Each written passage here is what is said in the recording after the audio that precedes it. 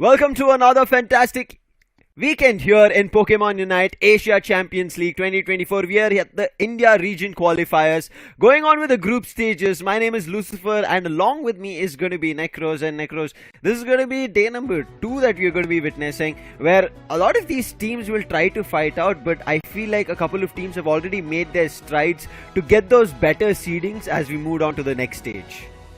Definitely. I mean, already in the back, in the first day, we experienced such a roller coaster ride. I mean, when you just talk about the top teams also getting, beaten by the new teams, especially teams like Clown5 coming onto the top. Yes, they were struggling with the first 2 matches that they played, but finally they ended the day on a good note. I mean, they won the final match that they played, and that's a good momentum that they need actually, especially in this day number 2, because all the teams that we are seeing right now, they will be playing with that for the seeder position for the final day of Asia Champions League India qualifiers, because from there the seeding positions will play a vital part for the qualification of the grand finals.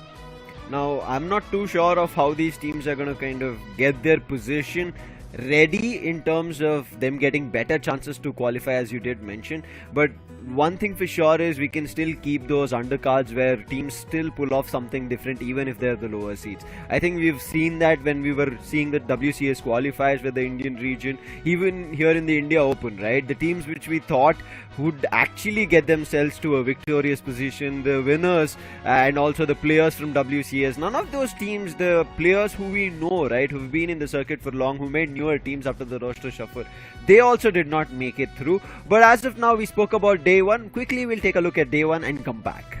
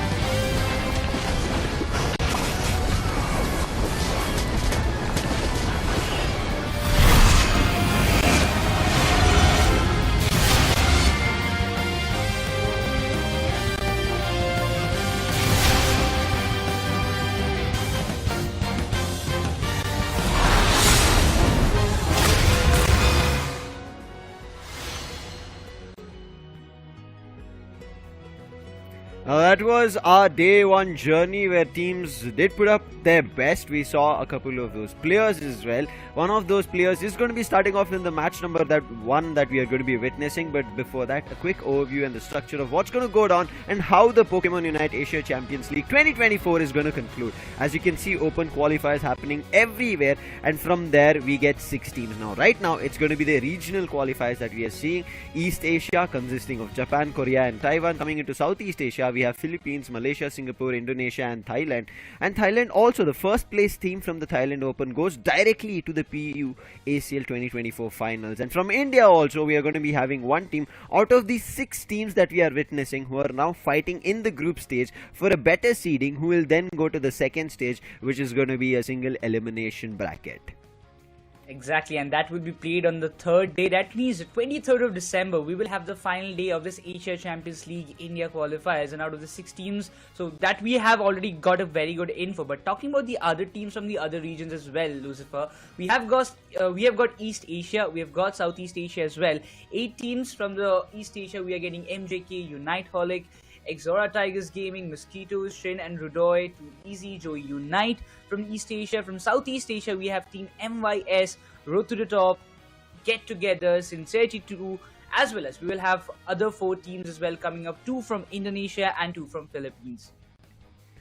I want to see what happens next, as we already know about the teams from India: Clown5, Forgia Legacy, FS Esports, Revenant Esports, Team Griffin and Team True Gravity. Now yes, as we did initially start, their journey has not that been great, but we'll see how it functions today. We spoke about regional stage day 2 and the matches in front of you. We even saw in the highlights of day number 1 Apple of what he did for the side of Revenant Esports, and Revenant so far have been having a smooth journey. Let's see how it functions today, whereas on their opposite and is going to be FS Esports, who have not been having a great run. They've just gotten losses, and whereas I thought FS Esports maybe on India Open something went wrong, that's fine, they'll come up stronger in ACL. I even spoke to the players, but seems like the other teams have stepped up and FS Esports are unable to get that stride going. Then we go to True Gravity, Clown5, Revenant again coming back with Griffin.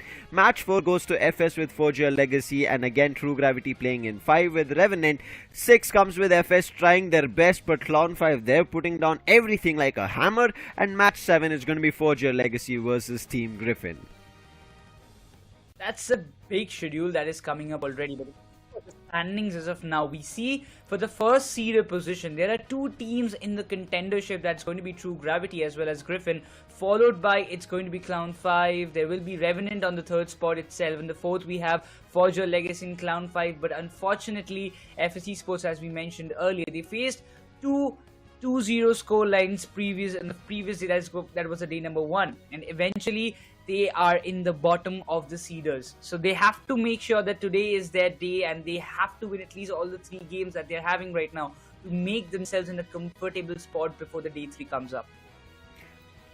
I have no idea of what's going to be happening now with FS Esports at this bottom position. Thankfully, this stage is not of elimination in the regional stage qualifiers. I would call it qualifiers, because out of this India League, right, there's only one team that's going to go ahead, Nekroz, for the Pokémon UNITE Asia Champions League 2024. When we saw in 2023, it was a wonderful journey, but when they stepped up to that international stage, every team did fear them, but it felt like they had that international stage jitters. But we'll see how it functions. Right as now, as you can see, how the India League is going to function. This is going to be the day 3, the bracket that we mentioned, a single elimination. As you can see, the first seeded team has just 1 game to play, and if they win that, they qualify. They become the champion of the India League in Asia Champions League 2024 and will qualify for the Asia Champions League in Bangkok, Thailand. And I'm looking forward to who that team is going to be. 5th and 6th seed, they are going to be having the most toughest journey. Now, if the 5th and 6th seed start winning all their games, they also stand a chance to become a champion. But their game starts from 1, 2, 3, 4 and 5 games that they would have to win consecutively, Nekroz, to become a champion in the India League. That is going to be on day 3. That's the next Saturday that we are going to be witnessing this. But can they make it happen or not? We have to wait and watch out. And every game is like a do or die, Lucif. I mean, in this kind of in all these matches that they're playing on the day number 1 that they played, and today that they will be playing, it's just like if they even lose it, they won't get out of the tournament. But on that day, the final day, if you lose, you are just out of the competition, and that's how the things are going to function. We have it in front of us on our screens as well, as the day number 1 and day number 2 will be a single round robin format. All the teams will be playing in a BO3 series, and after the end of day 2, we will have those 6 seeding positions, out of which the entire schedule of day number 3 will be planned.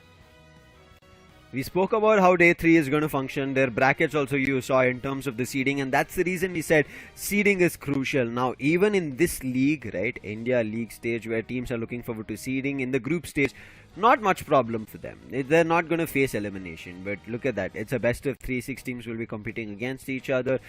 finish to the top, right? It is Pokemon at the end of the day. It is a journey to be the best from the rest. Now, who that is going to be as a team is something that we have to wait and watch out, especially after the changes. A quick overview of the day 3 is going to work. We spoke about it. That's a single elimination bracket, meaning you lose one of your best of threes, you're out of India League for the Asia Champions League journey. Now 2024 will be done for you. You would have to look to 2025.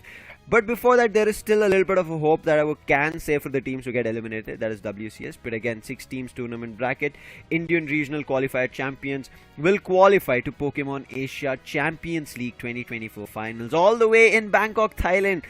I am super excited for whichever team is going to be going there. Last time it was Malaysia that players did go down to. It was wonderful to see, especially of how that concluded, Nekroz. We ended up seeing a literal reverse sweep. A team almost had reached to their match point, but unfortunately they could not close it. And an immediate reverse sweep, and we end up seeing the others out of the blue becoming the champions and telling their region that we are champions, we are going to be still champions. Now, is it going to be the same here in 2024?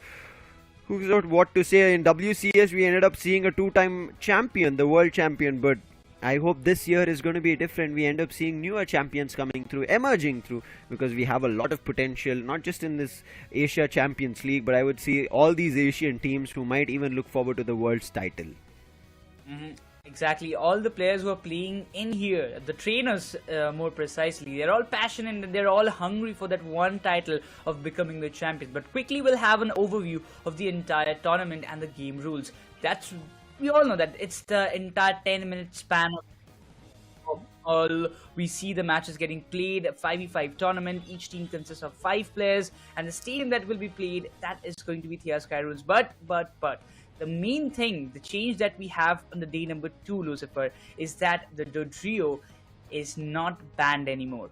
Yeah, it's unbanned. As you can see, the other Pokemons, however, Zacian, Mewtwo X and Y, and Meowscarada will be banned. Now, Meowscarada, yes, it is the newest Pokemons, but also for our players wondering or viewers wondering why Zacian and Mewtwo are banned.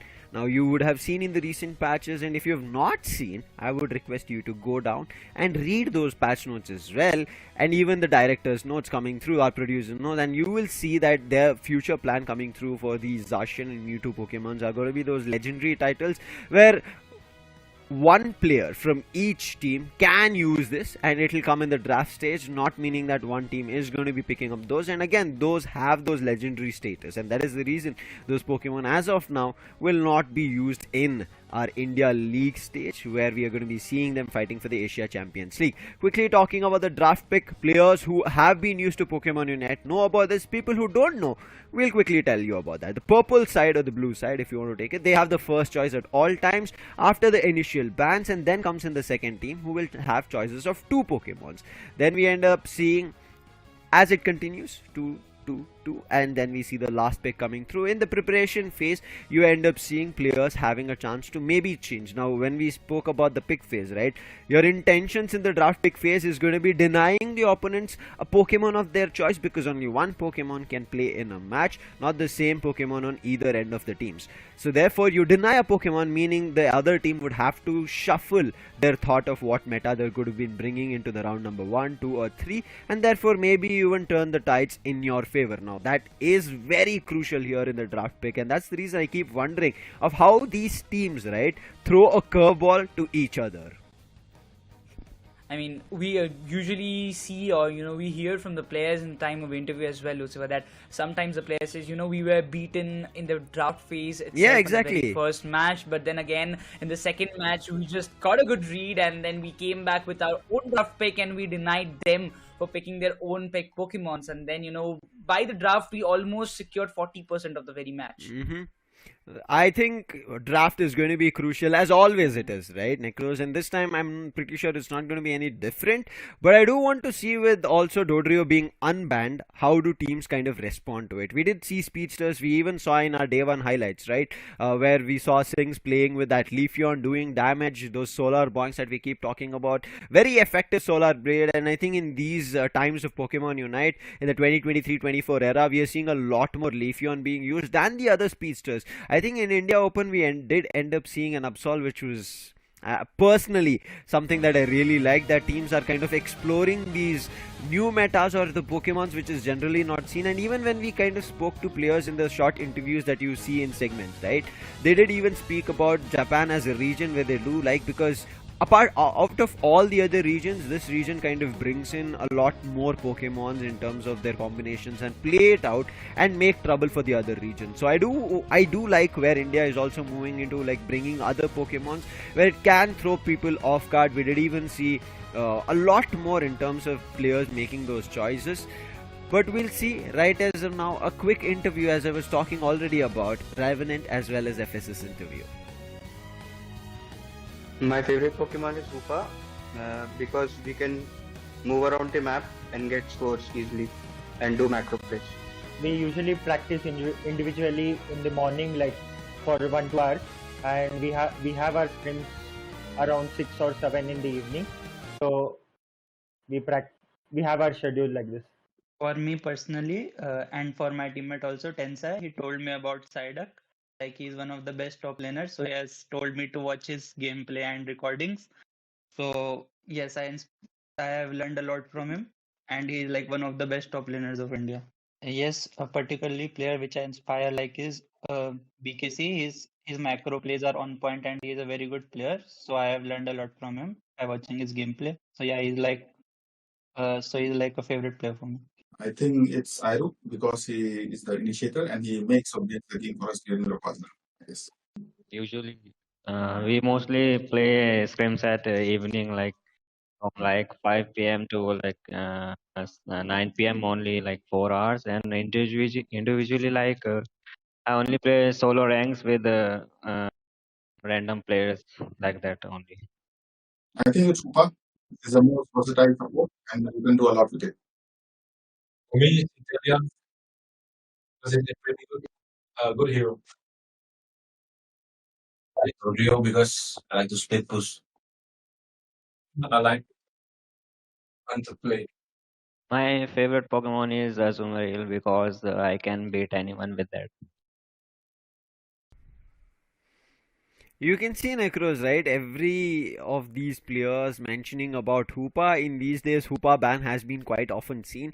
And if there is a chance of bringing up Hoopa now, you can see as a supporter, right? Out of all the others, Hoopa is like a little bit of a game changer, right? You can bring about those plays where you immediately turn the sights around. Now, imagine if you take a Regieleki and use it as a bait, as it's going to be a sixth ally, and it pushes the top path, whether it's tier 1 or tier 2 of the top path, doesn't matter, but your opponent is in trouble, and immediately you decide to attack the tier 2 at the bottom path, and that causes trouble. Now they have to have divided attention. They cannot have all the 5 players to the bottom or all the 5 players to the top, and therefore it gives a viable chance for the side of having a Hoopa. Now yes, because of that we have seen a lot of Hoopa bans coming through. Players are moving back to Cliffable and Blissey, but I do want to see whether Day 2 changes something new. Now with Revenant having better storylines so far, Nekroz, we have seen their journey, right?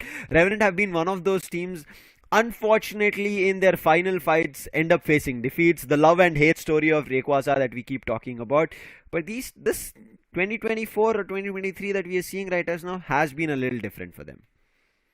I mean, already if you talk about the day 1 itself, it justifies your statement, because they started off with a 2-0 scoreline. Like, they won both the matches that they played on the day number 1. And as for now, the new lineup of Revenant looks super strong. And I'm really concerned about the other teams, because we were most probably, focusing on, Forgia Legacy through Gravity, because they were the finalists of the India Open that happened in the very recent times. And after their gameplay or their kind of performance that they did on this LAN stage, it seemed to us that these two teams can be one of those contenders to go for the finals of Asia Champions League. But once again, Revenant coming up with some new strategy, coming with some new tactics in the ACL, showing others that we had a time with our team. We gelled up very quickly after the India Open, after we got eliminated. But now, as we have came back, we are now here to prove everybody that we are the real kings of ACL.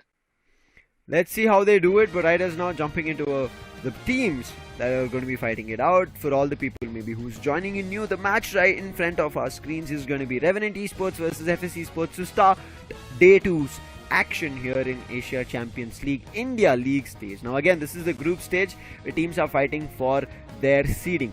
From the side of Revenant is going to be Burzum, Tensai, Apple, Goku, and Genius. On the side of FS, it's Parisi, Rook, Berserk, Blair, and Size. Or PYZ. I mean, yeah, we can just call it like that itself. But again, FS Esports, do you think, Lucifer, I mean, we were discussing just a few moments back that FS, they didn't had a very good day. They were strategically beaten, outperformed by the other teams that they played against. But today, against Revenant, it's like a do or die for them. Do you think they will come up with some new combination or new composition in their lineup in the top phase? Good thing that you mentioned, it is kind of do or die again for our viewers. Doesn't mean that they're going to get eliminated. It means there are chances of a better seeding.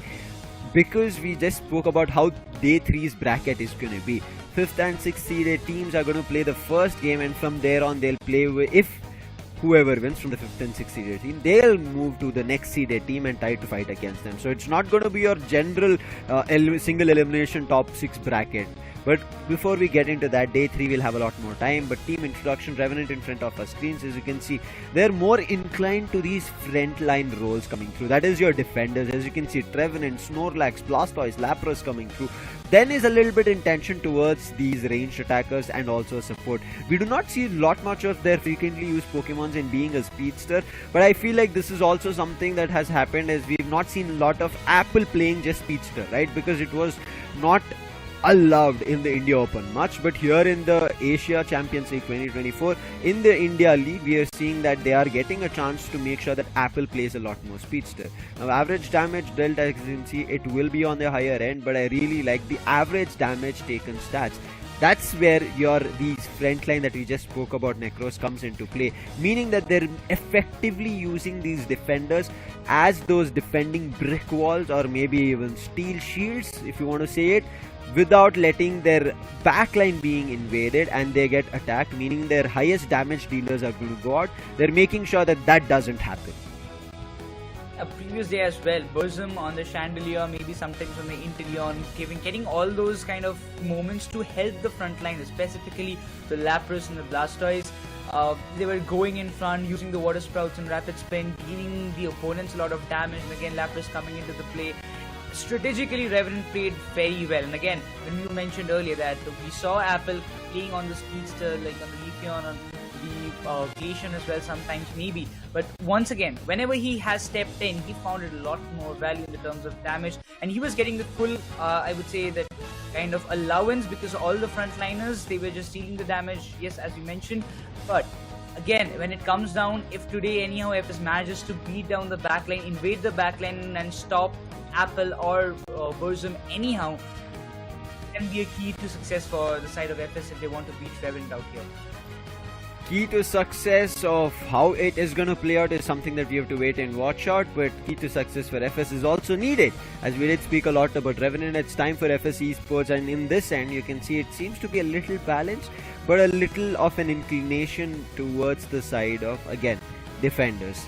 As you can see, Blastoise, Umbreon as well as Slowbro. I think Umbreon is one of those defenders I did see missing on the side of Revenant, but here I can see that Umbreon is being quite often picked, and that's the reason 100% pick rate along with the side of Blastoise. Rarely do we see Slowbro coming through. I feel bad from my bottom of the heart for Slowbro being at 25%. Come on, he's the true bro. He has been the best defender so far in all the Pokemon Unite events, right? Even I think in the previous WCS that we saw 2023, that was this year itself, towards the end I think we did end up seeing a Slowbro, which was very crucial, but we'll talk about it later. Here I can see FS Esports averaging their damage dealt and damage taken very close. There's not a clear distinction here, whereas I think from the side of Revenant Esports we ended up seeing at least a 40,000 different. Here it's close to just being 10,000 or 15,000. So I feels like FS Esports balanced as a team in terms of damage being dealt, damage being taken, but somewhere down the line it is not looking like they're functioning together, right? We are seeing individually every player is trying to perform, but the other teams are outperforming them. You did even mention about it, right? Outstratting them. So I hope today FS Esports have gone back, they've practiced, and it works out to be a better day today, because again in Pokemon you need to get your Pokemons in practice, figure out what kind of strategies you can do. And let's jump into our match number 1 of day number 2. It is FS versus Revenant, the draft in front of our screens with the ban starting it out. But Goku, come on, you banned the true, bro?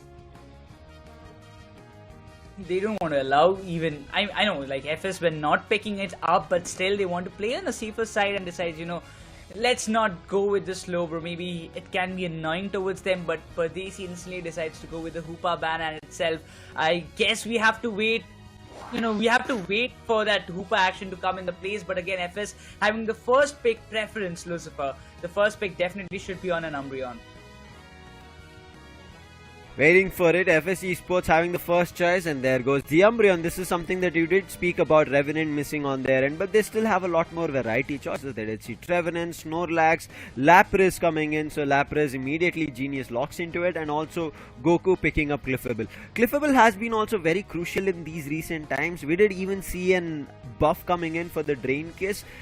We don't generally see a Drain Kiss still being a moveset, but however they end up using Follow Me, which causes trouble for these ranged attackers who might be targeting one of these backline attackers from the opponent end. On the other end, we end up seeing a Blastoise being picked, meaning that Revenant will not have a choice of Blastoise. However, Berserk, he picks up the Glaceon. We did see a crazy time that Glaceon had earlier in the year, and now with the recent update, a little bit more that we see its attacking speed has been increased. I want to see what Berserk can do.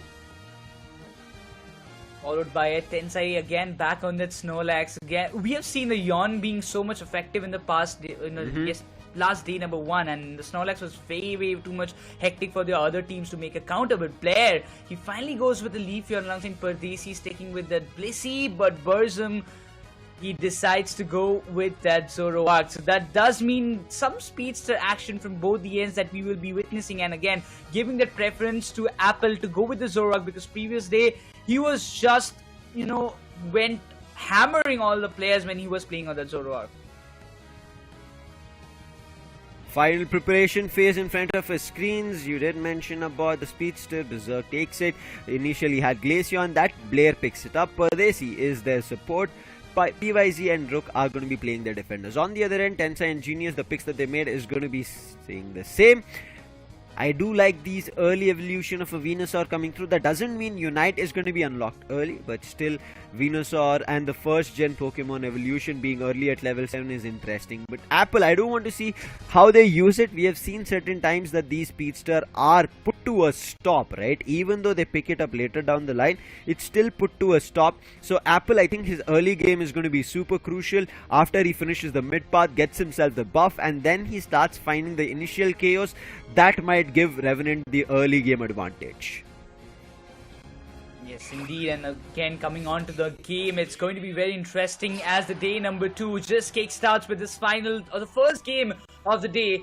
It's FS Esports take on Revenant, where FS, they will be looking forward to get their first win in this HCL India qualifiers, while Revenant will be focusing on to just keep their winning factor on, as we see both the speedster trying and settling out, farming themselves up for the early game. Interesting. It'll be a battle between an Eevee as well as Zoroark. Now how that works out, to be waited and watched out for. But initial score is something that I'm still looking for. It doesn't seem to be coming on the top path nor the bottom path. But look like we could have seen an initial KO as well. Trying to fight with Tensai is not a great idea. You could see he was taking naps in between as well. That's the better part of being being a player like Snorlax, having a Pokemon under your belly. But finally it seems like Berserk has found his way, got his initial score, making sure the attack weight that he has gets stacked upon. In the meantime, the initial KO is also being found from FS Esports, and they're scoring on the top path as well. A good start indeed for the side of FS Esports, but again, if we just talk about Apple, he's just farming. He's got good number of scores, but he needs some time. 3 of the players we see the Altarian Swablu spawning, and they will be trying to secure all the buffs itself. The Solar Boings coming into the play. It seems that all will be going in the favor of Revenant Esports for now. They're still struggling or waiting for the one moment to strike and get the scores done for themselves. But it seems FSC Sports, once again, in the previous games, if you talk about FSC Sports, they did had a good control earlier, but when it came to the mid-game or the time when they need to keep it up, they failed it out, and that can cause a little bit more trouble. But we see the first scores and the stacks coming up from the side of Revenant Esports on the top, but it seems Goku, he is struggling a lot on the top, and probably he will be getting the KO itself. 45 to 15. 8 minutes on the clock. The center path, Alterian Swablu is going to spawn. It seems like FSC Sports might be intending for that. No, they're like attacking the bottom. They do not want this speedster to go all out. They're attacking Apple Riders now. Apple trying to run away. Oh, the icicle spear misses and it connects with Tensai. So for Apple will survive. However, Buzzum does not. That means that Crowley is out. Blair doing really well with this icicle spear. And icicle spear is my personal build that I do generally use. It's wonderful, man. With the ice shards to use, you end up using close to 16 icicle spears if you time it perfectly. In the meantime, keeping the top path still in contention, the Lapras gets another 17, getting Revenant score up to 69. Now FSC Sports, they're on the back foot, but 20 seconds on the clock. We're going to see a Reggie, but is it going to be a KO? PYZ very close to finding it, but he did see that the opponent Lapras was very close to their goal zone, meaning blue shield is up for access. Bottom path, we saw a fight for the Altaria and Swablu as well as the Indeed. Majority of it went in the hands of Revenant Esports. Revenant do not have a level advantage still, but it looks like everybody is clumping up together, which is not allowing FSC Sports to find a proper KO. This time the Regice has already spawned. Already we talked about FSC Sports, they're having a good level buff for themselves, and they will be trying to just keep Revenant Esports away from these objectives. It seems the mean look is working very precisely. The Umbreon is there on the front lines helping FS to secure this Regice very nicely without any kind of contention, it seems. But again, they're pushing Revenant, all the players back. The Unite being dumped in this bottom tier 1 goal zone, pushing Cliffable. If he gets the KO, yes he does. There he's just doing wonders in that moment in itself. The Unite being committed by the Leafeon, pushing Apple to the tier 2. And there is nothing that the Snorlax could do at this point. FSC Sports back on track is what they say, and they're not going to get a big overdunk, only an 18 coming in from Rook, but their score still surpasses that of Revenant Esports, 134 to 69. Now they're going for the top Regieliki. Apple trying to hit PYZ. Doesn't get much out of it. PYZ is the defender, so he knows he cannot find an instantaneous KO. However, on the other end, Lapras trying to go for his score. Does get the 6 in, so the special attack specs is still on stack. Ice Beam being used, and now Revenant jump in. Unite being used from PYZ. That does not give any advantage for Revenant to find a KO, and you can see Blastoise finds one. Cliffable is down, meaning the support is down. Healing is going to be down, and Tensai is also stuck with Umbreon's mean look. Another KO being found, and now is trouble. Even the Moonlight Prance, and then the Zora jumps in but still doesn't find. Lapras goes out. Beamasaur comes through, finding one on Blissey, but instantaneously gets countered. A 2 KO streak from PYZ, and what a top path control that they showed with an overdunk of a 35. Now they're easily taking this Regieliki in their favor. The Regieliki has already been pushed to the tier 2 Revenant Esports. They seem like they have to defend it at any cost, but look at the control that FS Esports they have all over. They have the level difference in their hands. Look at that, the Leafeon is already level 11, but it seems the Venusaur will be going down again.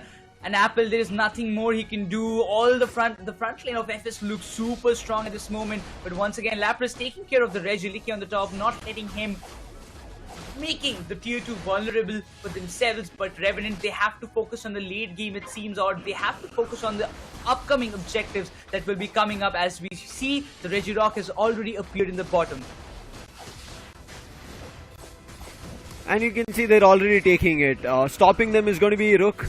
And Rook with his mean look is trapping Tensai at all times. Again, Icicle Spear coming through. Tensai might not survive, but he goes for a Unite of a power nap, and the Snorlax trying to buy some time. Venusaur using its Unite. The Verdant Anger comes out, and the Lapras from the back end finds one, but Venusaur does go down. The Leafeon looks better. However, Sava is barely now. Apple trying to chase, but it's not working. The block being used really well. Umbreon finally gets KO'd, and that was a crucial KO to be found. Now, Apple still doesn't have much HP, therefore he needs to retreat, and that's the reason Genius, he's making sure that he gives that breathing space for the players of Revenant to get back to either the top, mid or either any other positions that they want, and looks like Apple wants to score a sneaky 40, but PYZ had read it coming through and he was ready for it. Now with a rapid spin, now Apple trying to take the Alterian swap route, successfully takes it, but the lock on coming in from none other than the Glaceon finds a KO. Tencent in the meantime did get a 16, not an overdunk, therefore they're sitting at 123 and Tencent might be stuck, even might end up giving a KO just like Goku at the bottom path. The Cliffable is down along with this Snorlax, easily with the basic attacks going down. FSC suppose they need to keep this momentum as what they have built it up, but again, one more second to go. The Regiliki is there, and this time Revenant, they will be focusing on melting it as fast as possible, because if this objective again falls in the hands of FSC Sports, the level difference is going to play a very vital role, because FS will be going one step ahead of this one. But it seems Revenant just says, you know what, this time we're not letting you just walk away that easily, but they have to focus on the bottom objective itself, because they will still have around like a 25 seconds more before the Rayquaza spawns up. But they look at the KOs that are happening. Lapras goes all in and finds the Umbreon down. Bottom path, that's what they're here to destroy. Do they get a big overdunk? Two people at 50, and yes, they do get a big 50. It's not a crazy overdunk because there was still 20 that they had to score initially to break it. But with that 50, they get the scores better for them. 192 to 177. FSC Sports on a deficit, but they all decided to go back, teleport to their bases, and now they've left this Registeel, my bad, for easy takes, and they'll get the attack speed with this 10 seconds on the clock for their Rayquaza. And with Rayquaza coming up with this attack boost as well, might be a better chance for FSC Sports. Quickly we'll talk about levels. 3 people on level 13 coming in from side of Revenant, but there's a level 14 Glaceon with a 13 on Leafeon. These EV troubles, right? Duo EV evolution is something that Revenant need to watch out for. We saw that lock on coming in from Glaceon. If they're able to dodge it or even find an initial KO on the Glaceon, things can work out in the favor of Revenant. Nobody's willing to engage at this point, but again, Pardesi clearing the tall grasses. The Blissey looks in some serious trouble. He needs some support, but itself it seems the Solar Boinks coming from the side of Berserk trying to damage, but Pardesi, look at him, he's dealing good amount of damage, but will be able to recover himself. Genius trying to just handle the front line. The solar beams coming, but meanwhile Apple comes up with a sneaky 66 on the tier 2 of FSC Sports, and now the things are getting nastier because Revenant, they're up against, they want to engage and they want to get all those KOs as Lapras takes the Umbreon down. The Unite being committed by the Blasters, and it seems that FSC Sports, they're losing the momentum that they've gained throughout the entirety of the match. Made a big mistake. They decided to take up the fight, but he's trying to fight as much as possible. He finds the Venusaur and now looking forward to taking down the Zoroark. Very close. Using its Unite, and they find a way to dodge from Apple. That was very close. Zoroark could have found a KO. You saw even after the Bliss assistance, right? Almost going down. Now Revenant, with those goals on the top part that Apple found, you can see Revenant at 270, and smart was Apple. He also got his stack done, his 6 stacks on the attack weight. Now players from FSC Sports have respawned, but their Unites not much. They only have the 2 Emerald Step coming in from Leafeon as well as the Umbreon, but on the other end all Unites being used for Revenant, so this might be the chance. But Apple still hiding the tall grasses along with the help of Lapras, finds Glaceon and now might be finding another one. And immediately look at that Zoroark. Lapras immediately Zoroark immediately decides Apple to run away. Now they need to get the scores done with no time on the clock. Goku going for another 33, and nobody's going to stop this. 33 to a 66. Whereas on the other end, FSC Sports were very too late to decide that, guys, we don't have time, let's go for score. And Apple was already ready, waiting to find chaos, and he does before the match ends. And Revenant Esports, they get their victory. Look at that, 7 KOs coming up from the side of there, but still at the end game it was all Revenant, and kudos to the kind of play that they decided. Specifically, you see that there are only 3 players who got the majority of the KOs. That's Burzum, Genius and Apple. Goku and Tensai gave all the support that was possible with the constant healing coming up from the side of Goku and Tensai, not allowing the players to run freely towards their end. Revenant, they just outplayed and again outstrated FSC Sports one more time. And the very first game of day number 2, it was seeming to me that, FS, they have finally come up with some good tactics by seeing their early game and the mid game that they were having. But after all of that, all of those objective securation, Revenant again proved themselves in the late game as the better team. I think the only mistake that I end up seeing from the side of FS Esports is they got a little bit too comfortable very early on. With even the final stretch being there, it looked like they were way too comfortable and thought they were way better in terms of fight. Whereas Revenant, them destroying those goal zone towards the end gave them the advantage, both the tier 1 as well as both the tier 1s on top and bottom. That's something that FS Esports did super early, and that's the reason they got a little too comfortable.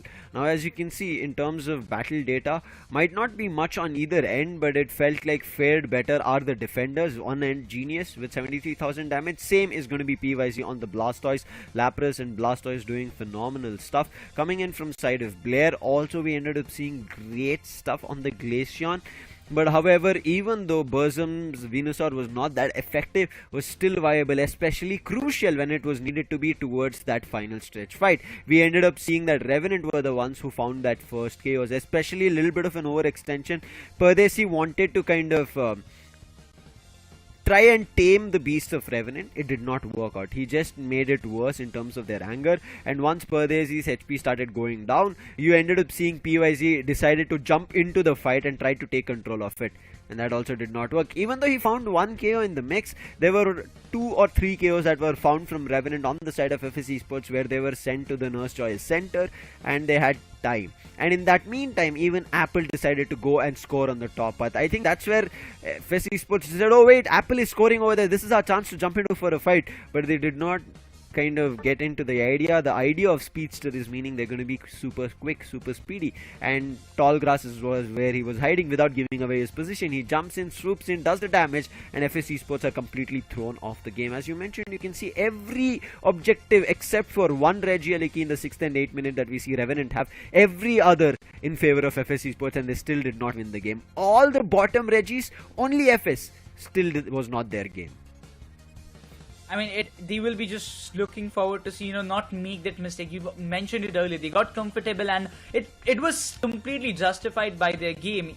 They invested a lot of unites in the early game because they wanted to engage and find those early KOs, but both the team conceded 2 each. I mean, FS also got 2 KOs done against Revenant. Again, also from the side of Revenant, they also found 2 KOs on FS, and after that everything happened so quickly. In the meantime, Apple got the chance to get for the scores, and we will have a quick recap of what actually happened. From the very start, Tencent was being very much kind of like a shield. He was having and acting like the front line you wanted to be. But from the early game, FS Esports, they were having such a great control. Everything was going perfect on the time, on the line, and it was seeming like it was supposed to be the game of FS. It was supposed to be. From the start till that 6-8 minute mark, it was theirs, but then they started giving chances for the side of Revenant to destroy those tier 1. I understand that might be a strategic move as well, to kind of get those NDDs spawned to their bottom edges and the top edges. However, still not the best of the decisions, where we saw the fights being used really well in terms of a couple of those individual mid-path fights. But you could see Revenant were okay with giving up their defenders and supporters in terms of a KO. They're like, okay, take this up. While their main crucial ranged attackers, speedsters, they were busy in leveling up, evolving, and that worked out really well. We spoke about it. 3 players from the side of Revenant were on level 13, whereas only one on 13 and another one was on 14. So only 2 Pokemons looked better. Everybody else was a little lower in terms of their level. Therefore,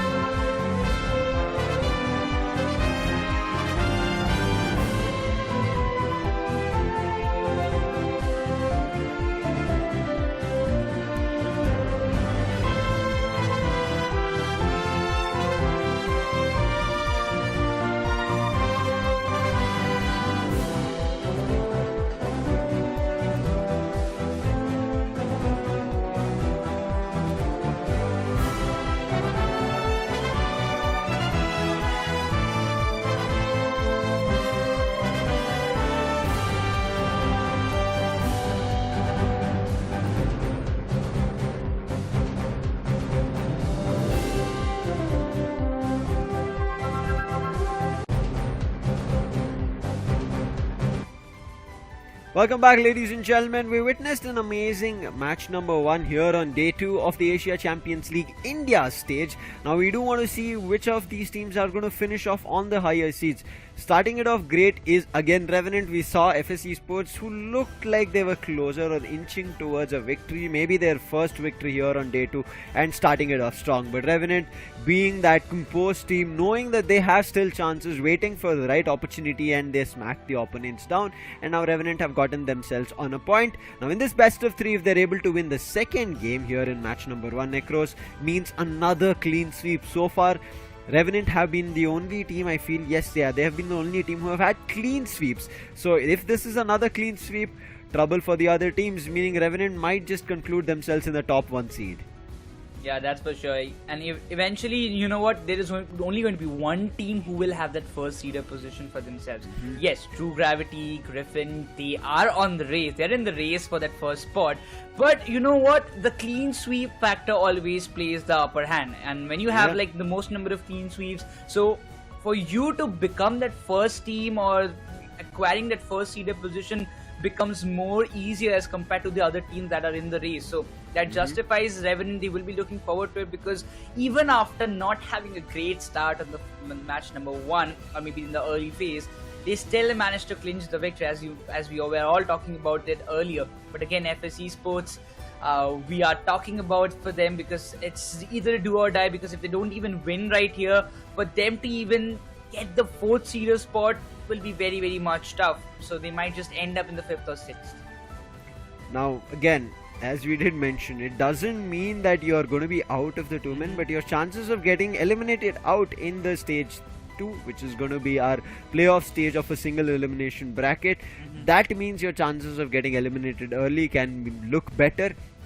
And also your journey, even if you win your matches, is going to be just longer. Now if you get in the 5th or the 6th seeded match, you would have to play 5 consecutive games and win it all to be crowned as the India stage champions. Now whether you do it or not is something to be weighed, and respectively -1 for every other seed. Now 4th seed, meaning you would have to play 4 games, then 3rd seed 3 games. Similarly, that is what is going to happen down the line, and the 1st seed has to only play 1 game, and if they win it, they're going to be called the champions. And that's why the single elimination stage and playoff stage is going to be a bracket if you do not qualify on the better seeds, better positions. So Revenant, somebody needs to take them down. Now if FSC Sports do it, things can look better for the other people in the overall 6 teams that we end up seeing. If they don't, Revenant, they do have another game today, and all the games for all the teams, right, the single round robin, will conclude today, and we'll be seeing who wins against whom, and finally we'll get our positions in terms of the seeds. Now I do want to see FSC Sports, after getting a good head start, right, in the starting of the game. We did see proper chaos coming through, we did even see early stacks coming in from their end, but it's about them, I think, getting an idea about we have control over the games. We might be the ones who will be winning this up, and we've seen it a lot of these times. The final stretch fights have been always very crucial, right? Rarely final stretch fights are like not much of concern, but let's see if that is going to be the case here or not. Revenant looking forward to another dot on the top, as we can see, winning in the game 2, meaning a clean sweep. If not, right now we end up seeing draft. Otherwise Revenant would have to play the 3rd game again, as we see a draft. It's going to happen for the 3rd time. Well, let's see what's going to happen in the draft. One end, it's still going to be a slow bro. On the other end, still a hoopa that we end up seeing. So the bans, 1 on a supporter, 1 on a defender. We did speak about the slow bro, right? We did see it from the side of FSC Sports that they like slow bro, and Revenant right now countering that slow bro by banning it. That's probably the best move that they are looking forward to. But again, Rook, he will be just sticking with that Umbreon, while giving the privilege for Revenant to go with the same picks of Lapras as well as the Cliffable. But FSC Sports, are they going to make any changes in their composition? Because for me, the match 1 composition was perfect. I mean, what actually happened, the mistake that they did, we already talked about it, that they messed up the momentum that they were carrying forward, and it seems that they are going to stick with the same, because PYC, he goes with the Blastoise along, followed by Blair with the Glaceon. I thought it's going to be a double ranged attacker, waited for a second, but the Tencent immediately locks back. Snorlax already snapping over there, but we'll wake up for the game number 2, but we'll see how it works out. Apple again picks up Burzum's choice. This time Burzum keeping it at the last choice, and in the other end FSC Sports say, let's not give Apple the Zoroark, let's give him something else. It's okay, we'll take up the Zoroark. Now again, Blair is also a phenomenal player on Zoroark. Let's see how it works out. Burzum picks up Leafeon for Apple. Now choices same. It doesn't seem to be much of a difference here. Blissey still being in cards, but this is still going to be playing that. We still see PYZ as well as Rook on defenders, Umbreon as well as Blastoise. On the other end, Tensai and Genius still playing Lapras as well as Snorlax. Burzum will eventually in the preparation phase change it up, but maybe not. Wait. The items are being changed. So looks like Apple is sticking on to Venusaur and Burzum is going to be playing a Leafeon.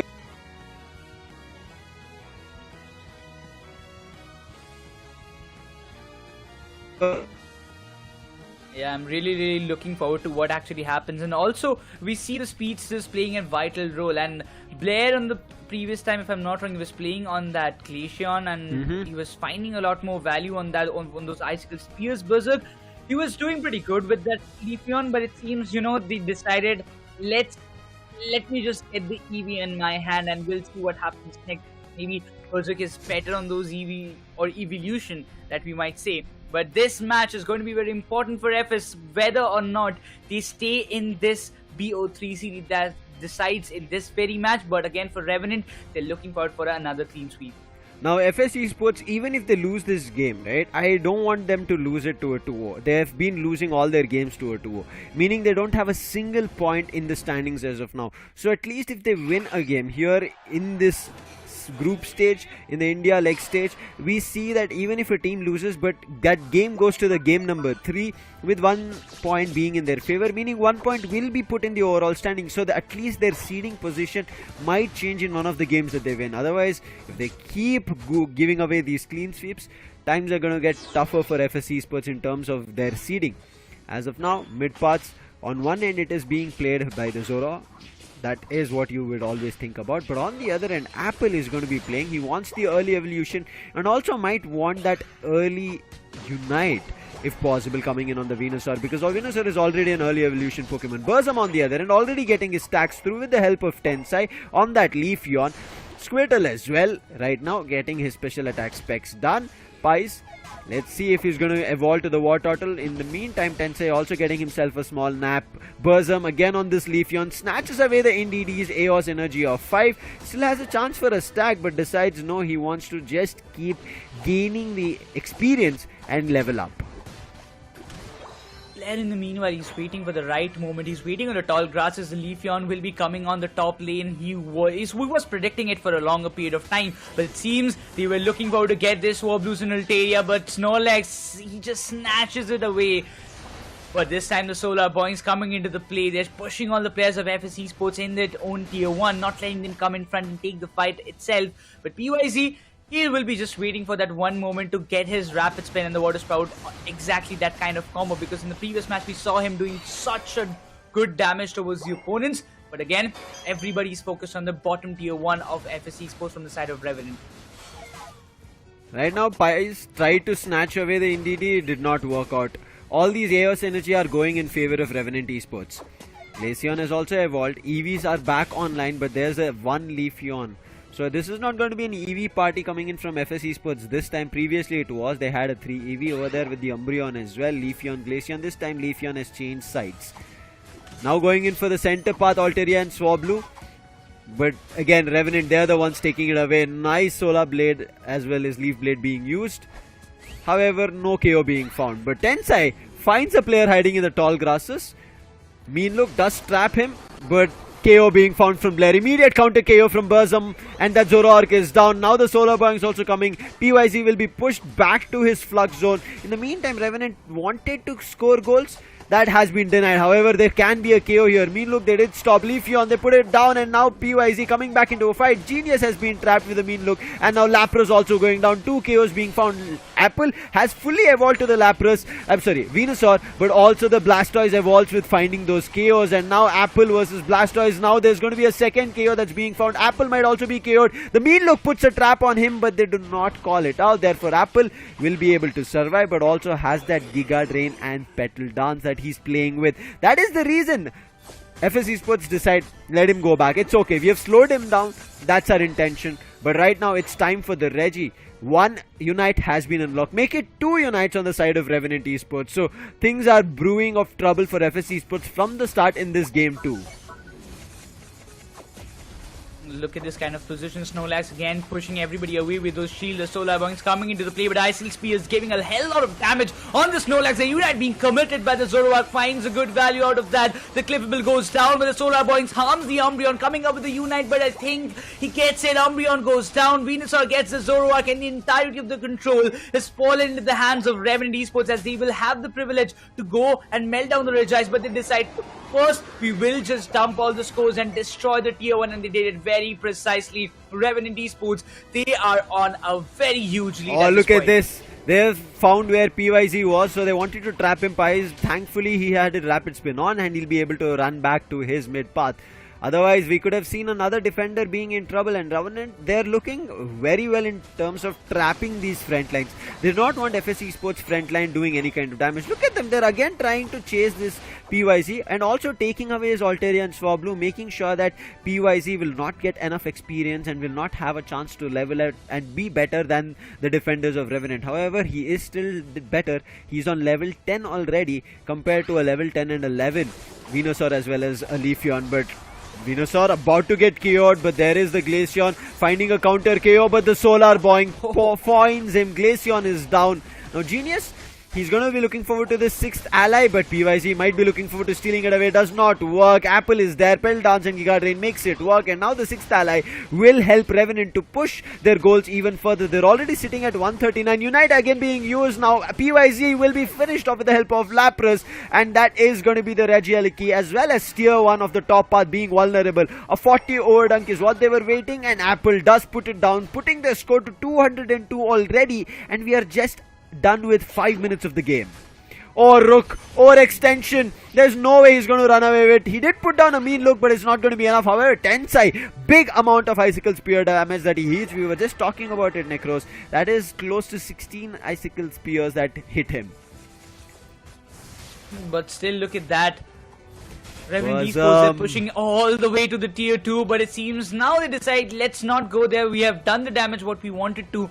Both the tier 1s have been breached, and now we will be focusing on for leveling up and getting the objectives in our hands. Not to let FS Esports have a single bit of chance of getting and securing any of the objectives, but it seems Umbreon, he wanted to start it off well, but there are a lot of players of Revenant in the bottom, while Lapras, he's the only player trying to hold the tier 1, as it seems that FS Esports, they're more interested in getting the scores done. Apple defending his tier 1 on the bottom along with the help of Goku. Mean look, he gets trapped, but doesn't matter. In the meantime, Snorlax finds a KO on Glaceon. That's a big one to be found. PYZ trying his best, but the Solar Boink is ready, keeps his distance, and now immediately there is gonna be Burzum, who decides to teleport back to base. From there, go to the bottom path to help his teammates get the Regi Eyes in control. That is going to be the first objective still, Nekroz. Imagine, only 3 minutes on the clock, 7 minutes passed, and right now the first objective is being secured from the side of Revenant. What amount of concentration they're showing in terms of keeping control of things. They're like, guys, we want to destroy their goal zones. Done. Check mark. Then we want to make sure that FS Esports do not get much in terms of experience. They do not get the wild Pokemons. Check. And now when they have cleared all those checks, eliminated many of the wild Pokemons here in Thea Sky Ruins, they decide it's finally time to take objectives. With another objective spawning on the top, that's going to be the Regieleki, and the final Regieleki. Revenant don't seem to be trying to take it. They're like, let's see what FS Esports are doing, making sure that they do not get a chance to level up. Somehow, they've managed to get their Blastoise on 12, Zoroark on 13, but on the other end, Venusaur is on 13, along with Leafeon being on 13, with Lapras also on 12. If Lapras gets to 13, Revenant will make sure that they get a clean sweep. Oh no, towards the end, they secure the Regi. This is just turning worse for the side of FS Esports. I mean, what are you going to focus on? You have to stop the Regieleki, otherwise it's going to make your tier 2 vulnerable as point.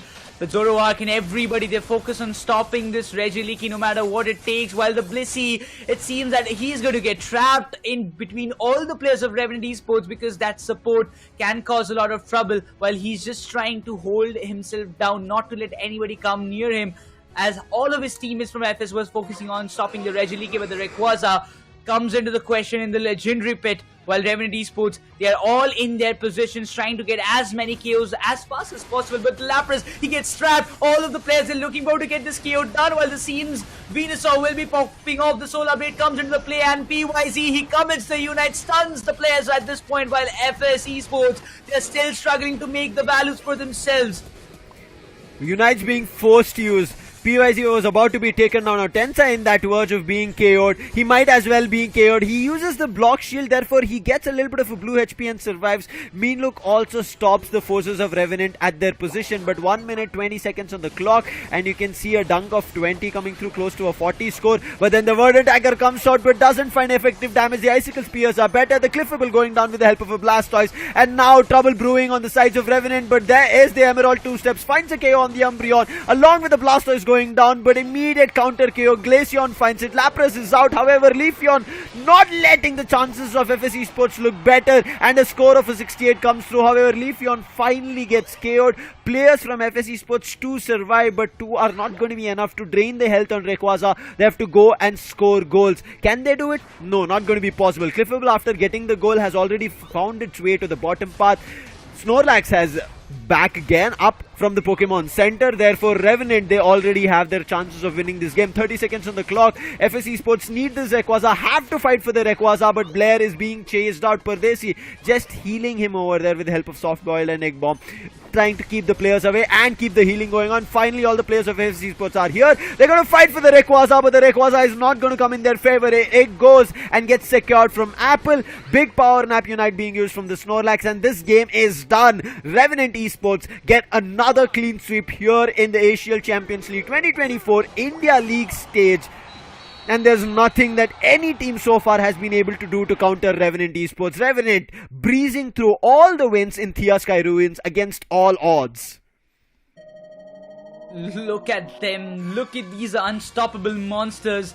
8 KOs on Burzum, 5 KOs on Apple. Both of them just outperformed everybody. But have to give a lot of credits to their front line as well. Genius as well as Tensai. They did a fantabulous job in getting those assists as well as tanking a lot of damage. We will see as soon as we just hop onto the other side. But once again, a good try from FS. But this match, at the first match, it seemed like FS, they did had a control. They did had a chance, you know, to grab that first match in their favor. But in the second, it was all Revenant. It was all Revenant from the start. There was not a single point that we can tell that, you know, FS Esports this time, they had a kind of chance to clinch their momentum in their hands or in their favor, but they could not. But it was not the case. It was all Revenant from the start till the end. They literally obliterated the side of FS Esports brutally.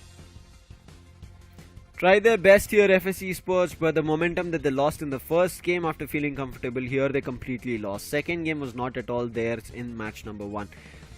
Yes, FS Esports on a 3-loss streak as of now, and when we started this Asia Champions League 2024, I wouldn't have ever thought about it. Pardesi tried his best. As you can see, 80,000 in terms of recovery, along with PYZ also. Even though he was being denied of experience leveling up wild Pokemons, he still tried his best. On the other end, I feel like very well played. Apple, 89,000 damage coming in on the ranged attacker.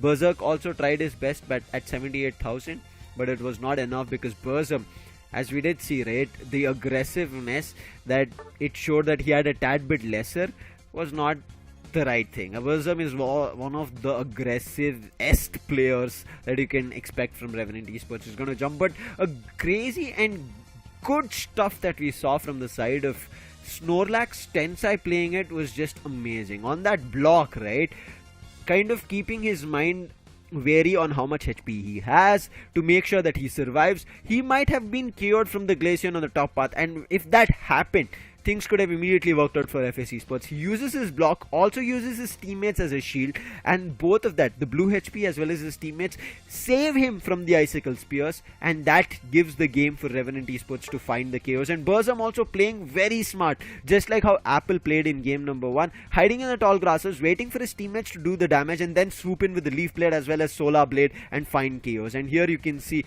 how much time and how much control Revenant Esports had in their game, whereas FS They were barely trying to score goals. From the second minute to fourth minute mark, just 50 goals, and from there on just an increase of 20 goals in a 2-minute mark, and then they get another 40. But over the time of how Revenant have scored, you can see early 2 minute 26, but after that immediate jump to 100 plus Nekroz, and then another 100, and after that they just look forward to objectives after baking all tiers, and then finally the final fight, they get Rayquaza, they win it all. Just have to say one thing, that I would say the most smartest move that they did was to waste all the unites from side of FSC Sports. 4 unites were committed just before the final stretch, or just in the final stretch, but FS could not manage to get any KOs out of it, and after that everything went in the favor of Revenant. It was the case, but again from the start we can just clearly see how Revenant tactically planned and got one after another the KOs, specifically breaking down the front line of FSC and getting all the scores done. Look at this final fight, looked good. Players from FS did survive. Blair as well as Pardesi were alive, but not enough.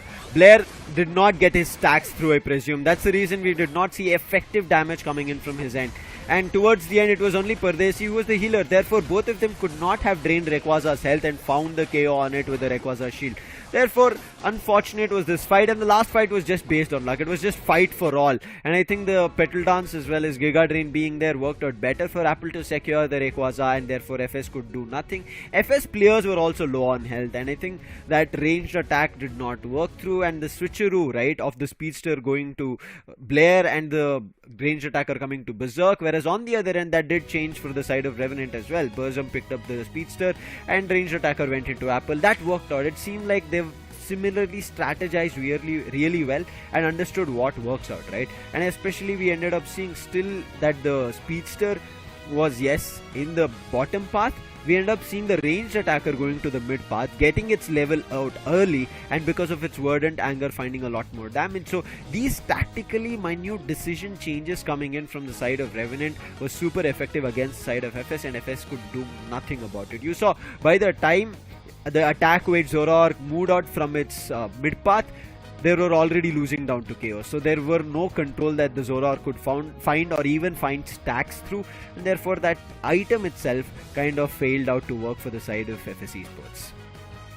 That's the kind of play. I mean, when you are trying to stack and if you're not able to do it in the early game, that's the result. We have seen it just not the first time. We have seen it from the very past time, all the matches that happened in the past, that if let it be Buzzwole, let it be Zoroark, let it be Leafeon itself, all the Pokemon that they're using to go with that stacked build, and if they're not able to do it in the early game, in the late game or in the middle game they struggle a lot. I mean, in such a way that they are not able to find the KOs or not able to do the job that they're assigned to.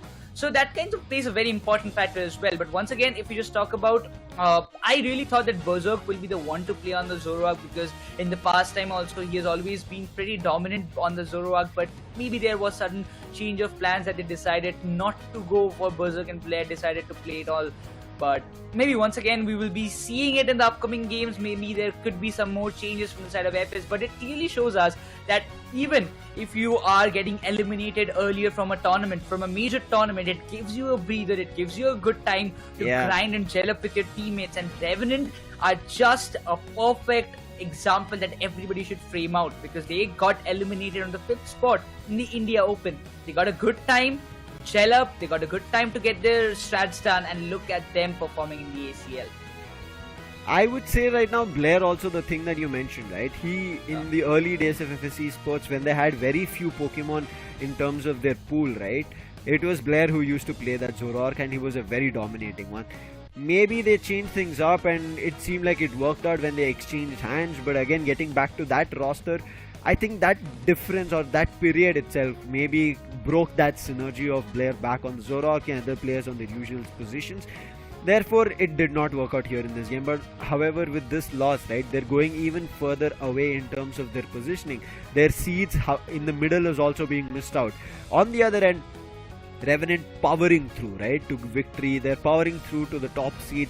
Every other team looks in trouble. You mentioned rightly about it that their chances of getting an early elimination in the India Open, I mean, who's to say that early elimination worked? Maybe it's just that, wait, we've been fighting so far and it looked like it did not work for us, and Revenant were just hungry. We've had enough of losses, enough of ups and downs in the Pokemon Unite journey. Now Revenant was the team, with Burzum itself, the first team to represent India on a global stage in the first ever WCS. I'm pretty sure Revenant want to do it over again. They did it even in the ACL 2023. They represent India on that global stage. Now they're looking forward to doing it here again, and that intentions are clearly being seen. Now if that works, Nekroz, I feel like after having that journey right in those international stages, first in the WCS they represented, then they went over to the ACL represented. After all those representations, this time they might just be prepared for the title as well.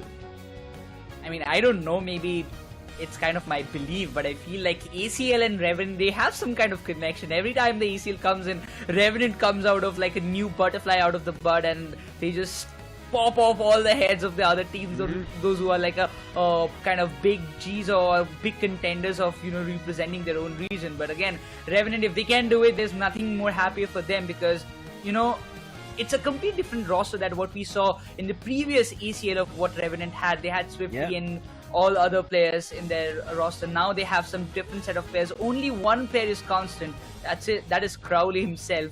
So that is also AK is known as Burzum at this point. Now the question comes in. We have seen 3 clean sweeps on a row from the side of Revenant Esports. So all the 3 games that they have played, they have made sure they're getting a clean sweep for themselves. That keeps them on the very first consideration for the first seed as of now, because there's still 2 more matches left that I believe. But True Gravity, Griffin, they're still on the race. They're still in that 2nd and 3rd position. Which team is going to get that 2nd, or maybe, you know, defeat Revenant, break that kind of streak that they're maintaining? That's what we will be witnessing today. Now, if any other team wants the first seed, the only way to get that first seed would be if Revenant lose the next games, or if Revenant conclude it in maybe a 2-1 fashion or something like that, right?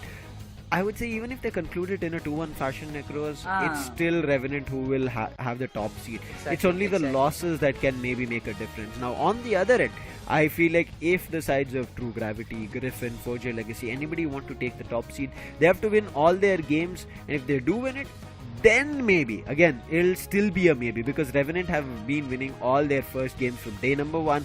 Day 2 also they started here with wins itself. So it's going to be tough to find a way to break Revenant. Now Revenant, yes, do have the games against teams as Forgia Legacy and Griffin has, so they did already have it. Now again, whoever they've already played with, they're not going to be playing it again. This is a single round robin stage, therefore every team is going to be playing each other once. Now here on the day 2 we'll complete all our single round robin group stage matches, where we'll finally get our seedings. Now the other teams, and especially the next upcoming matches, I do want to see how that turns in terms of tables, right? FS do also have their game today. Now I don't know how that's going to work out, but quickly talking about what happened in this game, as you can see, Goku, he was, how would I put it in picture? Again, Goku and Tensai putting up themselves for a KO, right? They are the ones who initially take damage, and they're like, okay, find a KO on us. While he's taking the damage upon himself, right? He's letting his other teammates find experience, find chaos, and also level up better compared to the opponents. And that is where Goku worked effectively, not just as a healer, as a support player, but also as one of those distracting players, invading, moving into the opponent's path, trying to bring them for a fight, do the initial damage on them, and the moveset is on cooldown, and then his teammates jump up and they pick up a fight, because the opponent's movesets are in a cooldown. See, Cliffable goes down here. Now yes, they find a KO. After that, Tensei also goes down, but the other players immediately swoop in. They find a KO on PYZ. The Moonlight Trance did try to find a KO on Genius. It eventually does, as Lapras goes down, but Apple as well, they do take down alongside the side of Burzum. I'm sorry. Oh yeah, this is Burzum in this. This is the first game that we are seeing here, and that is the reason I got for a second confused, and that's the reason. Burzum is the Venusaur here. The Burzum changed to become a Leafeon in the next game, and you could see, right, the early game in this favor of Revenant in the game number 1 did not work out at all. It was FS Esports dominating, taking objectives after another, but it still did not work out for FS Esports in the first game, because again, that factor of them thinking they have things under control fell south for them. All the time, I mean, from the very start, everything was looking so like, you know, FS Esports. I wouldn't say that at that point, I was a little happy that finally FS Esports, who was struggling a lot on the day one, can clinch something, can have something to say that we have finally made a comeback. I mean, we had a bad day one, but day two can be different. Day two can be ours, so we can have a good lead, or maybe we can make a comeback. So I was feeling good for them. Like maybe FS Esports, they do have a chance. So, but the Revenant, they had something. We have a change of plans. We have some more trump cards to show you in the later stages. And the thing that we were talking about, that Revenant has a kind of bad luck, I would say, but kind of jinx moments in the very Rayquaza fight itself, because they are the one always getting a good game all throughout, but in the final moment they seem to be struggling. But this time, they changed this kind of myth for their side, and they just decided this time in the final stretch, in the final fight, we will make a comeback and we will bounce back as the winner. They've been doing it so far from day 1 to day 2, Nekroz. Now their game for day number 2's match number 1 is done, right? Now we did speak about it. Revenant, yes, are going to have their games later down the line, but it's time for the other teams to step up. That's going to be True Gravity, Griffin, Forgia, Legacy. Now, whether the other teams are in contention, that's something that we have to wait and watch out for, because as we did initially see, right, the other teams are a little bit of in a trouble, right, because their early games are not working out that great. Clown5 had one victory on day number 1, and after that they've had 2 losses back to back. Now, how that works out is something that I do also want to see. This was one team, Nekroz, we kind of commended them when we saw in the Indian Open lower bracket journey, right? It did not work out great for them. They got one game phenomenally, but after that immediately next game they fell to a loss. Now again, Clown5 will be fighting it out here in the second match that we have of day number 2, and you can see Clown5 having Legion, It's Okay Bow, Joy, Obito and Mewtwo. Mewtwo is not going to be playing Mewtwo nonetheless. True Gravity on the other end is going to be Zishal, Vulcan, Vixion, Melon as well as a Suyu. And now this team, when they won India Open 2023, became the champions, had Miriam as well as a Suyu. And with now Miriam not playing, Vixion back in, a Suyu is going to be there still. It doesn't seem to be that this roster has had some big change. It still seems to be working really well in tandem. I'm still concerned about on the Clown5 side, because they had a good match in the previous day, the final match that they played on the day number 1, they won it. But now again, just getting the momentum, we saw a Hooper action coming up from the side of Clown5 previous in the last match that was against Forgia Legacy. They wanted it on a 2-0 score line. So I'm looking forward to see whether they can do it again, because we talk about Legion, it's Okay Babu, Joy, Obito and Mewtwo, everybody was there. But quickly, we'll have a short interview panel with both the teams. Not really, no. I think everyone plays excellent. Individually, I think we mostly try to play solo rank with alt accounts.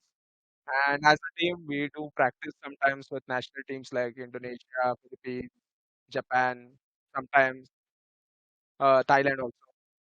I think I admire Volk from Forgia Legacy. He's been my ex-teammate in the team called Team Griffin. We played Worlds together.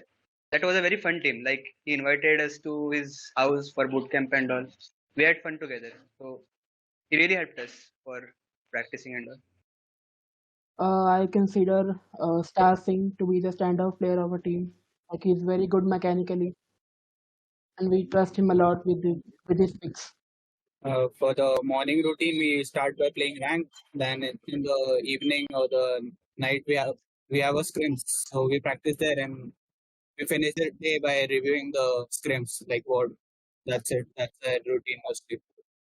I particularly look out for the Philippine region, because there is heavy competition in that region, and there's no secure place for even the top teams.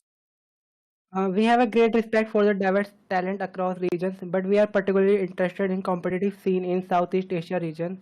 The teams from there have showcased unique strategies, and we are excited to face them in the upcoming matches.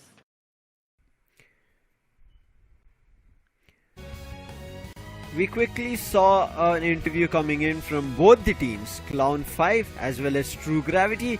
You see, right, this is the reason if people who are watching from the side of India Open till right now Asia Champions League India stage, that True Gravity is also True Griffin. So it is the TG battle that we might end up seeing. Previously it was True Gravity winning against the sides of Griffin, as well as True Gravity winning India Open champions. Now do they win it again is something that we have to wait and watch, because there's only one slot for the ACL representation. True Gravity starts in front of our screens. As you can see, again the front line being concentrated. Umbreon, Blastoise, Lapras and Slowbro, one ranged attacker and a supporter coming through. And here as well, Gravity keep their stats from both the ends, right, of damage taken and damage dealt very close, with just a difference of 20,000 in between themselves. That being said, I know at this point I really believe that True Gravity, they will be sticking with that kind of same composition that they had previously. But once again, if you just talk about Clown5 on the other hand, we will have the stats quickly on our screen after this as well. But the difference in the damage dealt, we can just say that True Gravity is just keeping as, I would say, the most balanced team in the lobby. They have both the attack and both the kind of defense that they want. But on the other side, if you talk about Clown5, as what I was mentioning, they are almost having like around a little bit of difference, like around a 15 or something like that, 11,000 difference almost, like between the average damage dealt and the average damage taken. But in the pick rate, they most consider Blissey as the support.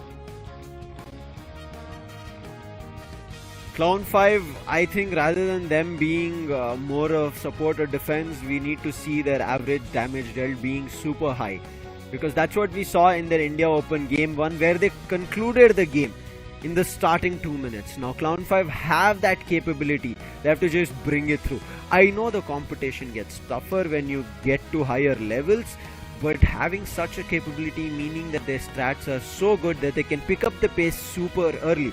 Again, it'll all depend on how the draft works. Now draft is something that every team these days have been kind of countering on their opponents and causing trouble on. Average damage dealt being lesser and damage taken being higher is a little bit of a concern here for me for Clown5 Nekroz, because the reason is, if you're able to take up a lot of damage, good, but how would you counter it to find value where you will be finding KO and be able to destroy the goal zones? I think that's what Clown5 need to show us here in Asia Champions League India League stage. If they're able to do it, then I think Clown5 stand a chance. But Clown5 right now are fighting against the India Open champions, so True Gravity are not going to take it lightly. Definitely not. And when they are on a kind of verge of getting that first seed position where they need those clean sweeps, a team who is hungry for those clean sweeps, a team who is hungry for that first seeder spot, will eventually try anything and everything to just get it in their hands. But once again, the one thing that I really think, that happened in the previous day for Clown5 was that Hoopa coming into the play. The Hoopa not getting banned by any other teams, getting a chance. Mewtwo, he tried and brought the Hoopa, played it on a brilliant note and won this BO3 series with a 2-0 scoreline. So this time again, I don't think that Team True Gravity, if they've watched the matches, which they have done, I really believe in that, they won't be allowing the Hoopa to fall in the hands of Clown5 either way. So if that happens, I wonder what is going to be the kind of composition that Clown5 will be looking forward to, because True Gravity on everything, like in a strategically or in the kind of play style that they have, do have I would say does have a little bit of upper hand against them. One thing I do want to mention here is, we did already give you this, that is Dodrio is unbanned. Now Vixion, he plays the Dodrio. That's something that we have to look out for. I think we might end up seeing a Dodrio being used here in this game. Now True Gravity, as we did mention earlier, right, they have to win all their games, making sure that Revenant do not get the top seed. If Revenant get the top seed, meaning the other teams will be forced to the second, third, fourth respectively, and if they're in the second, they have to play 2 games. If they're in the third, they have to play 3 games, so and so forth it goes. 5th to the 6th teams get to play 5 games in an overall in the day 3 of our Asia Champions League qualifier stage for the India region. Now how that pans out is something that we have to wait and watch out for, but I really hope True Gravity, after their India Champions Open, right, they've done a lot more. They've, again, as I spoke about it, their roster itself does not have that same playing 5 that we saw in India Open. We did not see that same roster when they were playing in the India Open qualifiers. So I feel like True Gravity, in terms of how they evolved and also changed with one player coming in, one player going out, has worked out. Let's jump into this match number 2, game number 1's draft phase, as we're going to be seeing the ban and see if it is going to happen. You did speak a lot about Hoopa, but I'm pretty sure Hoopa ban is going to be up and Clown5 are the ones who are themselves making it. On the other end, True Gravity, they look like they do not want to give a chance for Clown5 to get that Leafeon out. It feels like maybe they're not ready to counter a Leafeon, rather they're ready for everything else. So Clown5, do they bring in any speedster at all? Or if they don't, does the side of True Gravity bring out a Dodrio? Now this can be a good question, but eventually Clown5 having that first pick preference will be locking the Umbreon on their side because they do have a chance, and maybe an Umbreon, maybe a Lapras, because Obito seems interested to get that Lapras on their side, giving a privilege for Team True Gravity to go with the Umbreon if they want to, because that can be a good pick for them. Even a Slowbro can be a good choice for them, but Zisol instantly picks the Clefable for their side. Another time, a Suyu. What is he going to go? But you know what? Melon decides to go with the Umbreon while Vulcan sticks with the Clefable. Coming in the next choices is going to be Okebavu, Blissey and Slowbro. Finally, we see the True Bro coming in with the Cursed Incense as well. Let's see how this item works out, the Cursed Incense. On the other end, we end up seeing finally an Inteleon being used. Even though the Inteleon was not banned in match number 1, people did not pick it up. Glaceon is still up for grab, but feels...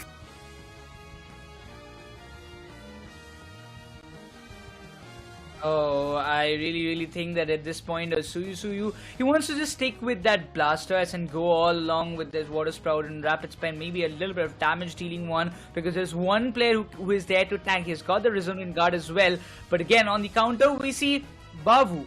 Is he going with the Blissey, or is it going to be an Eldegoss? Because Eldegoss, we have seen it getting used in the previous day number 1, but Mewtwo decides to stick with the Glaceon, and what you wanted, Sam, it is here. Mewtwo is there with the Glaceon alongside Babu picking up the Blissey. The final pick, Vixen. What are you gonna go with? I mean, you can play on the Dodrio, you can if you want to, but it seems a long-range attacker, that's going to be Decidueye. A double ranged attacker, a double defender and a single supporter is the role for both the teams here in match number 2. Let's see how it functions as of now. I'm super excited as well. The items right as now, I already spoke about the Cursed Incense coming through from Joy on that Slowbro, but on the other end, special attack specs is also going to be there. We do see the newer items on Melon as well. Special attack specs also going to be there on Blastoise. Let's see how it works out as of now. On the other end, this pick of a Desi is something that I'm still waiting to kind of wonder of how it works out. Now, Resonant Guard being used on both of their defenders, Nekroz, is going to be interesting, with also the Charging Charm coming through, right? Now, all these new items that they're putting into use, I still use all the OG items, so for all these new players to throw players off guard, I do want to expect, but with these Pokemons and the builds, Nekroz, I want to ask you, before I let you go, who's going to win it out? I mean, looking forward to the kind of composition and the Decidueye pick, that too on Charging Charm. First match pick for me, it's going to be True Gravity. Let's see if True Gravity take it. With me right now joining is going to be Raider on desk for match number 2, game number 1, Clown5 versus True Gravity. Raider, what is your choice? Is it Clown5 or True Gravity? I mean, before I was joining, I mean, you were already asking Nekroz that what is his choice, and he decided to go with True Gravity. To be honest, I'm also looking forward to, I guess, say at this point that True Gravity is one of those teams which can really win this one. Or should I say, win the first game at least. But yeah, Clown5 on the other corner, a team who has been way too impressive from the start of this journey, is also right over here trying to put in their best effort. And I do believe the combination that we are looking at can put Clown5 also at a very great spot once they figure out how they have to play along with it, because again, True Gravity is a team who has evolved along the way. They have figured out they are being the champion, and they are one of those teams now who are trying to be the conqueror of Asia Champions League as well. There is just one slot from Indian subcontinent, so they are looking forward to it, and for now it does feel like that both the teams are going to put it their best, so hopefully we are going to see a very fantastic game coming in up ahead. See you. Tries to take away the NDD, but it doesn't work out. Clown5, they're getting majority of it. Melon still trying to evolve from the EV to an Umbreon. It has not come out. On the other end, the EV from Clown5 has evolved to the Glaceon. Slowbro still looking forward to its level 4. from the Slowpoke to a Slowbro. Finally should get this if that 2 AO synergy comes through. Still did not work through. Mewtwo is also waiting to evolve to the Ivysaur. Finally looks like the Slowbro does evolve, but not the Ivysaur. On the other end, it is the top path being in control for Clown5. However, True Gravity, they get the initial dunks done. But yeah, there is no such goal coming in from Clown5, and they're trying to stack up. Lapras is going in along with the supporter that they have got, and they're trying to come up with some good effort, but at this point it is just not happening. And also the goals from the Squirtle is not yet here. They're trying to evolve as fast as possible, no doubt in that. The evolution has to be the key factor at this point. Once you get that little buff, you can really maintain a lot of pressure onto the opponent, and it does feel like that at this point. True Gravity has figured it out, because their attackers and their heavy hitters are definitely looking at a very good spot. But Slowbro going in the tall tree grasses, punching some packs, and with that, Umbreon is also going to come up with some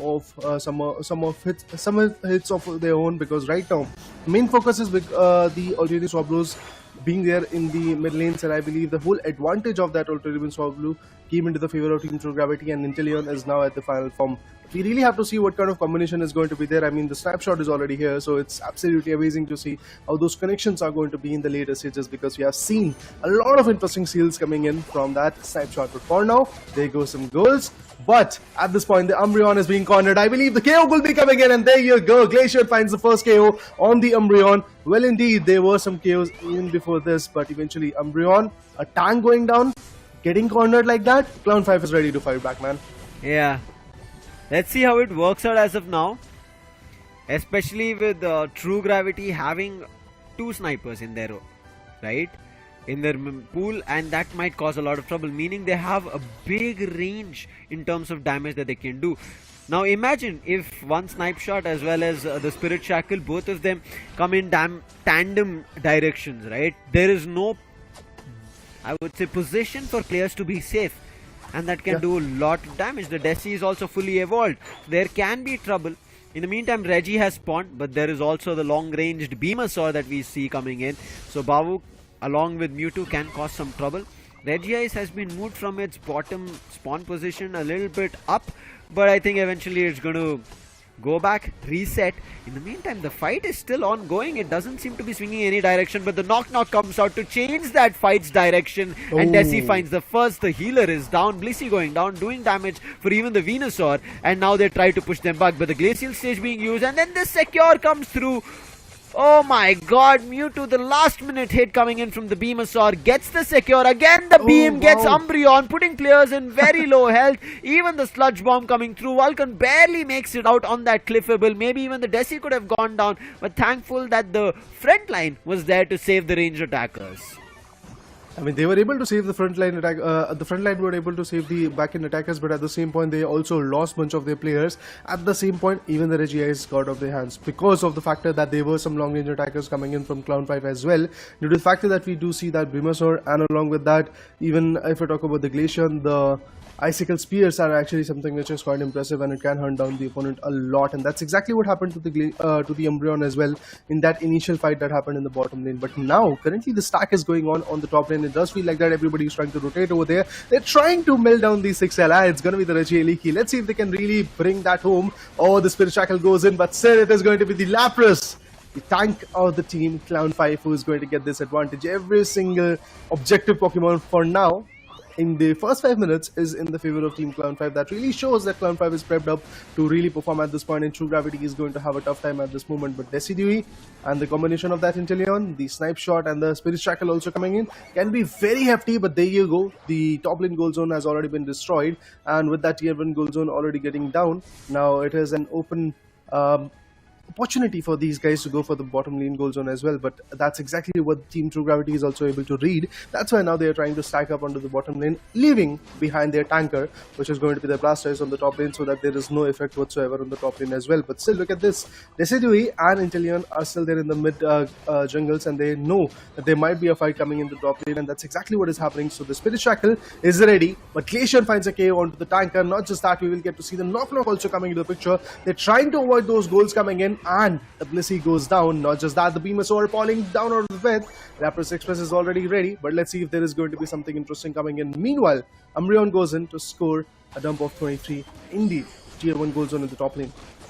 Trying the best to counter things out, True Gravity, but it's still not working out. Finally seems that the top path push might work out here, but the Beamer is back up again. Therefore, they will not be able to goal much. The beam, along with the sludge bomb, is causing trouble. Meanlook keeps a check. 11 score comes in, but the Verdant Anger comes out, finds the KO on the Desi, sends it back to the Pokemon Center. Moonlight Prance being used in the mean. Oh wait, it was a goal that it was being secured. Now with the goal, yeah, they do, yes, destroy the top tier 1, but with that, they might also give away a KO of that Umbreon. In the meantime, a Suyu, he gets a 39 score on the bottom, and with the Rapid Spoon, he'll be able to immediately get out of trouble. However, barely making it, thankful that his teammate came up with a Moonlight heal and will survive.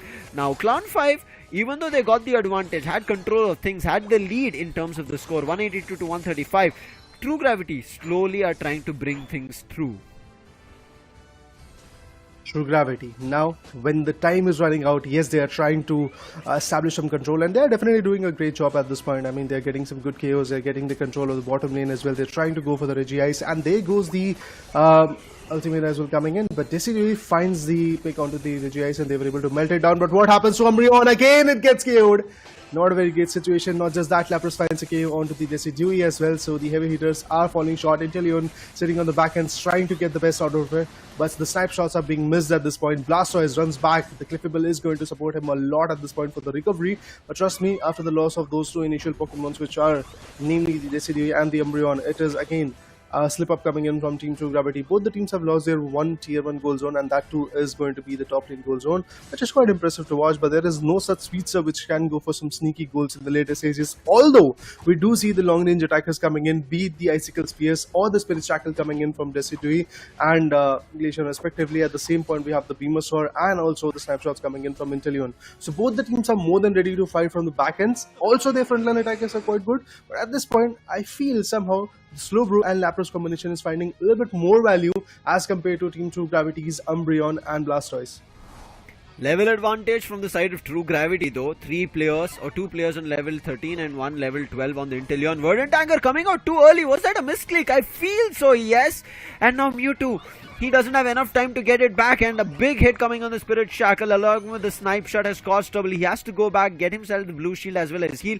Joy in the meantime trying to buy time, and this is a time where True Gravity have decided we have to swoop in. Already the Unite coming out, Spy Vision being used, and let's see if they'll be able to secure the Rayquaza. Clown5 still waiting and tied, but in the meantime an eject as well as Hydro Typhoon with Inteleon securing the Rayquaza. Nice distraction, and Clown5 have all Rayquaza shields and immediately will run away.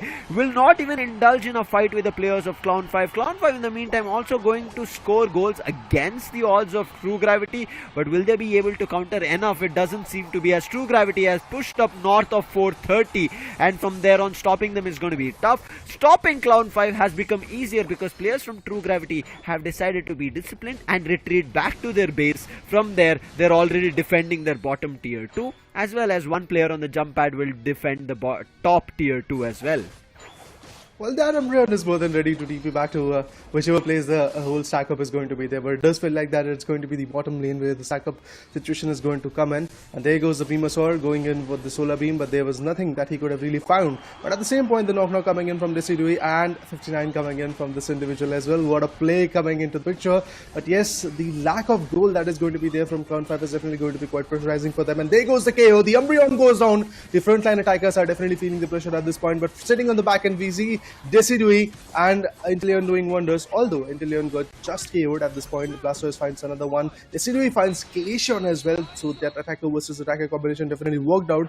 At the same point, there was a KO streak of 2 good KOs. If I'm not wrong, the Blissey and Glaceon was picked down by the Decidui. And with that, guys, the results are in our favor of the predictions, and it is Team True Gravity who wins the first game at least. We might see some changes in the second game or the third game as well, which is going to lead us to the decider match.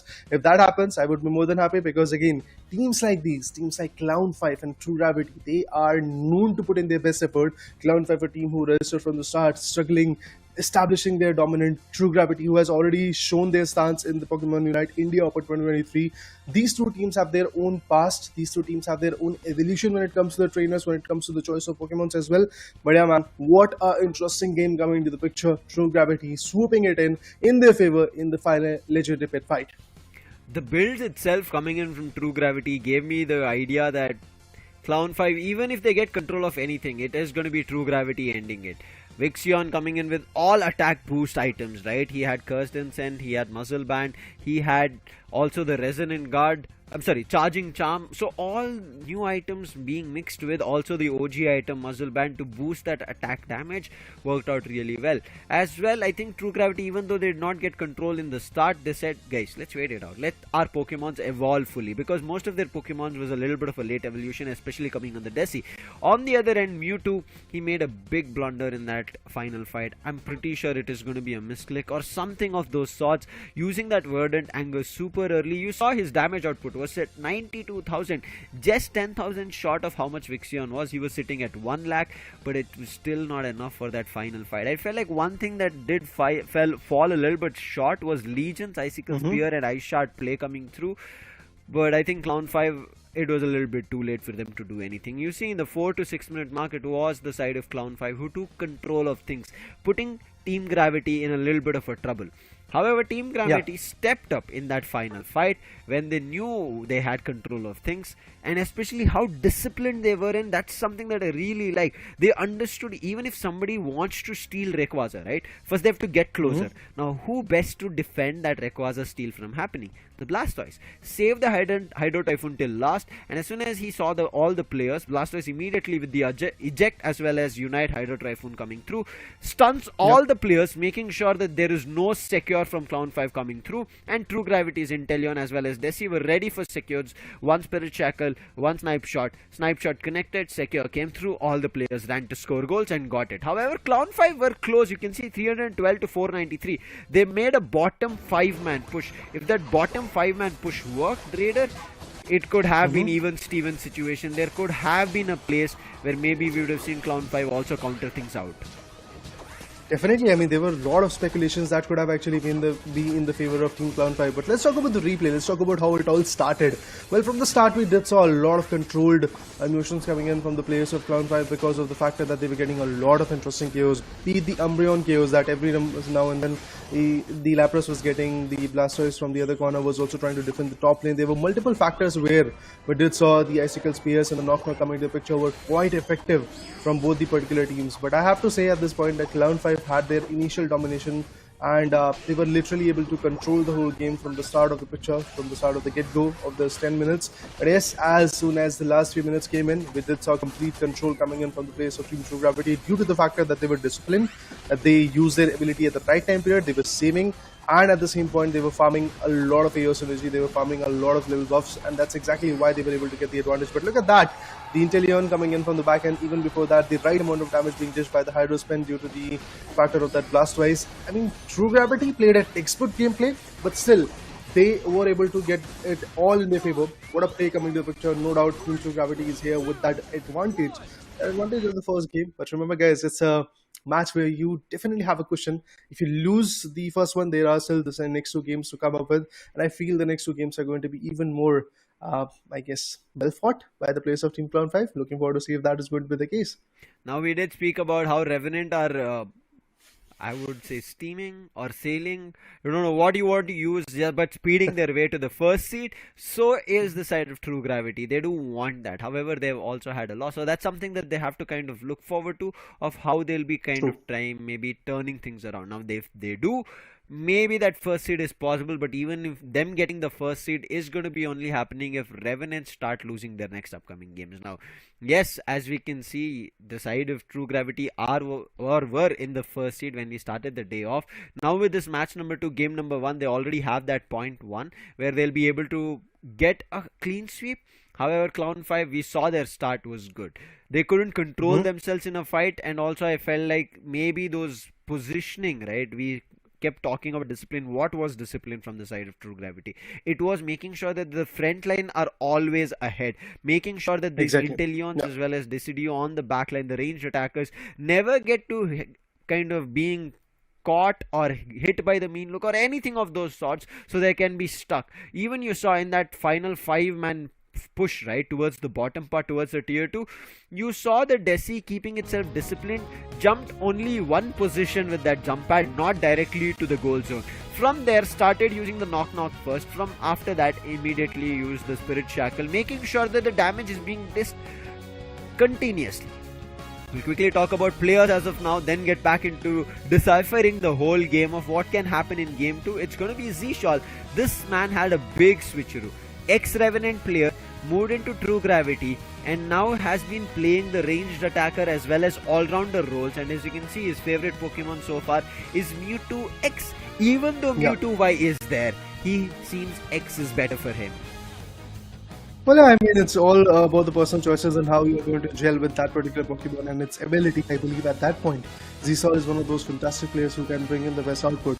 Well, his player comment, or should I say goal at this point, is to really become a world champion. That, there has to be a lot of heavy liftings, there has to be a lot of hardships, and I do believe that True Gravity is already on the way of their 50% job done and dusted, because this Asia Champions League, the finale that we're talking about in Bangkok, Thailand, it's going to be absolutely impressive. Remember guys, there are 3 different regions that we are talking about. They are just set of 8 teams, out of which one is already qualified for the finale. That is one team coming in from Thailand, if I'm not wrong, but the rest remaining 7 teams, out of that, it's not like there are multiple slots coming in from India as well. There is just one slot.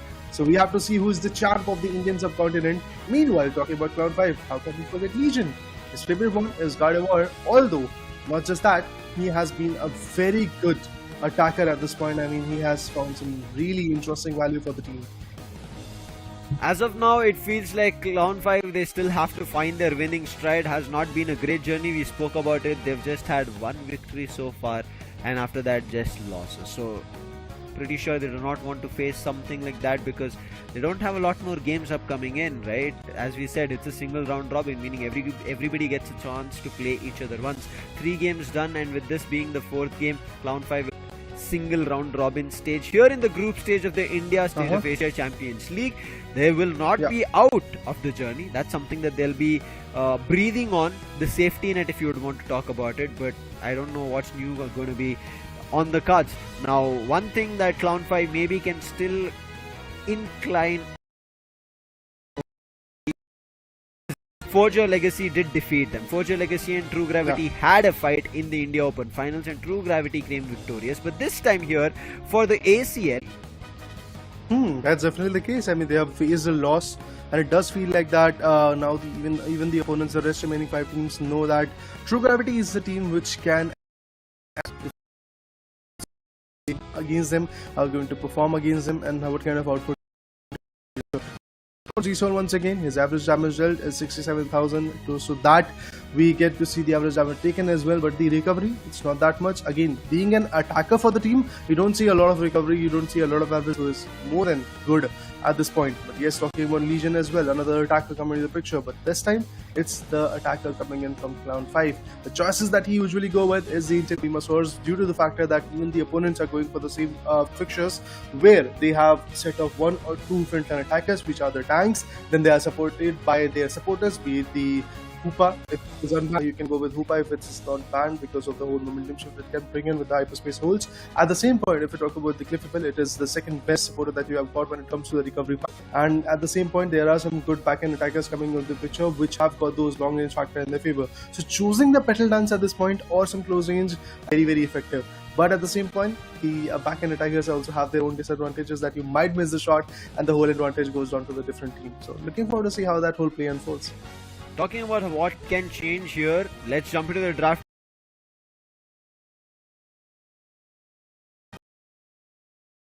For super long because of those snipers that they were playing, the snipe builds. On the other end, Cloud5 had only one, that was the Venusaur Venusaur, whereas the Glaceon is close to a mid-ranged attacker because it has to lock onto somebody and then is where. That's the reason I feel like Glaceon was not super effective from Cloud5. Bans in our friend. Cloud5 still keeping the Hoopa ban, True Gravity still keeping the Leafeon ban. Time for the first choice, it is going to be Cloud5 who will have the decision. Obito, when Lapras came in, Umbreon came in, it all inclined over which defender was being picked. Yeah. It has not been the case. Yeah, definitely. I mean, they're available and they've gone for the Umbreon. It's pretty similar to what they were able to go for in the previous matchup. And the best part for me that at this point is happening is basically Cloud5 also sticking up to their similar composition. They're going to go with the Venusaur efficient. Oh no, he is just playing some mind games, I feel. He might actually go with the Inteleon or... Okay, a certain change, and it's the Ninetales that we are going to talk about. The yellow Ninetales comes in. Suyu at the same point is going to go for their tankers, but they're going to switch up when it comes to the supporter role, and Eldego's coming to picture. At this point, Lucifer, I want to see a little bit of buff coming in for Eldegoss. People are still preferring either a Cliffable or a Blissey, or if Hoopa is not banned, then Hoopa coming through. So and with also Dodrio, this is trouble for Eldegoss itself. Sure, I mean, it's one of those risky stances which can obviously, yes, we do see Obito and Joy doing a fantastic job over there. So I'm looking forward to see how that whole play unfolds, because trust me, these 10 minutes, well, they are going to be more than valuable for the players of Clown 5. On the other corner, if True Gravity loses against Clown 5, United India for 2023 has been undefeated, and they are definitely the crowned champions of that particular stage. But now coming back to the ACL, the regional qualifiers, I have to say that True Gravity was looking quite confident from the start, although Forgia, we are now going to get started with the second game of the match number 2, and I'm looking forward to see if there is going to be something effective coming to the picture by the players of Clown 5, because trust me, I really want to go for the decider, because then again the tricky situation will be getting in to come up with an advantage of you being very speedy, and those triple trample coming to the later stages can be very effective. But yes, talk about the first 4 goals. I mean, it's going to come from Clown 5, no doubt in that, but True Gravity answers back with a big dump. It's Cliffable, I believe it's going to be the Blastoise was trying to stop the players of Team Clown 5 to push it into the goal zones of Team True Gravity. And look at this, now a complete stack will be there pretty soon in the top lane. Trio, defender, and the supporter combination coming up over there. But the EV from Team True Gravity finds a good crucial pick. It's going to be the Umbreon, definitely, I believe, which was able to get a good crucial KO, and was also working in the tandem with the Umbreon. But the Citrus Berry and the other berries are also going to be very, very important at this point. But look at this, Dodrio corners away, and with that, the corner away situation. Good goals. Look at that. Even Clown 5 in the bottom lane goes in for the secure of 12. But trust me, those initial 2 KOs are going to break the moment of Clown 5 for at least next 15 seconds. At the same point, True Gravity, now they have figured out what they have to do, how they have to play along. That's the crucial KO. What a valuable pick that is. No doubt in that, Dodrio is definitely going to be quite fantastic, and the way there are multiple KOs coming in, it's absolutely impressive as well. Dylan on the other corner now wants to follow, and with that pick of Venusaur, yes, Team Clown 5 is once again going to struggle a bit, but have to see how the War Turtle, how Wixion as the Dodrio is going to be effective enough at the end of the game, because trust me, even if I have the total control of the fight, that Dodrio is doing a fun job of getting all those KOs, breaking all the momentum. It's not easy for the players of Clown 5 to get any lane control, be it the top lane, mid lane, or the bottom lane. Initial start looks a little bit better for Gravity in terms of Yusuyu going in for a score of a 21. Not even giving idea about the Regieleki being taken, but can he get that last hit? The surf comes through, but a little bit too late to secure the Regieleki. Now has to run away, but as you see, he's being hit with all directions since the KO, and now also destroys the top goal zone. So Clown 5 back on track. Back on track, back in formation, ready to go. And Clown 5, yes, with 114 in the favor, True Gravity now has to swing in from the back end of the GDOE. It's definitely going to pressurize a lot, but Clown 5, now they have a different problem. That the Dodrio is going all in onto the top lane goal zones. They have to take you back to the base lane, otherwise things are not going to be that favorable. But look at this, Venusaur secures the Reggie and eventually still getting some good KOs, getting some good damages. I mean, at this point, Zisol had to fall back. They're making There's no questions that Zisol is not going to be that easy. Oh, the triple trample! It comes through, finds the KO on Slowbro, and the Ninetales then bottom path, and now will be able to destroy the tier 1 of the bottom with a 40 over dunk coming through. That's going to be a big over dunk, and immediately True Gravity take away the lead at 226. In the meantime, Clown 5, they did not keep. Yeah, it's not that big of a difference, but at the same point I have to say that what a counter coming in from the place of Team True Gravity. They knew that every single guy is pushing onto the bottom lane, but they decided to go all in with the triple trample coming in the right time period and being very effective. We did saw Clue is going to get KO'd, and now waiting for the respawn. Vulcan going in the mid lanes, trying to go for the alternating swap blues. Meanwhile, the contestment for the Regieleki is also going on in the top lane. Regieleki has a why it feels like that, but Dodrio. Let's swift movement. Yes, definitely he's going to back out from the scene. He wants to go for a citrus berry, but look at this Eldegoss also that's already gone. coming in. Oh my god! Oh, the solar there, but the slush bomb comes in. Now the top lane goal zone is now quite vulnerable. Man, so too much of an overcommitment coming in, and now knock knock being used. There's no way that the side of True Gravity will stand a chance to win this. Umbreon goes down. Hydro Typhon was used from us, so comes in again and immediately gets swept off, sent back to Nurse Joy to get back to full health. The god caught unconscious over there. Unfortunate. Melon comes in with the Moonlight. Prance trying to find something with the help of his another defender. Venusaur might go down. Finding Desi do anything much here. Lapras is there at the top path, was moving towards the mid but a little bit too late. As of now it is Joy and Okebao who will try to buy time, as it's only the defenders who are here at the bottom. Finally the Ninetales too late. Nonetheless, doesn't matter. Bawu with another secure. What is this? Eldegoss, the pole and puffs coming through the lift tornado. Everything is working in favor of Clown 5, and now there might be trouble. Spirit Shackle misses. The athlete just trying to run away is the Dodrio. Vixion unable to find anything, as Clown 5 is just shutting the players of True Gravity down. However, True Gravity still have goal advantage. Clown 5, they have to understand that. Yeah, definitely. I mean, even when they are getting those objective Pokemons in their favor, what they are trying to get those is basically they are trying to get some good KOs. But to be honest, in order to win, what you have to get is a larger number of goals being done. And yes, KOs coming in. Slowbro wants to fall back, but there is going to be a complete team effort coming to the picture. They're trying to avoid the whole aggression coming in from Melon, and that's exactly what happened. Now the Rayquaza is right over here. Everybody is ready with their Unites.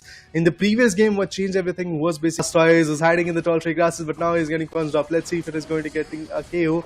Another point, another retaliation coming in. Umbreon wants to fall back, but look at this. Dodrio also getting cornered. It's not going to be easy for the Dodrio to survive. And that was a speedster. That was one of that Rayquaza. But now, slowly but steadily, the melting down scenario is also going to work out. But what a corner! What a corner coming in from all the players of Team True Gravity. With that, the Hydro Spin is also going to come. Umbreon unfortunately goes on. Now it all trickles down to the Slowbro. Lapras is also going to get KO'd. That's Slowbro, so they have to work their way up and figure out how they're going to nullify the effect of that Slowbro being right over there. Now he's waiting patiently for the right moment, and he steals it away! He was right over there on the top lane. He was right over there in the legendary plate, waiting for is going to get broken. Blastoise wanted to go for a goal of 50. I mean, to be honest, it's going to be 100 because of the final stretch time, but it does feel like that. It's just not going to be that easy. Blastoise is a way to lower its HP, waiting potentially to go for a top lane. He knows that the 24 is going to be very important. There you go. Clown 5 now has got the lead. That is actually some serious lead coming into the picture of Team Clown 5, and it does feel like that now the players of Team True something which is quite inevitable. Yeah, there's nothing they can do about it. Bao, again, being that MVP, I would call him. He was the player of the game. Without him, this game would have been a goner. What a play coming in, and then that so well used that surf at the nth movement, and also the basic attack, making sure that somehow, whether it's a surf or his basic attack, secures it, and his shield, meaning I'll be instantaneously KO'd, and my cooldown or again respawn time is going to be larger compared to any of you, so I'll just can kind of start moving in different directions, and timed it really well. He went all the way around at the edges of the top path and got that 88 score, dunked 44 into 2. Gravity might just be in trouble and also very close to their second loss. However, very good play coming in from Clown 5, making sure Vixion's damage output is not. However, because of the range that Legion had on that Venusaur on the beam was too high, and therefore could not do much about it. As well as Mewtwo on the Spirit Shackle, and Zishal was just left a little bit adrift from all trickling down to the Shadow one. Although Clown 5 came as the victorious one, but to be honest, Team True Gravity was way too close. Yeah. If I'm not wrong, the Vixion KO that happened initially was something which definitely changed a lot of things, because he had some serious chaos energy. He could have easily gone for those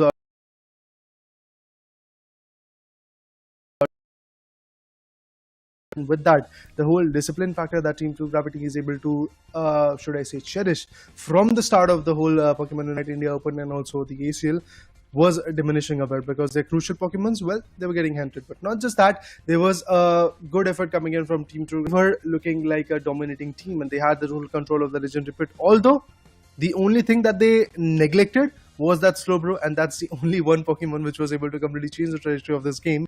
Yeah, I mean, the shield advantage was not that much, but eventually the legendary pit, due to the factor of the final stretch time period where the goals get doubled, I believe that is which could have been countered by the players of Team True Gravity, because of the factor that Dodrio was already there in the tall tree grasses. He saw that this Zion was unable to put his best. Early game, as you can see, very well played from True Gravity. They did not let the side of Clown 5 get much in terms of buffs, in terms of experience, in terms of wild Pokemon. They'll be able to secure the Reggie in their favor.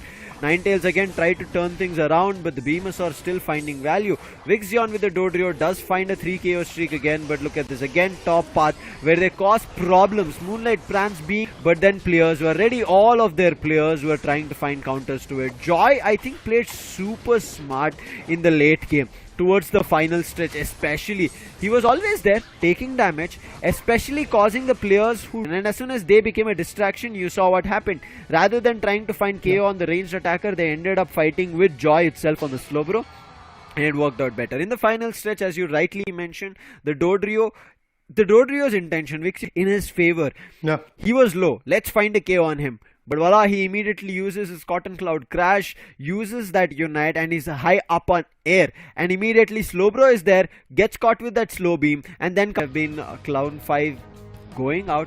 Clean sweep coming in favor of True Gravity and maybe winning it out. But again, True Gravity, even though they had found somewhere semblance, right? They had knockouts. It was only Joy who was surviving on the Slowbro, and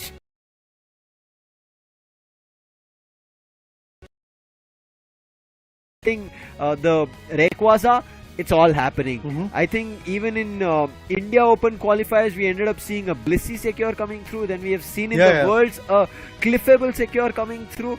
Of all odds, so I feel like here in Pokemon Unite, you cannot just say that, oh, ranged attackers, they have a better secure, we'll use them. All-rounders, they have a better secure, we'll use them. Not gonna happen, my friend. If you lose them, there's your supporters who are coming in and acting as secure. Which was the game changer, to be honest, which actually put up a lot of pressure onto the players of Team True Gravity. And we did saw Team True Gravity being awestruck over there, like because of the factor of those 88 goals and the lack of time to go for some sneaky ones. I mean, to be honest, Blastoise were there in the bottom lane tier 2 goal zone, but he was getting defended by the Umbreon. It was not something which is quite easy for him to deal with. And again, there was a complete counter coming in the base lane.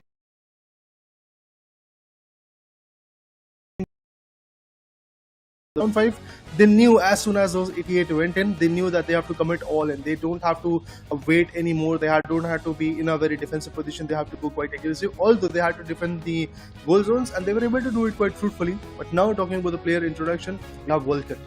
Games as well, where Hoopa came in, changed everything, and that's one of those reasons why Hoopa is still out of the equation when it comes to the player bans. But moving forward, the player comment that he is going in, I believe every single trainer that we have got in the lobby is focusing that they get a slot for the finale, that they get a slot for Bangkok, Thailand. Sayings coming in from the players gives me a lot of courage, especially for this Indian circuit, and I do want to see these players actually achieve that. I've spoken to them personally, and at all times they keep talking about keep control of things.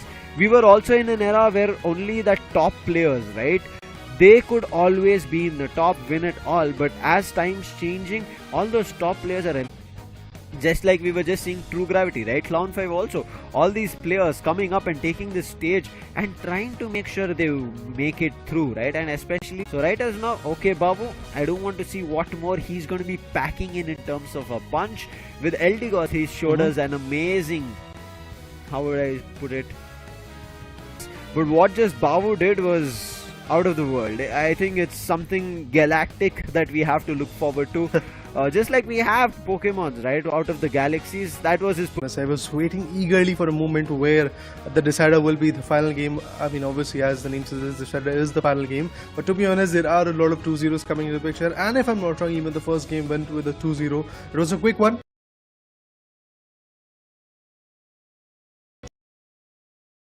True Gravity definitely looks like a team which can control the whole situation, because of the factor that even the win that Clown5 was able to get in their favor was not a very big one, to be honest. 307 goals, 267, there was not a very good buffer. Just back it up, but it's okay. Babu, definitely, if he would have not been there in the game, things could have been a little bit more favorable for Team True Gravity. But yes, guys, with that, the decider is also going to get started. So let's look into the draft pick phase as well, where the bans could. That Nekroz is absolutely fantastic. But now they've decided to go with the Slowbro because of that anger that they've got, that anguish that they've got due to the seal of the Rayquaza. They are like, no, we are not going to give you any more advantages. But when Hoopa bans are not there, True Gravity do not rely on that Pokemon a lot right now. I agree with you. Slowbro is something that caused them trouble. Slowbro is the true bro, whoever picks it. I'm going to say it all time long as we keep seeing Pokemon Unite. And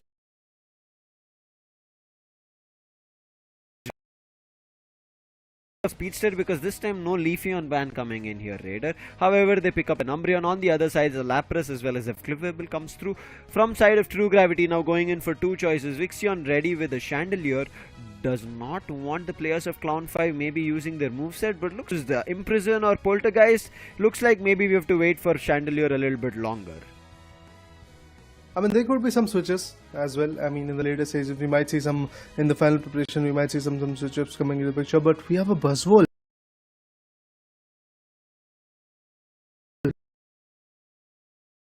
But let's see if that is going to be the case. Okay, a Glaceon, a Mew combination. Again, these are some interesting squishy Pokemons, but then again, their attacks are definitely something which can be quite chaotic. And there you go, Vixion locking in the Glaceon. On the other corner, the squishy one, Mew is going to be there. The Solar Beam hits can be actually quite effective, but replacing an tank with an all-rounder, due to the factor that the Slowbro was already banned, they could have actually gone for Blastoise or could have gone for Snorlax or some other defenders. So, I mean, I believe, to be honest, True Gravity have definitely done a very interesting job playing along with that Speedster in the initial phases as well.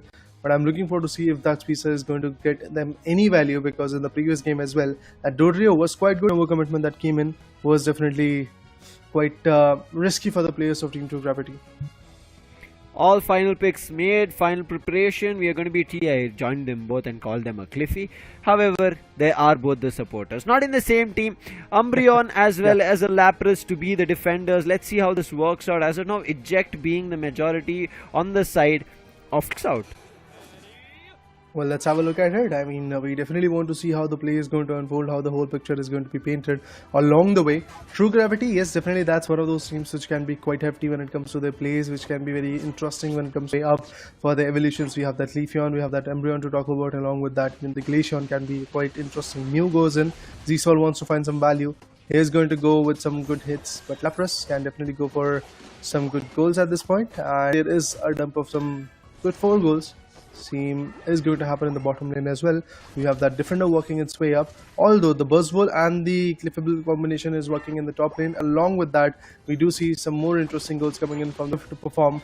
But yes, still a long way to go, because these next 9 minutes can decide either Team Clown 5 is going to be one of those the case. But Team True Gravity, yes, a fun job of acquiring the top lane at this point. Meantime, at the bottom, it is going to be still True Gravity keeping control of things. Joy does get a little bit stuck, but because he's a defender, will be able to tank the damage. 8-minute mark, we are going to be seeing the Altaria and Swablu at the center path. Looks like Clown 5 are ready for it, but they've caught Umbreon in the meantime. Mewtwo wanted to get himself the Citrus Berry, doesn't. The Mew takes him down. Z often pick. But now, here in the Asia Champions League India League stage, we see a lot of changes in the ranged attackers. We also see Desi coming in the previous game. So this is why I said, off to a very interesting journey of how Pokemon United it is the side of True Gravity who take majority of it. Still goals, not much of a concern for either end. 18 to 24. You cannot bat an eye much about it. But 30 seconds on the clock. That is the time for Reggie. I want to see what happens then. But Chandelier will be able to make it back to safety. Using Snarl, Melon tries to check on the Umbreon if there's anybody hiding in the tall grasses, and he'll be able to find Legion. Nice foul play hit. Tries to bring Legion back into action. Obito also gets a big thing to find the Chandelier as well, but it doesn't work out. However, scores being done. That does. Well, there you go. The scores are being delivered at this point. 95 from Team True Gravity from the first get-go. Team True Gravity are trying to be the best. Team Clown 5, the orange one, they are trying to get some good advantages of getting that Regice in the game. But it's going to be a steal. There you go. Now, the Mew is already telling why he's here in this lobby. Yeah. Why he's here to perform. And due to that long range, trying to find another valuable one.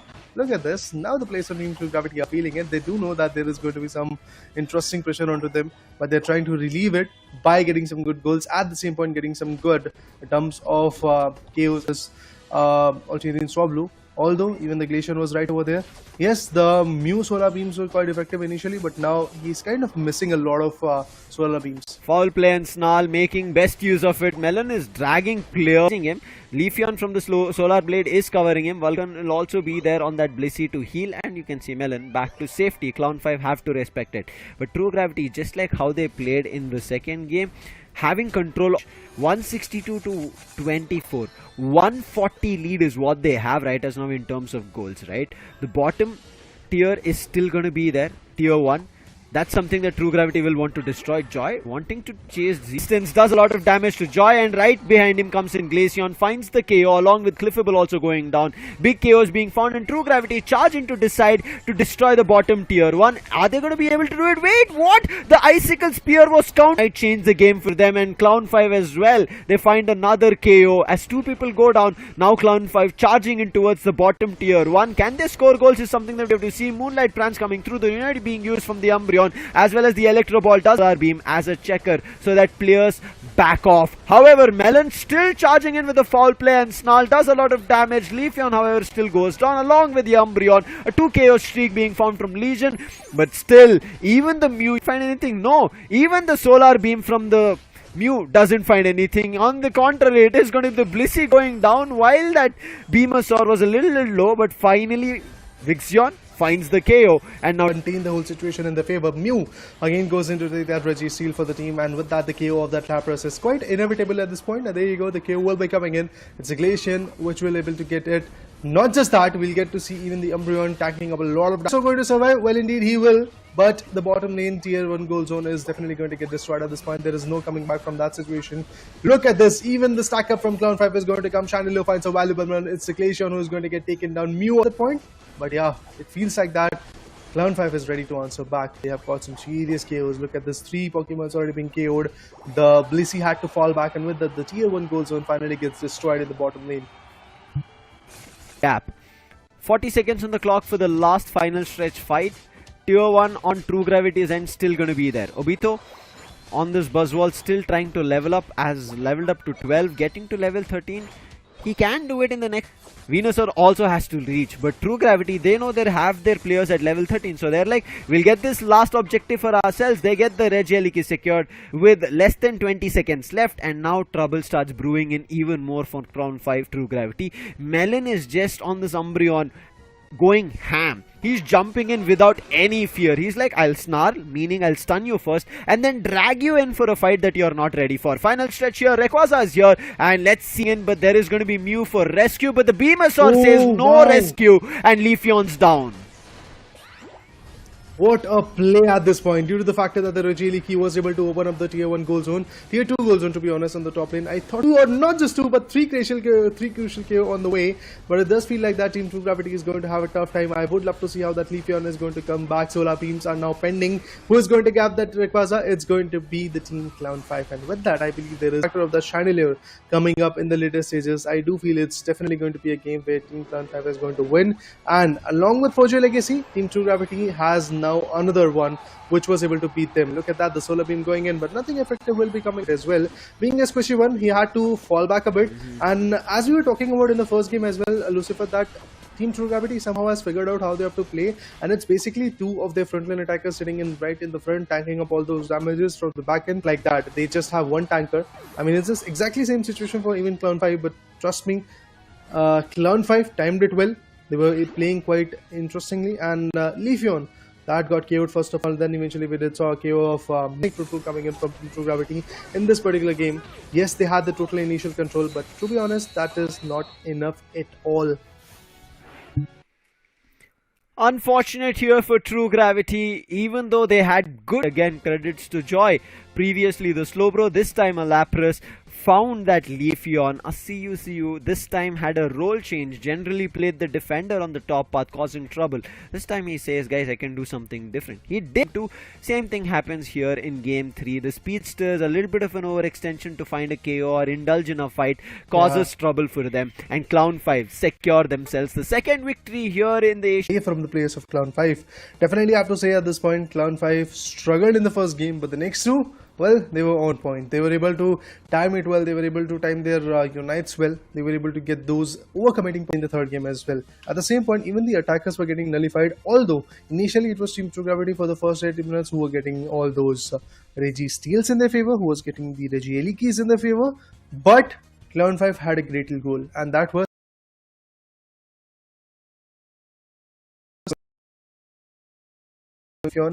and to be precise was Asusu, and then eventually they were able to go with the KO of Z-Sol. Then Mixion came into the picture, and it all trickled down to the particular players of Vulcan and Melon. They already top lane goal zone when the Reggie was able to open it up was also a very good decision. Because of that, yes, Leafeon was unable to go for some good goals. Although I feel that the choice of going with a Leafeon or a Dodrio in the second and third game is trickling down to the individual play. And in that factor, I have to say, Vixion definitely lost its control. As a speedster, he could have been even more valuable, way more valuable, should I say, due to getting all those KOs swiftly and also here the Reggie Seals, Reggie Ice, Reggie Rock. At the same point, it could have been very beneficial when it comes to sealing down the goals as well, breaking down the tier 1, tier 2 goal zones as well. But eventually, all the value that Vixion was able to bring in with the speedster was basically some initial KOs. Secured nothing except for destroying a goal zone. But on the other end, True Gravity secured everything. Even though Cloud5 were taking a bottom objective, the long range solar beam from Mew did secure the chance to secure towards the end of the game. Meaning Cloud5 were always under pressure. And with that pressure, they were able to function. Look at this, 0 to 2 minute mark, they were sitting at 24.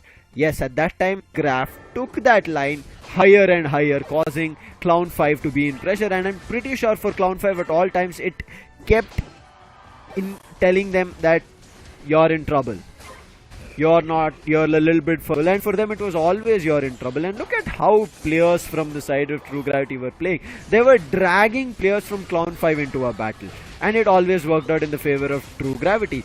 Last final stretch, mistakes. And Cloud5 succumbed under pressure, right? Their Pokemons would have jumped into battle and then trouble would have brewed on their end as well. With this fight, I felt like Cloud5 got it. But Cloud5 kind of then happened to be a little bit difficult. Then in terms of secures, destroying goal zones early, pushing for team fights, winning it all out. But it still did not work out because Cloud5 had their head under control. Even though under pressure, they said, guys, we will find our time. We will get our time. We will against the side of True Gravity. Cloud5 get the victory. I mean, if you talk about the legendary pit fight, yes, there was the Venusaur trying to bring in the best value, but eventually Chandelier got that KO, got that Rayquaza melted down in the favor. And when that shield point, because they had the shield advantage, they're all for 5 Pokemons were looking very effective. They had some serious EOS energies in their favor. They could have easily gone for some dumps of 100 because of the effect of that Richie key. The whole tier 2 goal zone in the top lane was already opened up. He could have actually gone for the goal. Although there was the buzz goal, but trust me, there could have been some interesting goals coming into the picture from. Then we were left with just Vixion, if I'm not wrong, just the Glaceon with that back-end attacking formation. And he tried to go in, he tried to perform, but eventually it was basically a situation of a 3v. That one individual can be the game changer in the second game with Slowbro doing that. But unfortunately, in this game number 3, that didn't happen from the place of Team True Gravity. And with that, yes, Clan5 is the one victorious one from here in the match number 2. As of now, with these, we'll be happy. We did speak about the seeding, which is going to be super crucial here because at the end of day 2, we will have our final seed of who is going to be in the first seed till that 6th seed and how their matches is going to function. We have, I think, talked about it.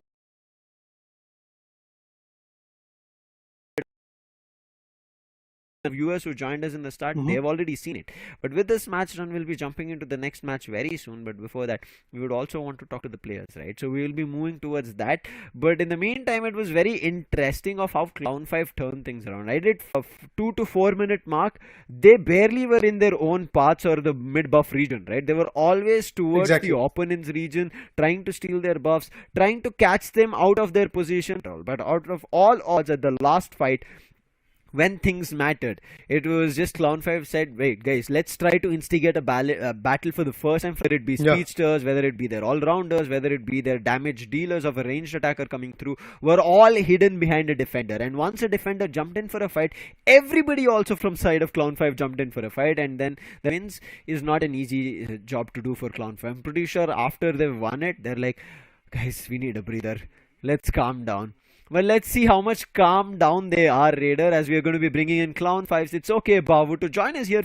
It's good. We are feeling good, excited, and the game was very pretty tense, and everyone was basically not playing their main. So it was our first time. It's nice to see that. I really enjoyed it, Babu, because I think I felt you were under pressure as a team, right? Because I want to ask you one thing. That Eldegoss pick, what happened there? You ended up Even I finding was chaos, you ended up finding secures. What was going on in that game? So and basically the pick was decided to take Bleacy first, confident on the Eldegoss first. Because in first game I played Bleacy and that didn't well good. Correct. I didn't use any kind of word. Raider, you want to ask something? Yeah. I just want to congratulate them at this point. I mean, what a play, to be honest. Clown5, they lost the first game. They were starting to get the pressure from the first game, but eventually till the end, what a play, Clown5. I mean,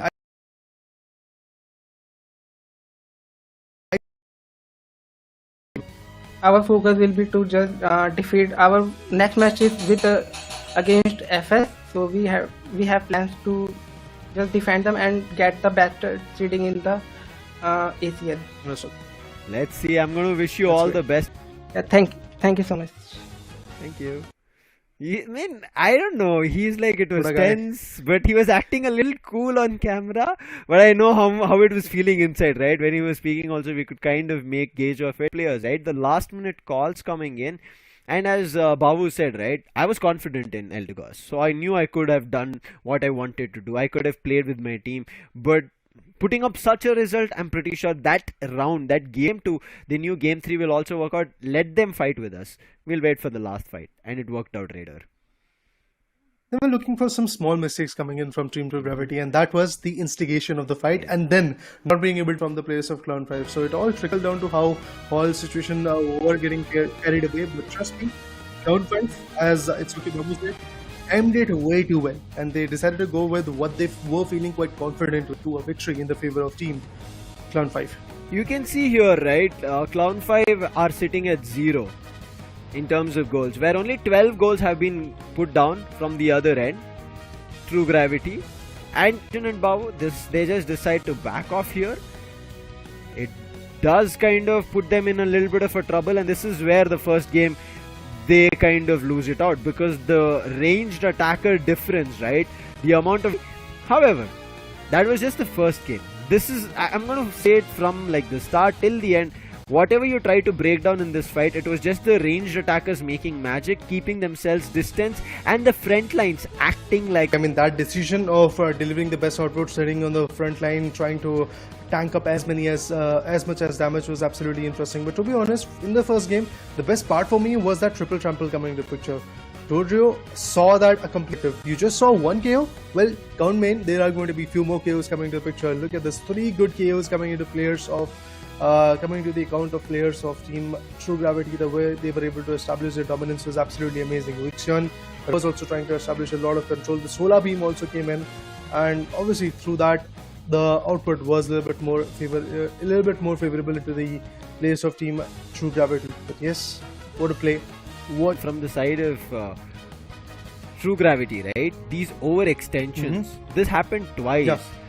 Things could have been different if that overextension didn't happen, right? And because of that overextension, definitely. you see more players involved from the side of... Overextension would have been not there. I do believe that the whole match scenario could have been a little bit more different. It could have been a 2-0 coming in the favor of Team True Gravity. But once True Gravity had their first game, they were like, yes, we are feeling quite comfortable. We know what we have. Was basically they were putting in their frontline attackers, those defenders. They were absorbing all the damage, and from the back end, there was the intelligent shots coming in, and the other range attackers were trying to perform over there. And that's the exact thing that they missed in the second game and in the third game. In the second game, it changed everything. And to be honest, I was looking forward to see a similar stance in the game number 3 as well, because there were 2 Pokemon surviving in from Team True Gravity in the legendary fight, but still that output was not there. He is also there with 2 points with the second position in their favor. Griffin right over there at the third position. Clown5, well, they've improved a lot. In the day number 1, after first few matches, they were sitting at somewhere 6th position. Now they have got the 4th position, but Christopher, I believe the first position is something that we are looking at. Yeah, you can see True Gravity, even after playing 4 games and having 2 losses, right? They're still sitting in the first position. All thanks to... Why? It is because they pushed all the lost games to 3 games. If they gave away clean sweep, by right now, Revenant, who were in the second seed, would have easily gotten their first seed with just 3 games. Even with just 2 games, they would have gotten it. So, every team out there who are kind of giving away these clean sweeps should kind of try and push as best as possible towards game 3. I know sometimes things are not under your control. Sometimes even the games that you have in control that you look like you might win, just like we saw right now, right? True Gravity had both the games 2 and 3 under their control but still lost it. So things like this happen here in Pokemon Unite. Be ready for unpredictable situations that keep happening. But right as now, we'll take a short break and see you for the next game. That's going to be match number 3 for the day.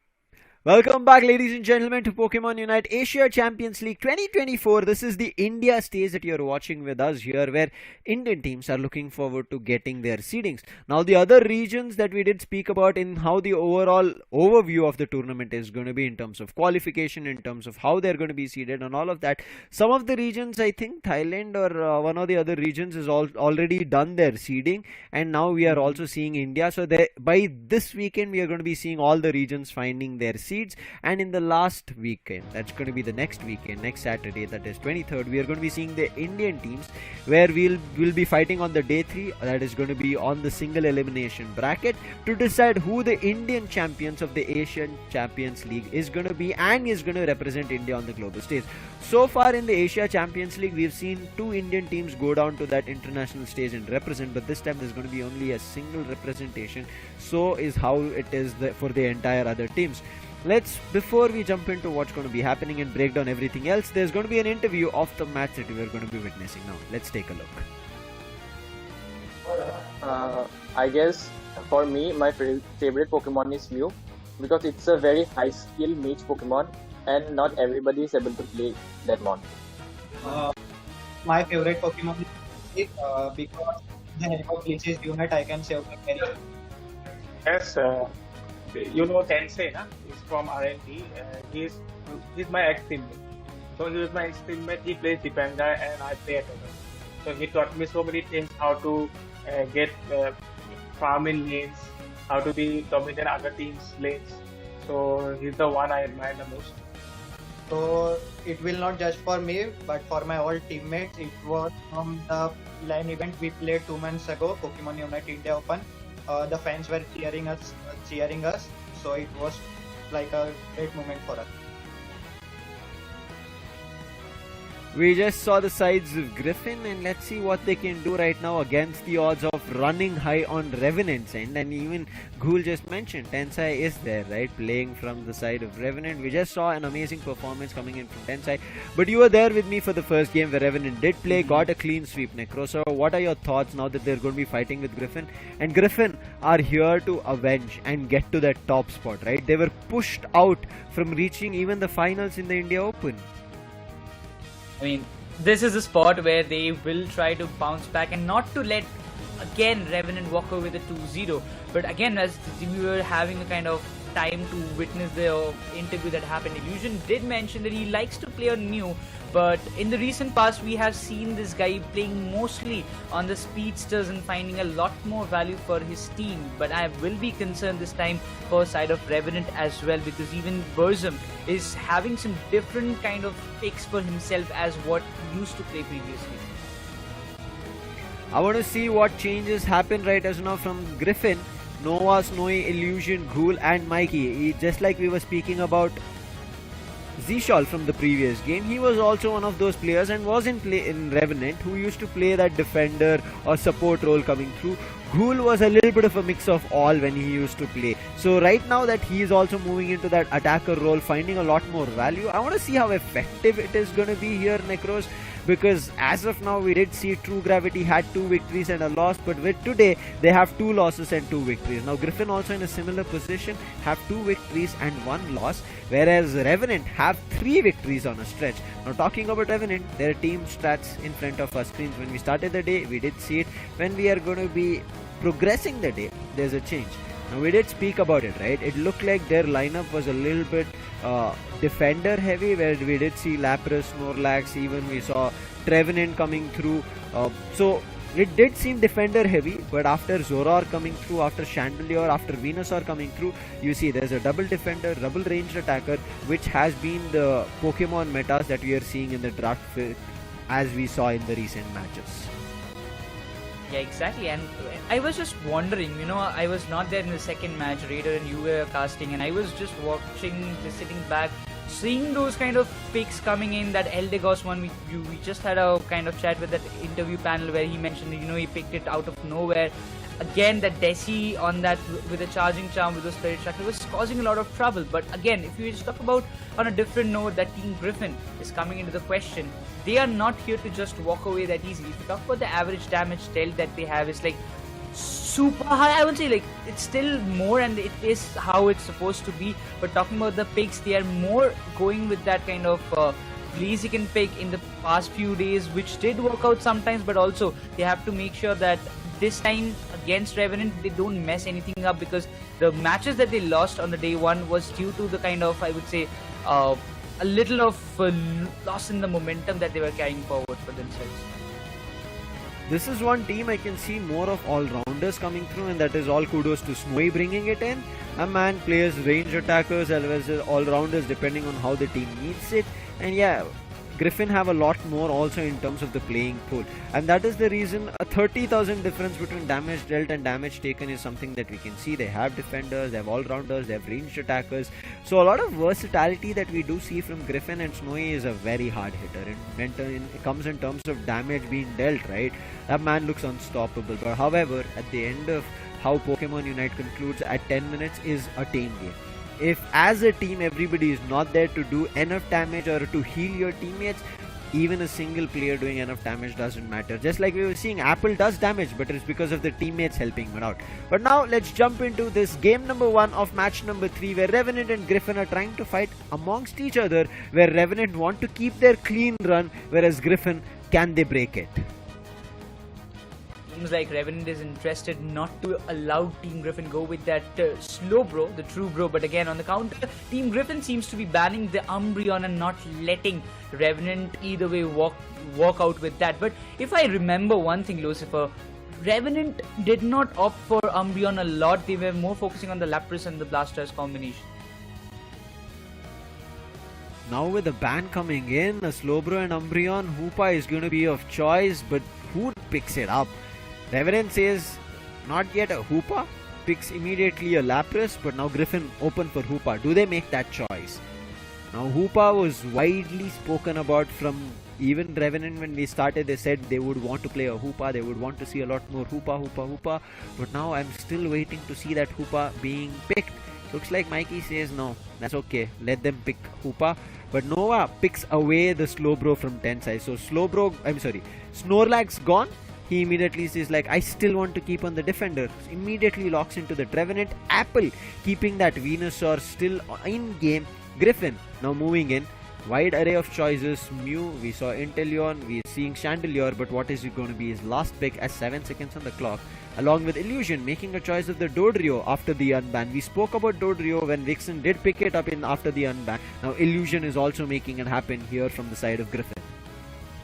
Hopefully it does make work, but cool again on the Chandelier can be a little bit valuable for the side of Team Griffin. But Burzum, he seems to be playing on the Speedster once again. We saw it earlier in today's day as well, and it seems he's going to stick with that Goku, while he will be opting with the Bissy, and Burzum sticks with that Zoroark for himself. But the final pick that will be coming for the side of Team Griffin, I hope it should be a Glaceon, maybe on Snowy, and he goes for it. And the last time, as far as I remember, Snowy on Glaceon has been drastically valuable for the side of Team Griffin, but we need to go. Are they just opting for an all-rounder? And it seems Snowy decides to stick with the Mimikyu this time.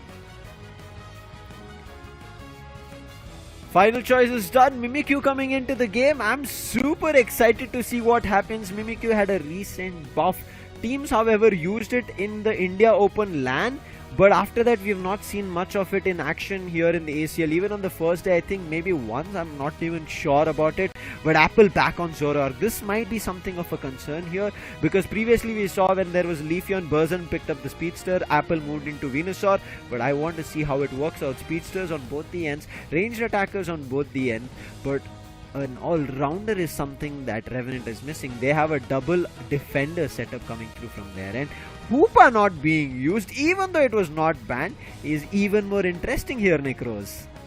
Exactly. I mean, I really thought that Mikey would be opting for that Hoopa, because Mikey on Hoopa has always been so much, I would say, invincible for some time. Yes, even after those recent patches, after the Hoopa got a little bit nerfed, I still feel like Mikey could have got a lot more value on it. But I know it might be some kind of strategy that they're opting for. Maybe they're keeping the Hoopa like a trump card for themselves. But we'll get all the answers just in the match, as Revenant versus Team Griffin just kicked. Starting it off, game number 1 between Revenant and Team Griffin. Zoro was starting at the mid path. There's going to be Apple on the other, and it's going to be a Mimikyu. So it's going to be a battle of level 5 all-rounder and a speedster. In the meantime, I want to see early goals coming in. It is obviously the Dodrio having an attack wave illusion, making that stack happen. Does he get another 2? He is trying with a Baltoy. Fighting it out is going to be that Chansey steals it away and Illusion will not get his second stack. However, as you see, Genius right is now having a 5 stack. Can he get that 5? Yes, he's trying for it. Along with me, right as now, we're going to see a lot more action as we finish. Now, as we go ahead, we end up seeing a lot more coming in, and I want to see Raider, as he did give a little bit of a pause to break things down. Now you see the roster, right, Raider? What more do you think that teams are going to give in, especially that Revenant is running with a clean streak? Revenant, they have been quite interesting when it comes to the 2-0s. I believe, yes, Revenant can definitely once again pitch in that effect. But moving forward, I am looking forward to see how Revenant is going to play along with Team Griffin. I mean, obviously, Griffin is one of those teams who is right now at the 3rd position when it comes to standings, when it comes to seedings. So they definitely have to see how that play comes in. But Dodrio finds a good KO, and not just that, there is going to be some interesting terms of goal coming in. But will there be a KO on that Lapras as well? No, he fortunately gets those citrus berries and he is going to be ready and more than available to fight back once again.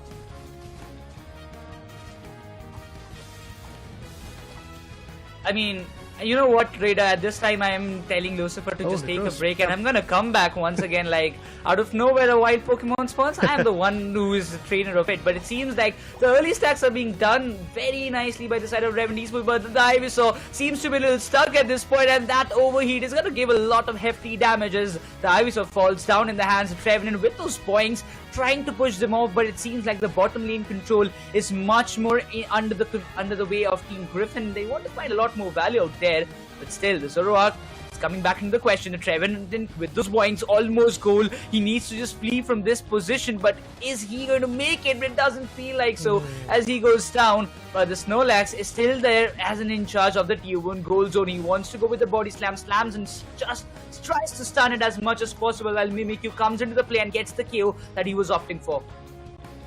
Well, indeed, the KOs are coming in, no doubt, and that Lapras going in the top lane, trying to go for some good seals, and that's exactly what he was able to be capable of. But Dodrio going in with the set of, I believe, somewhere around 10 more goals. But Mimikyu finds another crucial KO onto the Revenant. The defender coming to the picture. Zorak, that was a swift one. Speedster versus Speedster. This combination definitely looks good. Revenant, Griffin, both of them have relied heavily on the Speedsters in the past, and that's exactly what they're trying to do at this point as well. But it does feel like that when Dodrio is now unbanned, unlike the day number 1 of this particular tournament, I feel that there could be a good stance coming in from the players of Team Revenant as well, as they've gone with the Dodrio. Regice has been appeared. Let's see who's going to take the advantage out of it, and it is going to be the Mimikyu from Team Griffin who's going to take that advantage. But at the same point, we do see Team Revenant also trying to melt down their 6th ally, as the Revenant is already KO'd. So they really wanted to have an ally, and they've got it. And look at this, the tier 2 goal zone is now quite vulnerable. Dodrio and the other guys have to switch up. Team Griffin wants to fight back, but let's see, can Apple bring in the best value at this point, because he has been quite chaotic from the start when it comes to the whole ACL, because of the factor that Zorak is one of those Pokemon he loves to play with. But unfortunately, he's going to get KO'd. Not just that, even the supporter from the team is also going to get KO'd. It was Blissey, if I'm not wrong, who just got KO'd, and it was a KO streak coming in from the players of Team Griffin. But moving forward, yeah, there you go. The tier 1 goal zone gets destroyed from both the ends. On the top lane, the tier 2 goal zones are now vulnerable in the top lane, but complete stack will be there in the bottom lane, and with that, Chandelure will be able to find the Venusaur. And once again, Griffin, they just like Ghoul is barely surviving, but Unite being committed. Zorak finds the Chandelier finally and gets a chance for the side of Revenant to go up with some good scores indeed. But itself, Snorlax being the big boulder in front of the side of Revenant, he's supposed to go with the scores in the tier 1 goal zone in the bottom lane, but it seems still Apple is trying to find a lot more value. Illusion still not able to open up as such as what he is supposed to do beyond the Dodrio, because in the past match we did saw Big Zion stepping in that way and finding a lot more value on the Dodrio, and it still can make a lot of difference. Still, I would say that Team Griffin, they're looking forward to get this bottom lane control in their hands, because they are focusing on for destroying the tier 1 goal zone of Revenant Esports. But in the meanwhile, Dodrio, he is trying to go with some sneaky scores, but the Venusaur will be in charge of the tier 2 on the top. Oh! Well, yeah, there you go. Another KO, as we were talking about it. Well, at the same point, when you talk about the bottom lane tier 1 goal zone, well, there is a quite a good of a consistent going on. Zorak finds on the side of 34 goals being down, but it does feel like that Revenant might be able to get some crucial picks over there. Snorlax is going to fall back a bit. Nova right over there trying to bring in the best value from Team Griffin. We have seen Nova doing phenomenal job in the day number 1, which was on 9th of December, if I'm not wrong. But did saw a lot of interesting play coming in from Nova. But today, things are looking a little bit more different. Revenant is more than ready to fight back. They've already delivered a 2-0, and today I do believe Revenant had 3 matches, out of which the first one is already in their favor, and with that Lapras is going to steal the Reggie Ice this time with that advantage in their favor. I do believe once again they're going to put up a lot of pressure. I'm looking forward to see if that is going to be the case or not, but Revenant, quite an interesting job with Griffin. Every now and then they're countering, beat the KOs. Oh, the ultimates are definitely going to be there. The Unites are going to be there pretty soon. Zorak finds a crucial one. Mimikyu retaliates by getting the supporter. And that's the exact same retaliation that Revenant is going to dish out. Not just that, Venusaur finds Mimikyu as well. A lot of KOs being delivered. Venusaur finds a KO streak. Not just that, I believe the third KO could be coming in pretty soon. As the Speedster wants to fall back, well, he's successful in it. But the tier 1 goal zone is definitely going to get destroyed. And with that, the lead that Team Griffin had is now getting nullified. I mean, it's not just the tier 1 getting destroyed. It was overdunk of 40 more, but itself, Revenant, the way he missed that wooden hammer, got given the allowance to, Illusion to, make a fallback. Otherwise, if he was stunned at that point, he was a sure KO at that moment. Griffin, they're trying to opt and trying to, get back the control that they are losing one after another, even after getting that lead. But it's not going to be that easy. We can see there is a bit of level difference because the level 13 Zoroark and the Venusaur can be a little troubling for them. But if itself, the Dodrio pops and gets the Plessis down, will be the target. The Verdant angle comes into the play, but the Mimikyu coming up with the Unite might just cause a lot of trouble. It's a lot of congestion in the top lane while the Regieleki is still being contested. The Revenant will be trying to go and get those points done right on the track, but itself the Venusaur is still surviving, but he gets the Mimikyu KO right in front of him, and the Venusaur is still affecting as Revenant Esports, they just deny Griffin in this contentionship of the Regieleki and gets the 6th ally added to their side.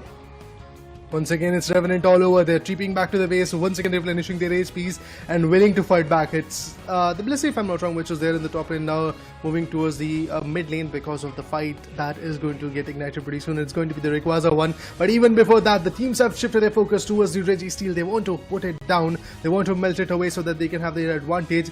And Dodrio, Illusion, to be honest, is doing a fun job of putting them some hefty chunk of damage, but now they have to back out because of the fact that there is a lack of time period that they have got.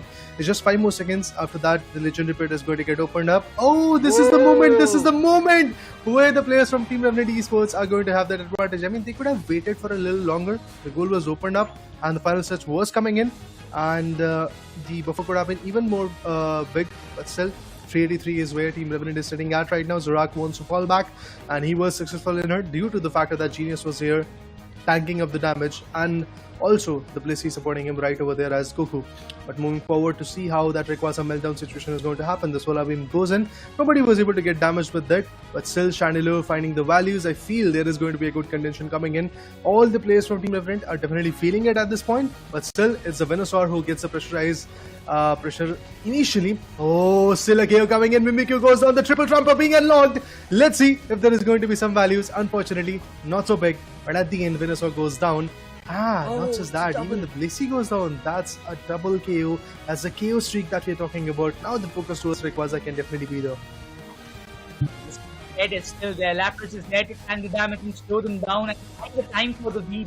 But to come back into the question can be a big thing at this point. The Zorak is still into the play. He can find a lot more good KOs, but the body slam comes into the play. But eventually the stuns are happening. Zorak finds the clippable down, and that's all 3 KOs going in the favor of Revenant Esports, out of which all of the 3 have been completed by Zorak. The Dodrio is still surviving. Can have a chance to just steal the Rayquaza in the final moment if he gets the chance, but the Venusaur denies it. It's a team KO coming up from the side of Revenant Esports, and now they're just marching towards the goal zones and will be dumping all those chaos energy in it, making it up at least to like 500 more, maybe not. We'll have to see about it, but eventually there is no stopping to it as Revenant Esports, they will be walking away with the first match in their pocket of this BO3 series.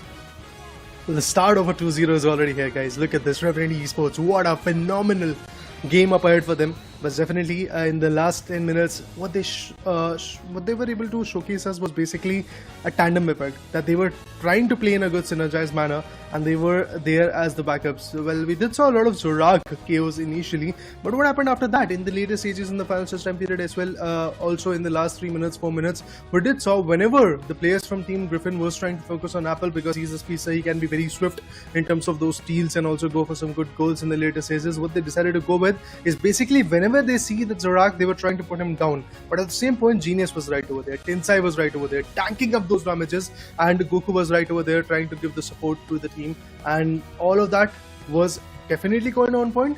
Zorak was able to bring in the best value in the later stages, but yes, initially he was getting KO'd a lot.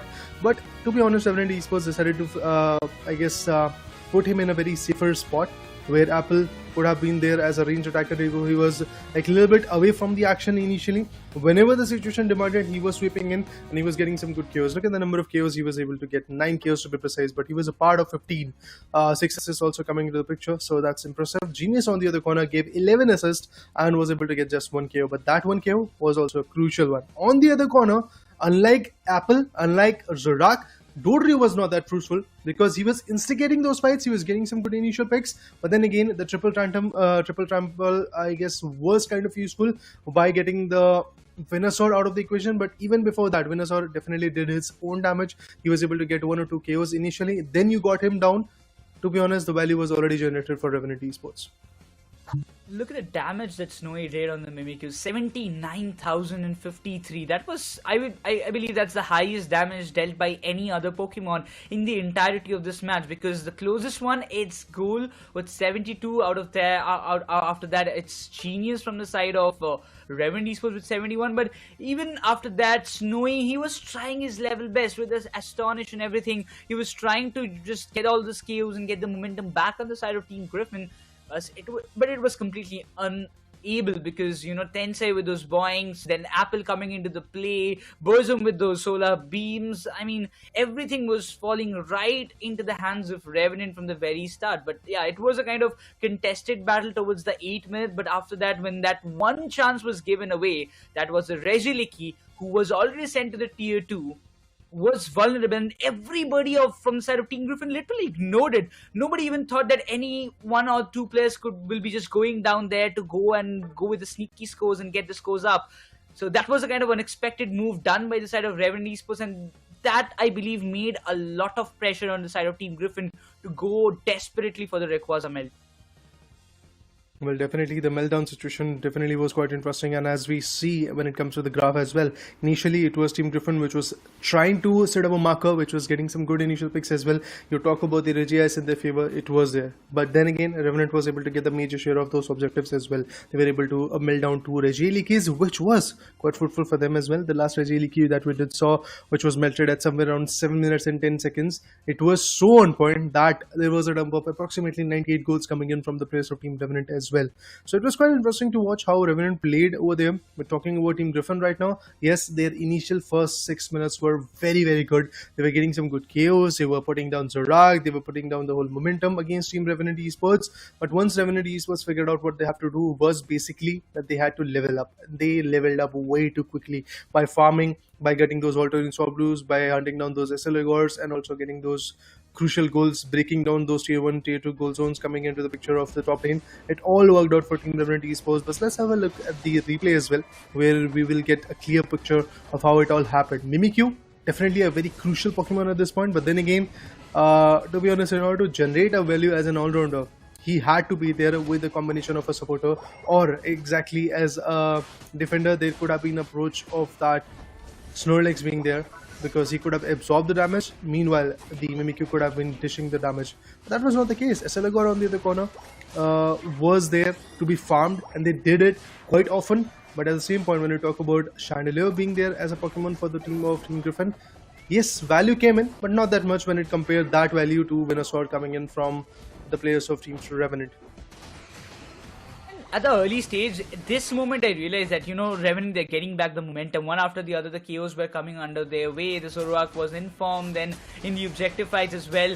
Tencent with those points, stunning the opponents was, the big key factor that played a major role. Mimikyu was, trying to make an impact, but the way Revenant, they were, going with all in the bottom and the top lane respectively, destroying the tier 1s one after the other, was a great W move coming up from their end. The Dodrio was able, or I would say he was trying his level best to stop the enemies, but it was not enough, because in front of those solar beams and those wooden hammer boings, it was really tough for the side of Team Griffin to make any counter attack, because they were not able to invade the backline, especially not stopping the Zoroark. But once again, this kind of moment where everything got changed, even after the triple trample commitment, he did find one value of the Venusaur, but after that nothing actually happened more precisely. They came into the question, they came and they just obliterated the side of Team Griffin, not to allow them, and that team KO that came into the question, that Zoroark with the 4K was literally immense, and Apple, he did what he was supposed to do and he just nailed in his job. Well, from the start, you were trying to put Apple down. What happened in the later stages? I mean, Apple outperformed every single guy. Yes, of course, due to the support of his teammates, but at the end, Apple, the way he was able to generate that value was absolutely impressive. A 4K coming in, a KO streak of 4 good KOs, that too in the Legendary Pit, where the Rayquaza went in all open. I mean, yeah, we have seen an individual Pokemon from the opponent stealing the Rayquaza advantage, but then again, the Revenant was pretty much ready to deal with that scenario as well. They were able to get the Rayquaza advantage. With that, they were able to climb to a scoreline, if I'm not wrong, 720 plus. Interesting scoreline, no doubt in that. But yeah, have to say that the next few games are going to be even more challenging for Team Revenant, because Revenant, after they win this particular game, will be climbing to the first position, as we did saw Team True Gravity getting lost against Team Clown 5. It was a very intriguing match, to be honest, like match number 2 that I'm talking about. But then again, it's Revenant, it's Apple that we are talking about, a guy who loves to play Zoroark. He wants to become the best, and to be honest, he's very close to being the best speedster that we have got in the Indian circuit, because of the value that he generates in every single game. I mean, one time, Crowley said that when Apple plays, it's either a 1v5 or it's not. I mean, if he plays like if he's in form, he gets the stack. Yeah, if he gets the stack and everything is fine, he can literally go all alone and get all the KOs. And he did the very same thing in the final stretch. I mean, getting that 4 KOs on his side, giving Revenant the biggest opportunity to open up and get the Rayquaza in their favor was that immense play that came from his side. Eventually, he stopped the Dodrio, not let him run freely, was the biggest move that I would say Revenant Esports they had for themselves, because if you let the Dodrio run freely and get what he wants, it could have been a big nuisance towards their side, but they avoided it very practically, and now they're just enjoying the value that they found. But still, I would say the series is not over, so they have to be waiting for one more match to come in their way, as Revenant, they're having a very good run. I'm really looking forward to see what lies ahead for themselves while we talk about another player coming up from the side of Team Griffin. It's going to be Nova, and his favorite Pokemon is Umbreon, and his goal, if you talk about, is to win the PUACL, and everybody has this kind of aim itself, because if you don't aim to win it, there's no point of aiming itself. Yeah, definitely everybody wants to be on the top at this point. There are a few players who are trying to become the best. There are a few players who are achieving, or should I say, waiting for that achievement to be unlocked, which is known as the winner of PUACL, that is Pokemon UNITE Asia Champions League 2024. But trust me, the journey is going to be even more tough from here, because we are talking about the seeding positions. The 23rd of December, that will be the final day of regional qualifiers, is going to be even more challenging. We have to see how those seeding situation works out. We have to see who is going to fight against which particular team and how that whole situation unlocks. But trust me, Griffin is a very interesting team. From the start, they have been putting a lot of pressure. Although they lost in the Pokemon UNITE India Open 2023, we did saw that Team Griffin was fighting against Team Gravity, if I'm not wrong, in the winners bracket round number 3. They lost against them, and then their journey from the lower bracket started. And in the lower bracket, they went all the way towards the lower bracket finale, but they lost against Forgia Legacy. But yeah, similar situation happened to even Team Revenant, because Revenant was also quite well built when you talk about their formation, although unfortunately in the lowest bracket round number 3 they got eliminated by the hands of FSC Sports. But this time in the Asia Champions League, Revenant is kind of a contender of the only spot that is there for the Indian subcontinent, which is the #1 spot in the regional qualifiers. But for now, The day number 1, day number 2 is basically all about the seeding positions, and in terms of that, Revenant now has come very close to Team True Gravity. True Gravity is there with 10 points, Revenant was there with 9 points. They've already won one good game, to be honest. Now they have to win one more. With that 2-0, I do believe that the position of True Gravity is going to get snatched away. Also, Nekroz, there is another factor that has to be counted in, is Revenant has one more match to play, and in all total, we had 3 good matches today for Team Revenant Esports, and Team True Gravity have just 2 matches. So True Gravity has played their one match already, and now they're left with just one more. And if Team Revenant wins all 3 matches with the 2-0, I do believe Revenant is the one team which will be there at the #1 position in the seeding situation.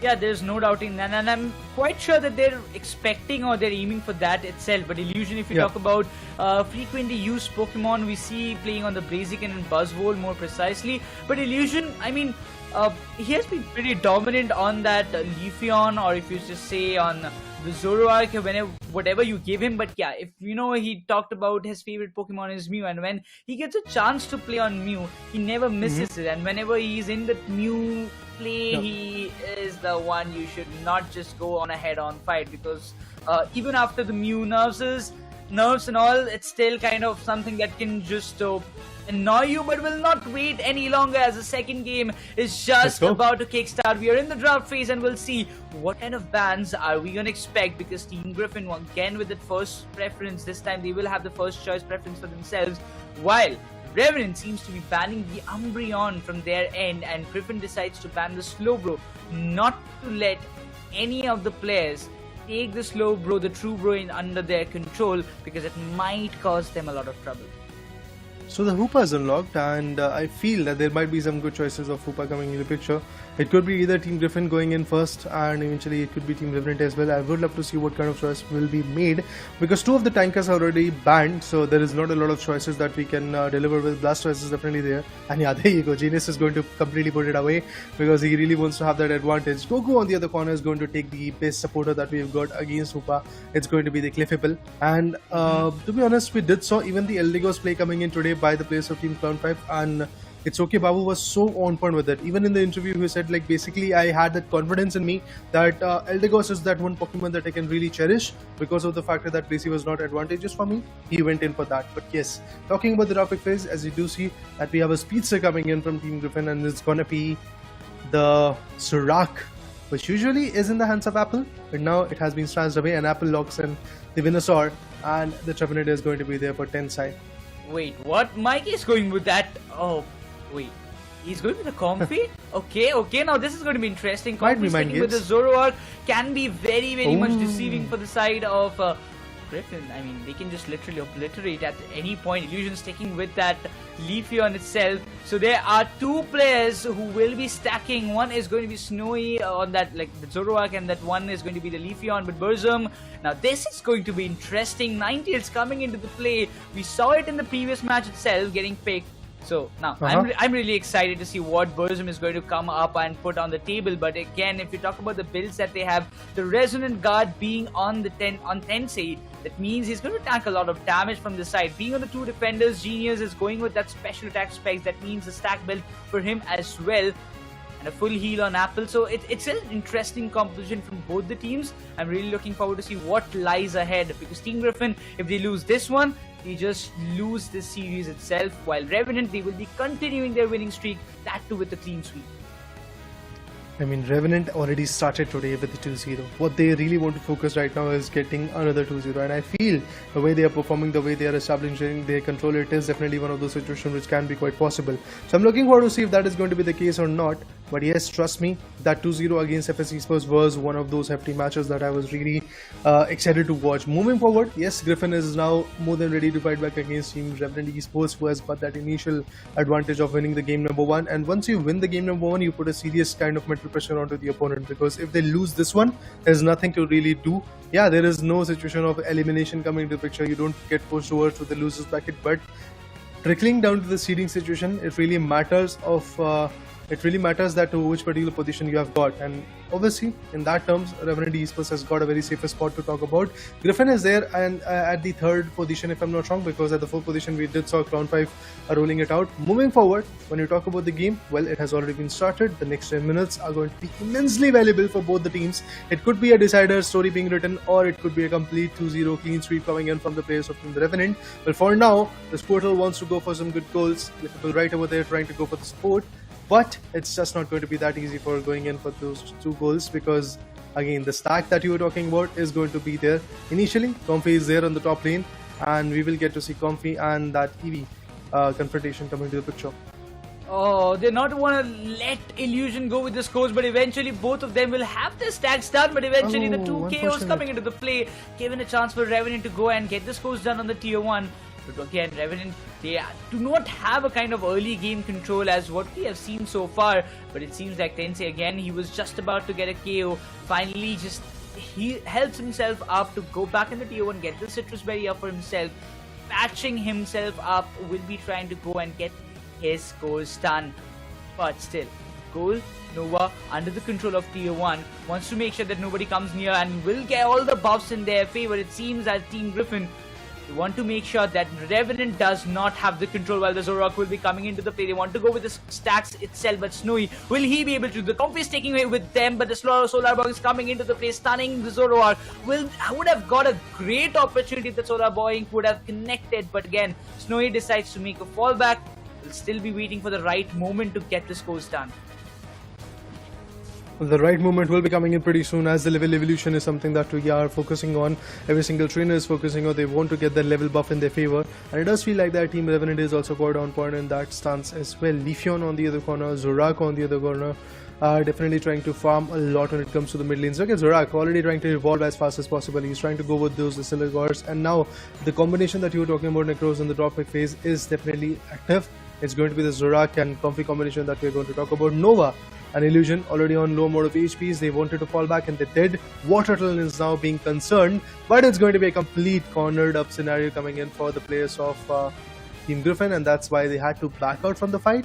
Revenant definitely lacking when it comes to the terms of score, but still they are establishing a lot of control and they're not letting Team Griffin enter their lanes, and they're not letting Team Griffin get the best value. Look at the Zoroark already on the verge of getting a KO, and that's exactly what is going to happen. The Comfy is up next, and I feel that his KO is also going to be there. A KO streak coming in for the Petal Dancing guy. It's going to be the Venusaur, and the choice of Petal Dance could be quite intriguing, but it saw a lot of Zola being utilized, but this time Revenant wants to split it up, and Revenant is the only team which loves to play with the Petal Dance as well whenever they choose to go with the Venusaur, and that Petal Dance can definitely be very effective when it comes to stealing legendary Pokemons or stealing the objective ones. But look at this, Leafeon goes down, Regirock has appeared, but it is all trickling down to the Zoroark. Zoroark was running away. For a moment I thought that he is going to escape, but no, it's the Venusaur that we are talking about. It's the apple that we are talking about. He is going to find that value.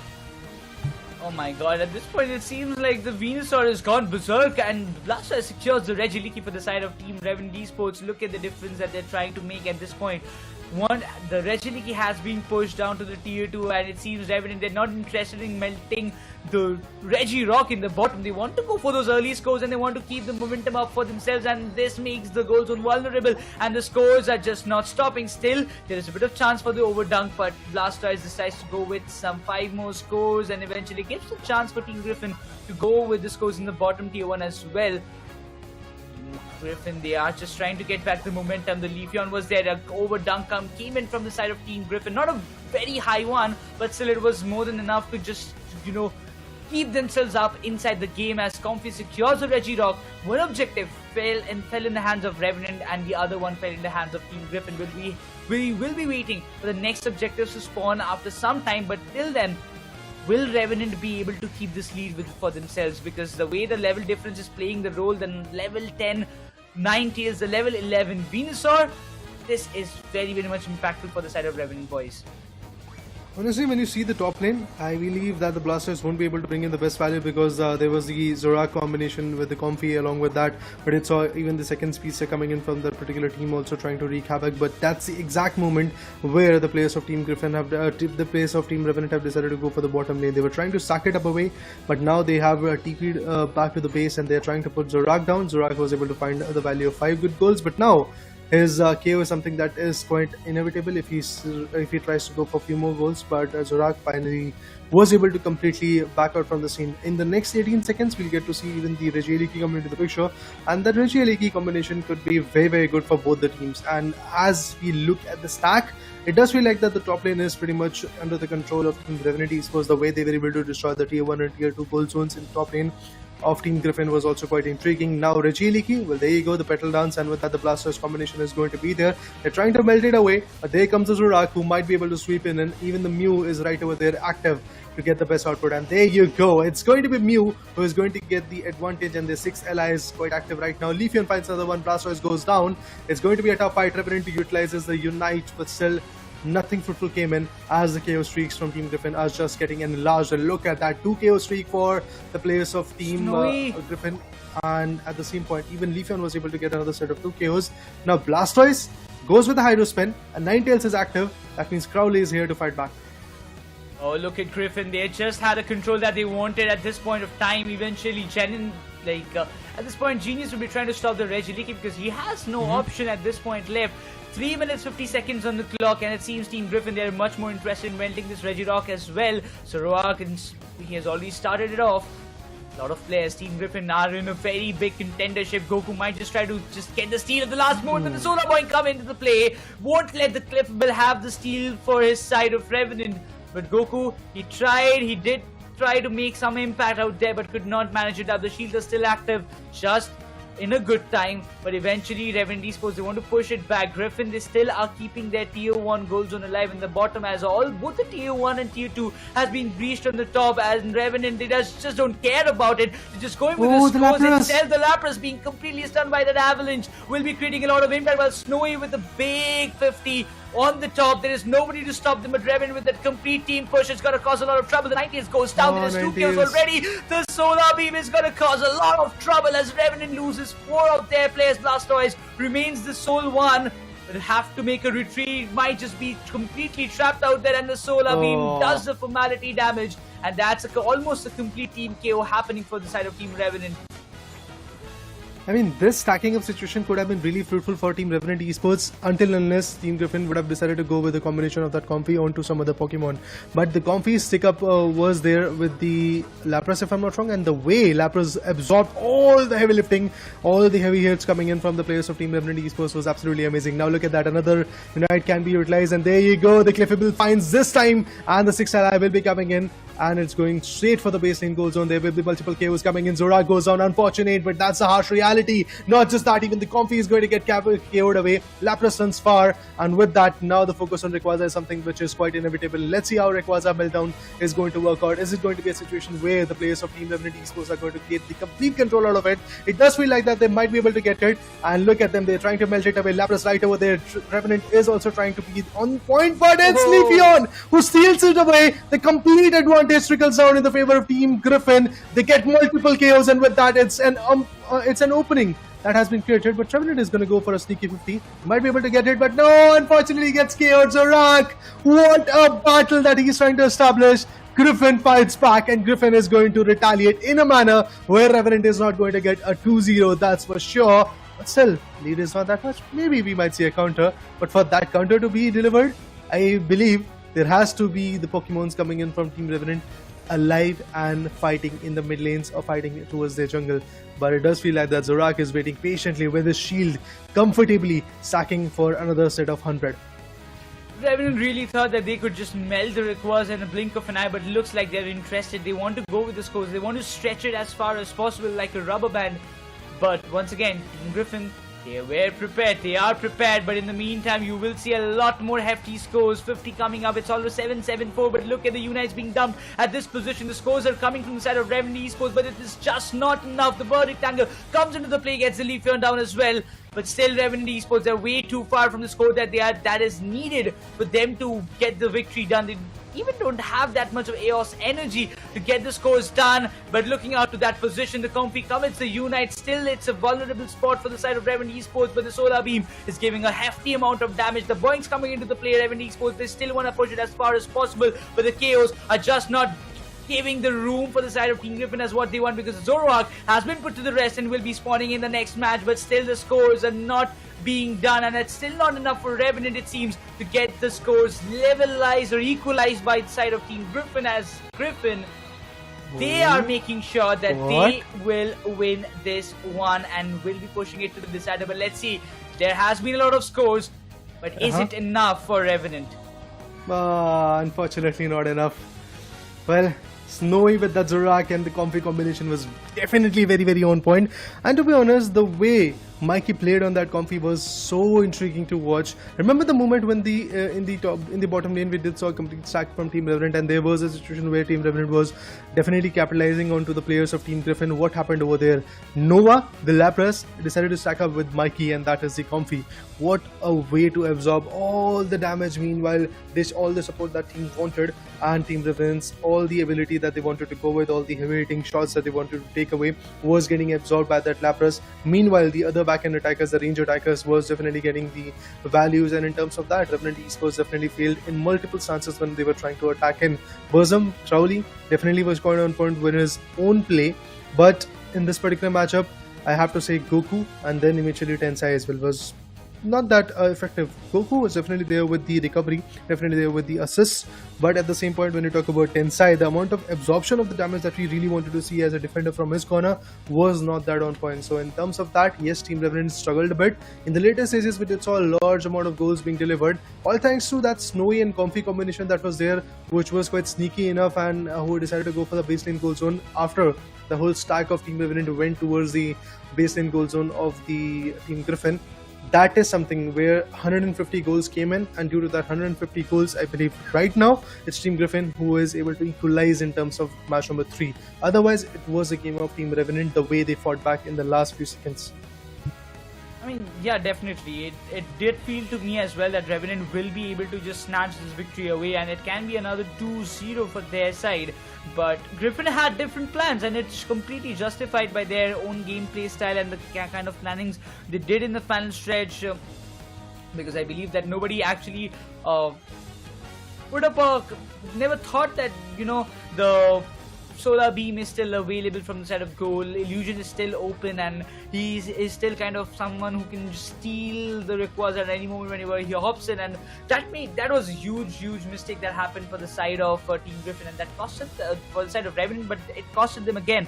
But if we talk about Griffin coming up with an equalizer, we just see them that being the one to take the control does not always require the meta Pokemons. Even when you talk about, we know the major supporters has always been the Blissey and the Clippable, but few moments ago we just in the interview that, you know, in the last call that guy decided to play on Eldegoss, so Mikey also just thought once again that, you know, why not play on the Comfy and just find a lot more value. But it seems like the decider is going to be very interesting, because both the teams, they're just putting up a cutthroat competition for both of them respectively.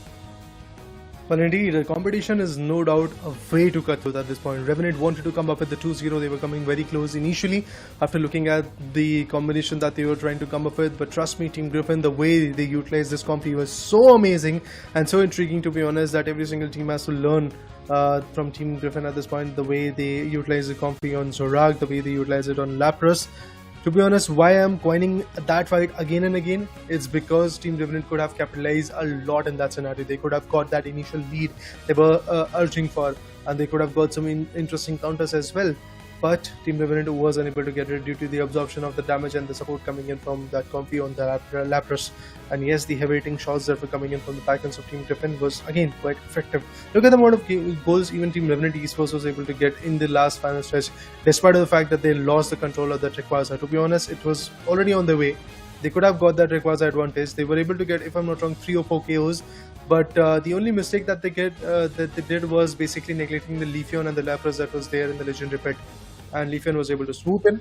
They was able to get it get the Nekroz advantage in their favor. Well, you will get to see all of that in the replay as well, but from the start I have to once again say that the combination of that Zorak and Comfy definitely worked way too well, as Nekroz also elaborated in the draft pick phase that this combination can definitely be quite effective. It was, and yes, there were some hunting down moments coming in from even the players of Team Revenant, but still not enough to completely cut the deal in their favor. I mean, at a point we really saw sometimes that if you have the sludge bomb and the solar beam coming on the Venusaur, you can just be very, very fruitful. But again, whenever we see that that kind of pedal dance coming into play, always, it's a blessing to our eyes. But the way the Venusaur played was literally tremendous. Almost, every time he was using the unit whenever it was much more needed. But the complexity of both the teams does seem very tough. So if you can just imagine the type of competition that is just being put on the table, it's not that easy to overtake it. But one after another, when actually Team Griffin started to take the lead, it was nothing that Revenant could do, because you told it. I would say, who told it? Was it Lucifer or someone else? But just told him that if anyhow you give a chance for your opponent to gain the momentum, it's all done and dusted. But eventually, every time the objective fight came into the question, the one team who was on that lead or who had the control was majorly Revenant. But eventually, the last final shot came in from the side of Leafeon, and the Rayquaza played his game, allowing the players of Team Griffin to go and clinch their victory. What a way to go for the victory, no doubt in that. What an impressive way to start it off in the favor of Team Griffin. I mean, they lost the first game, that too with a big margin, but this time they were able to counter it. Although the margin was not that big enough, as they were able to establish a margin of 110, 120 points. Good enough, but then again, Griffin now is going to neglect one thing, and that is that Revenant is not going to get any more a 2-0.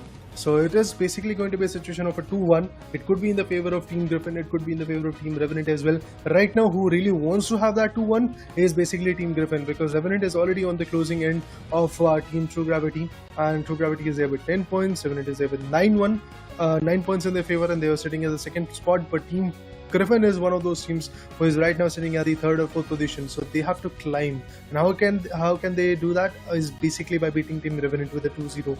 But 2-0 is neglected. Now it's basically a 2-1 that might come in, and I'm looking forward to see if that is going to be the case for Team Griffin, because then again, everybody is now waiting for their single opportunity that is there from the Indian subcontinent to be there in Bangkok, Thailand as the finalist of ACL 2024. But that journey is still a little bit far away, because on 23rd of December we'll get to know who is that particular team. But for now, seedings are going to be very, very important, and we have to see who is going to be the first seeded team and who is going to be the sixth one. Depending on that, yes, the switch-ups are going to get carried away on the single elimination day, which is the last day of ACL 2024 regional qualifiers. I'm still kind of pumped up at this point what to say, what to witness more in this ACL India League stage, because you can just imagine if we are having good amount of competition in the Indian circuit itself, we will be having the other region teams in the final. So the teams who will be traveling, most importantly, there is only a single representation from the side of India, and only one team, as we all know, will be going forward to take part in the ACL finals. Which team is it going to be? If you would have asked me this question just before the ACL started, I could have just said, it's going to be True Gravity. There is no question about it. But now you ask me, I really see that. I don't want to jinx it, but still, like, the possibilities like True Gravity or Revenant, because Forgia Legacy, they are lacking behind a little bit. I'm happy for Clown5 that they're making a comeback after the previous day performance. 2 matches played, 2 lost. Now they have 2 wins in their name as well. One more match to go for their side, and it will decide whether they will be, which position that they will be acquiring after the end of day number 2. So a lot of things, a lot of permutation combinations being applied by the teams, because they are hungry for the win. Probably at this point, Revenant, the kind of clean sweep streak that they were continuing, will help them. I mean, you have won 3 matches, that too in a 2-0 scoreline. It's not just an easy job to do. If it even goes a 2-1, Revenant, they will still be there on the top. There is no doubt to it. But if they lose it in front of Team Griffin, then the position can be a little bit questionable. But we'll have a look on the player introduction itself of who comes out on the top. Let's talk about Revenant Esports. We have Tencent, the guy who was quite confident with the Revenant in the first two games. In the first one, again, he was not able to bring in the right output. In the second one, again, that output didn't come in. So Tensei for me today is a guy who is a little bit on the shaky note, but his favorite Pokemon usually is Mr. Mime, which is kind of out of order at this point when it comes to the supporter role. We have gone as far as the Eldegoss, as far as the Comfy. Hoopa is definitely getting banned every now and then. We do see Clippable Blissey as the first and second choices, but this time it was the Comfy. We did saw Eldegoss play as well coming in from the players of Clown 5 today. It was Babu, if I'm not wrong, who was able to go with it. But right now, when you talk about from Team Griffin, it's going to be Snowy, and with the Zorak, he can be quite unformidable. And yeah, we just have to say one thing, and that is Thailand. Here I come. What a play from Team Griffin. The way they countered the aggression coming in from Team Revenant was absolutely amazing. Revenant was there with every single advantage that they really wanted to have in the legendary pit, but the only thing that they neglected was basically the rest of Pokemons.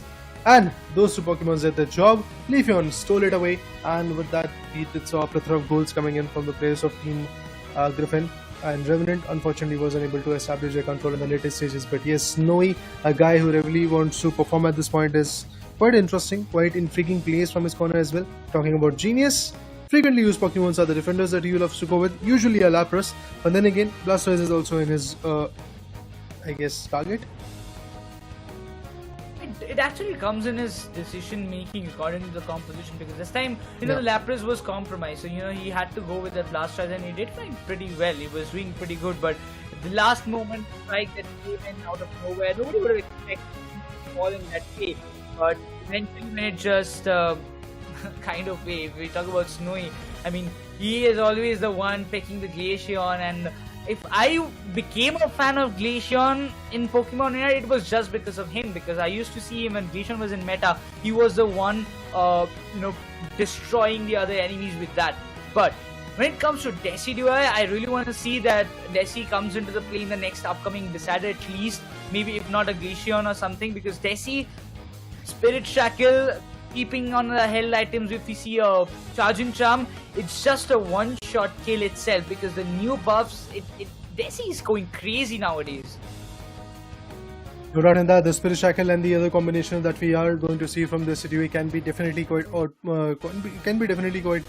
should I say, revelating and eventually elevating when it comes to the performance as well. We have seen Decidueye with the combination of a defender that it has been a very, very, opportunistic for the players of that particular team who is utilizing that Decidueye. Due to the fact that it's a range attacker, it can sit back away from the action and eventually use the Spirit Shackle to bring in the best damage. It's basically like Inteleon or the Solar Beams coming in from Venusaur and Mew as well. Although then again, if you talk about the Solar Beams, it does definitely have a range, but it's not that much. On the other corner, the Inteleon Snipe Shot and the other guy, Decidueye, has got those Spirit Shackles can be definitely quite effective. Even Glaceon's Icicle Spear, if I'm not wrong, is also kind of a similar approach that we can bring in. With that, the frontline attackers can absorb all the damage. You sitting on the back end, utilizing these three Pokemons can bring in the best value of dishing out the right amount of damage. But let's go to the ban phase. Let's go to the drop pick phase to be precise. Initially, it is going to be the ban phase, then we'll get to see the pick phase, and we'll get to see the preparation phase as well. But in terms of the ban phase, a Slowbro and a Lapras ban is something which is quite inevitable right now. And on the other corner, Burzum wants to go with the ban of Gardevoir. That's interesting. Now, this is going to be interesting because the Hoopa is there. If anybody wants to opt, or even Mikey wants to take the chance for Griffin to make a bounce back, if he wants to go with the Hoopa, he will have the choice, giving Tensei an opportunity to pick the Umbreon because it was not banned eventually. And on the counter, Griffin will have a good chance of getting the Cliffable and as well as the Snorlax in their favor. And Mikey decides just to stick with the Cliffable for their end. Have to see what Revenant can do about it. But Noah, wait, what? He just chooses the Mew instead of the Snorlax, giving a chance for Revenant Esports to pick another defender. It can be the Snorlax itself, but Goku decides to go with the Blissey as Genius. He doesn't want to let the defender or probably the Blastoise slip away. So he goes with the Blastoise, and Griffin will still have a chance to choose the Snorlax or any other Pokemon itself, except the Slowbro itself. I mean, it is banned, right? Yeah, it is banned, and eventually Blastoise and Umbreon have already been chosen, so he can go for a Snorlax.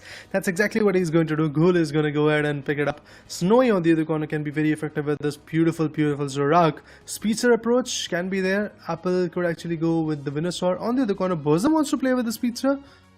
This is going to be an interesting approach coming in. On the other corner, Apple definitely was quite interesting, quite intriguing, quite relevating in terms of the way he utilized that Venusaur in the second game. But then again, the team support was not there, and that's how they lacked the whole control. But now it's all trickling down to what the final choice of Team Griffin would be. Is it going to be an all-rounder? Is it going to be a defender or an attacker? I feel it could be an attacker or an all-rounder. Well, Blaziken, Illusion is one of those players who loves to play Blaziken. He has been very effective on it. But then again, looking at the combination, maybe things will change for him. A blazing and pick indeed coming up from his side. Have to see. So we've got two stack Pokemon. I mean, Mikey and Snowy will be the two people or the trainers who will be going for those stack pushes or maybe stack build as what we see. On the other hand, Burzum will have that kind of, Burzum and Genius will be the two Pokemons that has the stack build for themselves. Looking forward to see it. So Revenant, they do have two frontline defenders, and their frontline looks super strong, followed by Apple. If he's going with that, seeing Petal Dance as well as the Giga Drain, it can be a little deceiving for them. But on a counter Team Griffin, they just have one defender, so they have to be very cautious. They do have one all-rounder, that is Illusion, so he needs to also put in a question that he needs to complete his stacks. He's got an attack weight on him, so a lot of responsibility on the shoulder of Team Griffin. It's going to be a risky move, but I really want to see whether Team Griffin, can they beat Revenant and stop their streak right here, right now? Because it's either way going to a 2-1. So which team will it be? Is it Revenant or Team Griffin? Just in a matter of 10 more minutes, we will have the answer in front of our eyes. Well, we really have to see what happens next. I mean, is it going to be Team Revenant? Is it going to be Griffin? As you said, Nekroz, one of those teams are definitely going to become the winner of this particular game number 3, match number 3, to be honest, as overall. Well, talking about Team Revenant Esports, the combinations that they're going up is definitely quite intriguing to watch. They have got their Blissey, they've got 2 EVs to play with, and obviously the picks are going to be again quite interesting. Look at both the EVs trying to evolve at this point, and obviously everybody really wants to focus a lot in terms of the level buffs. I would love to see if again Apple is going to go with the Petal Dance, or is it going to be a situation of a ranged attacker coming into the picture while choosing the Petal Dance. Have to see what happens. But Revenant and Griffin, both of them start with a good note, but Team Revenant is starting off with a lead. They've got a set of 22 goals in the top lane, and they are maintaining the composure. Leafeon on the other corner has already leveled up, and obviously due to those boinks, the players like Snorlax, Nova, and the other guy are trying to step back a bit. But look at Zorak. Snowy already leveling up as fast as possible. Oh, he's much more interested. He wants to find that same kind of value that he got in the previous match itself. Looking forward to see what kind of things will happen, because Burzum on that Leafeon definitely will play a very major factor. Those EVs, evolution coming up from Revenant should actually make a good impact, giving a chance for Leafeon to level up himself, but wants to trap this Snorlax, and that Solar Boy coming into the play will give a big privilege to the side of Leafeon to complete his stack, and now all the buffs getting in the favor of Team Revenant.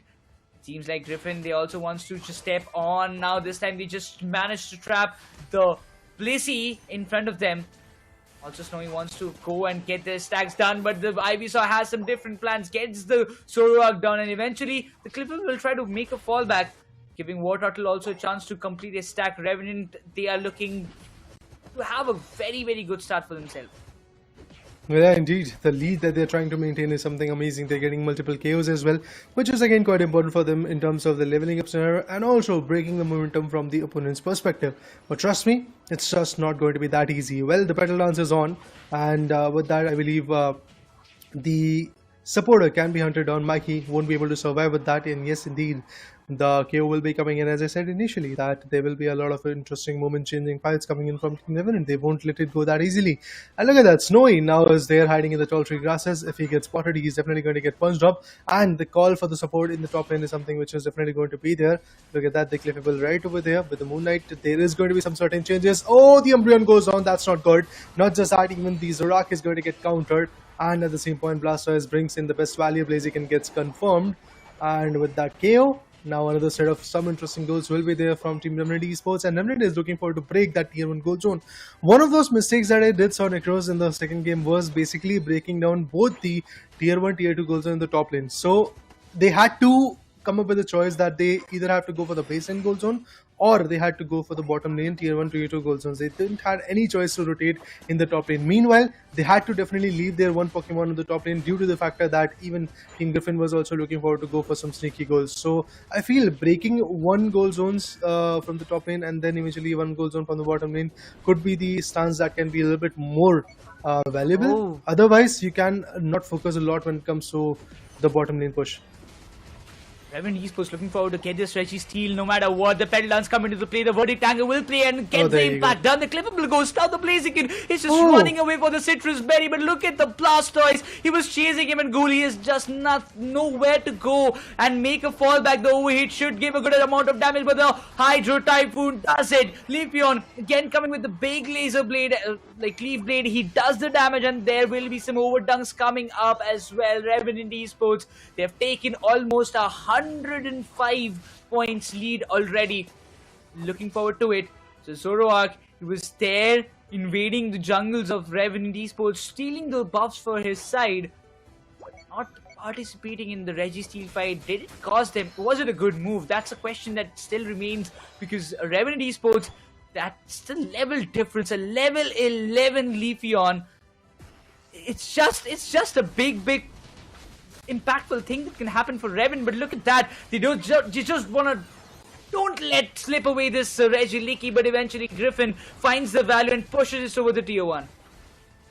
Well, as soon as the level buff is going to be there, I do believe that Team Revenant is going to step up a notch and get some good KOs, and that's exactly what they're trying to melt it away. There you go, Leafeon finds Zorak. The Speedster versus Speedster KO is going to come, and not just that, even the tanker is going to get cooked away, and not just that, I believe now it all trickles down to Mike.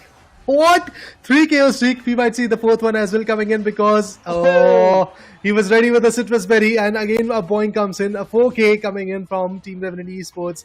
Bosom is just so on point when it comes to using a Speedster. Usually we do just see him with a attacker, but this time he's going to go with the Speedster and he's just so on point with it. On the other corner, Zorak wants to bring in the value, but this time the Comfy is not there. There is no such supporter which is going to bring in the value. Already the Cliffable is there, but the Cliffable is kind of focused between the bottom lane fights, and Snorlax is trying to back it out.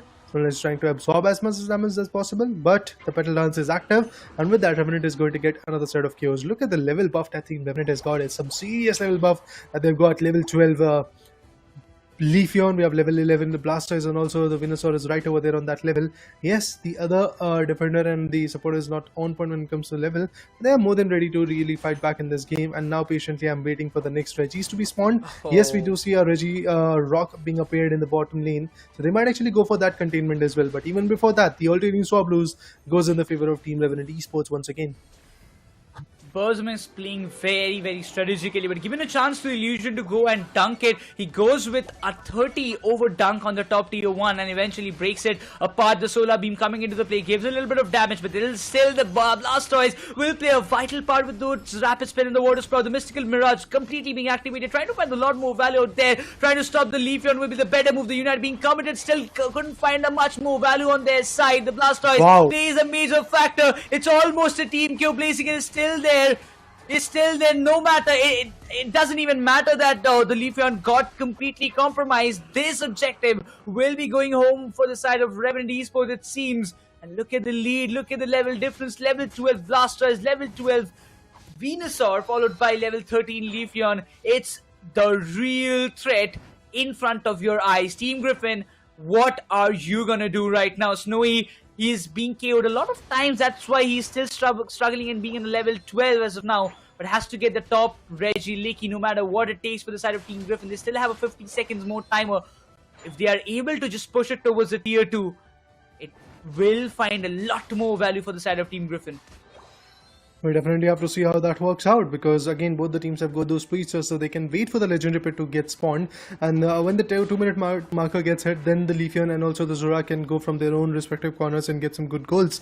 I'm looking forward to see that, because from the first game to the second one to the third one, we have not yet seen that kind of approach where some sneaky goals are there in the later stages. Obviously it was there in the second game of this match number 3 to be precise, but that was due to the combination of that Shield and also the Comfy and Zorak that was quite active. But Blaziken this time melts the ally, which is going to be the Regia over there. But Clefable gets countered, and with that the support is out of the equation. They can once again maintain their composure towards this legendary pit, and that's exactly what they're trying to go with. They're trying to go for some good goals, but yes, as you did exclaim that the Blaziken went in for a sneaky 100. Oh, now this is going to be trouble. No support at all for Team Griffin. And look at that. The Snorlax goes down the front line. Is breached. Team Griffin, what are you going to do right now? The support does come into the play. Zoroark will be stunned. Definitely will be got a cut. And there's no way he can just run away. Zoroark just goes down. Revenant Esports, they have a big opportunity for themselves to get a Rayquaza very easily. But the Blaziken will be there on the top, hiding in the tall grasses. Wants to take the Leafeon down itself. But the Blastoise hops in, followed by the Venusaur itself. Doesn't want to let anybody come close, and the cooldown has also been completed for the side of Team Griffin, even after getting those KOs in the right time. Revenant Esports did not went all in. The Unites are still there, but look at that. This kind of situation. Snorlax commits the Unite itself, but look at the damage that has been committed. Zoroark, Snorlax, both of them goes down. The speedster goes down, the tanker goes down. What all is going to happen next? The all-rounder is active, supporter and the squishy one is also going to be active. Now the focus of the legendary pit is not even there. The players are focusing more onto getting those tier 2 gold zones being broken down. Yes, they were being very on point on it. Now the Rayquaza seal is going to be there. That's definitely something which can be inevitable. And it is going to be the team of Revenant Esports who might get it. But even before that, there are multiple KOs. And there is going to be the petal dance that is going to be active over there in the legendary pit. And due to that, yes, now this team Revenant Esports to get that advantage. Revenant Esports definitely looking forward to create a situation where they're going to get a 2-1, but Snorlax is not going to let it go that easily. He's still finding some good hindrance coming to the picture, but that is the only thing that he's able to do. Yes, he's absorbing a lot of damage. Yes, he's putting up a lot of pressure, but still, I have to say that there are going to be some more scores being delivered by the players of Team Revenant Esports, and there's nothing that Team Griffin can really do to bring this victory home, because it's a match of Team Revenant Esports. It's a game of Team Revenant Esports that they're going to get, and Revenant Esports was able to close the deal by securing somewhere around 400 plus goals in their favor. Revenant Esports, well, they were quite courageous from the start, but to be honest, the way Team Griffin fought back against them in the later stages was quite good enough. But look at this, 453 to 263, a gap of 190, and eventually with that, it's going to be Team Revenant Esports who has got that lead in their favor. 12 KOs, I mean, somebody to stop this Leafeon. Burzum cannot just play. I mean, this player should be stopped from playing the Leafeon itself. He is just breaking everything apart. He was a part of 18 total knockouts, out of which 12 was done by him alone.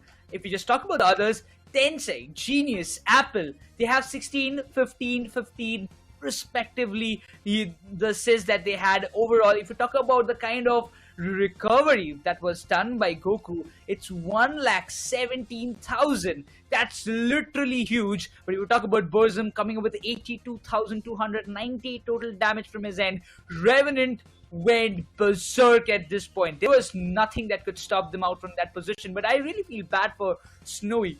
The only thing that I believe stopped this Zoroark was not getting that early game control, not able to complete his early stacks in the right time. Again, being KO'd a lot of times. He was not able to function freely throughout the Thea Sky Ruins.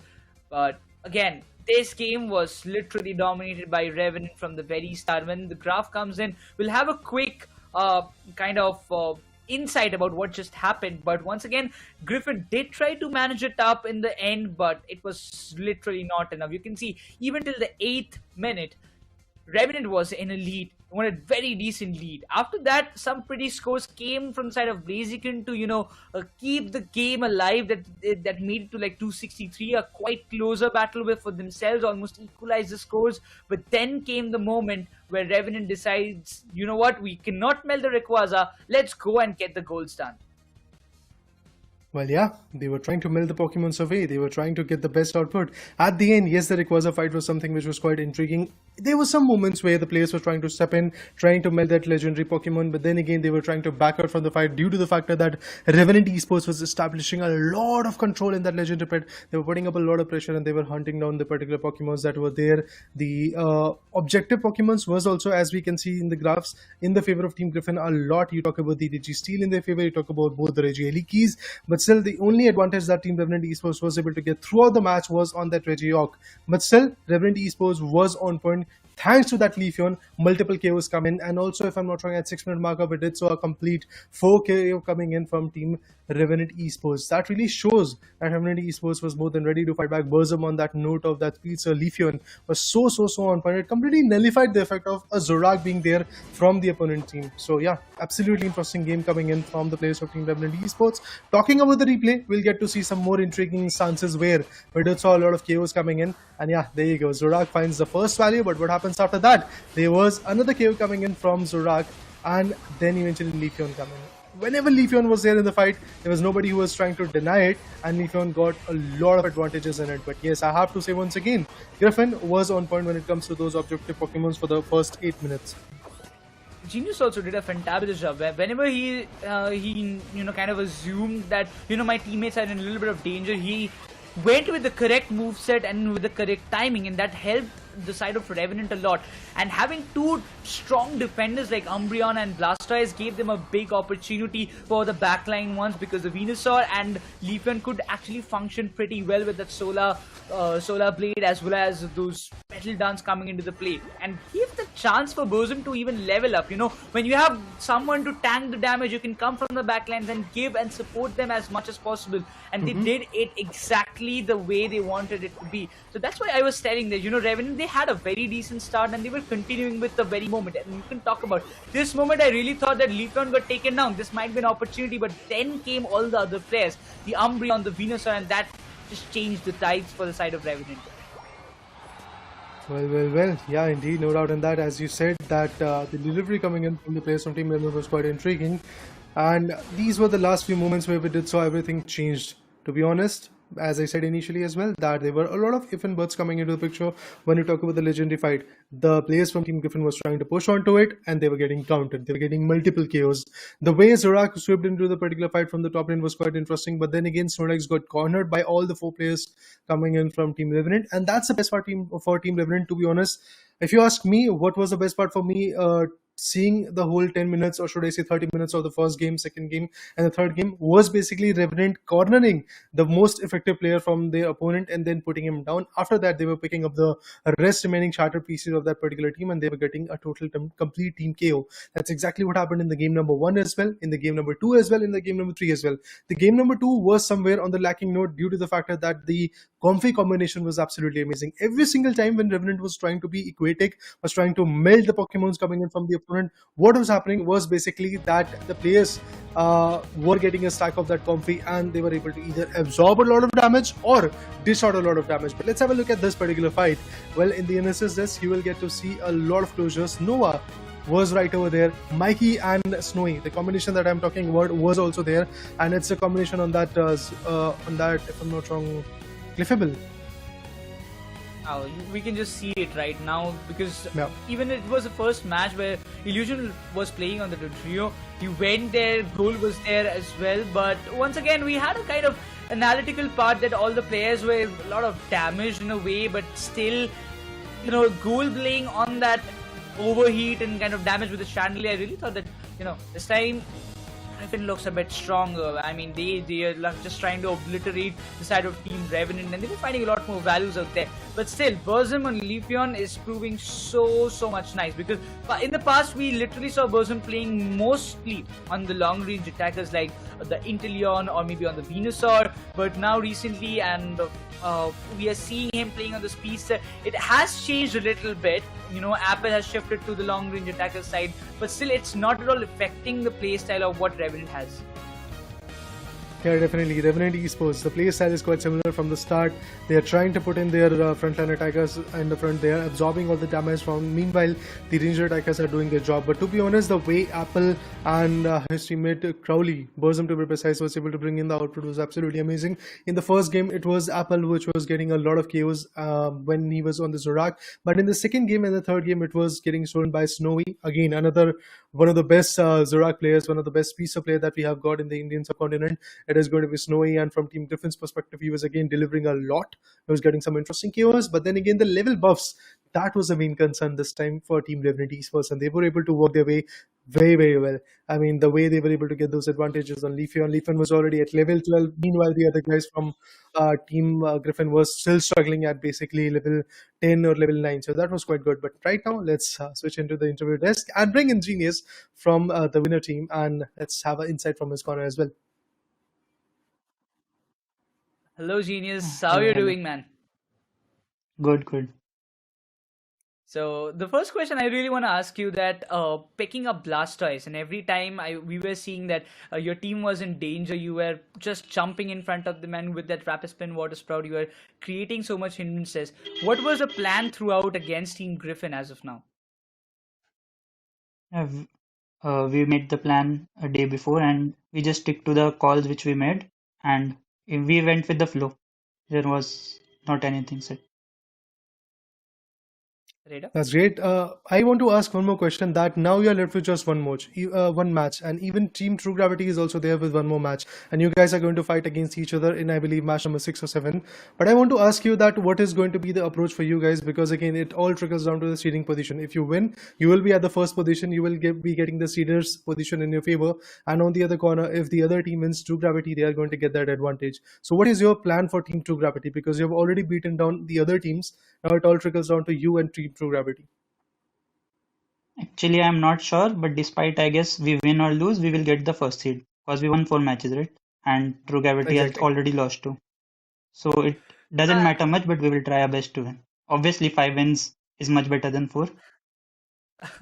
Precisely. Genius, last question I want to ask you. So you guys got eliminated in the 5th spot in India Open. You got a good amount of time to gel up. So what happened during this period before the ACL started? I mean, it's a different kind of Revenant Esports that we're seeing from India Open to the ACL. That was also unfortunate because one of our player got DC'd in between a match, the last game, and we were winning. But yes, we took a break. We took a little break. Then we started practicing again, scrims, and now playing the ACL. I mean, I believe it has been a brilliant journey for you guys, and I really hope that you still, continue with the winning streak. I mean, why not go with the 5 wins in a row, right? That's a Revenant kind of gameplay that we are used to seeing in the ACL. So, best of luck for the upcoming matches, and thank you for joining, Genius.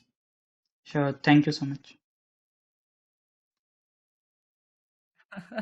I mean, that was literally something. I mean, he just said it. 5 wins is definitely better than 4, and I really also seem like they have got 5 wins or like 4 wins in a row, so they're just left with one more match win if they can just complete. And I believe they have just secured their first seeder spot. There is nobody even close to that after this match win. I was thinking it would be another 2-0 again, but it's a Team Griffin, so you cannot take them lightly because they also tried to outplay them a little bit more. But this Revenant, I mean, it looks like really promising, a real deal to the other teams. Definitely, Revenant is here showing their stance that they want to become the champion at this point, no doubt in that. Everybody wants to be the champion. Every single guy wants to visit Thailand as a team who is going to be the finalist of the Indian subcontinent. But then again, it's Revenant who is getting that initial advantage. But trust me, the journey is not that easy over the finale, and obviously winning the finale, being the champion of ACL 2024 is a different glory, is a whole another set of joy. But to be honest, in order to qualify to that phase, qualify to that LAN arena, facing up against the 8 other teams, 1 is already qualified. It is coming from Thailand, 3 are going to be from East Asia, 3 are going from the Southeast Asia, if I'm not wrong, and 1 from Indian subcontinent as well. So we have 7 more teams to see who are those 7 more teams who are going to be there, granting their whole aggression and their play in the finale of ACL 2024. But to be honest, Revenant, they have won 4 good matches. They were looking for a clean sweep. a small hiccup in the second game, and that's why they were able to win it. But it's a 2-1, and they've already got the first series spot. They are looking forward to maintain that composure. But True Gravity versus Revenant will be a very, should I say, insightful match for us as a caster, for our audience, and also for the analysts of the Revenant esports as well. Because then again, these are two teams which are kind of the best of the lobby at this point. They are establishing a lot of dominance against every single team. True Gravity is one of those teams which have fought and got their hardship against two teams. It's Cloud5 and Forgia Legacy initially on day number 1.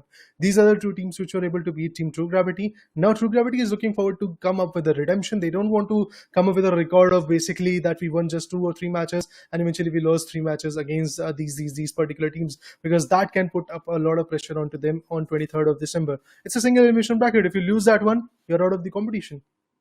I mean, if you want to lose 1 or 2 matches, this is the day, man. I mean, you lose it right here, doesn't matter because you still be there for the day 3 competition. But yeah, you lose there, you lose your 2024 journey. Yeah, the WCS will be there after that. That's nothing to be concerned about. But for ACL, your journey will end right here, right now. We know that there will be only one team who will go forward and represent as Team India in the ACL finals. But still, if we just talk about in that sense, next match is all about FS. FS haven't won a single match, and they will be going up against Forgia Legacy.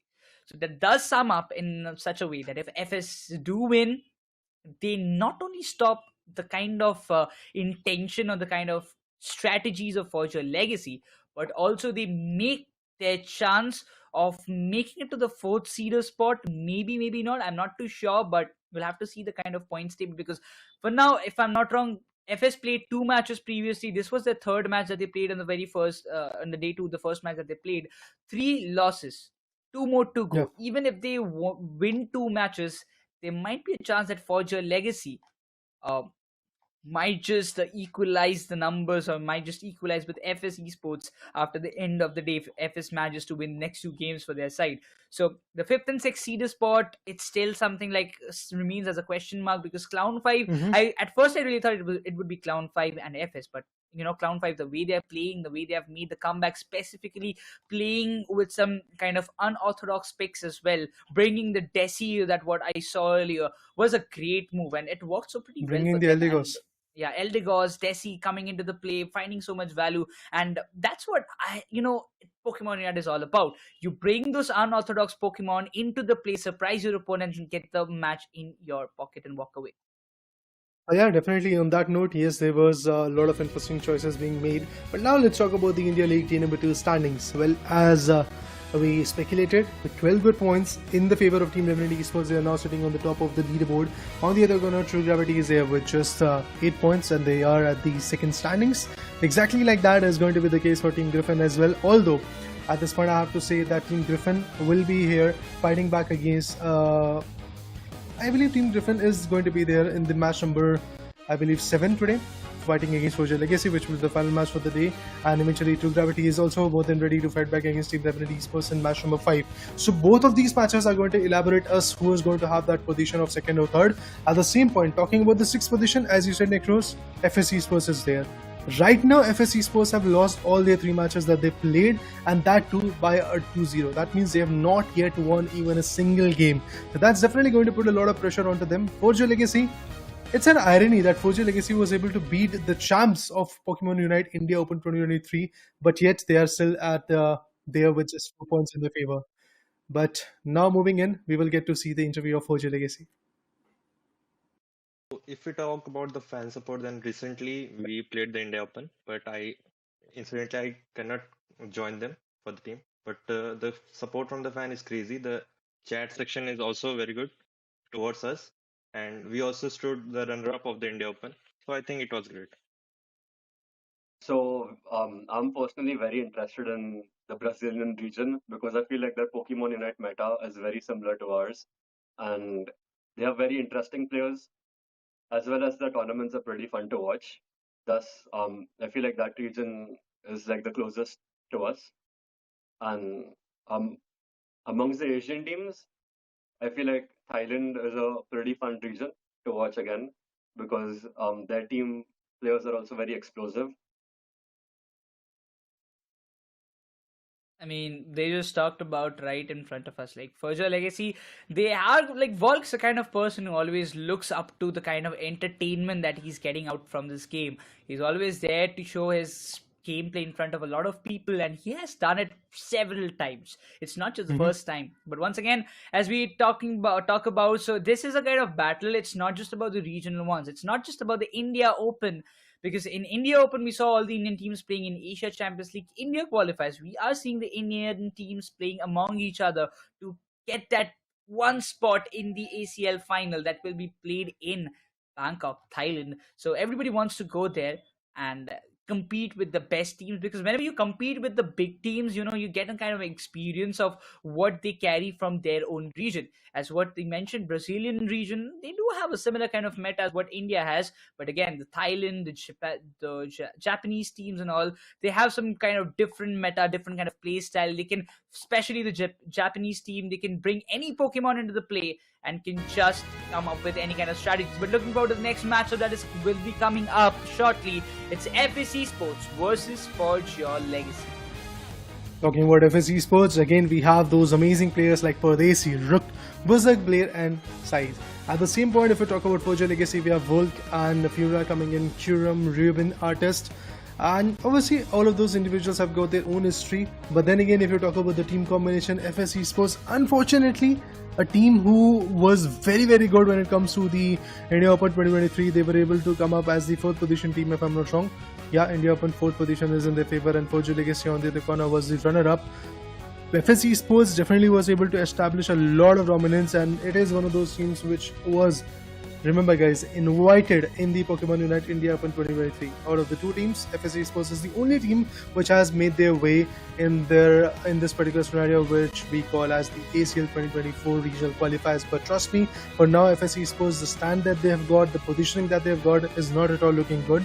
This is the match which I would like to call as the redemption match. If FS Esports comes up with the 2-0, the position might improve, not that much, but then again, that improvement, that momentum, that mental balance will be there for this particular team, and maybe that is going to be crucial enough for them to fight back. Talking about the team introduction, we have to see how this particular team is going to affect the whole lobby. The average damage dealt is 240,000.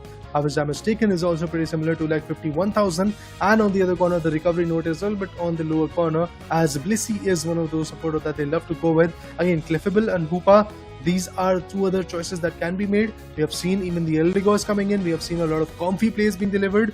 But yes, I'm still waiting if there is going to be a Mr. Mime being chosen or Sable or Wigglytuff being chosen in the next upcoming matches, because yeah, unexpected things have happened. Picks you want, bro? I really want to know where are you bringing the Sable? I mean, I don't like that Pokemon personally. Don't bring it in the question. I mean, keeping that aside, I'm really concerned about, Lucifer talked about it earlier as well, that the average damage taken is much more, a little bit higher as what that damage dealt is. For FS, that might be a little bit concerning. But talking about Forgia Legacy, I mean, I don't mind seeing a Decidueye pick coming up from Forgia Legacy this time again. So they do have a good pick rate for Venusaur and Blastoise, the Gen 1 Pokemons, followed by a Clefable as well. But the new Pokemon, or as a long range attacker, if you want a substitute, because Inteleon got a little bit nerfed in the liquidation and all, so we are seeing, yes, there has been a little slight less usage of Inteleon as what it was in India Open comparatively. But when it comes down to this one, I believe the new meta with the new kind of items coming into the play, Tessie as a single shot secure if you want it, it can be a good choice. People are using it. I mean, we have seen it in today's day as well. Tessie with the Spirit Shackle coming into the play, securing, giving a hefty amount of damage towards your position, has always played a vital role. I really believe that this is the time that probably Tessie might just again be a very important Pokemon as a long range attacker. But we have got multiple options, right? You've got the Leafeon as a speedster, you've got the Venusaur, so people are just focusing more on that, emphasizing more on that. Ninetales also coming into the play. We have seen Ninetales being picked. Sometimes it did find a little bit value, but once again, I still believe that it needs a little bit more time to come in the meta and make a good impact inside the game. It's all about how you are going to choose those Pokemons and then again play along with it. because again we have seen Decidui being very effective and also seeing it not being that effective due to the choices of other frontline attackers coming in from that particular team. You talk about some games where the frontline attackers was very good, then I believe even Mew was, as a squishy Pokemon, was quite interesting, quite I guess as a Pokemon was able to bring in quite a lot of output. So I'm looking forward to see if that is going to be the case, where even if that Pokemon is not that buffed, still it is going to find that value. Talk about Eldegoss. Again, it has got some buffs and it has got some nerfs in its own time period. Right now, the way It's Okay Babu was able to utilize the Unite that he was able to utilize in the later stages was quite interesting. I'm talking about the match number 2, guys. But then again, this is the match number 4 we are talking about. Forgia Legacy. Again, a very interesting team. They have got 4 good points. They have won 2 good maps. They have won 2 good matches, to be precise. I'm looking forward to see if they're going to win any more matches or not, because again, this match against FS Esports can be very, very interesting to watch.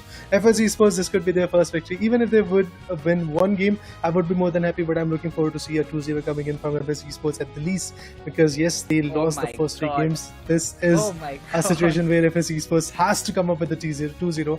Berserk, Blair, I really want to see them performing. I would love to see how that picture unfolds. But yeah, it's just not going to be easy.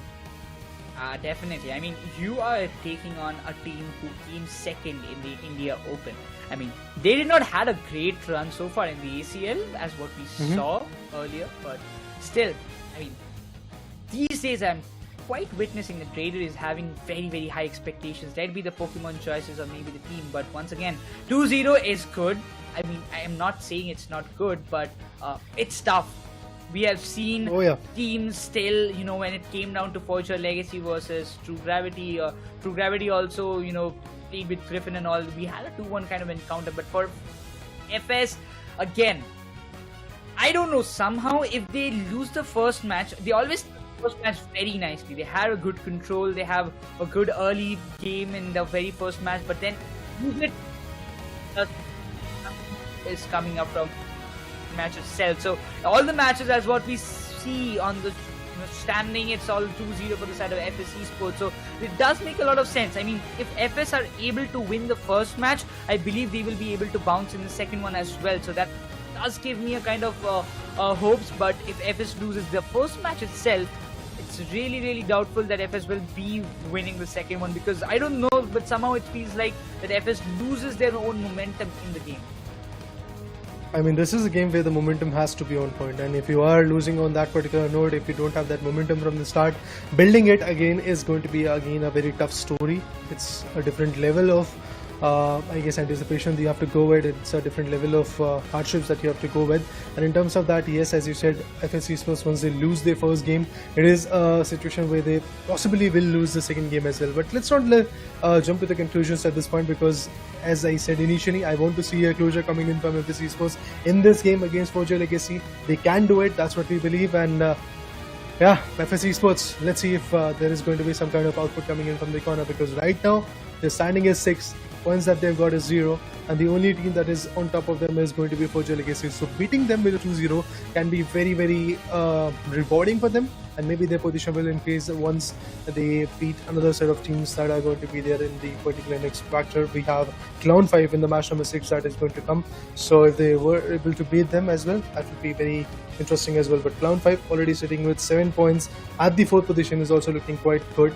And India League Day number 3, this is how the whole seeding position is going to go. The 5th and 16th are going to fight, and whoever wins is going to fight against the 4th seeding team. Whoever wins out of that is going to fight against the 3rd seeding team. So this is how the whole situation is going to get over there, and the champion of this regional qualifier is going to go as the finalist from India to Bangkok, Thailand. It's going to be really, really fun out there. But I'm just going to say one thing, that, you know, Forgia Legacy, they will be desperate for a win. I mean, they have 2 matches left in today's day. One is going to be against FS. If they win it, they will be equalizing with Clown5 for the 4th seeder spot. And if they are able to win this next or the last game for themselves in today's day as well, they might be able to beat the position and get the 4th confirmed, because Clown5 might be getting pushed down to the 5th spot as well. So it all depends on every match that all the teams like Clown5 and Forgia Legacy will be playing. It's going to be a big journey for the 5th and the seeder teams, as what we are seeing. They both have to play. The winner either way will have to play 5 consecutive matches in a row, which is going to be a very tough situation. Can you just imagine 5 BO3s in a single day? Well, definitely that is going to be the case. So when it comes, they have to perform. When it comes, they have to bring in their best game. So I believe, yes, I'm looking forward to see whoever is going to become the champion, who is going to be there on top of that single elimination bracket. Right now, you have a cushion that even if you are not able to win a single game, you are still there till the third day. You are still there in the regional qualifiers fight, and I believe that is something which is going to be quite good. But I'm looking forward to see how FS is going to fight against Forgia Legacy. I've said enough times that my expectations from FS this time is a bit on the higher note due to the fact that they have not yet won even a single game. I want to see them performing. I want to see them bringing in their best A game at this point, because again, there are just 2 more matches to go with. FS Esports is going to fight against right now Forgia Legacy. Then we have the match number 6 where they're going to again be back in the lobby fighting against Cloud5. Although Cloud5 is a team which has been building their momentum from the start, from the get-go. They had some small setbacks initially. They lost, I believe, their first game against that particular team where a 1 versus 2 situation came in where they were able to bag out 1 game. Then the next 2 games were in the favor of the opponent. After that, there were some 2-0s also there. But now today, if you talk about this day number 2 on 16th, yes, they were able to bag out a victory against Team True Gravity, a team who was the champion of India Open 2023. So they've already slayed down the champion, exactly like Forgia Legacy initially. Now they're looking forward to slay down the other teams as well. But Revenant, quite comfortable as being the first seed team. There is no one who is going to put them away, to be honest. But yes, their fight against True Gravity is going to be a different set of storyline to talk about, because both of these teams were fighting initially from the first match for the first seeding position. Now it's in the favor of Team Revenant.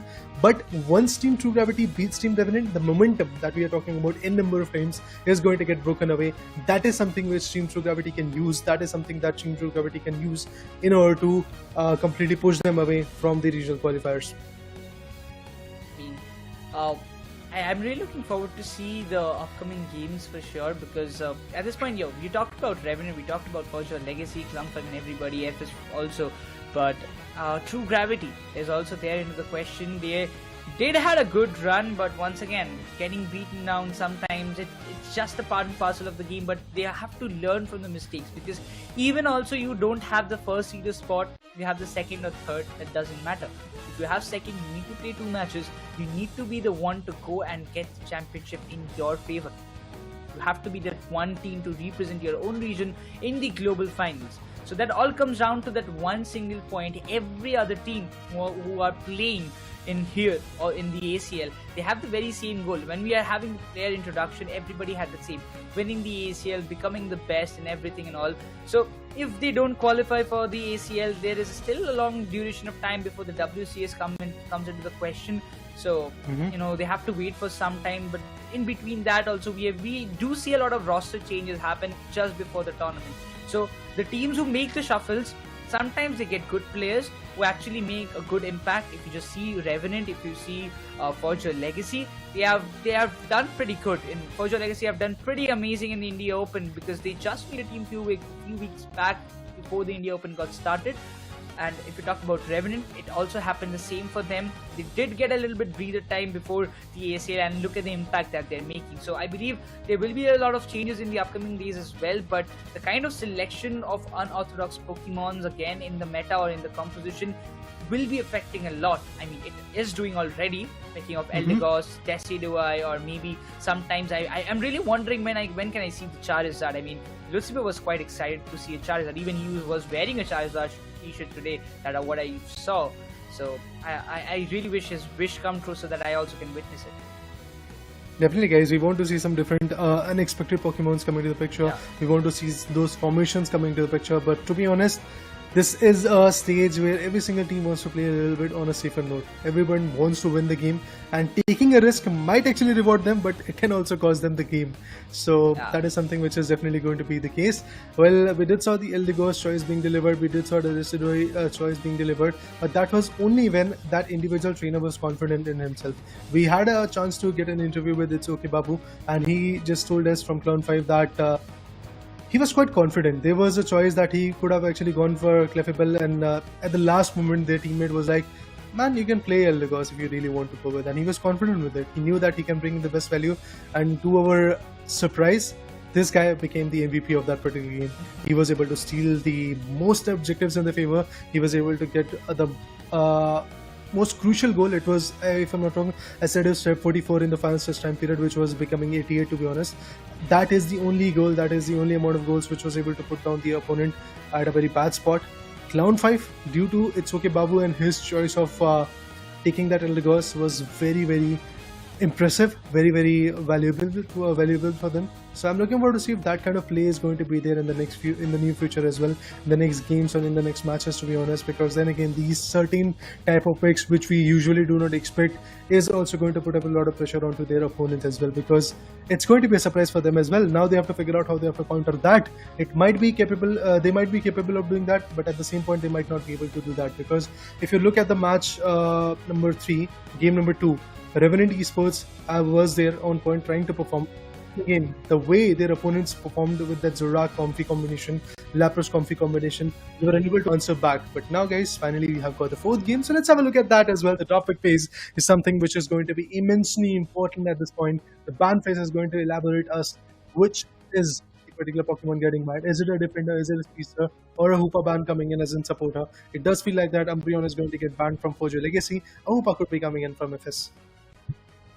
I mean, it's quite justified, Raider. You won't be seeing a Hoopa. I mean, you do have a wish, it seems, before day as well, on the day number 1, but not now. I mean, still not now. Even after the Hoopa was available, nobody picked it. So I believe it's just going to stay like that. And Hoopa and Umbreon ban as it seems, but TYZ, it does get a privilege to get the Lapras or a Slowbro. Not a Slowbro at least, but a Lapras or a Blastoise. Probably, but Pardesi, it decides not a defender. Let's go with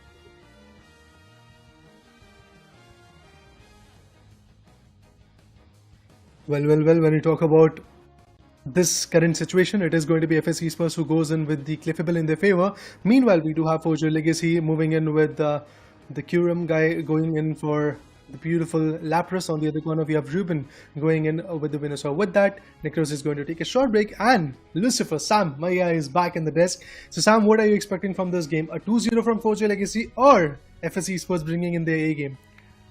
I want to see an A game coming in from FS Esports, but how the journey has gone so far doesn't seem to be the case, Raider. But one thing is for sure, I was sitting back and kind of disconnecting myself so that I can maybe think for the side of FS Esports. I'm just thinking that FS Esports are hiding something. They might want to play all 5 games. But we'll break that down when we get to that 3rd day. But right as now, we'll talk about the Pokemon choices. A double ranged attacker play coming in from Forgia Legacy. Ruben as well as Fura playing Glaceon as well as Venusaur, with a healer coming in as Artist on Blissey. But we end up seeing, Claire, come on man, almost. I was thinking maybe a Scyther or a Scizor build, but it is going to be a Dodrio build coming through, with Berserk playing on Ninetales, Slowbro, Blastoise as well as Cliffable for the side of FS Esports. Oh, Volk. No. A Wigglytuff? Ooh, he does! Okay. Surprises. I'm glad that Nekroz is not on the desk. He would have been like awestruck due to this. I mean, this is just amazing. This is fabulous stuff being pulled off. Now, I did think Volk wouldn't play it, because the last time I had a discussion with him, he wanted to play for the team, but ending up being a support player meant that he couldn't kind of full-fledgedly do what he wanted. So he's back on the Venusaur in this preparation phase. Curum takes it up, but a double healer play coming through.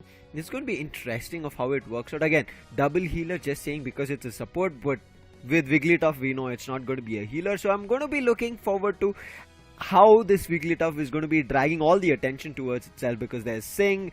I want to see how that affects, and later down the line what else can be done. But Pardesi, amongst these two supporters, is going to be super crucial. He also has Follow Me, so any moveset that maybe Volk or Ruben might be directing towards Blastoise, Slowbro, Dodrio or Ninetales can be taken away from them.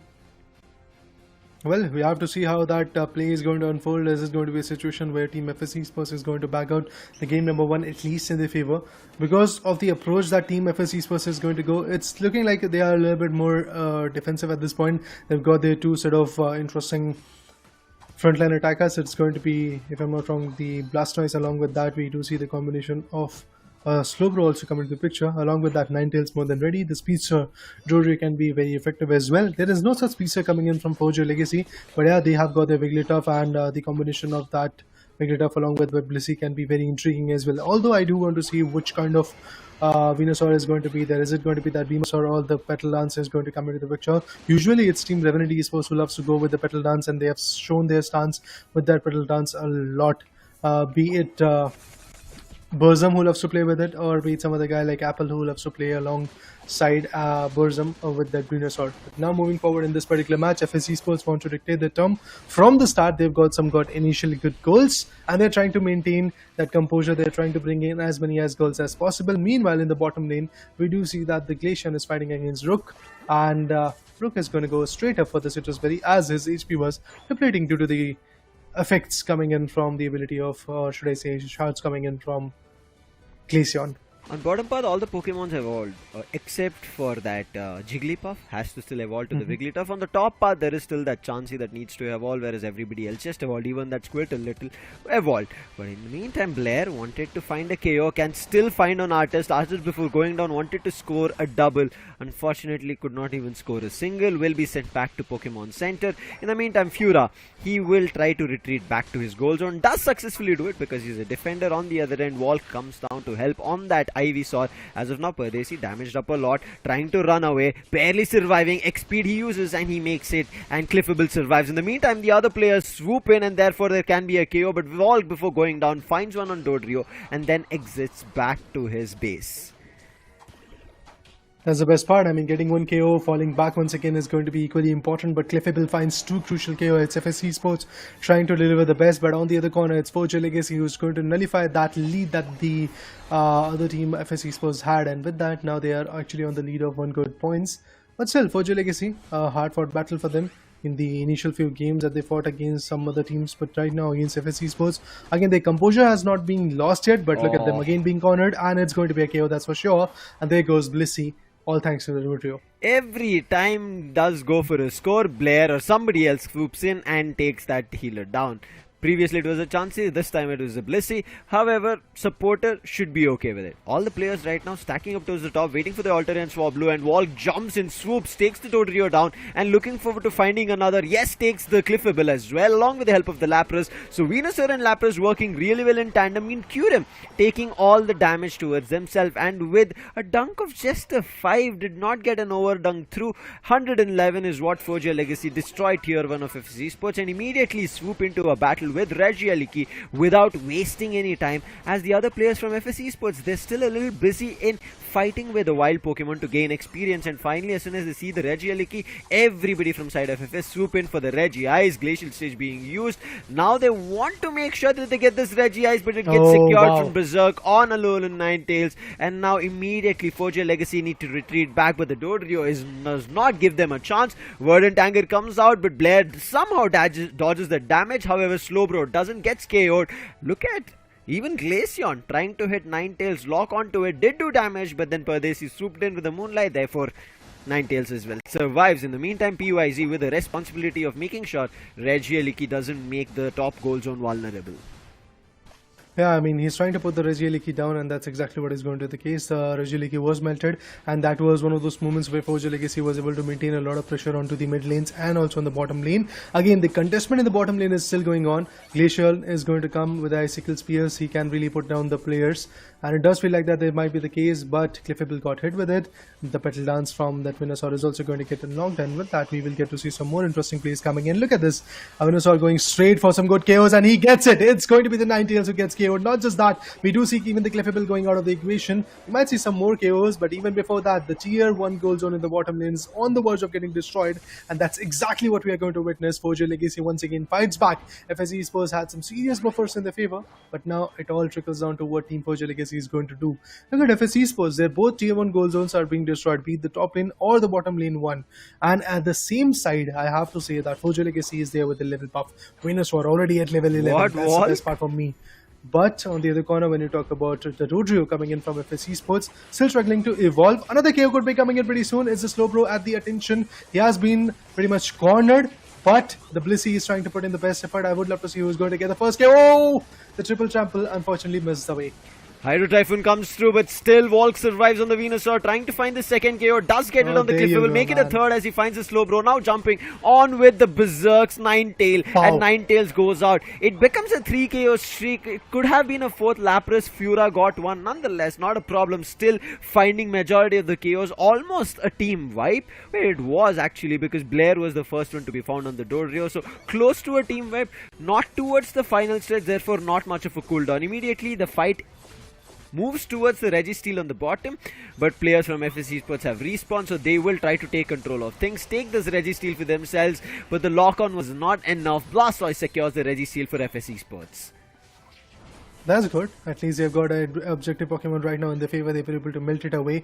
I am looking forward to see if that is going to be enough or not. On the other corner, in the top lane, there could be another confrontation for the Reggie and Leaky as well. But at this point, Esseligor is going to be the main concern for Volk, and he gets it. Being the Venusaur at this point from Forgia Legacy, he is definitely trying to bring in the best value. They have won 2 games, guys, 2 matches to be honest, but now they are looking forward to win the third one.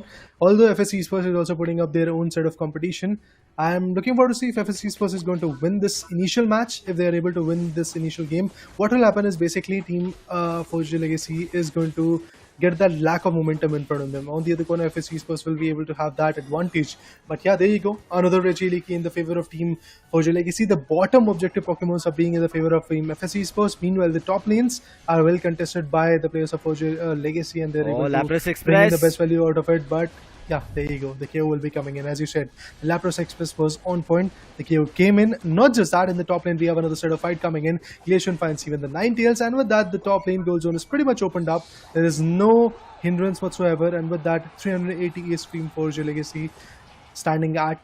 But obviously, the final stretch time period, the next 2 minutes that are going to come after 50 seconds are going to be very, very important, because if somehow FS Esports is able to get that advantage, what will happen is basically Forgia Legacy will have a very tough time finding all those goals, because the tier 1 goal zones from both the lane have already been destroyed. Fura this time is not going to survive. Ninetales gets him away, but in order to retaliate, we have the Venusaur, we have Volk trying to be the best at this point. Unfortunate, still could not get that 50 AS energy that he wanted to dunk Fura.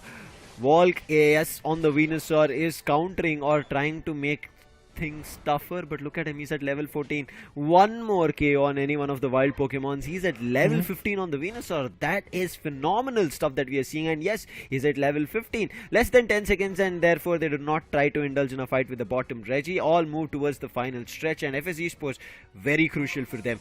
Their bottom tier, all of them have been destroyed, meaning their home base goal zone is fully vulnerable. Even the top goal zone is about to be destroyed, the tier 2. In the backline, Cliffable tried to slow things down. A big avalanche coming through. That does stop the players from invading the mid path. Now still they do want to make their move, and Blastoise along with the Lapras coming in from the top. They see right now hiding in the tall grasses, moves right inside to indulge in a fight with Rayquaza, trying to get Rayquaza to start doing damage, but now Wigglytuff starts with the fight with the Unite. Glacial Stage coming out. Blissey finds the first KO as it uses the Bliss assistance on Venusaur, and to counter more of it, Lapras finds one, Venusaur finding another, and look at that blink of an eye. The whole team is wiped, entire team sent back to the Pokemon Center. And this game is done. Forgia Legacy from the start till the end command that this is theirs and nobody else, and easily will get access to the home base goal zone, tier 2 on the top, and hundreds of goals will be dunked right now, and FS Esports will not be able to stop it. Look at Ruben still doing damage. He's like, okay, they're fighting, let's fight, put them down, find a KO and find the AOS energy, keep going in for redunks, keep going in for rescoring, and Ruben still has 50 AOS energy left with him. He can go for a big 100, but before that happens, finally the avalanche hits. His shield gets broken down, but Volk, he is still surviving, and look at him on the Venusaur causing trouble, but thankful that Pardesi is a supporter. Getting the blue shield access is still trying to survive, but it's not going to be enough. They might find one, but Venusaur is not at all down and is not ready to go down. Look at him. He's like, let's go. Keep this fight ongoing. Let's see what they'll be able to do. Finally, Pardesi decides, I don't think I can continue this fight. Let me try and move out of here, but nothing is working. Volk wants to get his 90 done. That's the reason he's fighting, but I think right now, less than 10 seconds left. Not gonna happen. Used his Verdant Anger as well, so he's chasing for a KO on the Dodrio. I think he might even find it just before the Giga Drain. Blair dodges it, and this game goes in the name of Forgia Legacy. There's nothing much left for FSC Sports rather than game 2 in this match number 4. If they're able to pull off, maybe it works. But Forgia Legacy, what a final stretch fight. Starting off with a Wigglytuff, everybody else followed. Well. I was quite surprised to see that approach being delivered as a Wigglytuff coming into the picture when the drop pick phase was there. But then eventually the commitment that these individuals were able to bring in was absolutely amazing. Look at Volk. Being a part of more than 20 knockouts is something absolutely amazing. A total of 22 to be precise, out of which 13 were the knockouts, 9 were the assists. No doubt in that. Not Fura was also absolutely amazing on the same note. You do see a lot of assists being delivered from every single guy from Forgia Legacy. On the other corner, FSC Sports, even the heavy hitters was not their own point. You talk about Berserk, not even a single goal, but yes, he was bringing in some good HP damages, but it was not enough. 87,000 damage dealt, and to be honest, all those damages, but still nobody was able to convert the output in the favor of Team FSC Sports due to the fact that they didn't have any kind of support coming in when it comes to Pardesi. Every now and then, whenever he was trying to support, he was there with either Rook or either PYZ, and Berserk was all alone trying to fight back. Berserk got a lot of KOs onto him as well, like he was getting KO'd multiple times, and there was at a moment, if I'm not wrong, in the Legendary Pit, we did saw even a total team KO coming in. Yeah, that's how Team Forgia Legacy was aggressive enough. That's how Team Forgia Legacy was giving their output. The way they were establishing their whole control in the Legendary Pit, and also in the initial 8 minutes was absolutely amazing. You talk about every single top lane advantage, it was in the favor of Team Forgia Legacy. Yes, I was talking about this. Look at the graph. You will get to see both the Regielekis in the favor of Team Forgia Legacy, and then obviously the legendary giant Pokemon Rayquaza was also melted away by the players of Forgia Legacy. No doubt, Regice and Registeel for a brief moment was in the favor of FSC Sports. But what about that? I mean, even if you have that advantage of Regice and Registeel, you are still not able to convert it in your favor. It's just not going to be fruitful enough. Try their best, but Forgia Legacy knew what they were doing and very well played. Always got the Regieleki in their favor. Early battles always worked in their favor. Even the bottom Regi is something that they did contest for. Some of them were taken from the side of FSC Sports, but that was not enough of value. But I think this play coming in with Double Slap and Sing worked out really well. Kyurem was always dragging every opponent player towards himself. Whenever he used Sing, they were forced to direct any attacks towards their direction, and therefore you can see how close Walk was playing, right? Walk on that Venusaur always made sure that, oh wait, attacks are not hitting me. They're always going to Kyurem. Kyurem will take the damage. Even if he gets KO'd, I will counter KO, find KOs, and that's what Venusaur did, along with the help of Ruben on that Glaceon. Wonderful stuff that we see coming in from Forgia Legacy. Very well planned was this fight coming through. But again, this is just match number 4's game 1. There is still this best of 3 ongoing, so they need to find the second point. That's when maybe we can call this game done for Forgia Legacy. Forgia Legacy's history has also not been great. If you talk about day number 1, they do have 1 victory under their belt, a 1 loss and 1 point. So it's 2 losses and 1 victory. So today's victory is going to give them 2 victories at least, and that's going to be good for them. Whereas FSE Sports, they're running high on a losing streak. It has just been a carpet of losses for them. I know it's tough to take that in, but look at these fights, how confidently the players were taking. But I felt bad for Fura here. He was going in for the 50 score because of the advantage of Regieleki, but this worked out really well. All Unites together were dumped, but unfortunately effective were not the Unites coming in from side of FS. And you could see as soon as the Unites were used, right, the side of Forgia Legacy separated in various different directions, putting all the players in center from FSE Sports. And once they got surrounded, FSE Sports were like, do we run away or do they come to us? And when all of that happened, right, Raider, they decided, okay, this is gone. By the time they reacted to this is gone, they all were KO'd. Oh man, the Legendary Pit fight, to be honest, was one of the most speculating fights that I did saw today, to be honest. The way the total control was taken down in the favor of Team Forgia Legacy was absolutely amazing. As you said, all the Unites were dumped in the bottom, close to the bottom lane of the Legendary Pit. We did saw that all the Unites being dumped over there, but eventually, as you said, that the players from Forgia Legacy decided to scatter away. They were not in the center of attraction, they were not in the center of all those Unites. What they did was encircling all the players of Team FSE Sports and then putting up their own Unites onto the that particular picture. And then eventually, yes, we did saw a total team KO coming in. As soon as the total team KO went in, they decided to go for the Rayquaza meltdown. There was no hindrance whatsoever, and we could have like speculated that there might be a steal and something like that if there would have been 1 or 2 Pokemon still surviving in from FSE Sports. But unfortunately, it was a total team KO where there was nothing to really do at that point. Team Forgia Legacy had their movement, they had their element, they decided to completely capitalize on it, and due to that, yes, they were able to get the Rayquaza advantage in their favor. But let's have a look at the player introduction as well, so that we have a clear perspective of what Pardesi is here to bring. Pardesi is very good when it comes to his combination strategy and mental strength, but when it comes to goal defense and aggressiveness, that is where the team support comes in from him. And he is himself a very good supporter for the team, usually goes for the supporter role, and Clefable is the choice of Pokemon that he loves to play with. But the player comment was basically to win this Pokemon UNITE ACL 2024 championship. To be honest, a lot of people have got that kind of indications in their mind, but obviously it's not going to be easy. After seeing this kind of performance, yes, we can't really say comfortably that this is the team which is more than ready to fight back. They still have a lot of learning curves to go with, and this is one of the oldest teams that we have seen in the Indian circuit. These players have got their synergy factor, but as the Pokemon evolves, their strategies have not yet evolved, I feel. Yeah, I agree with you. I thought maybe this is going to be FSE Sports' chance. Now, when I spoke to them in India Open, they said it did not work out. There were a lot of haphazard calls. We were all over the place, but they said ACL is something that they'll concentrate on because they had qualified for ACL. Now, here in Asia Champions League, they still look like they're missing something, and it's not working out. As you can see, we can see them trying to counter in fights, looking forward to finding counter KOs, looking forward to controlling one of the paths, finding ways to destroy goal zones, and it is happening.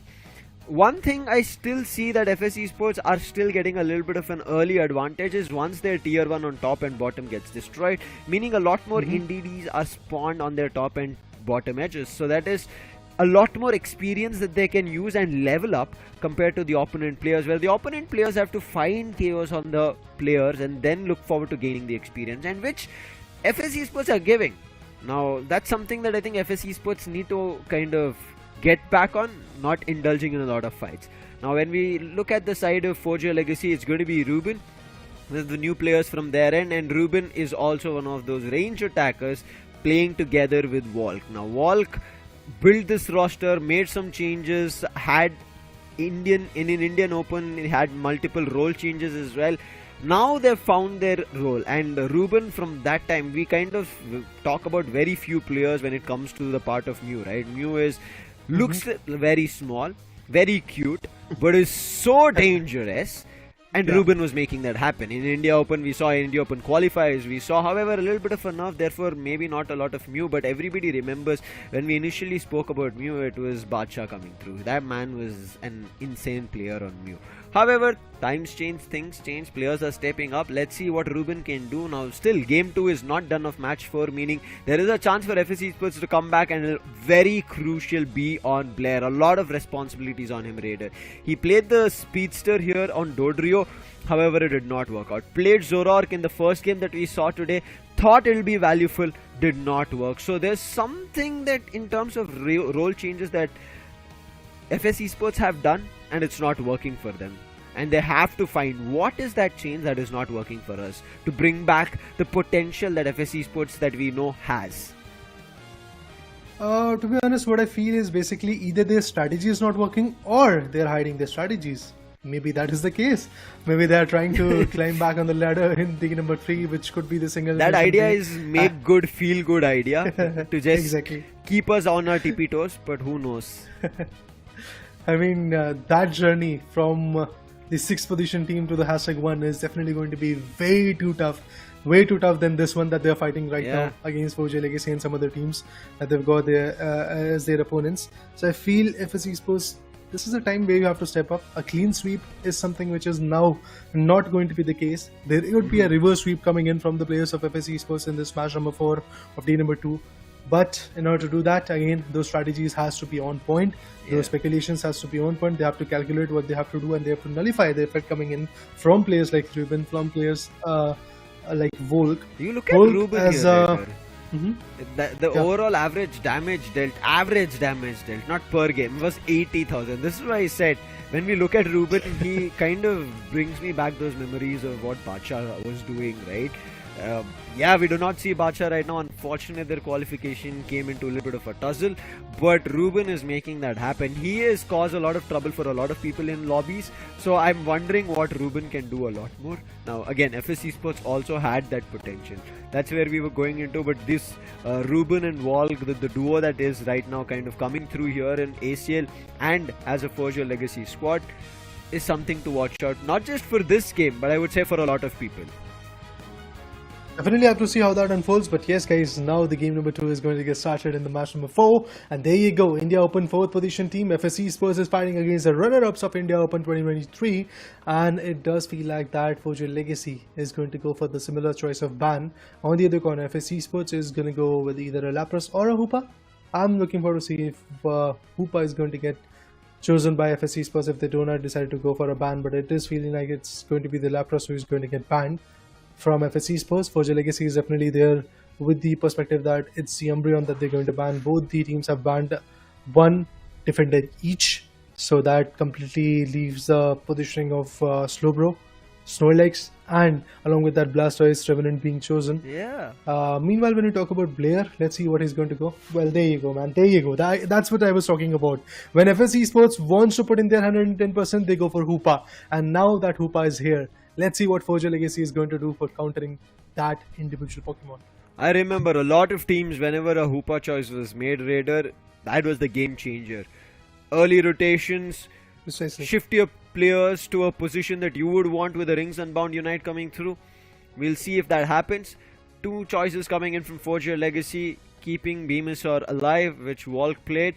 Venusaur coming through with Fura taking away the Blastoise from FSC Sports. FSC Sports also bring in their not one ranged attacker. I speak too early, man. The next time I'm going to call these Pokemons out or the choices that they do is only after the tick mark. These players play too much around with us casters here. But okay, Berserk is going to be coming out with Inteleon and Rook playing on Snorlax. Well, what is Artist going to do? Artist... have to see. Okay, Artist is going to log our choices have to be only after tick marks. These days, no, these players are also getting very sneaky. We can't trust them. Yeah. They go for different choices all alone. So yeah, looking forward to seeing what kind of choices they're going to make. But then again, guys, Sliffable, a decent choice. But on the other corner, a Crystal. Let's see if that is going to bring in the best game for FSC Sports. And if I'm not wrong, this is the only team which went for Crystal as well in the day number 1. Yeah, I mean, FSC Sports are trying to pull everything that is possible so far, right? Yeah. Whereas Forgia Legacy, I feel like they're getting into the comfort positions, but okay, Kyurem, I did not think he would pick up a Speedster, would have thought maybe again a double support role coming through, but however, somebody wants a Speedster and that is none other than Artist. He wants to play... Wait, it changes from there and goes all the way to Fura as Artist takes Blastoise. Wall gets back to Venusaur. Ruben this time plays Glaceon. This is going to be super effective in terms of damage. We already saw what Ruben did. But now let's see what happens on the side of FSC Sports. Preparation phase from there and no changes at all. Pardesi sticks on to the Hoopa he picked. Berserk also. Same Blair. I want to see what happens. Today itself we saw a Desi new build coming through, right? With all the new stuff. Charging Charm, Muzzle Band, and we did even see a Curse Incense, but still sticking on to the old one. Muzzle Band, Sacred Scarf, and as well as Attack Weight. I want to see how this works out. Now, the Scarf, I'm sorry, Rapid Scarf, my bad, I said a Sacred Scarf. Rapid Scarf is something that we generally see with a Desi, meaning your attack speed is faster. You send out a lot more leaves, and that is very devastating, and especially on a Desi does a lot of damage. I want to see how that works out as of now, especially with an attack weight coming through, is going to be even more devastating if the stacks are done properly. Yeah, definitely. I mean, when you have chosen the right Pokemons, the stacks are something that is going to be equally important. But apart from that, it all trickles down to how you are going to play with those stacks, with those choices in this 10-minute marker and this beautiful map of the Sky Ruins. Moving forward, Blair again trying to put in the best effort, trying to evolve as fast as possible because that is the most important thing at this point. evolving and leveling up as fast as possible is going to be the main case, and we have seen how that level buff can be enormous enough. But on the other corner, I'm patiently waiting for that Hoopa play to come, because that is one of my favorite plays to watch as a caster, because again the whole momentum gets shifts, and if there is a stack on the top lane, Hoopa comes in with the rings unbound and eventually changes the whole thing. I mean, to be honest, rings unbound is the ultimate that is going to be there in the later stages. Usually we do see a lot of hyperspace holes being active, and through that we will get to see some interesting plays. But Kurum in a bad spot might actually get KO'd, but goes in for the citrus berry, is going to still survive, and the EV, and along with that even the Venusaur is also going to come over there, trying to fight back, trying to go for a top lane stack up. 13-6, Forgia Legacy might have not scored early, but let's see what happens. The main reason to score early from FS is because they have a stack. The Dartrix already on level 5 at the top path. Can it find the Alterion Swablu? Does get the majority of it, and that's the reason at 25 AOS energy, whereas a last hit coming in gets that Leafeon evolved along with the Cliffable on Kurim as well. Well, yeah, the Cliffable and along with that the Venusaur right now are trying to farm as fast as possible. Once the farming position is done, once they have got the right level in their favor, they might actually go for some heavy hits. Due to the factor that the opponent has got a Hoopa, they are trying to still play their cards in the right manner. They're trying to evolve once, because again the stacking up situation might not be favorable enough. Artist at this point, as the Squirtle is in a very tough spot, he might actually get KO'd, and that's exactly what is going to be the case. He's going to get KO'd. Not just that, now the Icicle Spear goes in from Ruben, but maybe Ruben is also going to get countered, and that's exactly what happened. The Spirit Shackle comes in, and with that, we do see at this point Team FS Esports bringing in the best value. But Venusaur finally at the final form, level 7 is what he's going to have. FS Esports dictating their terms till now. They're getting some good goals. They have got that level buff in their favor. But Petal Dance is not going to be the case this time. I believe we will get to see some solar beams due to the factor that even from FS Esports we do see some ranged attackers. Spirit Shackle is something which can be utilized from a far away angle, while your defenders are absorbing all the damage being dished from the opponent. You can be sitting back on the back end, figuring out where you have to go for the Spirit Shackle, and then bringing in the best value. Still goals, something that Forgia Legacy is lacking on, but not on the levels. Look at that, level 8 Venusaur coming through. Inteleon still on level 7, but there is the Desi already with the Unite on level 9. I don't want to see what happens, because right now we are going to hit the 7-minute mark, meaning time for the Reggie battles. It looks to be a bottom path fight, but Desi ready already with the Inteleon. That's going to be Berserk. Desi also coming in, big Spirit Shackle hit. As you can see, Ruben forced to back off. Knock Knock being used super early. This is why they get that Unite up on the Desi, and immediately the Secure coming in from the Inteleon after finding so much damage. There's nothing that the players could do. Regirock gives them defense, and this is the reason they'll go for attack, meaning any amount of damage that they do, the shields from the Regirock will help them. Nonetheless, they destroy the tier 1 and push their score to 119. However, a counter score is what Kurim does, along with also a stack on that Leafeon of 5. So on both the ends, stacking scoring is still ongoing. It's not a big difference, but oh my god, a single hit on the Spirit Shackle found an instantaneous KO, and now Fura, he'll be forced to let go of this goal zone. Even though he solar boings it, he knows he cannot control this. If that Spirit Shackle hits multiple, 2 times on a stretch, instantaneous GG for him. He will be knocked and sent back to the Pokemon Center. But look at this, Berserk survives. Wait, did he use a Shed and Resolve for a second? What happened? I didn't know. He was invincible. Verdant Anchor coming out with the help of Leafeon, and finally the Inteleon goes down. Now they did take away the Regieleki from Forgia Legacy. Therefore, Forgia Legacy cannot continue the top path battle. Therefore, they have to take down the Regieleki. But some of their players decide to separate. They fight that top path and give away extra experience and KO to the players of FS Esports. However, a little bit of an overextension from Krustle as well, therefore countering it. But look at that damage both on Snipe Shot and Spirit Shackle is out of the world, Raider, right now. Anything that hits them is just instant damage, draining 3/4 of their HP. Yeah, that's why I said, the combination that FS Esports is trying to work out is something absolutely amazing. They've got their frontline attackers right over there. They're draining out a lot of HPs, and eventually they're trying to tank up. They're trying to absorb as much as damage that you're trying to inflict on him.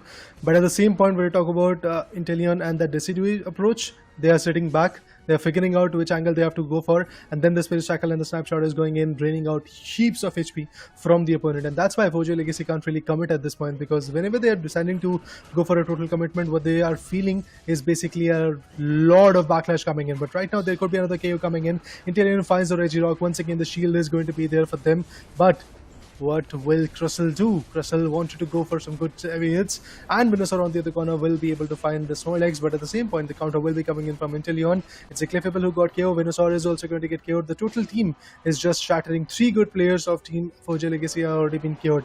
Now what I feel personally is basically the whole game is going to get declined for Team FS Esports. At the end, it will be the situation where we will get to see maybe a Rayquaza steal coming in from the players of Forgia Legacy, and that is something which could work out for them. Other than that, yes, it does feel like that Forgia Legacy is slipping away the whole control, and FS Esports has got it all handled, got it all covered up. Too early to call. I have seen FSC Sports in the first game that we saw today, right? You remember? They felt a little bit too comfortable, thought they had the game in control and did not work out. Look at this. Fura charges on the Spirit Shackle, which was getting ready to send across, but instantaneously gets KO'd with a 2 Emerald step. In the meantime, Perdesi charges up Rings Unbound, spawning all the players towards the bottom path, and Fura decided to score a big 50 and overdunk to destroy the tier 1, but it doesn't happen. Inteleon finds the KO on Glaceon, and right now trying to slow things down with the Surf. Blastoise tries but gets KO'd from none other than Sir buffed up Hoopa. Hyperspace Hole sends all the players back to a full heal, and now they're back again. Venusaur trying its best. Kyurem with the Moonlight trying to heal, but Volk is not going to survive for long on the Venusaur. Does have a Giga Drain, but it's still not going to be enough. Kyurem finally will be forced to back off, but Fura as well forced to back off from his own goal zone. FS Esports damage output too good, but overextensions and giving chances for players from Forgia Legacy to level up and gain experience. Look at Fura right now, level 12, 1 away from 13. If he finds a KO on the wild Pokemon, he's going to be on 13. But right now, not letting them score. Ruben, look at him again, forced back this time. Desi finds, and then the snipe shot. That's going to be a big KO. And Fura might also be KO'd. He is on 13. However, the Regieleki makes the entire goal zone vulnerable and an overdunk of a 50. That breaks tier 1 on top of Forgia Legacy. There you go. Forgia Legacy once again is struggling a lot. Instantly they're getting KO'd, instantly they're getting out of the equation, and the way they're getting melted away is basically due to those interesting choices of the Residue and Inteleon coming to picture, the snipe shots, and then again whenever the players from FS Esports are lacking the HP, it comes all down to Hoopa. It's keeping them back to the base lane goal zone, and eventually then they are trying to fight back once again. The Spirit Shackle goes in, but the Icicle Spears, to be honest, can be valuable, but only if the lockout targets are going to be on point, and then eventually you can do the best damage onto those giants. But now moving forward, once again, the snipe shots and the Spirit Shackles can be very, very effective. But let's see if Leafeon is going to get the KO. Oh, he does! He does get a very crucial value at this point, and it's going to be the Decidueye who gets down. Rings and Bond being utilized, the Solar Beam goes in, but still it's the snipe shot from the Inteleon who gets it done. And not just that, we will get to see even the Venusaur getting KO'd away. With the Rings and Bound being unlocked, Glaceon also gets compromised, Inteleon gets KO'd. Let's see if the shield is going to be helpful enough or not, or we are going to see some more interesting goals being delivered. Oh, Blastoise wanted to go for a big dump of 100, but he's going to get countered, that's for sure. There you go, 300, 205. Forgia Legacy definitely struggling. They're struggling by a margin, and it's now a 400. Oh man, it's done. It feels like that it's done, but still Forgia Legacy is there to fight back. We do have 1 more minute. Maybe things will change. Yeah, that is good hopes, Raider, that you put down. Maybe things can change. That's a nice way to sneak things in. But really well played from both the ends, FS Esports as well as Forgia Legacy. That Rayquaza was anybody's. We even saw a Verdant Anger as well as Solar Beam coming through from Venusaur, but it didn't find the last hit, just like how that Inteleon found. Unfortunate for that. On the other end, Forgia Legacy, even after losing that, look at them, they've mostly broken many shields from the players of FS Esports. It's only that Hoopa who has the shield, and look at how easily Hoopa is dodging players, and with the Shower Ball doing damage, making sure the players are unable to score, keeping all their goal zones still intact. Can they find a way to destroy even once this? No, as Inteleon finds a snipe shot KO, and might be finding another, but the Shedinja Doll again coming out, nicely being played from the Inteleon, but not for too long. Finding a 2 KO streak is the Leafeon, but I think that's done for it. Still going for a 42 score. Will get 84 dunked. Wait, didn't? I think no. Oh, it didn't. It didn't get that dunk. Unfortunate. Went for a KO. Gets a 3 KO streak, and therefore FSC's Sports seal themselves of at least getting 1 point. I'm not too sure about the victory here, Raider, but they will get their first point here in the stage 1. That is the league stage of ACL India qualifiers. Finally, I mean, after so many hardships, after so many matches, after so many games, where a 2-0 situation was there for FSC Sports, it's today where they're going to bounce back, where they're going to retaliate, and it does feel like the FSC Sports is going to put up one hell of a show after this one. Because again, remember guys, in these types of games, if you have that momentum, you can really bring in the best output. Forgia Legacy definitely had that momentum, but eventually that momentum was getting countered by FSC Sports' Hoopa. So I won't be surprised to see this time in the third game that in the draft pick phase we are going to see a ban for Hoopa. Yeah, I think they would want to ban it, but I feel like it was not the Hoopa acting as the majority victory or the player of MVP. I feel like this was this double snipe player. I think they should have they should kind of separate these long range snipers coming through. If they let players play the snipe builds, meaning damage output from a long range is going to be too valuable, and that's what was happening. You could see, right, Ruben locks in his icicle spear and he tries to fight, and immediately either a spirit shackle or a snipe shot immediately hits him and he's forced to run away. Same happens for Volk. By the time he charges his solar beam, he's pushed off. Fura, I mean, unfortunate. He's a speedster. He could never come in close range of those ranged attackers. I mean, even if you talk about the last few moments where I thought that maybe there is a chance where Forgia Legacy is going to be back in the game after a 1 minute marker happened when the Rayquaza was already stolen, and we did saw already a score of 400 from FSC Sports. I thought for a moment that maybe there is a stance that Forgia Legacy is going to go for a complete stack, get some good KOs. But yeah, remember guys, whenever they're going to stack up, there is two things that is going to be there as a hindrance. One is the snapping formation from the players of FSC Sports. Another position is due to that Hoopa. Everybody is going to conserve. Everybody is going to convert, everybody is going to completely rotate back to the same square one position where you are trying to slam in, where you are trying to melt down the particular Pokemons, where you're trying to completely go for a stack. And that's exactly why FSC Sports was able to deny not just one time, but n number of times whenever Team Forgia Legacy decided to go all in, and eventually either it could be the top lane, it could be the bottom lane, it could be the Rayquaza, it could be the Regieleki, it could be the Registeel. Every now and then it was Team FSC Sports which was shifting the momentum. And why, as talked about Fura, was basically Fura as a speedster could have brought in a lot of value, but every now and then when he was trying to bring in that value, he was getting snipe shot or a spirit shackle onto his body. Now he tries to jump in and take down either the Snorlax or the Crustle.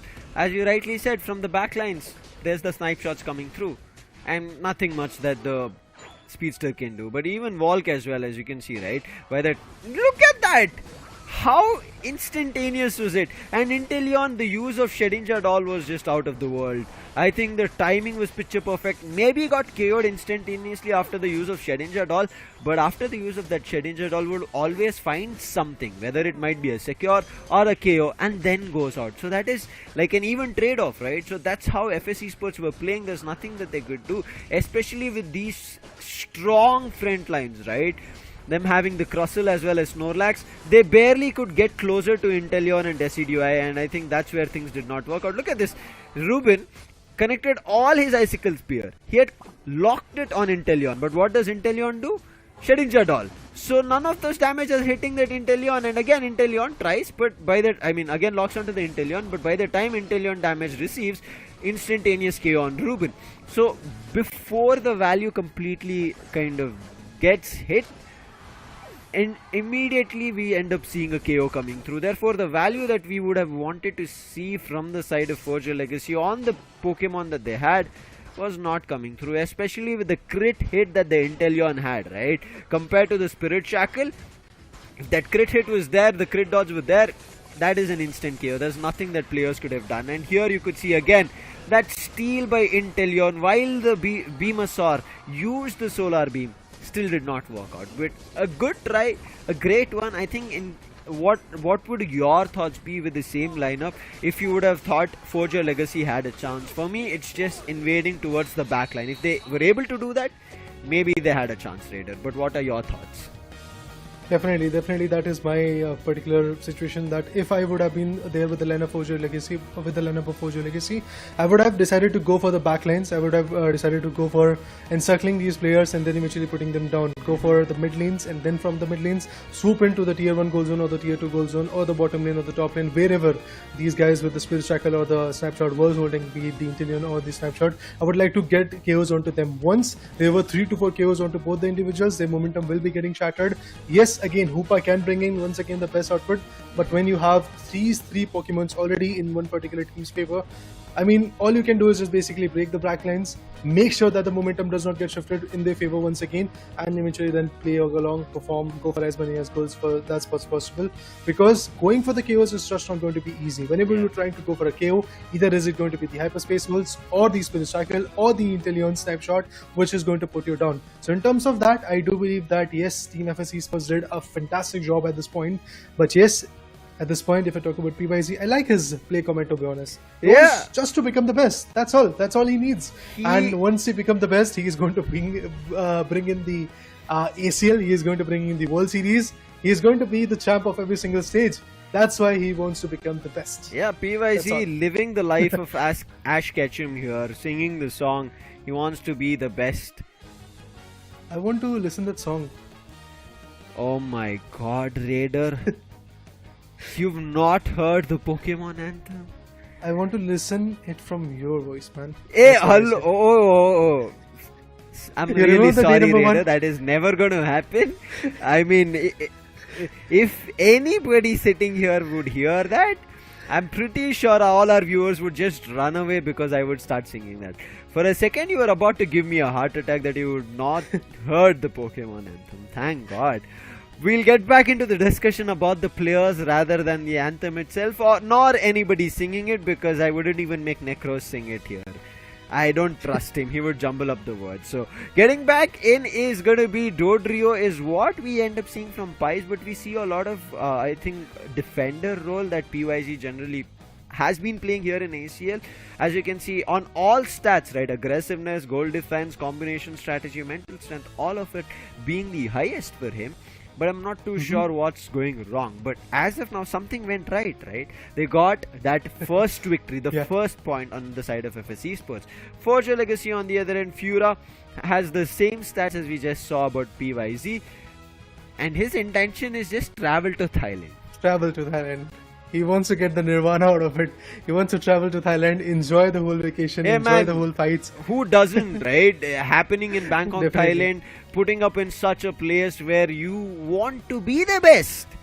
I'm taking this out from the previous player, right? I'm pretty sure Fura wants to go become the best, win that title on Thailand. Because see, if whenever an event happens and if it's out of India and you win out of India, right?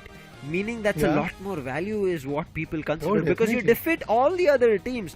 Now yes, we will And you are come to a representing your stage. nation. Yeah, exactly, representing a nation, and it'll come to a stage when the other teams were like, we get a chance finally to come and play in India.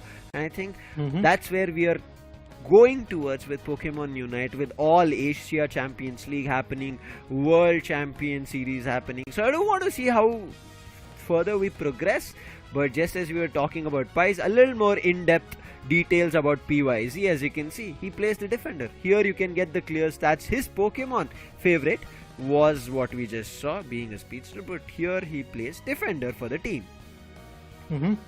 Usually a Blastoise, 88% pick rate, and then again you do have Crystal also coming in. And honestly speaking, I mean, from the start of this whole tournament, I have not seen a lot of teams going for Crystal. It's either Blastoise and Lapras is there. They have the choice of going with a Slowbro or eventually going with a Snorlax, and then also Umbreon is one of those favorable Pokemons, and when Umbreon and Lapras are getting banned, we do see Revenant pick being delivered. Not a lot of teams go with Crystal, but this guy, he loves to play with it. At the same point, when I talk about Forgia Legacy, we have Fura, and his introduction is basically with the average amount of damage dealt is going a little bit slow, a little bit higher on the net note. Usually loves to play with the Blastoise, but then again, even Leafeon is something that he can play with. But quite an interesting set of frequently used Pokemon for him.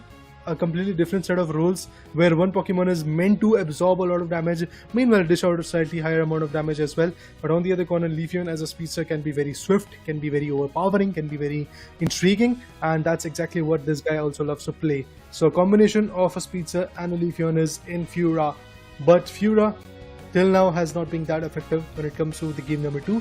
Game number 3 is something which might either break the whole scenario or make the whole scenario for Team FSC Sports, because if FSC Sports wins this one, they will be able to bring in their momentum. Obviously, their position is not going to improve a lot because the team that they're fighting against is already at the fourth position, if I'm not wrong, or the fifth position. Yeah, they have got 4 points and they are sitting at the 5th position, and eventually it's Clown5, if I'm not wrong, which is there at the 4th position. So these seeding positions in the overall standing is something which is really very important. But right now, I believe what Team FSC Sports has to focus is basically bringing in their momentum, and whatever they are experimenting has to prove fruitful for them so that they can perform in the single elimination bracket. They might have to fight all the 5 games to become the champion of that particular stage, but still that journey has to start from here, from this game. One thing I did really like was FSC Sports pulling something out of the other team's books right now. That is called adaptation on the go. Let's jump in and see what game number 3 has on cards. Do FSC Sports still keep something new from the opponents, or do they bring something of their own in terms of flavor? Forgia Legacy, they will have the first choice this time, and they decide to ban out Lapras, meaning that the Hoopa is still going to be of choice. And I want to see if we end up seeing Kyurem picking up the Hoopa. Kyurem generally have not seen him playing a lot of Hoopa. It has always been Pardesi that we see from side of FSC Sports, but FSC Sports say no, we are not going to even have the slightest brim or even the thought of Hoopa being there in the draft pick. They themselves ban it out, meaning now Forgia Legacy would not even have to worry about a Hoopa pick or a let go. That might cause them, but yeah, I'm looking forward to see how this whole game goes on. I mean, FSC Sports, congratulations on first of all winning the first game of the whole series. But yes, the overall match, the overall BO3, the larger picture, it has to be in their favor if they really want to be back in the whole stage and eventually perform exceptionally well against their other opponent, which is, if I'm not wrong, Clown5 coming up as the match number 6 opponent of their own. But yeah, moving forward, when you talk about the choices of FSC Sports, we do see Berserk going in with the Venusaur locking it away. Cliffable on the other corner is going to also get locked away by Pardesi, but Forgia Legacy is going to answer back with with a defender, Umbreon, and then they do have an attacker as well. Ruben again is going to play with a similar composition as he did in the previous matchup.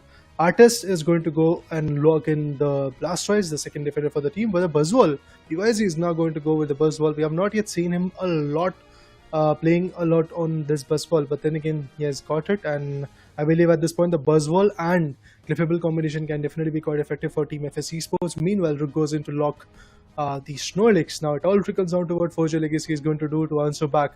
Their Volk and Fura were left to choose.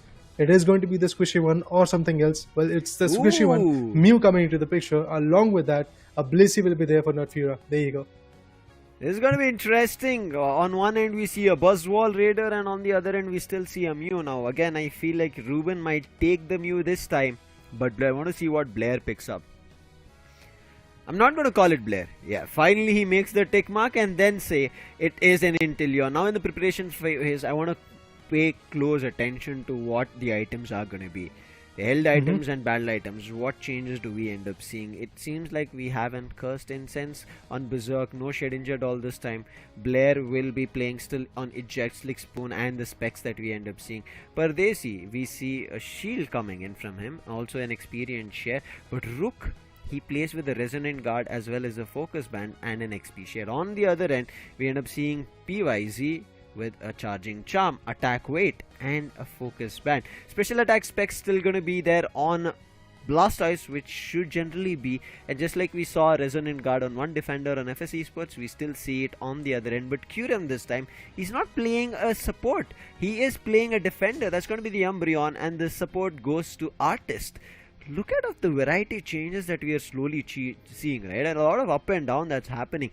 Let's see how this plays out. Forgia Legacy in a little bit of a tough situation. Now, Forgia Legacy were getting points. They also took down True Gravity, right? The champions of India Open, the only team so far to take it down. But now look at what's happening. Forgia Legacy are also getting taken down. They also have only one game that they've won, 2 losses. If they win today, 2 victories and 2 losses. But if it doesn't happen, Forgia Legacy will also not qualify in a great one. This is going to be game 3 of the 4th match. Who is going to win and take it away? Is FSE Sports going to find their first, or Forgia Legacy will keep their victory after taking down True Gravity? Let's see who wins this one. Who wins this particular match? It's a very crucial game. It's a very crucial, should I say, stepping stone for the players of FSE Sports, because with this game, with this match, they will be able to bring back their glory, bring back their stance, and eventually showcase their fans as well that yes, they are more than capable of putting down the teams. Now they're fighting against the runner-ups of the India Open. They're fighting against a team who was able to beat Team True Gravity, the champs of India Open. So a lot of records are about to be broken down if Team FSE Sports wins this one. But to be honest, FSE Sports have also made their own record that a hat-trick of 2-0s against them has been delivered. But yeah, looking forward to see what happens in this game. The players are now trying to evolve. The top lane is again going to be well contested. We have the Buzzball and Clefable combination, as I was speculating it. That's exactly what we are going to get. Even Venusaur is right over there, who's trying to deliver the damage. He's now hiding in the tall tree grasses. Pretty soon we might see some more interesting fights over there. But yes, as we do see that every single guy is now more than focused of evolving, leveling up, and eventually also guarding their own goal zones. A lot of focus towards the KO is not that much. I mean, nobody is really focusing onto the KOs. If there is a attacking formation coming in from the opponent, yes, they are trying to clear it away, but they are not focusing a lot onto the KOs. But Buzzball all alone wants to come up with a stack, and Clefable comes in. Yeah, even War Turtle gets its stack. PYZ, he did back off there for giving a lot more chances. However, Artist still has another chance to go for a stack, but I'm pretty sure he's not going to go for much. On the other end, Fura wants. He does take away the bunny and 5 AOS energy for himself along with the experience. Rook in the meantime making sure that Kyurem doesn't keep dunking, but Kyurem doesn't care because he's at level 5, almost at level 6 compared to that Snorlax. Now finally a 7 Glaceon coming out. Look at the amount of damage. Had to be forced to take a Citrus Berry, but I'm pretty sure not much for that Clefable. Pardesi goes down. Now Pies, if he did try to fight, he would also been taken down. So he decides not to give away his experience. Back off, goes to tier 2 of his top path, even though tier 1 is not destroyed. And look at that, 7 minutes 30 seconds on the clock, and already we see a level 7, almost level 8 Glaceon. And now when we see the fight, right, we will see a Unite, but Unite being already used at level 8 from Walk on the Glaceon, and looking forward to finding a lot more KOs. Pardesi just got KO'd and came back from the bottom path, and bottom path he sees the Glaceon again, and the Clefable finds another KO. Kyurem, a little bit of too much of an overextension, gets slowed down in the Flux Zone along with the Sludge Bomb, therefore gives away a little bit of his experience towards their favor. Now FSE Sports this time do not have a double snipe, however they do have 2 beams, right? One is going to be a snipe, another one is going to be a Saur. But let's see if that's going to be of any value for them. Well, till now it has not been a very great value, a very great addition to that particular team, but I do believe that steals are something which can be still in the favor of Team FSE Sports. I'm looking forward to see if that is going to be the case. But on the other corner, even Mew as a range attacker, along with that the Icicle Spears coming in from the Glaceon, can be even more effective. Look at that. Now the focus for the Regiais is definitely there. Snorlax is trying to tank up a lot of damage and also put up a pressure onto that Umbreon. But unfortunately, there will be a series of KO coming in from FSE Sports. Look at that. I was talking about this Venusaur, and we were talking about the Inteleon approach as well, and now that approach is being fruitful. Look at this. Inteleon finds some crucial KOs. On the other corner, even Venusaur is not going to be behind out of this situation. And FSE Sports, well, initially they were struggling when it comes to the lead. Now what they have got is basically a lead of 10 good goals. Look at how tables turn that quickly. Yeah, because Rook is playing a moveset with Yawn, meaning he can put one of the opponent Pokemons to sleep during a battle, and if those are crucial Pokemons, that's a lot of value. Berserk always having his crits up, snipe shot ready on the go, but just a 5 dunk coming in to destroy the tier 1. Kyurem made a big faulty decision, and punish comes in for FSE Sports. On the other end, Artist is ready along with the help of the Blastoise. Hydro Typhoon being used. It does hit players. Pardesi right now gets KO'd. Berserk also on his verge of getting KO'd, as with the Surf and Hydro Pump they find a KO. Looking forward to another one, and they do find it that the Venusaur also goes down. That's a big KO streak being found, but Rook, however, he swoops in. He's like, no, one of you can score, but not all the other players. And Forgia Legacy, they'll be forced to fight for the Regielli key. Well, look at this. There's LI is now being melted. Let's see who is going to get that. Is it going to be Team FSE Sports? Is it going to be Team Forgia Legacy? We really have to focus on this particular scenario. There you go. Snipe shot. Talking about this. I was initially talking about this, that he can actually work his way up as a stealer, and that's exactly what is happening. the way the snipe shot enacted, now the 6th ally for the team of FSC Sports is already here. Now they're trying to put up the pressure. Venusaur also comes in with the beam, and the snipe shots once again are going to be valuable enough. With that, the tier 1 goal zone is definitely on the verge of getting destroyed. No questions in that, and there you go. The tier 1 goal zone from both the top lane and the bottom lane have been destroyed at this point. Leveling up scenario for even Volk is going on smoothly, but still a long way to go, as now the lead is in the favor of Team FSC Sports, and that too, it's a big lead. I feel it's somewhere around 66 points of a lead that is being delivered from Forgia Legacy to FSC Sports, and they're trying to maintain this composure, they're trying to maintain this pressure. No hoopas whatsoever this time for FSC Sports or for Forgia Legacy, so there is no TPing back that quickly, no hyperspace holes which are going to change all of that thing. But the beams are going to be there, the snapshots are going to be there, and which is again going to put up a lot of pressure onto the opponents. But this time Italian might be getting KO'd. Oh, he flees back. That's good. Yeah. That's good that he was able to escape from that situation. Otherwise, there could have been a big KO onto him, and obviously it could have completely shifted the momentum. Snorlax on the other corner is not going to let that advantage go away, and with that, he takes the advantage of that Reggie Ice. This time, they try their best, they keep putting their foot forward, but still the Reg is being taken away. The Inteleon is too good. They tried to hit the Inteleon again, but look at Inteleon after the Shedinja doll finds a 2 KO streak, and Forgia Legacy in trouble. And Forgia Legacy, every time that they have their levels up, go for a fight thinking that they'll convert it. Boom, it doesn't happen, and Forgia Legacy give all their level experience to the side of FSC Sports, and FSC Sports come in toe-to-toe battle for Forgia Legacy now. Somehow, Forgia Legacy have destroyed tier 1 on the top path of FSC Sports, but that's not going to be enough. Artis was a little bit in trouble, but moves away with the soft boiled and self-heals. Blastoise moving in towards the top path to make sure that the players of FSC Sports do not get a chance to take the Regieliki like the last time. But FSC Sports, they're like, we are ready for it. Pardesi making sure none of the movesets connect with their backline players, but Volk wants to connect it. Can they find a KO? No, again the Shedinja doll coming in. Berserk survives. Crit hits on the ready. Shots of Snipe as well as Solar Beam barely missing, edging it out, but Rook says I'm KO. On the other end, Fura, he's just that defense wall. We are not seeing Fura doing much damage. Therefore, players from FSC Sports are also okay with him being there, and they just let him walk around.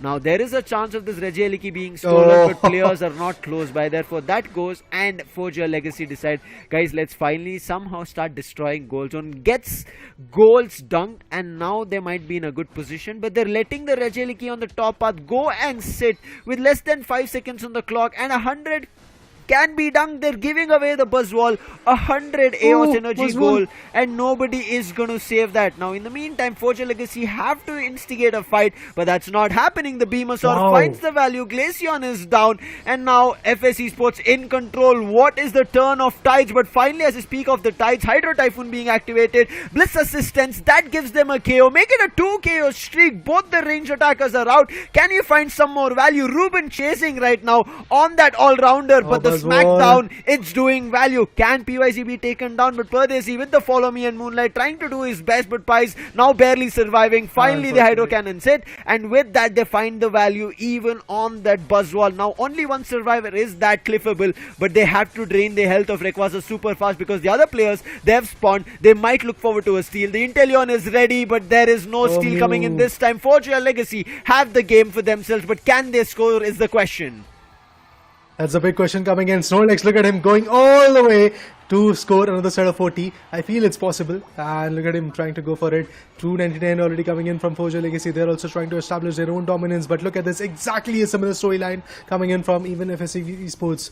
Both of the teams are now fighting their battle. Fura, if I talk about him, he's trying to go for some good goals, but now they're getting denied. 399 to 399, the scoreline looks absolutely similar. We have to see if there is going to be some more certain goals coming in from the players of Team Forgia Legacy or not, because FSC Esports, they are more than willing to put every single thing down to the dust. And Kurum has got that shield for himself. He can actually go for somewhere around 94 goals. I'm looking forward to see if that is going to be the case, but Inteleon finds another crucial pick.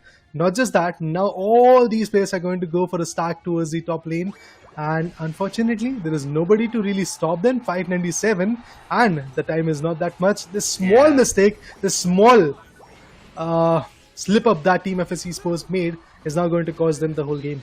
Yeah, they left all their home base goal zone and everybody Exactly. decided to push. And as you rightly said, while the goals were 399 to 399, they did stand a chance. They should have looked around if there was any shield left and let one player, right? Whoever had like 10 AOS energy or 15, whatever it was, while they got that 20 at the last, anybody who had that Exactly. AOS energy, they should have sent them ahead. But the mistake that they made, everybody left. Only Blair was around and Blair was already indulged in a fight. So for him to get to his home base goal zone and stop that 100 from happening did not happen. Fura easily scored that 100 and then even came in Curum with the 47 that he had, the 94 score that he 90, dunked. 94, yeah. Therefore, unfortunate of what happened here, very close to victory was FSC Sports, and what control that they had here in Thea Sky Ruins. Forgia Legacy did not feel like they had anything going in their favor.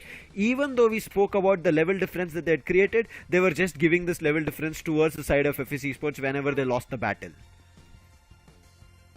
Man, this was a very interesting fight, to be honest. I love the way Team FS Esports was able to establish themselves till the end. But then again, 319 to 319. At that point, yeah, that small decision that the players made, that let's go all in towards the bottom lane and eventually go for some good goals. They completely denied the fact that there might be somebody hiding in the tall tree grasses who could have had the shield. Even if he does not have the shield, how can you possibly TP back and then eventually come out of the baseline goal zone and then put the player down?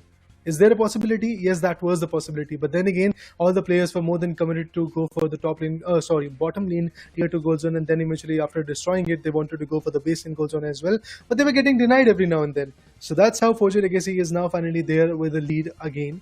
It's 2-1, not a 2-0, which many people were expecting, to be honest, at this point. Even FS Esports on the other corner was able to bring in the second game as they pushed the whole situation to a decider. I thought for a moment that we might see a 2-1 coming in from FS Esports. This could have been that breaking moment for them, but eventually that's not the case. FS Esports, again, it all trickled down to one small decision. That's where they gave up the whole advantage. That's what Pokemon UNITE is about. You make small, simple mistakes, things can change. Here, I feel like Forgia Legacy wanted their... how would you put it? All their movesets, as you can see, the Surf was there, Hydro Cannons were there. However, it was still not finding value. Even Curem on the moveset of Snarl as well as Foul Play, stunning them and bringing them to a fight. Movesets were alright, it looked ready for it. Even Volk on that Glaceon was finding damage on the Icicle Spear, but somehow players from the side of FS Esports were dodging it, and the Inteleon on those crit hit snipe shots was just unfathomable. They were unable to put a stop to him. And FS Esports had control, as you can see here, goals, right? From 0 minute till the 6th minute, it was just FS Esports finding ways to score, getting that stacks. But somewhere I think this Buzzwall not getting its stack through, a little bit of a trouble. If that Buzzwall got stuck, you saw, right, towards the last we did see a super powered hit coming to the ground, right? But it did not do much damage because again, no much stacking that we ended up seeing from that Buzzwall, and I think that's something that players need to pay attention to whenever they bring such a build of a stack coming through on the held items. If they don't, then it's cause for concern. I mean, if they don't, I mean, this is the result that you are going to get. You are going to lose a match. And yeah, to be honest, Buzzwole is a very, to be honest, powerful Pokemon. But then again, the stacking up situation has to be there. You have to be ready with the supporter log with that Buzzwole. Then only the value could be generated. We have seen also in the past that Buzzwole Comfy combination could have been very, very good. Even that Comfy on Lapras or some other guy could have been very, very good. But eventually, in this particular game, there was no Comfy from the start of the match number 4. There was no Comfy picks coming in. Yes, we did saw Hoopa. That's how Team FS Esports was able to establish the dominance. But I don't know if Hoopa was on point for them, and also if Decidui and the other Inteleon combination was working out for them. I don't think that changing it was a very great decision coming in from the corner. Also, after that, the way Mew came in and eventually was able to steal the whole Rayquaza advantage was also quite amazing. To be honest, Inteleon was spawned already. He was respawned, so he could have actually gone for the snipe shot, but he decided to basically come a little bit more closer. He could have actually decided to go for the shot blindly and eventually go for the legendary pit. Maybe it would have got connected. It could have been one of those lucky shots, but all of those are basically speculations. The result is clear. It's a 2-1, and Forgia Legacy is definitely going to move forward once again with the lead. They were at, if I'm not wrong, at the 5th position, and now obviously their position is going to improve. Maybe they're going to get the 4th position, but trust me, Clown5 is also more than ready to put down FSC Sports once again in the match number 6. But even before that, we have another set of match coming in, and that will be again quite intriguing to watch. But yes, I was expecting a 2-0 in this game, but no, it's a 2-1. And thankfully, if I'm not wrong, every single game till now has been a 2-1 except the first game. It was a 2-0, I believe. Revenant was able to overpower. I think Revenant are on that hot victory streak. However, the previous game that they had, it did go to the third one. Still, Revenant won it out. So, Revenant on that stretch of only victories across, right? But here, Forgia Legacy, I think it was very close. Even they wouldn't have thought that the game would have been stretched, right? Because it looked like their compositions were good. They were ready for the fights, but somewhere FSC Sports turned the game around with that Intellion coming in and the Desi game that they pulled in game number 2. So that combination worked out really well, and somewhere the team fights were getting to be a little bit too haphazard. It seemed like when they wanted a player, the player was not there. When the player was there, the others were not there to do damage, and that's for a lot of back and forth happened for Forgia Legacy. However, this victory will still give them the boost so that they can be better on the overall standings. So far, day 2 here, Raider, has been super close. Cutthroat competition coming through from all teams, right? Oh, definitely. Neck to neck is what we are seeing. They're inching closer to where the seeding positions is going to be. So by the time we end today, we might end up seeing a lot of ups and downs in the overall standings in terms of where the seeding is going to be, except for that first seed. Everything else should be a helter-skelter situation. However, I do want to see what happens down the line for FS. Now, FSC Sports have opened up their account with the first point that they got. Now, quickly, we'll jump into what could have been done, what should have been done, what happened.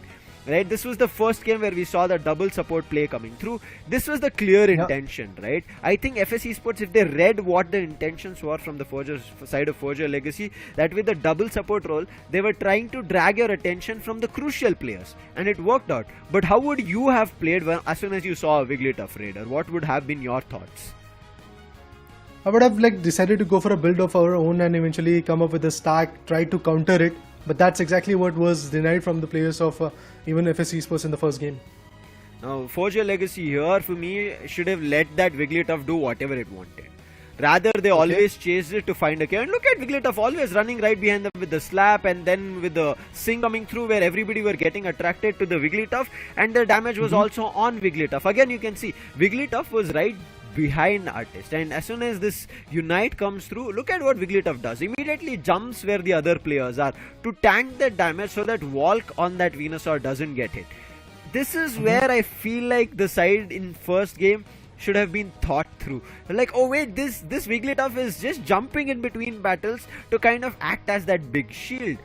And if that would have thought through, maybe things could have worked through. But I also see that Dodrio, right? As you can see in this cluster, somewhere you will be eventually making out where the Dodrio is.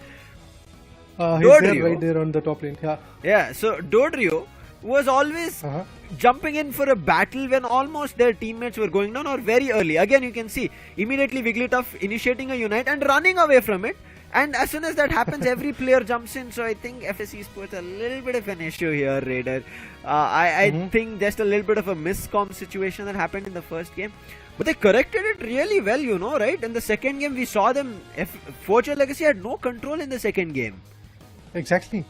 All thanks to the snipe shots coming in, all thanks to the Spirit Shackle coming to the picture, and also the Hoopa that was there, which was shifting the momentum from the top lane to the bottom lane, and also keeping back the damage player to the basing goal. So they were again right there with the health, and then they were trying to fight back. But look at this. If we talk about the next few fights, eventually, if we talk about the second game, again, where the players were establishing their own control, I believe at that point I have to say that Leafeon was trying to fight back with the Hoopa on the top lane goal zone, but Hoopa again switches it up, and the Decidui, as we can say once again, we will get to see the Crustle, we will get to see the Snorlax fighting up ahead as a frontline attacker. What will happen from the back end? We'll get to see the Knock Knock, we'll get to see the Spirit Shackles and the snipe shots coming in the later stages, and that's how every single time, whenever the players of Forgia Legacy decided to put a full stop onto the momentum, or should I say the whole aggression of the players of Team FSC Sports, they were getting denied all thanks to that competition that they had.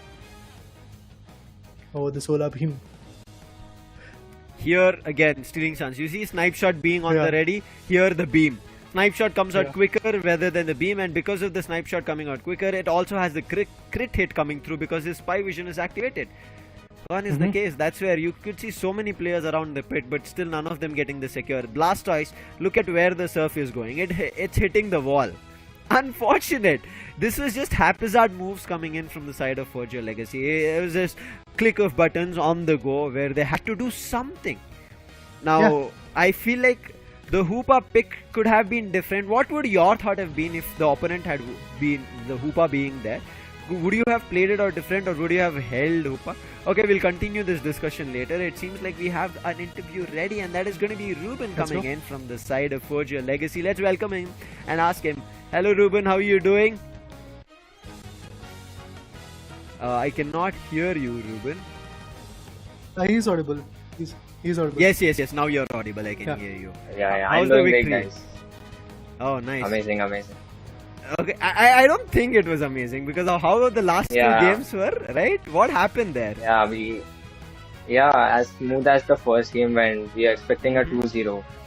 But their double snipe comp worked very well for them.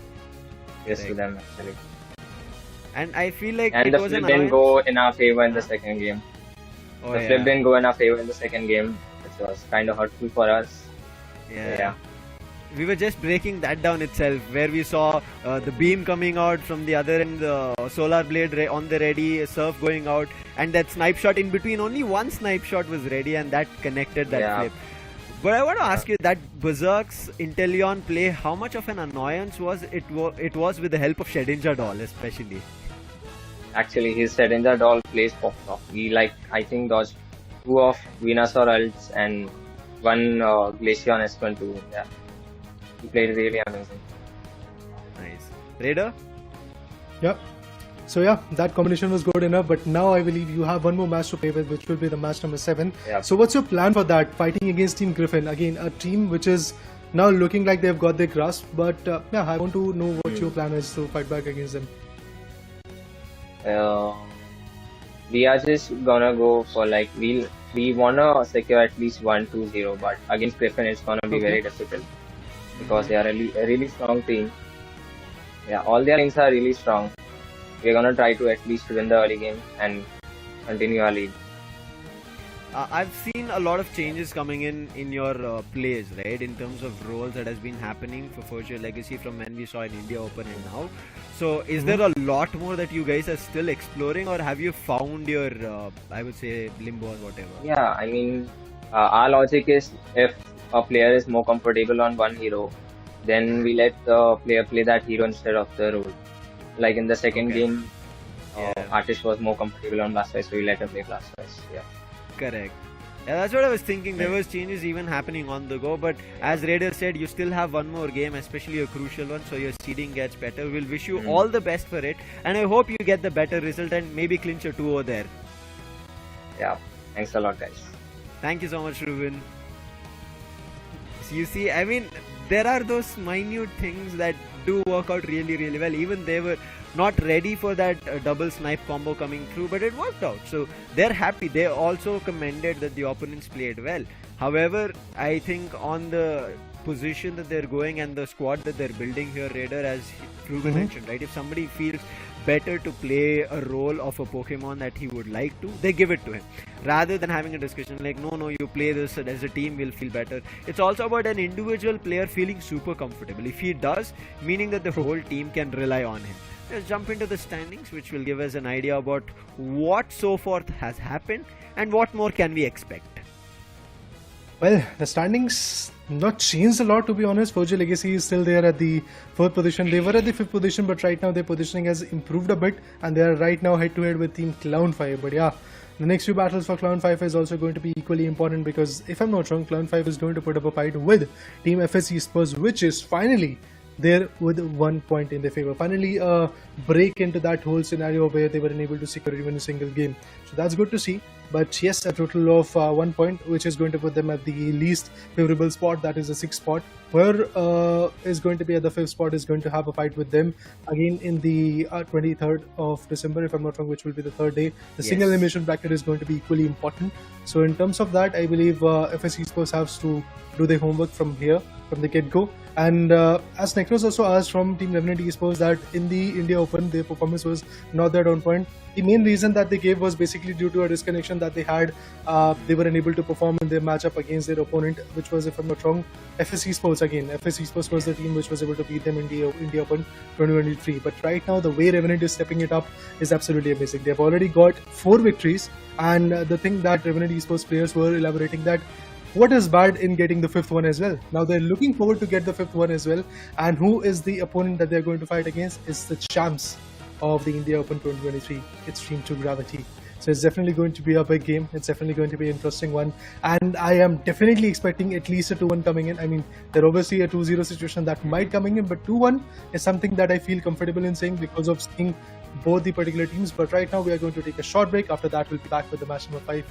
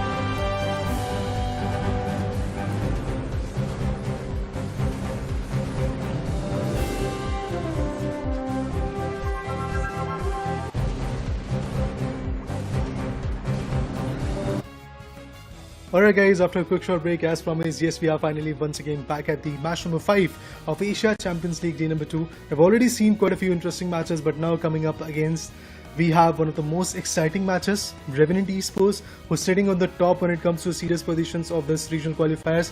On the other corner, who is there, it is the runner-up position team and also the champs of India Open 2023, sorry, my bad, and it's the team True Gravity. With that, yes, we do have Nekroz back on the desk, and we are going to enjoy the next set of 3 matches, hopefully.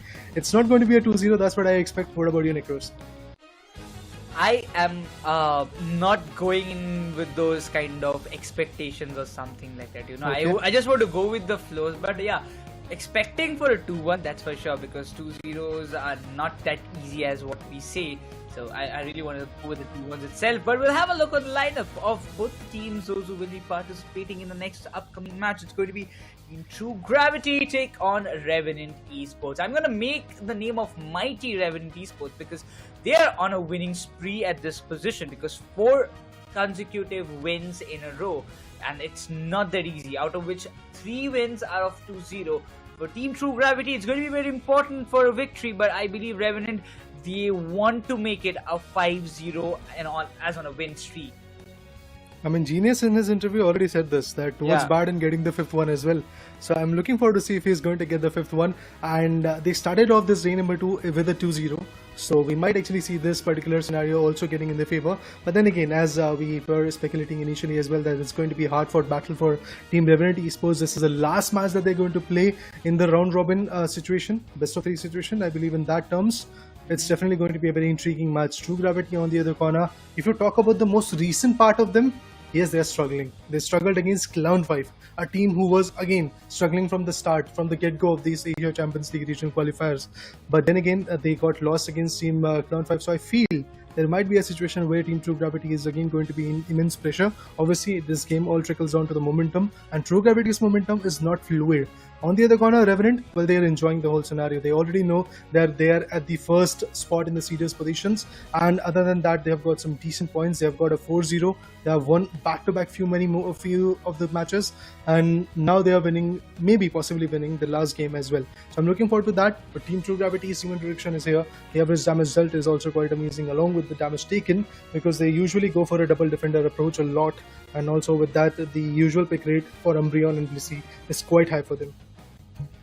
Exactly, and that being said, now this kind of thing comes in my mind that whenever we see Team True Gravity, I mean, they had the average damage dealt a bit high as compared to what we are seeing right now, because according to the last like recent matches that they have played today and the day before it, like in last first day 1 of ACL, the stats have summed up to this position. But Revenant Esports, they will definitely have an average of good damage dealt in a comparison to what Team True Gravity has, because the amount of damage that they've put in specifically on that Venusaur, giving Apple the chance, then on the other hand we see Burzum stepping up with the Leafeon or something else. Sometimes it's just going all in the way of Revenant Esports. But and if anyhow, I really want to see if anyhow the Leafeon gets denied from Burzum, or if the Zoroark gets denied from Burzum, what is he going to go with? Because either only one speedster can be denied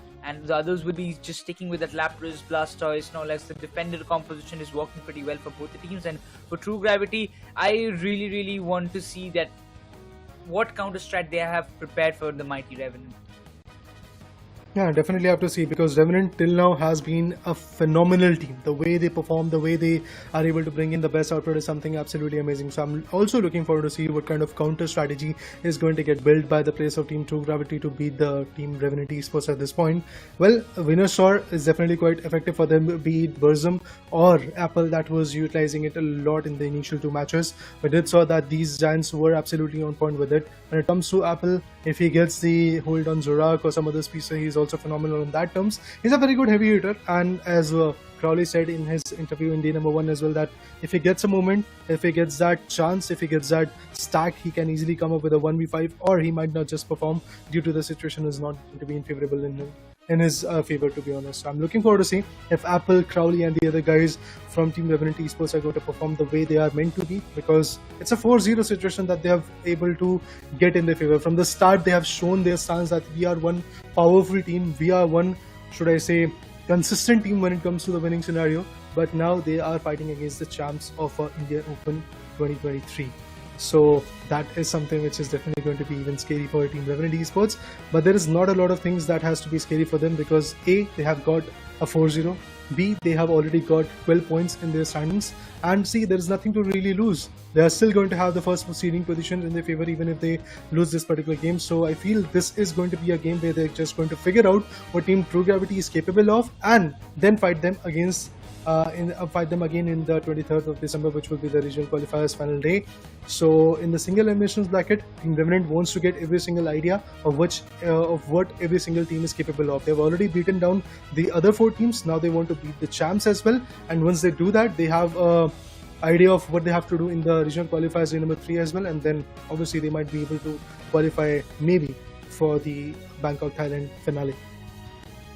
Yeah, they might be just able to do it. But once again, if you talk about the Pokemon compositions or probably the changes that we see in the moveset, precisely we used to see the Sludge Bomb and the Solar Beam in the past, or recent past, if you just talk about even in the India Open, because on account of Mew, you always needed a kind of Solar Beam to get the secures done. Tessie was not always the first priority for all the other teams. Everybody wanted the Gen 1 Pokemons after they got buffed very drastically with level 7 evolution.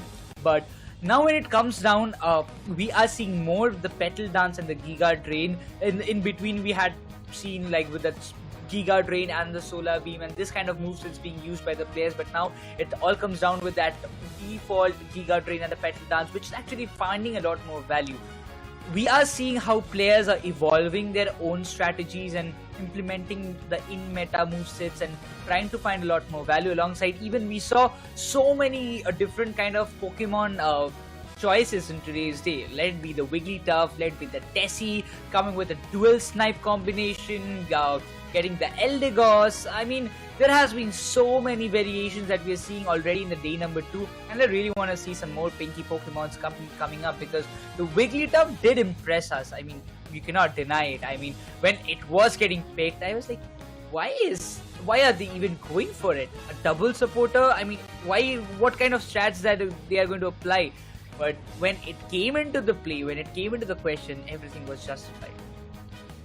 Yeah, definitely. That particular match was absolutely amazing. That individual game gave us a very good indication that when the formation is right, when the players are right on that note, and the synergy is working out, I believe even the choices that are not conventional can work out in their favor. But yeah, looking forward to see now if there is going to be a conventional approach or a rather unconventional approach coming in between these 2 teams.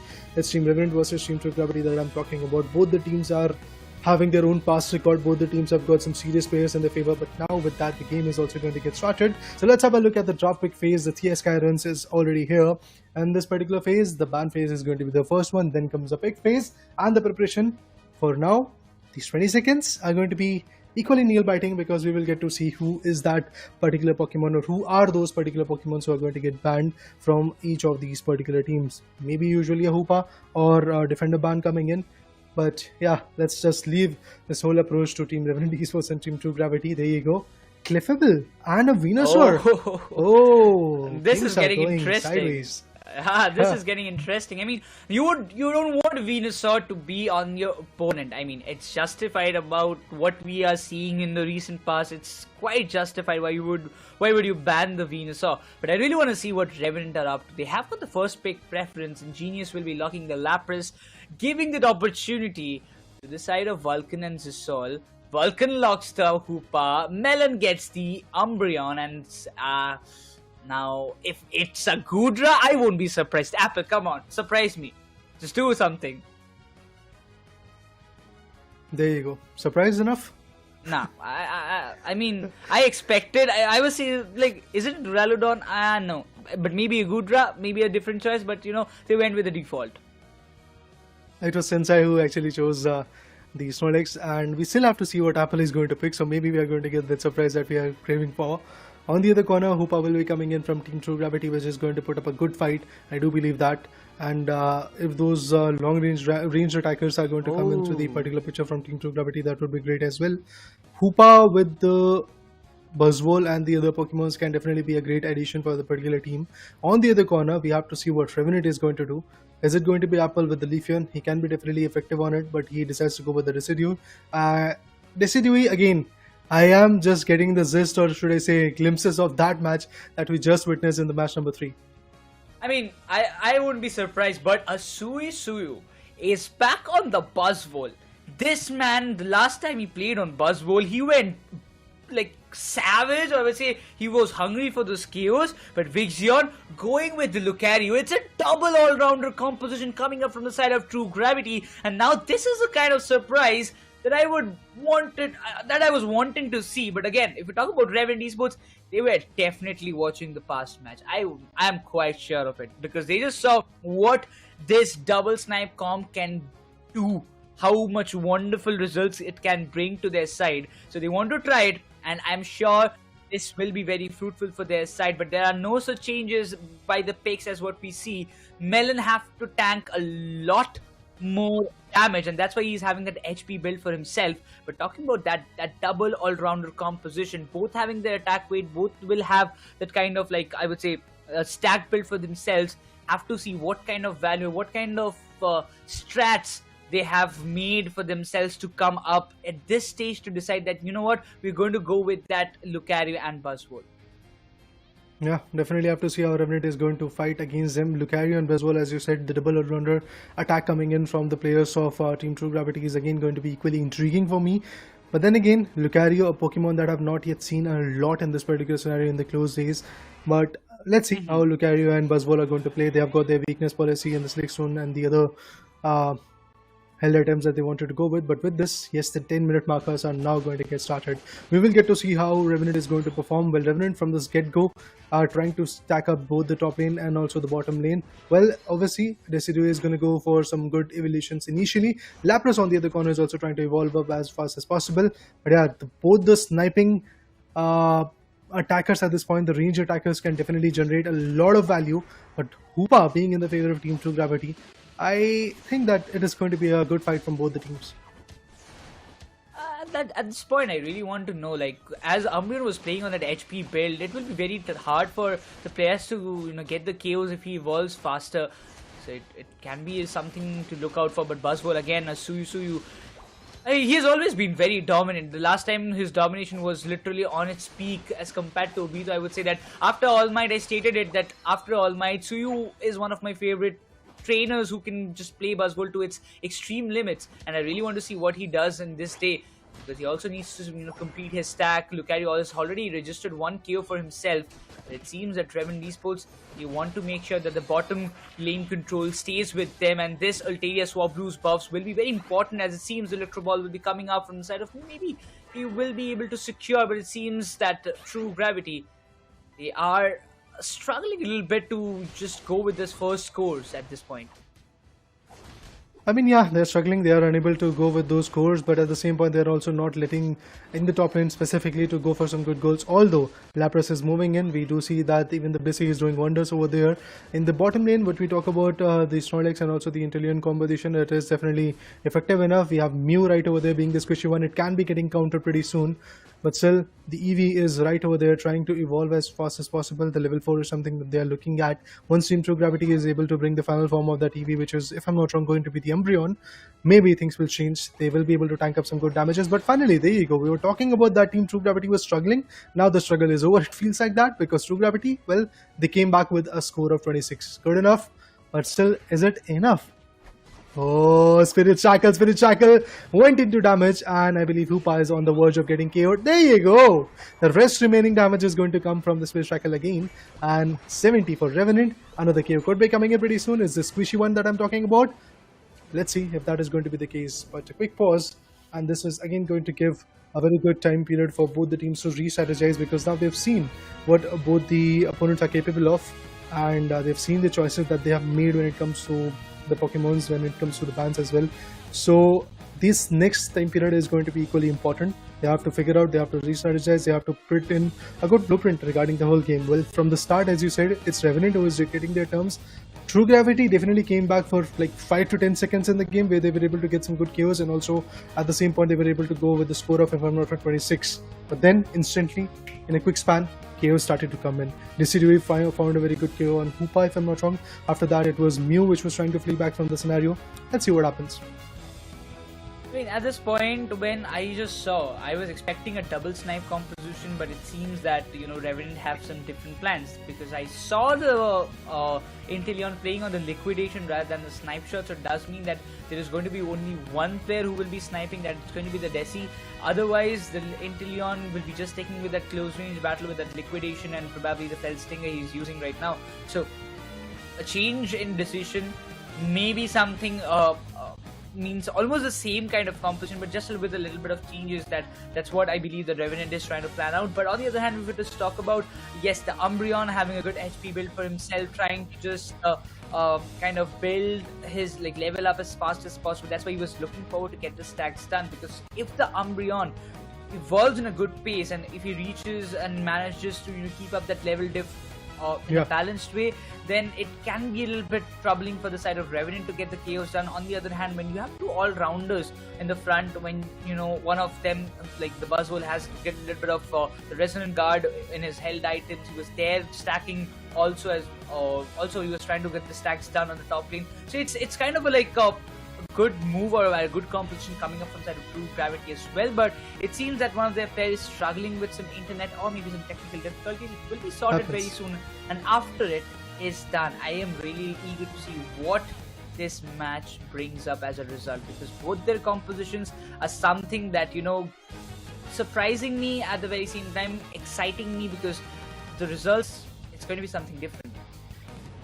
Definitely. Surprising is the, I guess, at the least statement that we want to give it at this point, because again, the all-rounders, Buzzwole and Lucario, again, Team True Gravity is more than ready to fight back, but then again, the compositions that they're trying to come up is definitely a surprise for us. It's a rather unconventional approach that they're going with. But then again, we have seen that unconventional approach being fruitful. We're talking about Clown5. I do remember that match where Clown5, it's okay, Babu was way too good with his Eldrigos, and that's how they were able to beat the particular team known as Team True Gravity against their battle in the first scenario. In the first case scenario, when you talk about the second game of day number 5, day number 2 to be precise. So that was good enough. Moving forward, Team True Gravity has already lost one good game, one good match. Now they are fighting their second match, which is the final match that they have to fight. In the day number 1, they were able to fight against 3 interesting teams, and they were able to bring in a good value. Although their second match, if I'm not wrong, was not that fruitful for the day number 1. It was Team Forgia Legacy who was able to completely put them down with the scoreline of 2-1. So True Gravity has seen their own fair shares of losses in specifically ACL 2024. So for Team True Gravity to really build back their synergy and eventually bringing that momentum, this match specifically is very, very important, because they're fighting against one of those teams which is undefeated. Yes, that's the key term that I want to use at this point for Team Revenant Esports. They have been undefeated. They've already got a 4-0 streak in their favor, and they are now looking forward to put the final nail in the coffin of the whole teams that are there in this ACL 2024 regional qualifiers. With that, the game is also going to get unpaused. I was looking forward to that Spirit Shackle being connected on Mew. Unfortunately, that's not the case. But yes, still, it's going to be a scenario where Team Revenant is there with the lead. We will want to keep this momentum going forward, but again, talk about the Hoopa also being into the play. Last time we saw the Hoopa coming into the play, it impacted in a very nice way. So, you know, the team won that very match itself, but they might not have won the series, but the match was very important by itself. If we talk about the Suyu, he's just, you know, giving those kind of air treatment towards all those support Pokemons. But look at that, the liquidation as well as the Spirit Shackle is doing that hefty damage. Wow. Buzzwole goes down, but Hoopa gets the privilege to get some scores dunked in the bottom lane itself. Well, yeah, the scores are coming in, but there's the same point. Look at the KOs. Spirit Shackle, then the Inteleon also doing the heavy lifting of getting some more. Look at that. Again, the Spirit Shackle got connected. Now they're trying to melt away the Regieleki, but at the same point, whoever is trying to come in a close second is just getting countered by those Spirit Shackles and other abilities that are being utilized at this point. Melon wanted to be the guy who's trying to tank up a lot of damage, but being the only tank for the team, now this individual has been KO'd. Lucario on the other corner is pretty much focused on taking the Regirock in their favor. Well, with that Regirock, now he's going to go for a scoreline of 40. Probably that is going to be the case, but no, he get denied. And the Snorlax comes in, the tank from Team Revenant Esports tanking up, soaking up all the damages, and unfortunately Asusuyu has to fall back, has got the orange and purple buff, but then again, if the team effort is not there, you can't really bring in the best value. A lot of scores being dunked by the side of Revenant Esports on the top already. They have destroyed the tier 1 itself. But look at that. The Smackdown is working so pretty well. Snorlax, he wants to get the Citrus Berry but won't have that kind of chances. Lucario gets the KO. And right now, Desi has got a big role to play. The Spirit Shackle came into the play, but Hoopa deals the damage alongside, followed by the Liquidation. Buzzwole also deals a little bit of damage out there. They'll be focusing on getting the tier 1 down in the bottom. At least they have to focus on it. One tier 1 itself, Team True Gravity. Lacking a bit behind in the terms of score, but the Spirit Shackle is just giving a hefty damage. Umbreon, where you gonna go? But this time, oh, Lucario, he comes in, gets the Inteleon down, and the Blissey won't be just surviving. Comes the Unite Buzzwole, gets what he wanted with the knock-knock, being activated, trying to find a lot more value, but the Unite being dumped by Umbreon as well. The Spirit Shackle is not doing that much damage, but no, it does the damage quite well, but will not be able to find any KOs out there. Still, the scores are coming from the side of Team True Gravity, but the output is not what they expected it to be. Well, the Desi finds the Mew even before it goes through the hyperspace hole. And now comes the Unite, but look at this, Inteleon will be able to find Buzzwole as well. He got countered initially, but now he has been respawned and he's ready to fight back. Look at that, many more KOs could be coming in, but all thanks to that Ring Sunbound being unleashed. Yes, the players will be able to back out of the TP location to the baseline goal zone, but then again, it's not enough. We will get to see some interesting movesets being unlocked at this point, but still, if we talk about the number of KOs, it is in the favor of Team Revenant Esports, and they are still unleashing a lot of hefty damages onto the players of Team 2 Gravity, where Team 2 Gravity is stuck at 50 points. Revenant has already got the double centuries in their favor, and they are moving forward to get few more. Now, Regice, well, that's the concern. Both the snipers are right here. Both these individuals who have got those range attacking formations are right over here, and it is going to be the Desiru who takes that advantage for the team. Not just that, in the bottom lane, when you talk about the Ulterior Swablues, it is also going to be the key point of the concern, but now they are focusing a lot on that Umbreon, and that Umbreon is definitely going to get put forth because of the factor that there are 2 to 3 Pokemons already stacking up over there, and now they're going to move on to the tier 2 goal zone, if I'm not wrong, in the bottom lane. But let's see if Umbreon is going to really contest over there or maybe get KO'd. Oh, he gets KO'd. It's not that easy always, as we see, but the Desi seems to be struggling a little bit, although that position knock being activated.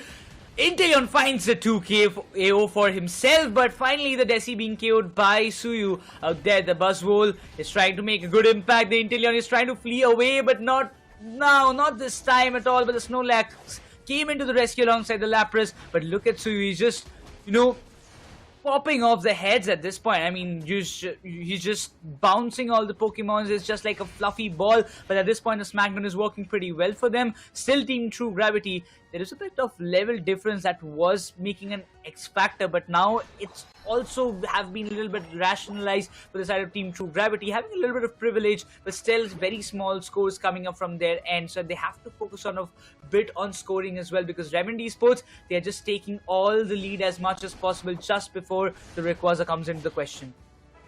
Well, yeah, Rayquaza, the legendary boss Pokemon, is something which can be very valuable for them. Right now, they are focusing a little bit more. Revenant is focusing a little bit more on their 6th ally, and they get it.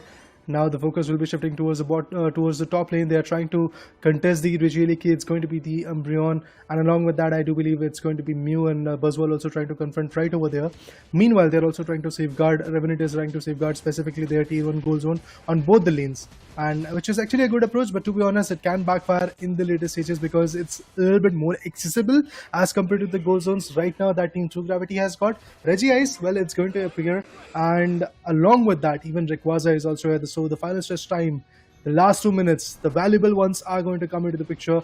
Apple going with the Spirit Shackle every now and then. Snapshots will be there from the Inteleon, but let's see if that value will be coming in. Genius wants to flee away from the scenario, has got that Citrus Berry that he can utilize. Asusuyu on the other corner gets connected with the Spirit Shackle. Not enough to completely put him down, but yes, 3/4 of the HP was just left. That shows how effective that snapshot can be there from the individuals of Inteleon, and also the Spirit Shackles can be effective enough to put down the players of Team 2 Gravity. At this point, nobody's even concerned about Rayquaza. Well, finally they are putting up some good fight over here, but At the same moment, they're also trying to put down the players of Team Revenant and Oh. vice versa. The Snorlax just denied the fact for Hooper to just go with the hyperspace over the knock coming into the play, but Buzzwole goes down. The Buzzwole is all out in the question. Hooper finds the Lapras. This is the moment. True Gravity, they're going for the big scores, and this is the opportunity that they wanted to utilize for a very long period of time. Hooper, he will be there with the 24. Can just come with the 48 again. Umbreon coming into the question. He does not have the Unite to commit, but the Lucario is into the question, and he gets the Rayquaza. It's a big steal coming up from the side of True Gravity. And they were waiting for it. They do have the Eos energy. Do they have? Yes, they have for some decent amount of scores. But look at that. They have managed to get the lead back onto their side. And the Hoopa X Factor played once again. But Lucario coming up with the final steal. Can the Tides have... Are the Tides turned around already? Because I still feel that Revenant, they do have the Eos energy to get the scores done. The But shield is will broken. they have the opportunity? That's the question. The opportunity is now being snatched away. Look at this. Now the players are trying to go for the top lane tier 2 goal zone, but they are unfortunately not being able to get anything fruitful out of it. There are going to be multiple KOs coming in. Melon is obviously going to get denied, but the KO streaks are just going to be there. Oh! Revenant all of a sudden! It was the Blissey! The Pokemon of the hour! I feel it's enough. Revenant Esports. Oh yeah, it was enough, guys. It was enough. Goku, the giant, what a play!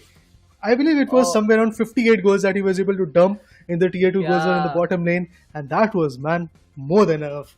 Revenant Esports bagging out the first game. I mean, this guy just scored 1 goal in the entire match, and that changed the entire Tides. True Gravity, even not in their imagination that they would have thought that this will happen after securing the Rayquaza. This is a pure disappointment for the side of Team True Gravity. Look at that! Look at the kind of stats that they have. Apple has got 8 KOs in his name. He was a part of total of 14 total knockouts overall. But again, if you talk about Burzum, he has got 5 KOs in his name. Not a lot of scores being done, but everybody in the side of Revenant, they contributed.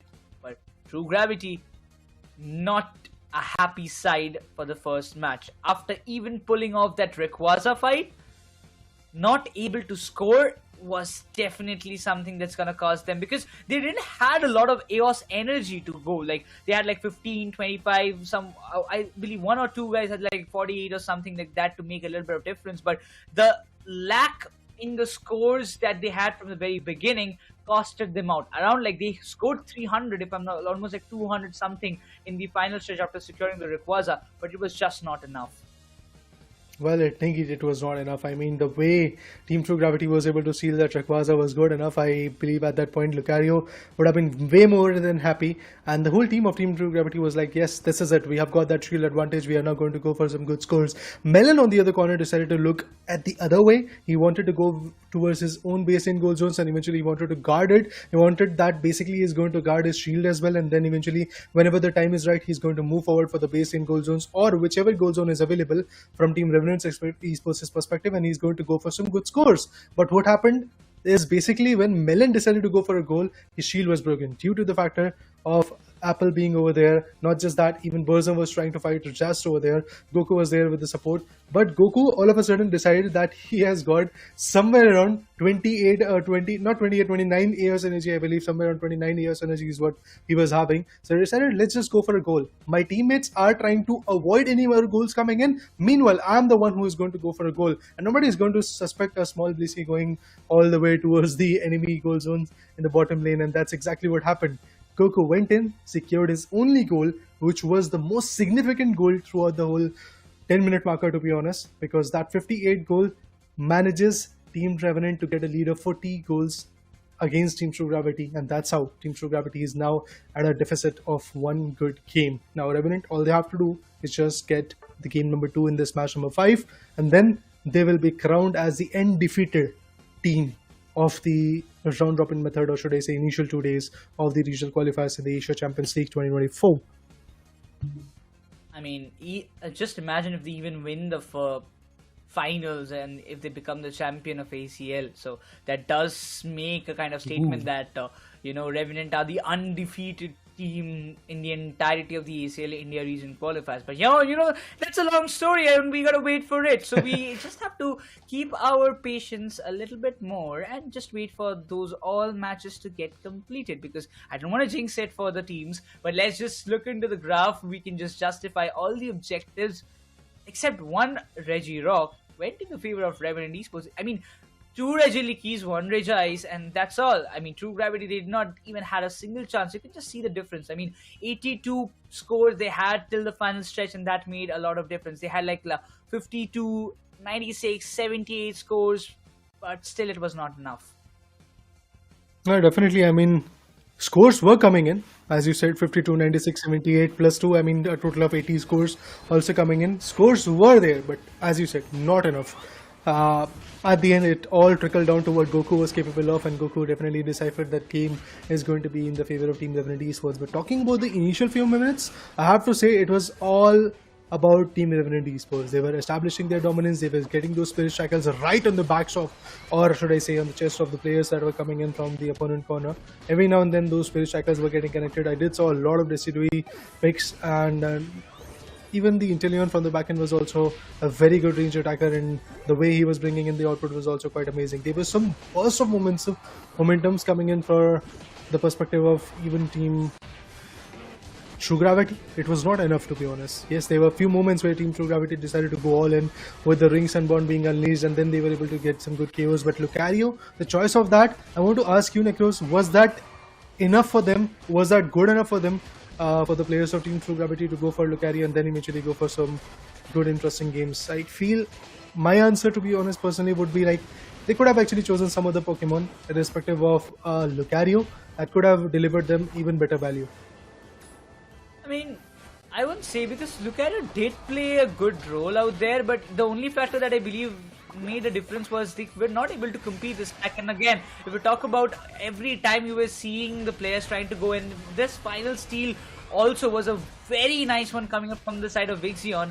It was a good move, a good counter, but once again, if the stacks had happened on the right time, if it was completed, you can clearly you can get a complete idea that it was not done properly because we didn't have a lot of scores to do, and I think that actually made a difference. Buzzwole, Suyu has been very dominant on Buzzwole, so I did expect this kind of thing will happen, but he was restricted a lot by the players of Revenant. He was not able to go on a full-fledged vibe. He was using the smackdown a lot of times, causing a lot of trouble for the Revenant players, but they were able to get the counters, and they were able to get the counters very easily, so that helped them. And specifically Revenant, they focused more on getting the KOs as well as putting up the scores as well. So they actually created an overall pressure over the entire team of Team True Gravity, and I would say that kind of pressure did made a little bit of difference out there, and Revenant knows how to utilize the moments of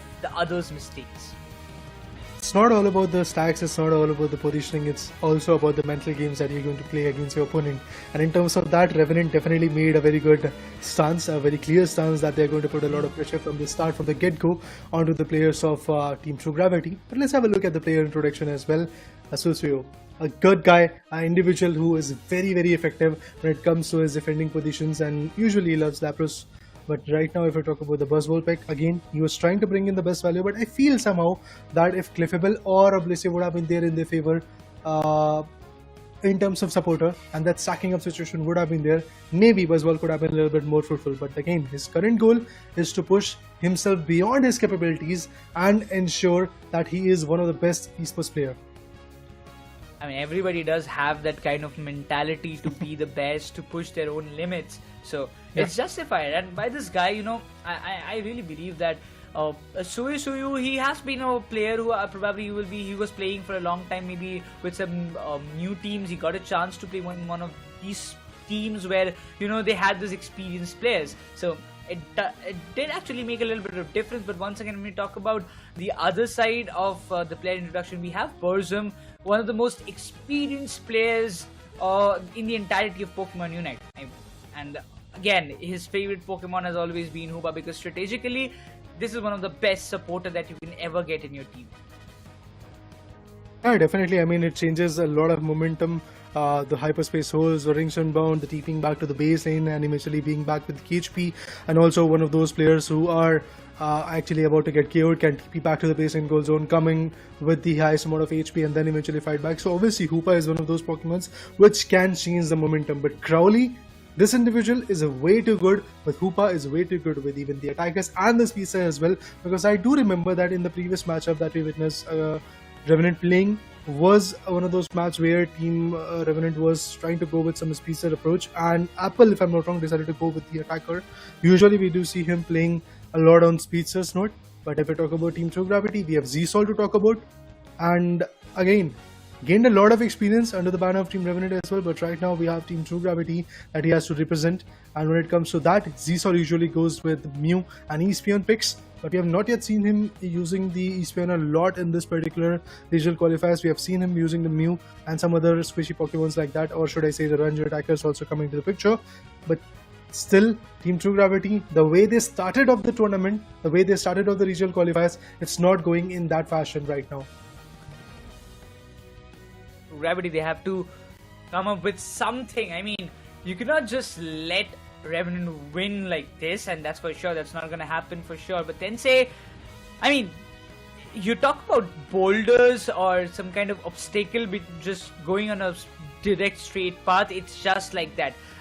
Another name of obstacle or another name of barricade goes to Tensei, because the way he plays those defenders, like especially on that Snorlax or the Trevenant, always been, if you don't give him Snorlax, no problem, I'm gonna get the Trevenant. If you don't get the Trevenant, he might just use something else, but eventually he is the master in these kind of Pokemon, specifically the defenders, and if you give him the Trevenant, those boings are something that you don't want to have. I mean, I really don't want to have Tensei on my opponent if he's playing on that on a defender, because he just won't let you walk away freely. We have seen it earlier as well. Tensei giving those boings, stunning the oppositions, or specifically the I would say the speedsters are the one who is coming and taking those close range battles. Always has been prominent, but let's see what lies ahead in the series, because we are gonna jump up in the second match of this BO3 series, while the first pick preference will be in the hands of True Gravity. Well, Team True Gravity, what are they going to choose when it comes to the pick? But even before that, the bans are something. Oh, Z-Sol is just having fun. He's switching up in between every single Pokemon, but they have decided to go with Clefable. Again, a pretty similar approach as we did witness in the previous game as well. On the other corner, Revenant is going to go with the Slowbro ban. True Gravity once again will be getting a chance to get that Hoopa in their favor. On the other corner, Revenant might just hold up with that Blissey. So let's see if that is going to be the case. Big phase is here. Z-Sol is going to go with the first choice. It might be somebody else, but then again, Team True Gravity has got their first pick. And right now it could be Hoopa. It could be Lapras, and it's Lapras. It's Lapras. Melon is going to go with the Lapras now. This gives Team Revenant a good chance to choose which kind of supporter they're going to bring into the picture. And Goku locks it away. Hoopa comes in. Maybe Crowley is going to seal it away from his teammate when the final preparation phase comes in. Looking forward to see what kind of things is going to happen. Big Zen is back on the Venusaur. I mean, this time you don't ban it. He is going to take it. There's no secondary choices that he will just let it walk away with like that. But okay, this time Genius, is he changing his minds and trying to play on the Speedster, or I don't know what's going to happen next. But Person secures, okay, he decides to go with the Alolan Ninetales, and Genius have picked the Leafeon. I am now interested in what Apple is going to pick. I mean, he might be playing on that Leafeon itself, while Suyu just all last to pick from the side of True Gravity. You again wants to stick with the Buzzball. Maybe no, he decides to go with the Blastoise and the Soul. Finally, one of my wishes coming true. He's playing on the Espeon. We just saw in the player introduction that he loves to play with the Espeon. 70% was the pick rate, and I was like, I have not yet seen this guy doing wonders with the Espeon. Yes, we have seen him playing with Mew, but now he decided to show us that stance as well. Z-Sol is going to go with the Espeon. On the other corner, Apple is going to go with the locking of Blaziken, but I believe in the final preparation phase we will get to see some shifts coming in. Goku might actually switch up with Burzum, or not Burzum specifically. Genius is going to go and switch up with Apple. Maybe that is going to be the case. I mean, after seeing what Team Revenant usually loves to do, Apple is very good when it comes to either Ninetales or a Speedster like a Leafeon. But I'm looking forward to see if there is going to be a change like that. But Apple still holding it away. And all the individuals have decided that they're going to play along the way that they have chosen. Goku is going to go with the supporting role, and Goku has done a fun job while taking that Blissey. Remember, guys, in the previous game, the only reason why Team Revenant is there with one good margin in this match number 5 is due to that Blissey, due to those 58 goals that Blissey was able to deliver. It was Goku. It was the man behind that orchestration. But yeah, with that, the game gets started. Talking about the battle items, again, it's going to be either the eject button or the X speed. But other than that, when you talk about the next 10 minutes, to be honest, for me, it's going to be actually very, very, very nail-biting. I don't know what will happen, but it does feel like that Revenant is more than ready to fight back. True Gravity on the other corner have also gone with their own comfortable picks. It's the Espion that I'm quite scared about, and also the Venusaur that Vixion is going to play along with. Have to see what lies ahead, but for sure, that's going to be a tough battle for the side of True Gravity. They do know that this is a little bit of under pressure match. Last time it was almost in their pocket, but it seemed like, you know, Revenant just stole it away in front of their mouths. But Tencent is looking forward to get those early stacks done. It's the first one going up for him, but still he's looking forward. Will he be able to make a fallback from this position? I mean, both of them are just focusing on him for sure. And stealing all those wild Pokemon buffs and those Chaos energies will cost Revenant a little bit on the early stacks that will be needed by them. While talk about the Leafeon, it has evolved for now. So you with that Blastoise this time should be a little bit profitable for the side of True Gravity. Ooh. Blissey got KO'd initially, that too early. Revenant Esports, once again, they're doing exactly what they were doing in the previous game, and that is basically dishing out the best amount of output and also putting up that initial momentum in their favor, putting up that initial pressure onto the minds of Team True Gravity. And due to that initial lead that they had, all they had to do was just get 38 goals, 58 goals, and they were able to get it. That's how they were able to bag out the previous victory. Is it going to be a similar story in this particular matchup? I doubt that. But then again, that's exactly what Team Revenant is trying to do. They're trying to maintain that initial aggression, but Umbreon unfortunately goes down. Ninetales on the other corner is going to revert back the favor, and he's going to put down the Lapras as well. Espion with the Growls can definitely be quite chaotic, but at this point even the Leafeon wants to go with some sneaky goals. He has got one Eos energy, can actually go for the dump of 2 now, but Lapras is here, so they have to back out, that's for sure. Oh, at this point it looks like Hoopa is single-handedly, you know, taking the control, taking the in charge of the tier 1 goal zone of the top lane, but it seems a Leafeon, he might be a little sneaky, but he is being completely cornered out there. The Lapras is there, the War Turtle was there, but in the mid lane the Solar Bunks might just a little bit be hampering the players, specifically Melon out there. He's just barely surviving, and Blaziken finds the KO that he was seeking for a longer period of time. While Zisol, he's just a solo player, standing all alone with the tier 1, but a lot of scores will be getting dunked. And here Umbreon, he will be completing his stack as of now, but he goes all in with that Snarl. The Leaf so much actually comes into the play, but eventually the KO has been found by the Venusaur. Well. Yeah, indeed, the KOs are coming in, no doubt on that. Moving forward, if we talk about Revenant Esports, they still have got their momentum, but to be honest, in the bottom lane, there is a good contention going in from Team True Gravity as well. Vixion already low on his HP. Let's see if he can really fight back. I mean, Tencent is trying to gather a lot of courage over there. If we talk about Blaziken, Apple wanted to fall back, and yes, Hoopa is going to help him do that. He and his teammates, like the Eastman, is also going to fall back. With that, Team True Gravity had to push back a bit. Had to roll out that aggression, but Apple and his teammate, it's going to be Burzum, probably to be precise, is going to get the advantage of that Reggie Rock. Now the heavy hits can definitely be intriguing enough, and the shields are already getting broken.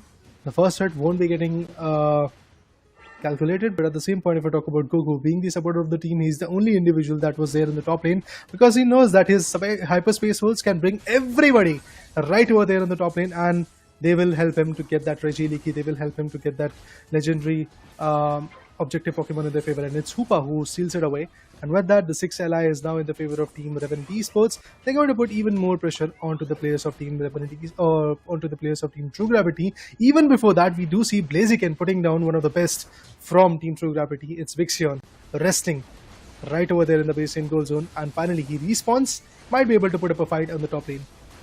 Oh, that's a hefty moves coming up from the side of Revenant Esports. They want to go with the scores. They want to go with the scores. How? And they're just doing it at this point of time. Lapras gets KO'd by Hoopa itself, but the solar points coming into the question. Blaziken finds the double for himself. And look at the mighty Revenant. They're all marching and they want to get the scores stamped. And now they do it very precisely. The unit being committed by Ninetales. It will find a value. Umbreon unfortunately falls down in the hands of Blastoise, but Ninetales on the counter finds the Blissey, and it seems like Revenant once again they are back in the business at this point, having a huge score lead already. Again, the same repetition of what happened in the previous match.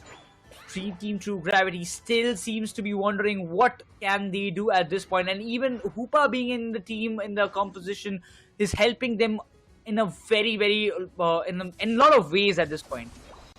I mean, look at the level buff. Level 12 is what Team Revenant Esports' Blaziken has got. On the other corner, it's just level 8, level 9 and level 10s from Team True Gravity. Their heavy hitters are also not evolved at this point, so they definitely have to evolve. Definitely have to get that leveling up scenario in their favor. Ninetales more than ready and proactive to get this Reggie seal onto their favor. Let's see if that is going to be the case or not. But Leafeon, being the speedster, the charm is definitely going to be there. On the other corner, the Ring Sunbound, I believe, has been unleashed, and the players are now fighting in the top lane, but everybody had to switch up to the bottom lane as well, due to the fact that now the players of Team True Gravity have completely shifted their momentum towards the bottom lane, although the Blissey, sorry to be precise, is not even going to survive due to the fact Griffin was tracking him away and was able to put him down. Now is the Espeon and the Umbreon fight, but Espeon unfortunately wasn't able to get the best output out of it. He got taken down, but after that Venusaur gets the advantage of both, taking the Registeel and the Leafeon as well at the same point. Blaziken goes down, that's a big hit. That's a big hit. Even the Umbreon could be getting taken down pretty soon.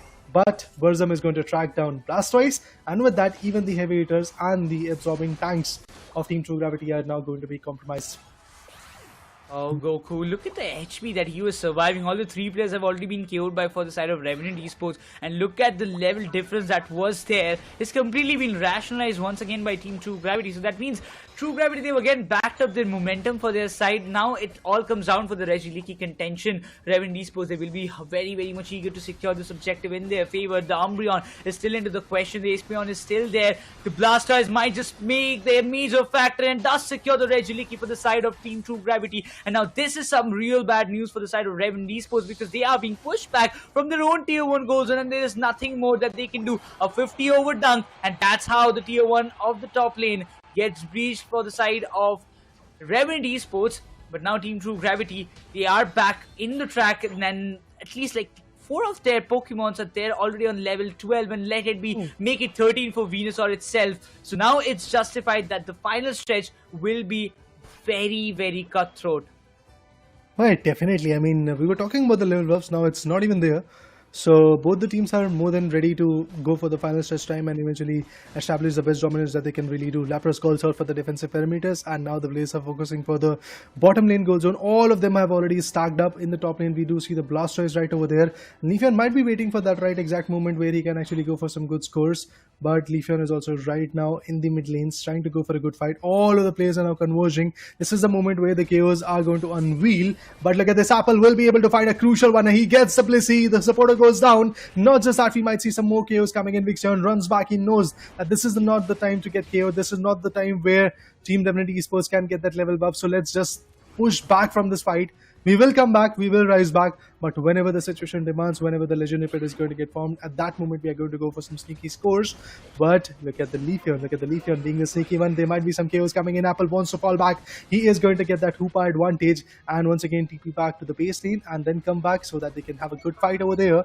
Espeon is also right over there trying to put up a good amount of damage, but Solar Point coming in from the Leafeon. Damage is out in chunks. Not enough to completely put them down, but Apple unfortunately goes down. That's a big upset for Team Revenant Esports. Should have not been the case, but KO streaks are not getting eliminated at this point. There are going to be 2 more KOs coming in, I believe. and it's going to be the Venusaur who is getting it away. 2 KOs for the players of Team Revenant Esports. This is a moment where the steals can be immensely valuable. And look at this. Ninetales goes down. It's just Hoopa. And now it all trickles down to what Blaziken can be capable of. Oh my god. This is a game where Team True Gravity is going to unleash everything onto their opponent. And it does feel like that it's a win-win situation for Team True Gravity at this point. If the shields gets broken, things might be different. But breaking down that shield is just not going to be easy. Oh, look at that. That too coming in the under the way. Blasters finds another KO for himself. Team True Gravity, they equalize the numbers with Revenant Esports in the series. They equalize. They come up with an equalizer at this point. So now we are going for another decider in this very day number 2 of ACL India region qualifiers. And look at the difference that this composition has actually made. I mean, I'm not saying it was a bad comp for the side of Revenant Esports, but Team True Gravity, they capitalized it in a much more precise way. But looking to that, they still want to push it as much as possible. Lapras finds the Ninetales, the Leafeon goes down, and there's nothing more that Umbreon could do at this point. So now, probably, yes, he is also down as well. So it does mean True Gravity, they have done the business, they have done the job, and they are pushing it to the decider. Well, yeah, it's quite inevitable at this point. The decider will be coming in. For a moment, I was like, Blaziken? Oh, he wanted to be a sneaky one, but that was not the case. He wanted to go all in and eventually get some good goals dumped over there, but eventually that was not the case. He got countered by, if I'm not wrong, the Blissey, and along with that, the Eastman also came into the top lane goal zone. That's how they were able to completely comfortably put down the efforts in their favor. From start, from the get-go, it was Team Revenant which was getting a lot of goals, but at the end, who got the major majority, who got the major win in that particular perspective, it was Team True Gravity. The way they dictated their own terms, and Melon being the MVP at this point, it really shows how on point he was when it comes to his assist. He was a part of 12 KOs, not just that, 167 goals also coming in from his corner. Amazing performance from Team True Gravity. That's what I have to say. But yes, as we do know now, it all trickles down to the decider. We were speculating that we will definitely get to see a 2-1 situation coming in this game, in this match number 5 to be precise. That's exactly what we got. Now True Gravity has equalized the stand where Revenant was standing at, but Revenant Esports, can they really bring in the A game in the next particular matchup? That's the bigger question coming in. It's all about a question of a glory. Revenant already has got the seeding positions in their favor. They are already at #1 when it comes to the positioning. They've already won one more map, so I believe somewhere around 13 to 14 points is what they're going to get once they win this particular match as well. If they lose, they still have 13 points. Well, all the answers will be coming very shortly, but eventually if we talk about the amount of KOs that they had, like Apple, Burzum, they put up a good show already. 7 KOs for in the name of Apple, 6 for the name of Burzum itself. But once again, we just talk about what actually went wrong. I mean, Genius, he usually mostly plays on the defender role. This time was given a chance on the speedster, and I mean, he did a lot of damage. I'm not saying he did not, but I believe some change in roles did hamper the playstyle of Revenant a little bit in the very second match. A little bit of experiment from their end costed them the game, but it doesn't matter, because you know what, we have still one more match left in which either Team True Gravity or Revenant can win and make themselves already and they will be just ending their matches. Specifically for Revenant, it's the last match that they're playing, so they will be ending and getting the seeded position for themselves before the day number 3. But for them, it doesn't actually matter. Even if they lose it, they are still going to be on the number 1 spot, and if they even win it, it's going to be a good thing, because none of the teams will be able to counter it or maybe come close to that point, because 5 matches victory is next to impossible. But when we see the graph once again, you gotta be feeling bad if you're a Revenant fan. No, definitely, man. I mean, Revenant from the start, they were looking quite effective. At 6-minute marker, they were able to hit a margin of 290 goals. From there was nothing like a jump, nothing like an incline in that graph. And from True Gravity's perspective, a true potential performance coming in from the corner. From the start, they were struggling, but then slowly but surely, these guys rose, and they rose back to a victory in this particular game. What a play. What a beautiful performance coming in from Team True Gravity. And as I said, after 6-minute marker, there was nothing fruitful coming in from the players of Team Revenant Esports. Although initially Revenant was able to get the Regirock, the Regieleki as well, but after that, even the objective Pokemons were out of the hands. the buffs were out of their hands, and even the Rayquaza got stolen. After Team True Gravity got their momentum up for themselves, there was no stopping. You can see at the very start, everything was getting under control for the side of Revenant. They were getting all the skills, they were getting all the stacks done, everything. I would say all the pieces were falling on together for the side of Revenant Esports, and they were finding a lot more value. But the time when True Gravity showed their own potential, nothing was standing out against it. Still, getting those objectives was the main motto, but it was again the first two objectives were secured by the side of Revenant. But after that, it did not actually went the way Revenant wanted to turn it out to be. So it all was under control for the side of True Gravity, and I would say a good comeback indeed for, you know, breaking, or I would say defeating one of the teams who is actually running very strong in the entirety of the lobby. Does make a very big moral impact in your team and for your teammates as well, because when you know that you have beaten one of the strongest teams in the lobby, you gain a lot more confidence within yourselves, and that actually proves how in-game they have implemented it so precisely. I mean, adding on that note, it's not the first time when Revenant is not going to have a 2-0. Even Team Griffin today in the match number 3 was able to beat them in just one game. But after that, Team Revenant was able to sweep in and eventually get the next game also in their favor. And overall, Team Revenant is here with a 4-0. So that's exactly what Team Revenant Esports is looking at right now. After this 1-1 situation is already here, I feel once again Team Revenant is looking forward to get that redemption in the last game, in the decider game of this match number 5. But yes, talking about the Rayquaza, we did saw a total team KO coming in.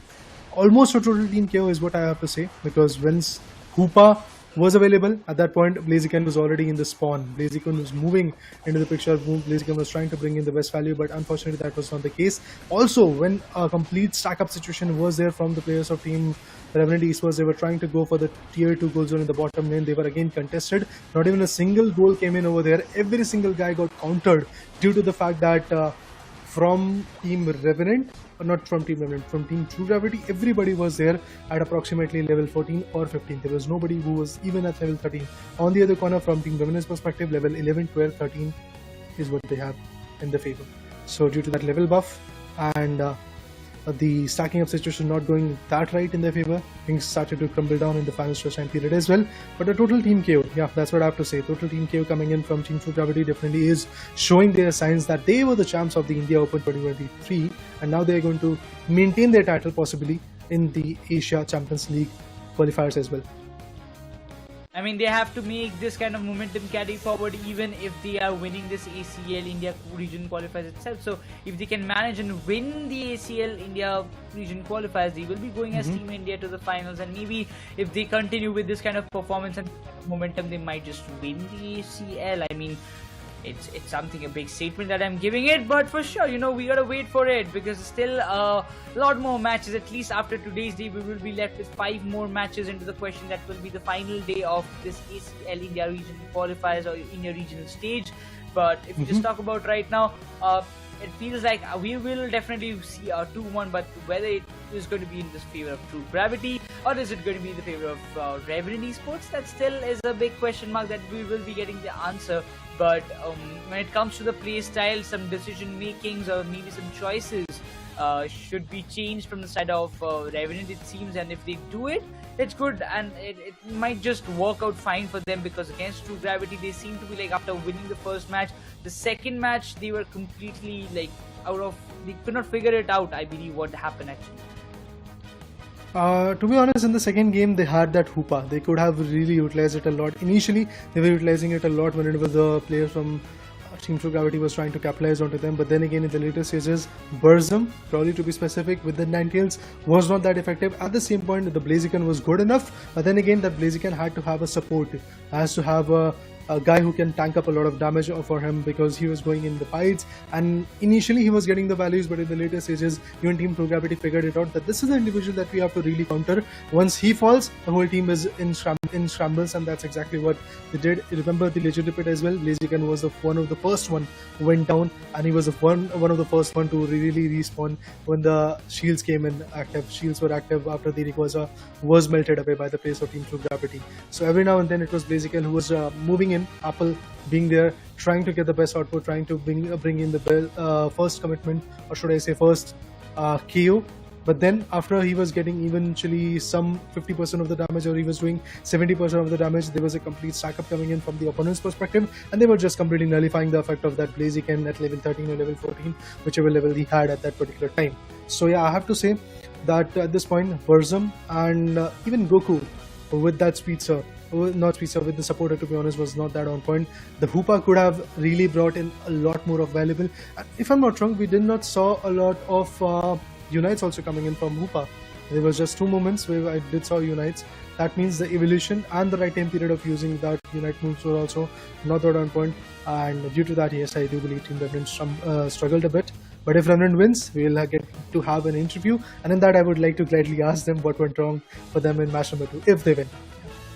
I mean, it's just like that. Something did went wrong, and we are eager to know what happened, because if Revenant loses, their streak just will end here. And see, I'm not just saying, but I would love to see a 5-0 scoreline. But again, True Gravity, they're also desperate for a win. They want to win it so they can at least get a second position in the series, and they can ease their gameplay for the final day. So everybody who's playing, they're playing for the seeded position itself, because they want to be in a comfortable spot, play less matches, and try to become the champion. But I really wanted to see, as you mentioned it earlier as well, Raider, that you want to see a team coming from the 5th or 6th seeded place and going to the final and maybe winning it as well. So I mean, it's not as easy, but if it happens like what happened for FSC Sports in the previous WCS, from the lower brackets to the grand finals, and then going all berserk against Mighty SHUL at that time. So the things do change, or I would say that will change in the upcoming. Once again, we will be just witnessing 2 big teams. That what I expected before the ACL got started, that we will be seeing Forgia Legacy, True Gravity, and probably Team Griffin as the top 3 teams of ACL once again. But Revenant, they have changed my thoughts and changed my perception of thinking. Well, Revenant definitely have got their advantage, to be honest, but due to the fact that they surrendered, I believe, that they are not going to play anymore, the third game is not going to happen. So I believe it is the game that Team True Gravity has won according to the rules. So yeah, there's that. True Gravity is now finally there with the victorious face in their favor. And on the other corner, if we talk about Team Revenant, as we were speculating initially as well, that they have nothing to really lose from this game. All they had was to get some good experience. They wanted to know what Team True Gravity is capable of. Obviously, sitting on the back ends, watching on the screens, they were analyzing their matches. Everybody is doing that. Every single individual trainer or team, to be precise, are trying to do that. They are trying to analyze what the opponents are capable of. But then again, fighting them against yourself in that 10-minute span is something that that really gives you the idea of what is the potential, what is the depth of that particular team, or what kind of strategy they can really bring into the picture. And that's why Team Revenant was able to bag out the first game, but in the second one, things started to crumble down for them due to those small mistakes that they did. I mean, it's already so cold outside. We're in the end of the year itself of 2023, but the matches that are getting so much heated up in the Thea Sky Ruins is just changing the kind of climate or temperature for ourselves. I mean, and outside it's cold, we're wearing jackets and the hoodies, and now inside we're like, oh my gosh, what is happening? Sweat is coming out exactly from our foreheads. But talking about it, yeah, it's kind of unfortunate that the winning streak of Revenant got broken down, but it happens sometimes. We'll have somebody to have some conversations with us, but True Gravity will be happy. I mean, they wanted a win, right? So they do get one win in their favor. So it's like a 2-1 scoreline with the win that they have received, but the seeders position is confirmed for Team Revenant, so that gives them a good chance that the seeders, the first position is confirmed for ourselves. So we can just chill for now, and we can just come back on the day number 3 and we can play it all.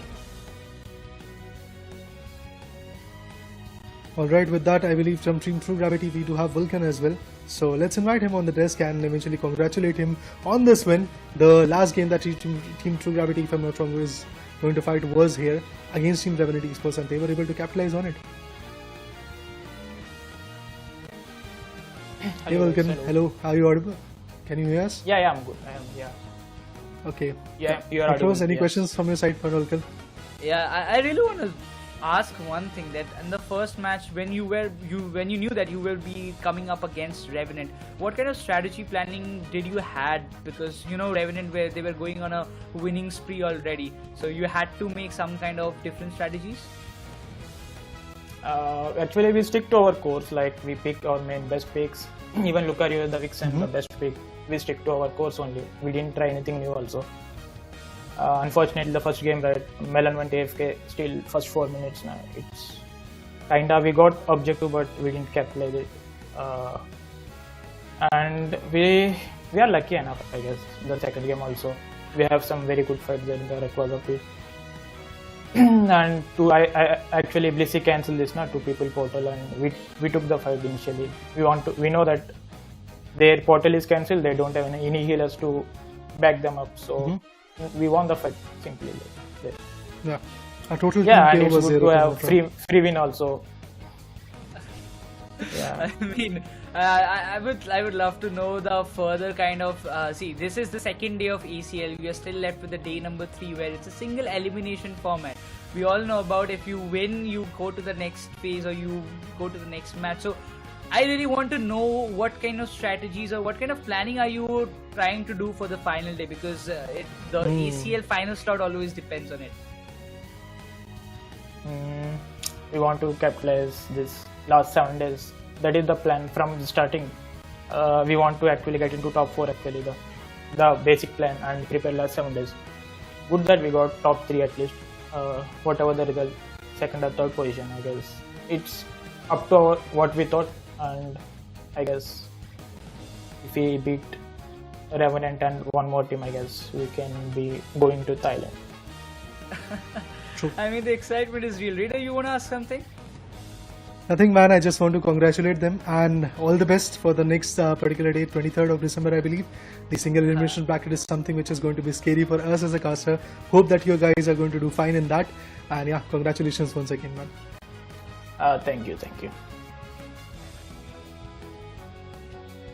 Well, we did had a kind of a conversation, and I was kind of lucky, when this kind of players comes up. He was happy, everybody has that kind of aim. We want to go Thailand. I mean, it's just not only about the competition, representing your country on the global stage in front of so many big teams, and there you are proving your worth.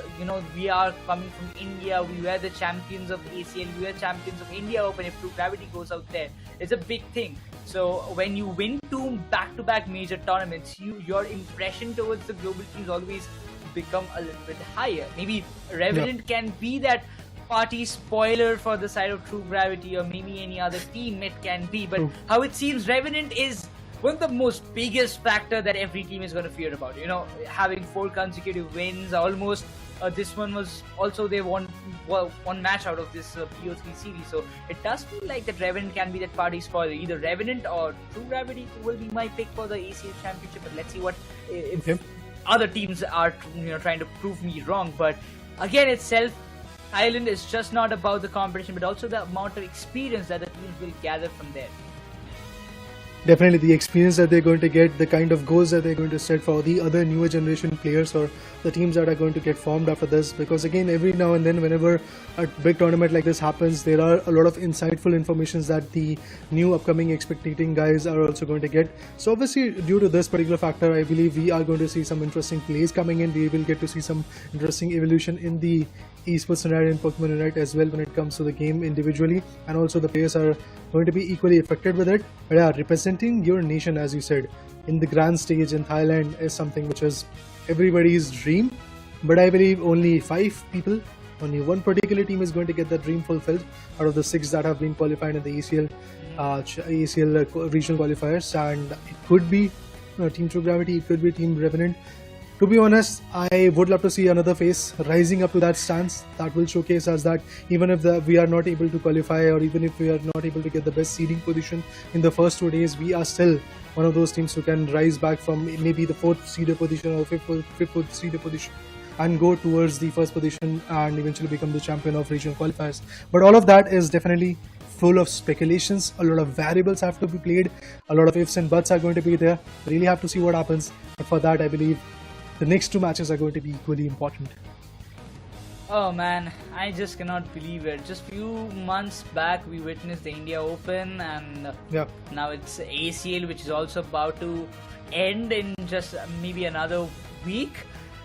I mean, this Next Saturday. entire season has always been something with those ups and downs, the new Pokemons, the new items coming into the play, the new Scarada. I really wish we will be seeing it in the upcoming, probably by the time WCS comes, and we will be able to see some Scarada action as well in the Fierce Sky Ruins. But a lot of things are being cooked up, a lot of things are coming up. So for the audience, those who are connected with us through our live broadcast, maybe on Facebook, maybe on YouTube, make sure to like the stream as well as subscribe to the channel, as well as make sure to share the links with your Pokemon friends, because Pokemon has always been an emotion. Poke Buddies, yeah, exactly. Your Poke Buddies who were watching the entire journey of Ash Ketchum from like when I was small. I used to also watch it. So everybody love Pokemon. So the Pokemon lovers, you can come and join us and experience Pokemon Unite action. But we'll have a quick jump on the analyst as to what actually happened in the entirety of the match. Well, talking about it, indeed, there were some interesting moments. There were some interesting fights coming in. Well, let's talk about the first game first of all. At basically 4-minute, 54-minute marker, we did saw that in the bottom lane there was a complete chaos going in. The players were converging towards the Reggie ice that was there, but eventually it was also countered. And then eventually, if I talk about the leveling up scenario, it was there. But yeah, man, trust me, whenever you talk about the Hoopa advantage being delivered, I believe that was something crucial for the players of the orange team. And in terms of that, I believe that was Team True Gravity, which was there on the orange side in the first game. They definitely were trying to establish a lot of dominance in that particular fight, but the best part for me was the Spirit Shackles that will be coming in. We will get to see that. We'll get to see that Spirit Shackle being indulged over there pretty soon. But yeah, Inteleon also got some crucial KO in that particular fight. Yes, there you go. Buzzball got countered with it. And even if I talk about Snorlax, the way he was countering and pushing back, cornering the players was also very impressive. It was indeed a great move, but eventually when it comes down to this final stretch, that one impact, I was quite sure nobody expected the Lucario to pop off from this position. Both the long range attackers were in a little bit of distance, so they didn't have a clue that they were coming up, and nobody was there to get the secures done, because they knew there is 47 seconds more.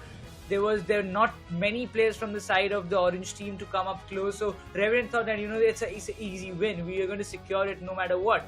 And they did not have the moveset. I believe they were on the cooldown. So, but already the impact was done before the steal was done, because we are seeing the Lucario got the Rayquaza at the final moment, even before anybody could engage. So that gave a bit of breather and a chance for the True Gravity to bounce back.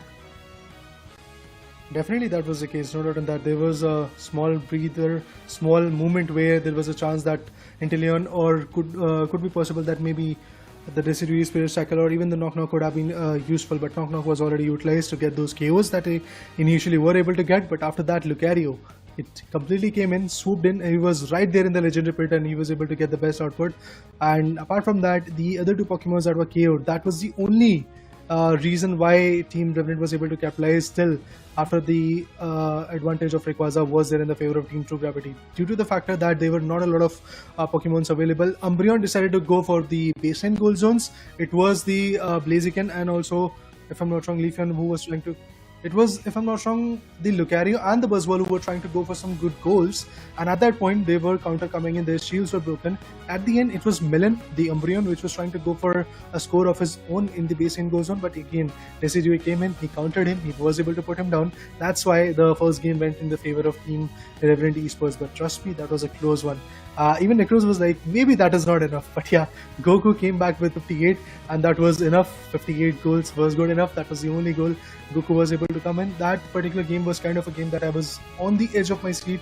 What is going to happen, how that particular game is going to get delivered was something quite interesting for me to watch specifically. But now, the standings. This is the crucial thing that everybody wants to get an idea about. And yes guys, it's Team Revenant. Despite of the fact that they lost their 5th game, they are still there with 13 good points, and they are at the first position. They have to play just one match, and they have to win that particular match, to be honest, in the single elimination bracket qualifiers that will happen on 23rd. Now the question comes in. I mean, Griffin, they have one match left. Clown 5, they have one match left. FS, as well as Forgia Legacy, they have one match left each. The teams who have completed all their matches are Revenant and Team True Gravity. So we've got the first and the second spot confirmed. Now it depends. If Griffin wins it, I believe they're still going to stay in that, I would say, but third position itself. But for the fourth spot, is it going to be Clown5? Is it going to be Forgia Legacy? That's still a question mark. Yeah, definitely, it's a big question mark coming in, because these are the two positions that can definitely improve or maybe just push them down into the particular fifth position. I feel Clown5, for them fighting against FS Esports, this could be a glorious victory for them. If they are able to come up with a 2-0, that can be very, very rewarding for them. On the other corner, FS Esports, it's a good team, no doubt in that. We have seen that they were able to win one game finally, which was against the players of Forgia Legacy. But on the other corner, if we talk about Forgia Legacy, we have already got a clear insight that Forgia Legacy knows Griffin is more than capable. Griffin is one of those teams that you really have to calculate and then play against. So Forgia Legacy, for them, fighting against Team Griffin in the match number 7 today is definitely going to be a very interesting battle to watch about, and we will get to see which kind of output is going to get delivered over there.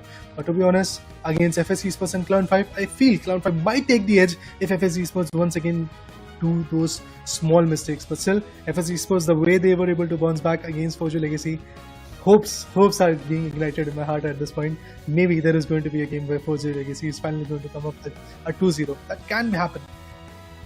I mean, look at that kind of thing. We have the next set of match already ready. FS Esports take on Clown5, and you know what? In the backends, I just had a text when I was not casting that Mewtwo was saying, you know what, remember my name, it's Mewtwo, and I'm gonna wreck everything apart in the next match that you're gonna witness.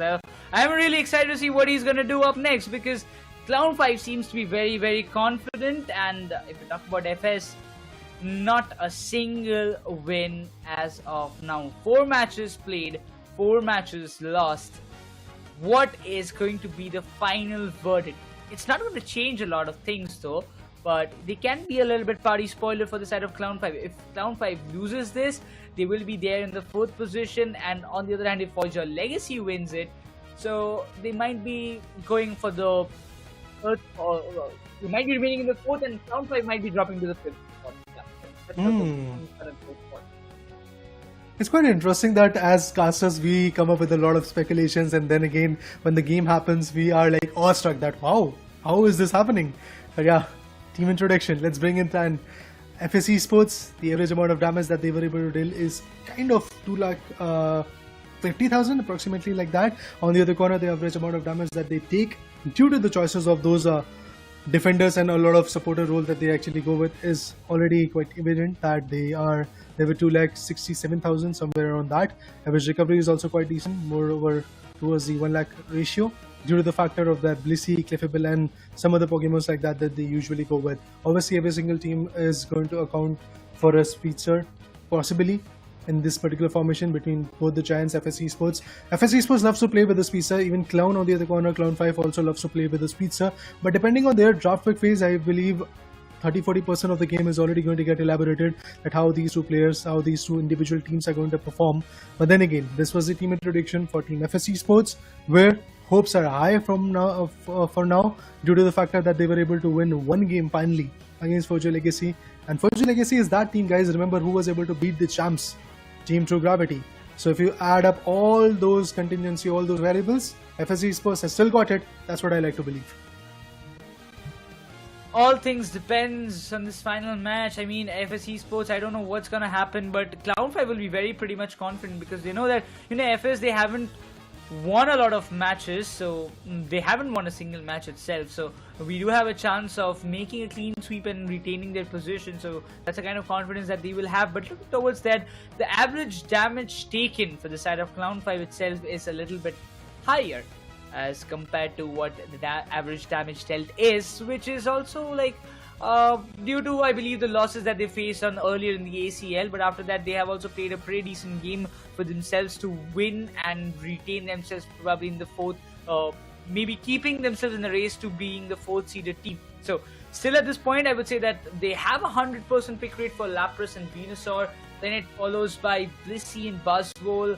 So I'm really looking forward to see what kind of picks that they will have, because last time we saw them, there was a Desi, there was a Eldegoss, and everything was like, wait, what? Is it happening? Is it real? I mean, we cannot believe it with those picks, but now it all comes down to the final core picks if they are going to stick with it or not, because both the teams are just ready and just preparing for the match to get started. So why are we wasting time? Let's go and jump into the first match of this BO3 series played between Cloud5 and FS Esports. And then just by moving into the draft phase, I will be saying bye-bye to Raider and he can go on for some good break, and we'll be inviting Lucifer back on the desk. You have to say this, Nekroz, that you've sent him on a Pokemon journey where he's looking forward to catching some new Pokemon. Yeah, I right? was about to say that, right? You've given him a break. What is that? You've given him something to eat? No, right? So he's on an exploration of a new Pokemon journey, so we'll see Raiders soon. But right as now, a new journey for Cloud5 and FS Esports. Both of these two teams have not had a great run, Nekroz. But I'm not too sure what's going to be different today. Now, Cloud5, today they moved towards the victory side of things. But I'm still not sure if they're going to be able to pack a punch. FS Esports also moved towards opening their first point. Now, yes, I'm taking a lot more time to talk about the teams because it is a crucial game for both of them in terms of the seeding. Hoopa was the ban. First pick was Lapras. Coming in as the next two picks are going to be still the front lines. PYZ with the Umbreon, and then we end up seeing Cliffable on Pardesi. It's still something that, pinches me that will Obito be opting for that Buzz Bowl once again, because he has been good on that. But again, if you talk about the other picks, Legion sticks with the Venusaur, Babu picks the Slowbro, and finally after a long time we are seeing the True Bro back in the comp. If you ban it, people don't pick it. If you don't ban it, they will look forward to picking it. And especially with the game that we saw with Cloud5 getting a chance of playing a True Bro, where they were able to deny their opponents a victory, is the reason I see Cloud5 still getting into that comp. But you spoke about Obito going into the Buzz Wall. Seems like Rook heard you and he's like, no, I do not want to give him the Buzz Wall. He picks up the mighty giant here in the Pokemon world, and then with him, Blair on Glaceon. Mewtwo in the meantime, looking forward to a healer for the team, is deciding, and yes, decides that he wants the Blissey, and Obito locks on a Chandelier. Berserk with the final pick inside of FS Esports. Oh, I'm not just gonna say anything because we're all used to playing with the casters with all those picks, but if it's Gardevoir, something that can change, but the same kind of tradition follows one after the other, and it's the Delphox that is being picked by Berserk. Now with the Cloud5 getting another victory today, can they secure their third victory is something I do want to see. Right now in the preparation phase, I do want to see who picks what. We see a change-up. Joy gets back his Slowbro. We saw a phenomenal game where they were able to shut down the side of True Gravity. So might be looking forward to a game similar to that. We see... Okay, I was about to say we were about to see maybe two Shedinja dolls, so it's going to be only one that Legion is playing, and we saw an amazing Berserk Shedinja doll on Inteleon. Right now in this game, we have Berserk, but not an Inteleon, so I'll wait and watch out for how it works out. He's going to be playing the Delphox. X-Speed, Eject is going to be the majority of the things from the side of FS. On the other end, a mix of Eject, X-Speed, as well as a Shedinja doll. Now yes, in terms of the held items, we did see the Resonant Guard, Charging Charm. So there are all these new items that players are playing, even the Cursed Incense. So I want to see how it works out for a couple of them. We'll break it down towards the end of the game once it's done and seeing how that plays out in the game, Nekroz. But this seems to be very interesting, especially with a double ranged attacker and an all-rounder. I just want to see what Pies does with the Buzz Wall. If he's going to be able to do enough damage. I think he did not get the stack coming through. He's going to be playing on the other hefty attack moves and the held items. So let's wait and watch of how it works out. Game number 1 underway.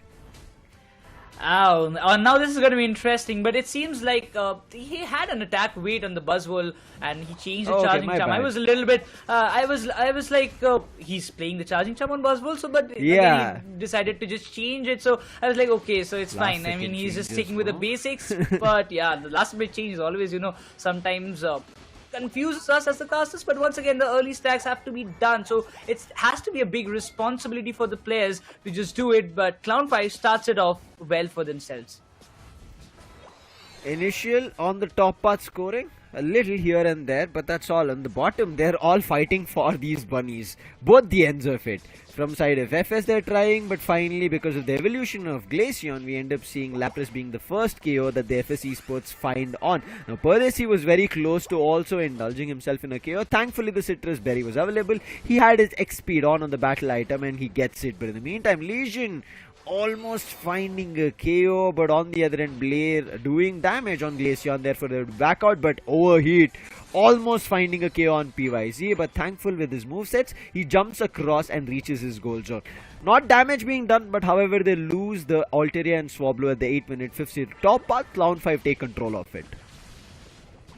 It does feel like the Clown5, they just want to wait for the right time to strike, and Rook is already playing on an HP build, so it will be a little tough for to get the early KOs done on him, but the Ivysaur seems to be struggling a little bit more, and this time, oh my god, Rook does make that impact alongside the Delphox help, but it seems the Lapras wants to make that control possible, but please, he's just pushing them all away into their tier 1 goal zone. Have to go with the stack push, but he's not having that Eos energy for now, and there's a constant healing coming up from the side of Cliffable towards him, but it seems they want to go with that mid path, Altaria, Swablu, in which FS Esports, they already have an upper hand.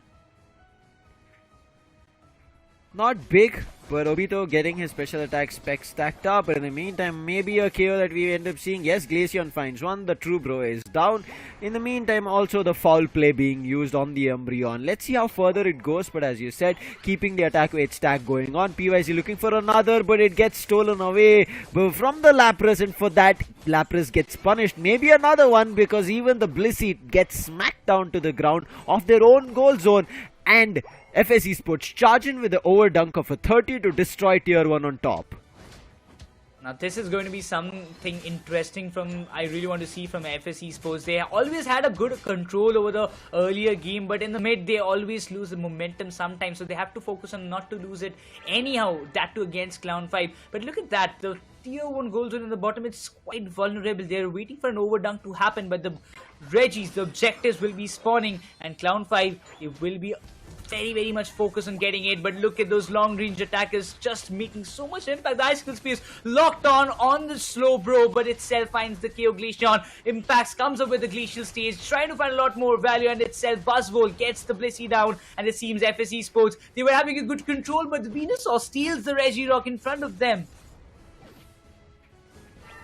Again, Glaceon still finding KOs even though things are going wavery, but I feel like with the Delphox also finding its unite, this is going to be big time coming through. Now Berserk is low. He has to be a little bit worried, wanted to go and score, but as soon as he saw that the Chandelier is here, meaning that the overheat on range can do damage, decides to back off, gets the Citrus Berry, and will keep guard of tier 1 on bottom. But in the meantime, is there a charge up from Clown5? They decide, but then they end up seeing the Umbreon taking charge, moving ahead with also the Fire Spin coming in from the Delphox. So they decide, let's just back off. Look forward to a top path Regieliki fight if it happens, but right now Egg Bomb, Solar Beam coming through from Venusaur as well as Blissey, keeping the players of FS Esports in check. But Fire Spin could have trapped the Umbreon just few moments ago. Could have trapped the Slowbro, my bad. But once again, Umbreon manages to get a sneaky score for himself. That's where the teamwork does make a big impact. But Berserk, he will be getting all the buffs for himself as FS Esports. They look pretty strong in the start. Lapras, he was there, but he has to tank all the damage that is coming on from the side of FS Esports and making Chandelier as a support, but could not get a lot more value as the KOs are just falling in the hands of FS. Right now, Glaceon is playing phenomenal. Blair, I think he's found his game, especially after the wonderful games that FS had today. Yes, they were close to victory, but this looks to be the victorious game. And again, look at that fireworks coming out. Buzzwole clinching and finding the 6th ally. In the meantime, Glaceon, Blair finds a 2 KO streak with the help of the Delphox, finding the True Bro, Slow Bro out. And now they're overpowering Chandelier. Chandelier gets caught, it's going to be tough. Lapras Express activated, does damage. Finally, the Delphox is put down. Big Solar Beam coming through. Can they find anything on Umbreon? They do the after fire damage coming in with the help of overheat on Glaceon, along with Cliffable going down. Now Rook, thankfully, because he's a defender, somehow will be able to managing to back off. and with that they do not give away a lot of top path control. Just the fight that they'd given up, but hiding in the tall grasses, jumps in, nice slow beam use, and the Buzzwall will be sent back to the Pokemon Center, and alone Umbreon can't do anything at the top path, and they will lose the top tier 1 for the side of FS Esports. In the meantime, Berserk, as he had got KO'd, reaches the bottom path, gets a 21 dunk, keeping the scoring on going, even though Cloud5 have taken the lead. Oh, those icicle spears did a lot of damage, and probably Joy went to steal that buff but was not able to get it in his side. But the Regice will be the next target for the side of FS Esports itself. And now they have to focus on Cloud5. They are delaying, they are still a little bit far behind. The Unite being committed by the side of Delphox, and finds this Regice as well in their favor. FS Esports, they're looking pretty strong in the objective fights, while Cloud5, they still have to wait for that final moment to strike in. But look at the game that FS are putting up, not even giving a single chance for the side of Cloud5. But finally the final verdict is coming, and by that the Venusaur is securing some good KOs for his name. The afterburn effect is kind of right now finding the chaos from Legion's end on that overheat. It's doing good job, but it's on all those hefty hitters or the front line, not much on the back line. That's something that I feel like Cloud5 need to pay attention to, but FS Esports need to pay attention to scoring goals. In the next 3 seconds, we're going to see the Regieleki spawn on top. That's where everybody will start turning their attention towards. In the meantime, it looks like Berserk and Rook want to keep a lookout for the tier 1 on the bottom. They do not want to let it get destroyed. Berserk with a fire spin. Does he catch the slow bro? Yes, he does, but Rook, he does not come in, and also even if Rook swoops in, not effective damage will be done. In the meantime, a 7 gets dunked and Rook will immediately jump back on the Umbreon, will be of nobody's reach. But in the meantime, Blair on Glaceon is still going to be here. A lot of Icicle Spear damage being done, but on top, as we can see, Buzzwall all alone trying to take the Regieleki, and no players from Cloud5 paying attention to it. All players from Cloud5 looks like they want to head bottom, break the tier 1 of FS Esports, and then maybe look forward to scoring extra. But right as now, 143 to 161, Cloud5 still in lead, 20 seconds on the clock, along with Buzzwall. There's another player who's helping out. That's going to be Cliffable, Pardesi, and they will be able to secure with 15 seconds on the clock, and maybe this time score even 100. PYZ is moving in the right direction, and Cloud5 doesn't seem to be anybody spawning back or recalling themselves back to base to try and defend this now. He'll wait for the next 1 second. Rayquaza spawns, swoop in for 100 goal, and FSP Sports will immediately get themselves on the lead at 263. Now this is looking a little bit competitive at this point, and now the Fire Spin might be able to trap the Slowbro. He's dealing a lot of damage, but the overheat is coming into the play. Umbreon, he was damaged a little bit. The instant healing coming up from the side of Cliffable, but looks like Lapras wants to go from flanking position, wants to trap somebody out there. But is it gonna make it what? The Solar Beam misses it. The Unite being committed on Delphox. They know that if Delphox goes down, it can bring a lot more value. But it seems the Solar Beam is doing the damage. Delphox has been put to rest. But also on the other hand, Lapras falls into the hands of Cliffable at this time. While the numbers have been rationalized, it seems Cloud5, they're desperate for the Rayquaza. They're trying their best. Glacial stage being used. Blair trying it his best on the Glaceon, but the Shedding Shadow coming in at the right second. A Blissey Shedding Shadow is insane. And Surf from Slowbro. Let's see if it finds value. Yes, it does, as even the overheat connects from the Chandelier, and Glaceon is down this time. However, the other person who got KO'd, Delphox, is back in action. Let's see that does anything. Rayquaza in the meantime just being hit little here and there as blows are being exchanged from both Cloud5 and FS Esports. But it looks like FS Esports, they are charging in, and that's going to be PYZ smacking the Blissey across the ground and finds the initial KO. But Umbreon immediately gets traded. A big Solar Beam comes through. PYZ barely surviving. Cliffable trying to help with the Moonlight. And all the other players get back to the legendary pit. Rayquaza is about to lose all of its health, giving away a shield. Now Legion is also looking super low. Anybody can secure the last hit, and it is going to be the Chandelier who's hiding behind the Rayquaza towards the top. And now there's nothing much the side of FS could do. Maybe try and break the shields, but you can see the way what Pulse is doing the damage. And also hundreds being scored with very few seconds left. There's no way of stopping the sides of Cloud5 right now. Mewtwo also has a 50, ejects and should get it down, and yes, that 100 comes through at the nth second as the whistle blows. Cloud5 also get themselves the victory in game 1 of match 6. I don't know what to say, but FS Esports, they will be utterly disappointed. The entirety of the control was there again in their hands. Blair came up with 10 freaking chaos for himself. He was a part of 15 total knockouts, but look at the numbers. Clown5 just clinched the victory in the final, probably the 30 seconds that was left on the clock. I feel like this game was very interesting. But the one thing I always fear for the side of FS Esports, and that's the reason I'm taking breaks so that it kind of gets clearly heard, is I feel when FS Esports start finding these knockouts, right, they get comfortable, meaning they think they have control over things. And once they think they have control over things, they are never ready for something out of the box, a surprise, right? You saw Joy had no reason to overextend like that. His teammates were nowhere close on the mid path of FS Esports, but he still overextends, slow beams Delphox over there, finds a KO as Mewtwo uses Verdant Anger, and that's where control was taken away from FS Esports, and Clown5 made sure that they were in the driver's seat. If that didn't happen, FS Esports might have closed it. You saw even Pies, even after all those exchange of KOs happened, they still tried to swoop in for a fight, but it was not enough. 10 knockouts being found and still not a victory feels bad for the side of FS Esports. Whereas Clown5, overall, they have 14 knockouts, which sums up almost towards the end that they found. And I think Obito playing on that moveset towards the end made him completely unvulnerable. Not vulnerable. He was literally a wall. And that's what the best part of Lapras is. Once it hits level 13, defensively is super strong. And I think that's something that players need to understand. If there's a Lapras on the opponent's end, do not let it get to level 13. You could see, even though Blair was trying, couldn't even breach or break the shield that Rayquaza had granted to Obito, meaning that their defenses were just double the times better. It was completely visible, at the time, the kind of tactics you mentioned about the slow bro overextending and pushing everybody away and trying to grab the almost entirety of the attention so that nobody goes near to the legendary pit, while Mewtwo as well as Legion, they were melting down the Rayquaza, and that actually happened.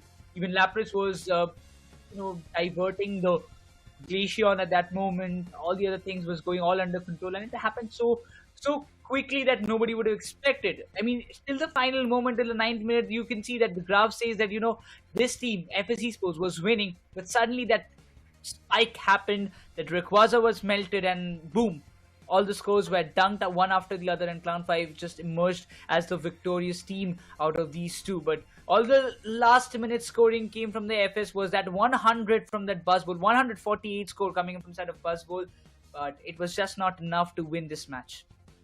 You can see how the graph kind of goes so close, right, from both the ends. FS thought that they were the ones who had a better lead, even though Clown5 was counter scoring. That is because you don't get a clear idea, even if you're on a lead, right? It would just say you're on a lead, not by the difference. For us as viewers, anybody watching who's new here in Pokemon Unite, this score on top is only for us. The players in-game cannot see this. They just get an idea as the in-game intimation comes through that you're on a lead, this is a close battle, you're losing. All these intimations only tell them that where maybe they do stand. Is it a close loss? Is it a close battle? They don't know how much of a difference it has. But great try coming through. You could say initially these unites coming through from Clown5 was almost nullified because of the distance that they were keeping themselves. But one thing I feel like still is going to be something that threw me completely off guard was that Blissey Shedinja doll. Now I did see and even talk about Chandelier on the Shedinja doll, right? At the last moment they got the Shedinja doll even on the Blissey, and it still worked out. They were able to find value in the Bliss assistance towards the end is the main thing that made it work. Here is where the battle happened. You see PYZ's Unite completely failed, of no use. And once FS Esports understood that their Unites are not working, they decided to reset, got themselves some space, but that space was not enough because the KO that they found was not on the ranged attackers. They were finding the KO on their front line, meaning ranged attacker was still there.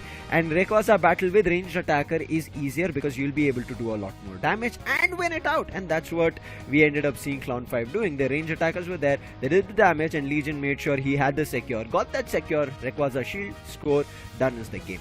but still, that's game number 1, Nekroz. So FS Esports are not far away. FS Esports just now pulled off one game where they got a victory in a best of 3. So I hope they are able to pull it back and this time maybe even close it off against the odds.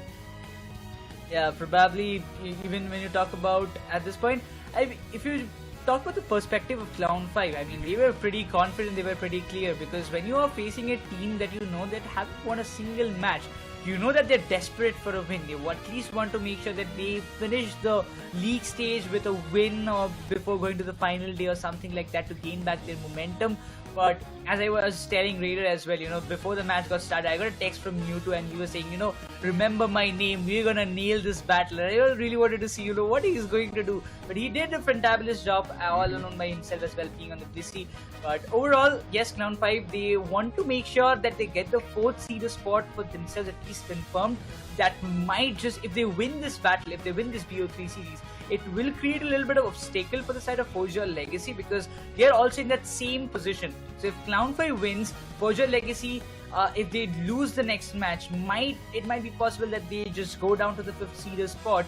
But if even Forgia Legacy wins it, the number of clean sweep factors will play the game, and where I believe that it can just be Forgia Legacy, it can be Clown5. I don't know exactly what it is, but that one with the clean sweeps might just get the upper hand and get the 4th seeder spot for themselves. Now, I'm not too sure of how the seed is going to kind of swing out, of who gets the 1st, 2nd, 3rd and 4th.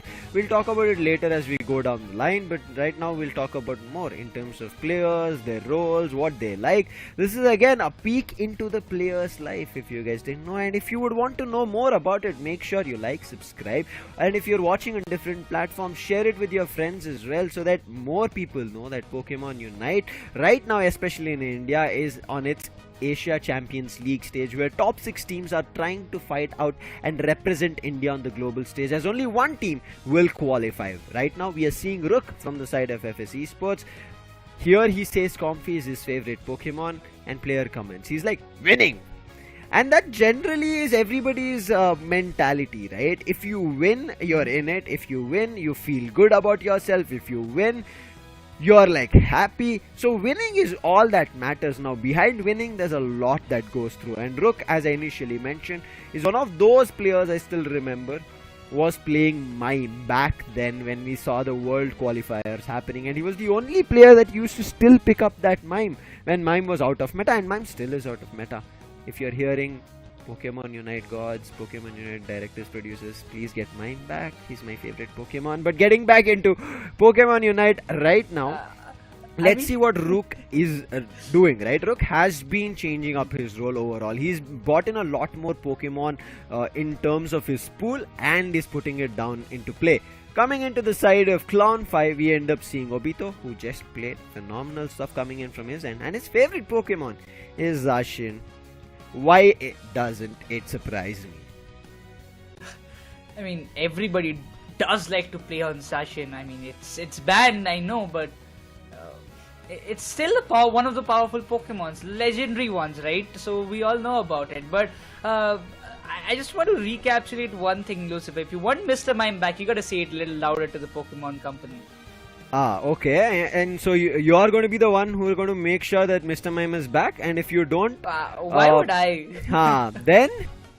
But we'll get back to what Obito did mention. I do want to say the player comment. He's already planning for even the world, so I want to see what Obito does here and then the worlds as well. Coming back, talking about Rook, as you can see, that was his player insight, but this is his player data, what he's done so far. This is why I mentioned he was a support player back then. Right now he is a strong defender in front. As you can see, average damage taken 72,000. This is per game when we generally see, and if it's average damage taken itself is 72,000, meaning that he's been doing an amazing job as a defender for his team. Obito on the other end, he's the damage dealer, also certain times plays the defender role, and that's the reason his stats are balanced. Yeah, that's for sure. Eventually, when Obito, I was studying already before as well, because he was phenomenal on the lap race. He has been very much dominant on the Buzzword as well previously when we just saw him earlier. So I really want to see that Suyu again, when it comes down to Obito, these players on Buzzball has been pretty dominant. But whenever I see a Buzzball, I still want to see one player playing on it. And I remember all the time it's All Might. We are missing him in the Asia Champions League, that's for sure. Let be Lapras, let be Blastoise, let be the Buzzball. He is always the one who has always proven his worth. But once again, we will be jumping into the second match, which is already ready in the draft phase, and we'll have a look whether there is going to be some tactical changes happening from the side of FSC Sports. Yeah, tactically, they're immediately putting the Lapras out, because Lapras towards the end is the reason that they couldn't do much about that final fight. On the other end, Clown5 say, guys, there's still Hoopa, and we know Pardesi loves to play that, so they decide, let's not give them Hoopa. It looks like Pardesi was just throwing me off guard here, because his other teammates end up saying it's going to be a slow bro ban, not a Lapras. So Lapras is still going to be a choice of pick coming through. Whether it's FS or Clown5 is something that we have to wait and watch. But in the meantime, I do want to let our viewers, this Pokemon Unite Asia Champions League Day 2 of India League stage is not done. There's still, I would say, 2 more games including this. There's 1 more game after this, and then we will get our top 6 seeds of which position every team is in. So make sure you tune in, like, subscribe, and let your other players, teammates, friends, everybody know. Also, stay tuned, because we still don't have one single team which is going to be called as the India champions who will represent us on the global stage, and that is what the fight is here for, because all the way in 2024 they're going to go down to Bangkok, Thailand. But right now, draft, we'll get back into it. Lapras is going to be the first choice coming in from PYZ. FS Esports not making any mistakes because they did not ban it. On the other end, Umbreon and Cliffable being bought in. From FS, there's going to be the Venusaur, Venusaur coming through along with Blastoise as well. 2 Gen 1 Pokemon, leaving me out as I'm wearing the Charizard. And then picks coming in, Legion on Glaceon and Obito on the Buzzwall this time. This time he decides not to go with something different. He decides to go with an Inteleon. Snipe shots coming into the play. Berserk if he plays on that Petal Dance and the Giga Drain, that's a different case. But Mewtwo, the last and the final pick. They do already have a support, but that's what I was missing. You know, the Leafeon coming into the play. One Speedster was all that completes this composition. The evolution is there on the side of Clown5. 3 EVs, and I really hope that it does make a big impact. Last pick's done. Preparation phase, and I'm ready to be thrown off guard again, because these players at the last nth second, just like we saw last nth score coming through, they make the battle item change. Now what change do they make? I want to see. But Berserk, we spoke about it in the previous game. He's back on the Inteleon with that Shedinja doll. Even we saw their opponent speaking about it. Phenomenal stuff that he did, Ruben mentioned. On the other end, Rook coming in with the Resonant Guard, Experience Share and Muzzle Band. Let's see, this time no special attack specs, but PYZ has the special attack specs. Attack Weight, a double stacking Pokemon play coming in from Buzzwall as well as Leafeon. Let's see how that works out. Resonant Guard on Joy as well. Legion having the, not the newest, the second newest, that is the Cursed Incense. Now let's see how this works out. For me, my pick seems to be for the side of Clown5 because of the 2 stacking Pokemons that they have, and I'm pretty sure Mewtwo will want to run around to get more stacks in, whereas the side of FS Esports, I have a little bit of a worry. Even though we saw Berserk playing phenomenally on that Shedinja doll, it was not enough for them to get that 2 points in game. Let's jump into the game number 2 here in match 6, and whether it's FS Esports finding their game 2 point or not is something that we have to wait and watch. It's going to be something that I'm really looking forward to as well, because you know, Clown5 is already up with a 1-0 scoreline. FS Esports were so close for winning that the previous match, but now again, I don't know it's some kind of a myth or not, but if FS fails to win the first match, I haven't seen them winning the second as well. So this is how that all the matches that they have done so far, but Clown5 seems to be completing the early stacks, so Obito seems to be just stealing away all those Chaos energy and farming those wild Pokemons on the top. There is a kind of process of stopping it, but it doesn't go all the way. Early stacks, this is what I spoke about. The Leafeon is constantly going to get the stacks done, but unfortunate, could not secure the last bunnies and therefore would have to retreat back. But before that, they're fighting for the bottom path in DD, and that also does not come their way. The little Sobble gets it. Level 4 is what it is. 1 more to level 5, and then we're going to be seeing the Drizzly And let's see what happens from there on. But the crit hits is something that I'm going to be a little bit worried about. But looks like Mewtwo, yes, has gotten the stack on the Leafeon. Will they go for a score is something that I'm waiting for. Rook can be cured. There is a chance. Now they did use Mean Look and trap the Sobble. Therefore will get the KO. And in the meantime, the stack that I was talking about, at least get that second in. And Mewtwo might even find the next. Yes, does it. And might or could have gotten the fourth stack. But unfortunately, Joy, after scoring as he was moving, picked up that AOS energy. Nonetheless, the Indeedee was there. We'll get another 5 AOS energy and stack it up. So already close to 4 or 5 stacks done on the bottom path for the Leafeon. Oh, look at Obito. He's just not allowing Lapras to get any of those farm for himself. He's just stealing everything in front of his eyes. So now this is the kind of moment that Clown5 they're trying to get the early game control for themselves.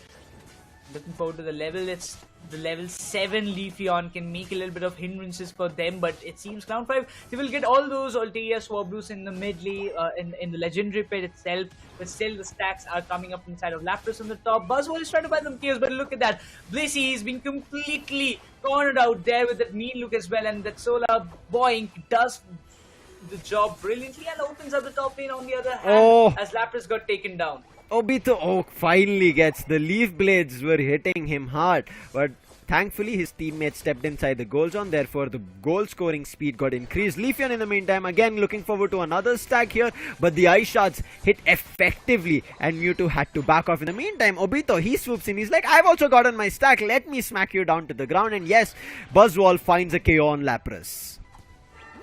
Oh, look at Joy. He's dealing so much damage thanks to those held items that is helping him to stay alive for so long a period of time. This null stunning rock at Rook at this point might just get the KO, but it's a little hard for them.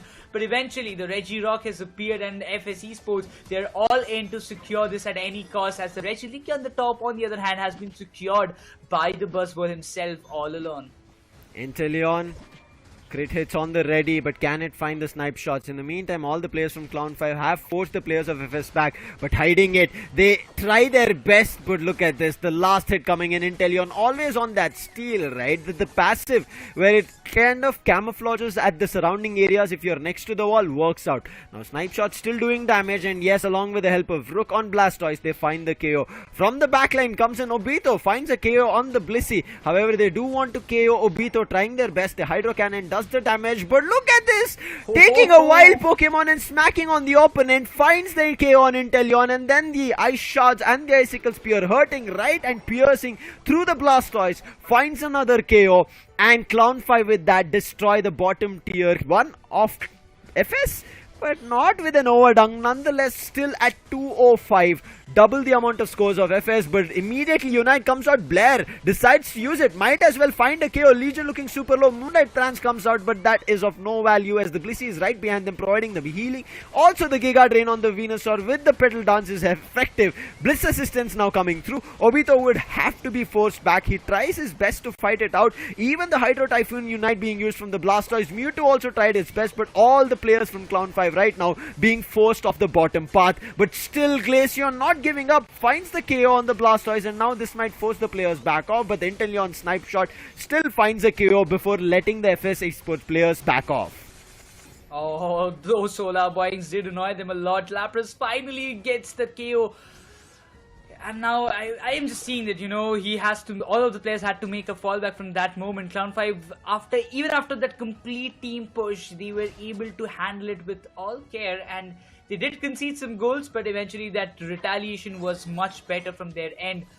Regieleki is already spawned. It seems Clown5, they will be just securing those Altarian Swablu's at first, then they will be taking care of the Regieleki and pushing it to the tier 2 once again. FSC Sports, they have to take it care, but Lapras coming into the question might just be the one to cause a little bit of trouble as Lapras Express comes into the question, but the Regieleki will be stolen away from the hands of Clown5, and look at Buzzwole, he's all angry at this point and will be trying to just stop the Regieleki no matter what, but now he has to make a fallback, but no, the Regieleki damage actually managed to find the KO of Buzzwole.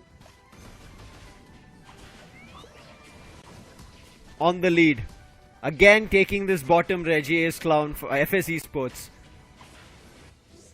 Now, can they finally take the advantage on the bottom part, destroy the tier? It seems like players from the side of Clown5 are deciding to counter score. So everybody is going back to the base from there, using the jump pad to try and deny the side of Clown5 from scoring. But Mewtwo, a little bit of an overextension, wanted to take a one-on-one, but surprise, Blastoise along with Lapras both jump into the center and then immediately KO that Mewtwo on Leafeon. In the meantime, the other players look forward to taking all the wild Pokemon away, meaning FS Esports a little tough on level experience and leveling up, but a nice 28 being scored as all the distraction of fighting on the mid path gives chance for the Venusaur to score. But Venusaur, not happy, wants to chase, wants to find a KO, but sees more players from the side of Clown5. But as soon as it gets the Petal Dance and the Giga Drain and the Verdant Anger, decides to go for a fight, tells the teammates as well, and they do find only one KO out of it. All the other players going back, they're recalling themselves to the base so they can get the full heal done, and this might give the chance for the side of FS Esports to score a lot more, but they do not have a lot more AOS energy. At this point, eventually you can see the top lane contestant was won by FS Esports. They are just closing up the lead at this point. They will be going up with one overdunk at least, and there goes the 50.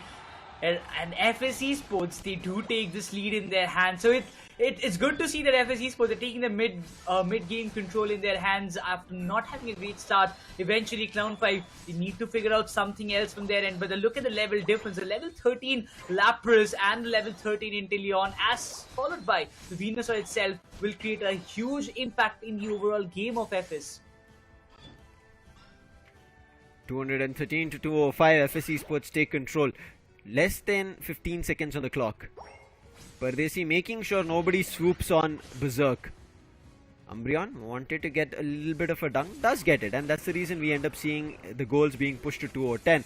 Meantime, Blastoise is in overextension. Yes, it is. Gets locked down by the Glaceon, and the Blastoise goes down just before the final stretch fight. Now, this can be a chance, but in the meantime, look at Lapras Express coming through, along with a move-in from the Buzzwall. Unite being used, but the Challenger Doll comes out at the right moment. Berserk survives, and Obito trying to run away now, hiding in the tall grasses, doesn't work. The crit hit finds the KO. The Buzzwall is down. In the meantime, Clown5 players, they're just trying to peel off from the fight. However, it's not working out great because the side of FS Esports players are trying to move in for Rayquaza. So Clown5 need to keep the fight ongoing, and Clown5, I'm pretty sure, are trying for a clean sweep here, but the Blastoise, after getting cured, has respawned back, now uses the Hydro Typhoon, and with that damage finds the KO on the Glaceon. Leafeon is also super low, and the Lapras is chasing that Leafeon along with the Umbreon as well. This triple EVs, that is not working out great for Clown5 so far. Only the initial game was good from their end, but this late game, better for FS.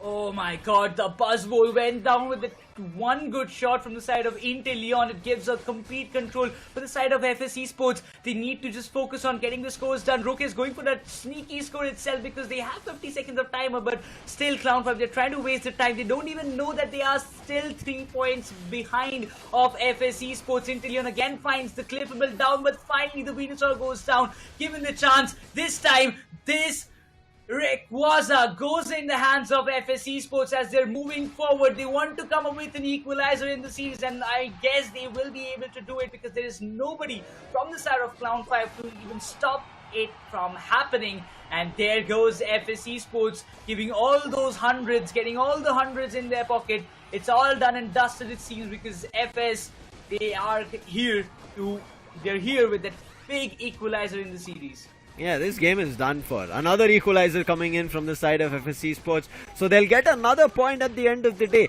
Whether it is going to be a victory point or is it going to be just 1 point, we have to wait and watch out. But a great fight coming in from the side of FS Esports. The time that they swooped in, keeping the players in check, worked out really well. Yes, the Blastoise was a little bit of an early KO, but none of the players from the side of FS Esports backed off or thought it's going to be a trouble. As soon as Rook went down from the backlines, Pies comes activating the Lapras Express, and with the Lapras Express coming through, we even saw the snipe shots, and that finds value to find players to be knocked out from Clown5. Buys time. Then Obito decides, guys, they are also trying to buy time, we are also trying to buy time. Doesn't work that way. Let's swoop in for a fight. Obito makes a little bit of a wrong decision. While his teammates were a little bit away, even Legion was on the respawn with a cooldown. Therefore, Obito, as soon as he goes down, the team immediately starts jumping in, because after Obito, Legion also went down. Mewtwo was super low, forced off. Joy was just running around trying to see if there was a chance of a steal. But before the Rayquaza's health was completely drained, the other players from Clown 5 were getting KO'd one after another. But still, Legion bought the game back as soon as he spawned, took down Rook again. But it did not work out. As you can see, Legion, amazing stuff he did with 80,000 damage coming through. But Berserk, he literally went Berserk. 1,20,000 damage coming in on the Inteleon, and still that Shedinja doll gameplay is on another level. I mean, that saved his day, that's for sure, because the way Obito closed on him, I really thought that he's gonna go down, but you know, that Shedinja doll saved him from that kind of moment. But the damage that he dealt was so high, like 1,20,000 itself. It justifies those snipe shots, constantly giving so much damage over the to the Mewtwo, to those Leafeon as well as the Buzzwole. Everybody was, you know, facing so much problems in that case. But it all comes down to the decider, and I'm really looking forward to see, will FS be able to get their very first win in the ACL itself. One more game to go here for FS Esports. Can they finally get one victory under their belt before they finish off this group stage in the India qualifiers? Now, day 3 is all about single elimination. One game lost, meaning you're done at ACL. And I'm pretty sure FS Esports do not want to come into that position and then lose out and move out of ACL without even a single victory. So I think they will try to get this victory. Not saying that their ACL day 3 journey can be another loss, but as I initially said, maybe they're planning something, maybe they're trying a lot of combinations, maybe they're experimenting at this phase, because this is when they will get a chance to experiment. But that experiment should not be super costly. Graph telling us, as you can see clearly, Clown 5 had control of everything, but it was towards that 6 to 8 minute mark where FS Esports bought things back, especially because a little bit of an overextension from Clown 5 themselves. Yeah, like from the starting game, it seems like Clown 5, they were having a good start. They were getting the scores, they were getting the stacks done as well. Eventually on the top lane, bottom lane, both the lanes, they had a brilliant control, specifically Obito, you know, smacking down every time the Lapras was coming in front. But suddenly after some time, or probably in the mid game, FS, they just snatched it all away after the Inteleon came into the play with those beautiful snipe shots, and the Venusaur also stepping up front. As you can see here, right, Clown 5 are able to get almost control everywhere. Only a couple of fights here and there. I think this is a little bit, this is the extension I was talking about. No, this was the NDD wild Pokemon knockout that we ended up seeing. This was also a fight which retreated to become a fight where still Clown 5 had control. Yeah, you could see they forced all the players out. But after this, there was a fight that happened which ended up kind of working the other way around. Yes, a steal we did witness coming in from the Lapras, because of which the Regieleki become another person's ally, and you can see PYZ still trying to make sure that if there is a chance to push that ally across, but Regieleki finally will be KO'd. And this is the fight. Here again, the second time that they got the Regirock and then Mewtwo's overextension. This is what we spoke about. The last minute overextension that they did was the Mewtwo's overextension, and with that, meaning their level advantage that they had, the stacking that they had, the experience that they had was slightly given away. Now here as well, we saw the Blastoise overextension, but with Blastoise overextension, we did not see them making a mistake. However, Obito there also made a mistake, as we just saw, where he tried to find a KO on the Inteleon, but the Shedinja doll, that dodged it. And then the Spy Vision, instantaneous KO on the Buzzwole. And, you know, that these kind of small elements do frame your entire game, and that's how we just can say that it was a better game that was played by FS. So yeah, I have to say that this kind of gameplay was needed for a little earlier in this entire ACL, I would say, because FS, you can see that they have the potential, they have the kind of game that is needed to be in that good seeding position for themselves, but it was just not luck, or it was just not fruitful for them in the past matches that they have played so far. It's just the final match that they're playing, so yes, they might be just ending in the 5th or 6th spot, probably the 6th seeding spot. It will be confirmed for FS, but the next game at least will give them the kind of motivation or that momentum before the day number 3 that we managed to win it after so many losses. If they can defeat Cloud5 here and now, so it can be a good momentum boost for them just before the day 3, just before the single elimination battle. Now, in terms of the Pokemon choices that we saw in Game 2, it was good. And that's the reason I kind of said that Cloud5 already look like they have the advantage. Now, one thing that has been a strong point for the side of FS Esports so far has always been that Inteleon play. So we did even see Revenant bringing in the double snipe play coming through. So if FS Esports, after looking at this victory, right, get that double snipe play coming through with the Decidueye, maybe they have game 3 under lock, just like how they did against side of Forgia Legacy, right? Their game 2 was a double snipe play, Decidueye as well as Inteleon, worked brilliantly. Now I just hope they finally realize, oh wait, our single snipe worked, let's bring in Decidueye as well as a double snipe. And whenever they bought that, their front line was super strong. Forgia Legacy had a very tough time invading their backline, and one mistake that they made where I think Inteleon got caught very early on for a fight and got KO'd. That's when Forgia Legacy bought that game back. Otherwise, it looked like FS Esports had control of things. Now again, FS Esports, I hope they realize that maybe they have that double snipe thing going on in their mind. Pardesi calls it out.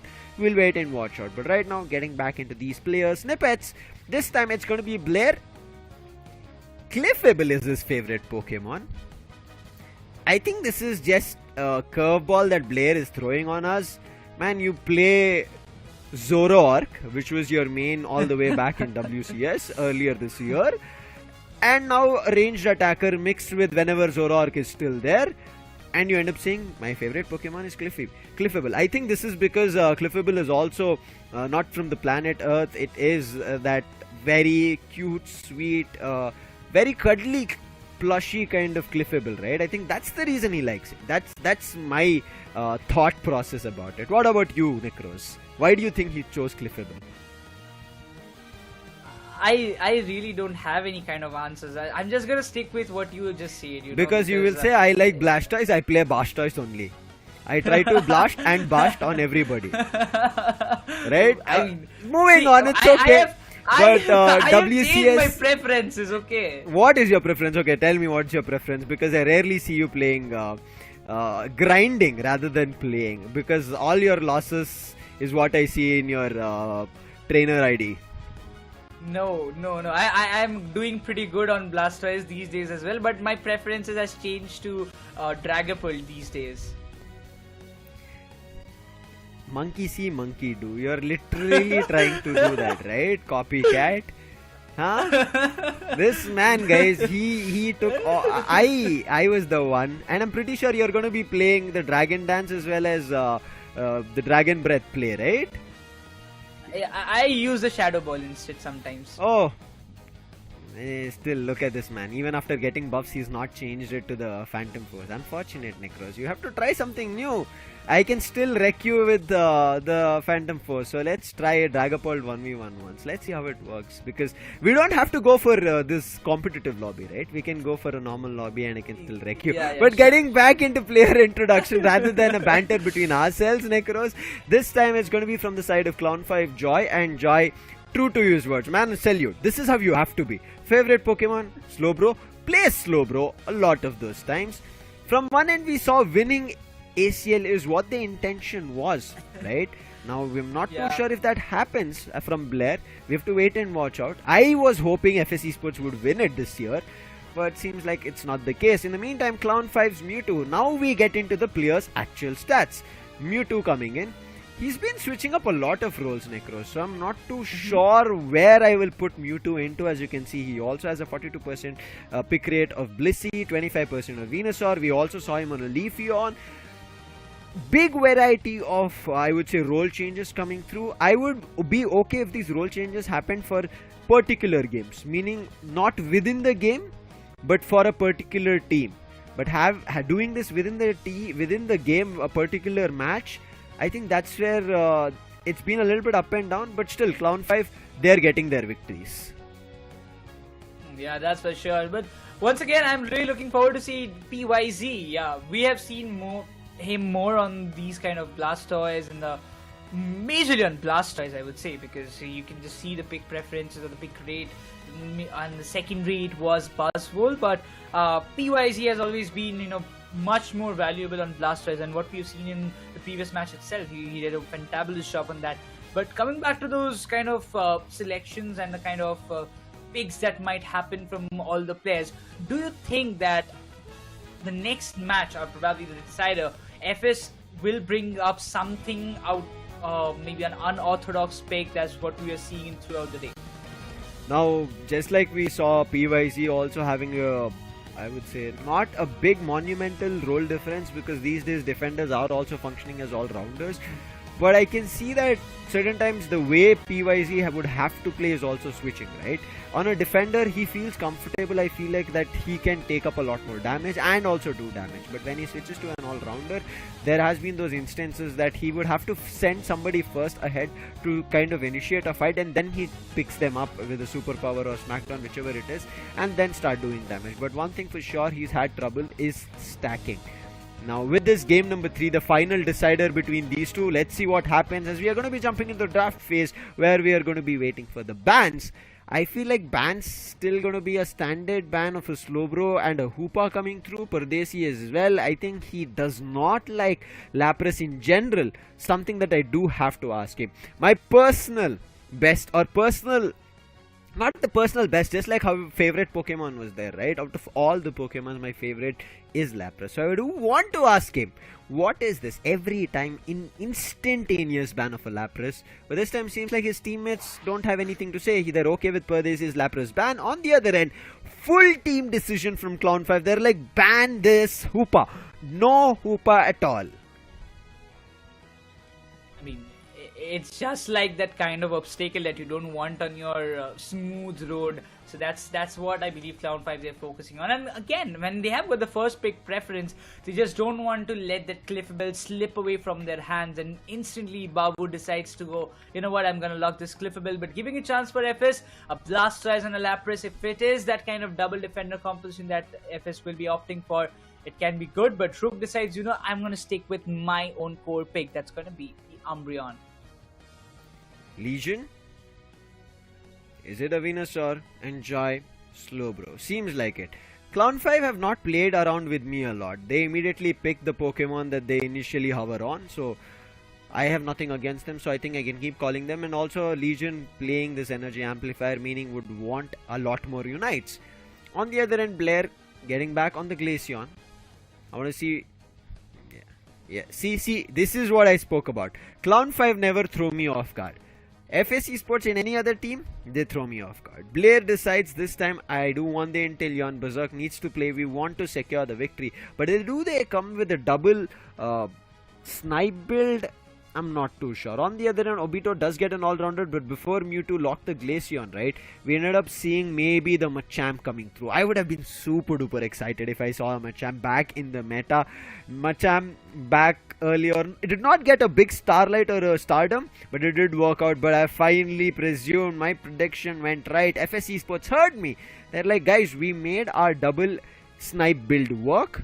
Why are we going to change it? Let's get it back again. And we see Berserk back on his best on Inteleon, and Blair also back on the Desi. Now, I don't know whether it's going to be the same set of held items for the side of Blair. No, yeah, finally changes. I was like, he was using a Drain Crown? Wait, what? So, yeah, finally changes it up, and we just see the other side. Clown5, I don't know what's going to happen next, but if FS are going to stick with that same double snipe composition, because even in the last time Revenant picked the same comp, they played the Inteleon on Liquidation and they went with that Spirit Shackle. But FS, as they have already played it once in this very day, I believe it's going to be a big kind of nuisance for the side of Clown5, because if both of them are making those connections, that Snipe Shot and the Spirit Shackle, look at, like, you can assume how much damage it is going to, give towards the side of the Pokemons. Seems to be this game will decide what's gonna happen. Now, as I mentioned, the front line being super strong with Rook playing Umbreon and Blastoise on PYZ. I want to see how Clown5 make it work. Now, Slowbro is on cards, meaning there can be trouble that Clown5 can start, because that Slow Beam, if it catches even one of them, Inteleon or the Desi, Obito along with Bavu can swoop in. But Bavu, we spoke to him earlier today, he spoke to his teammates. They mentioned let's go for an Eldegoss, and it worked out really well. Now in this game there's no Eldegoss however, so I was like hoping if there's an Eldegoss back in action.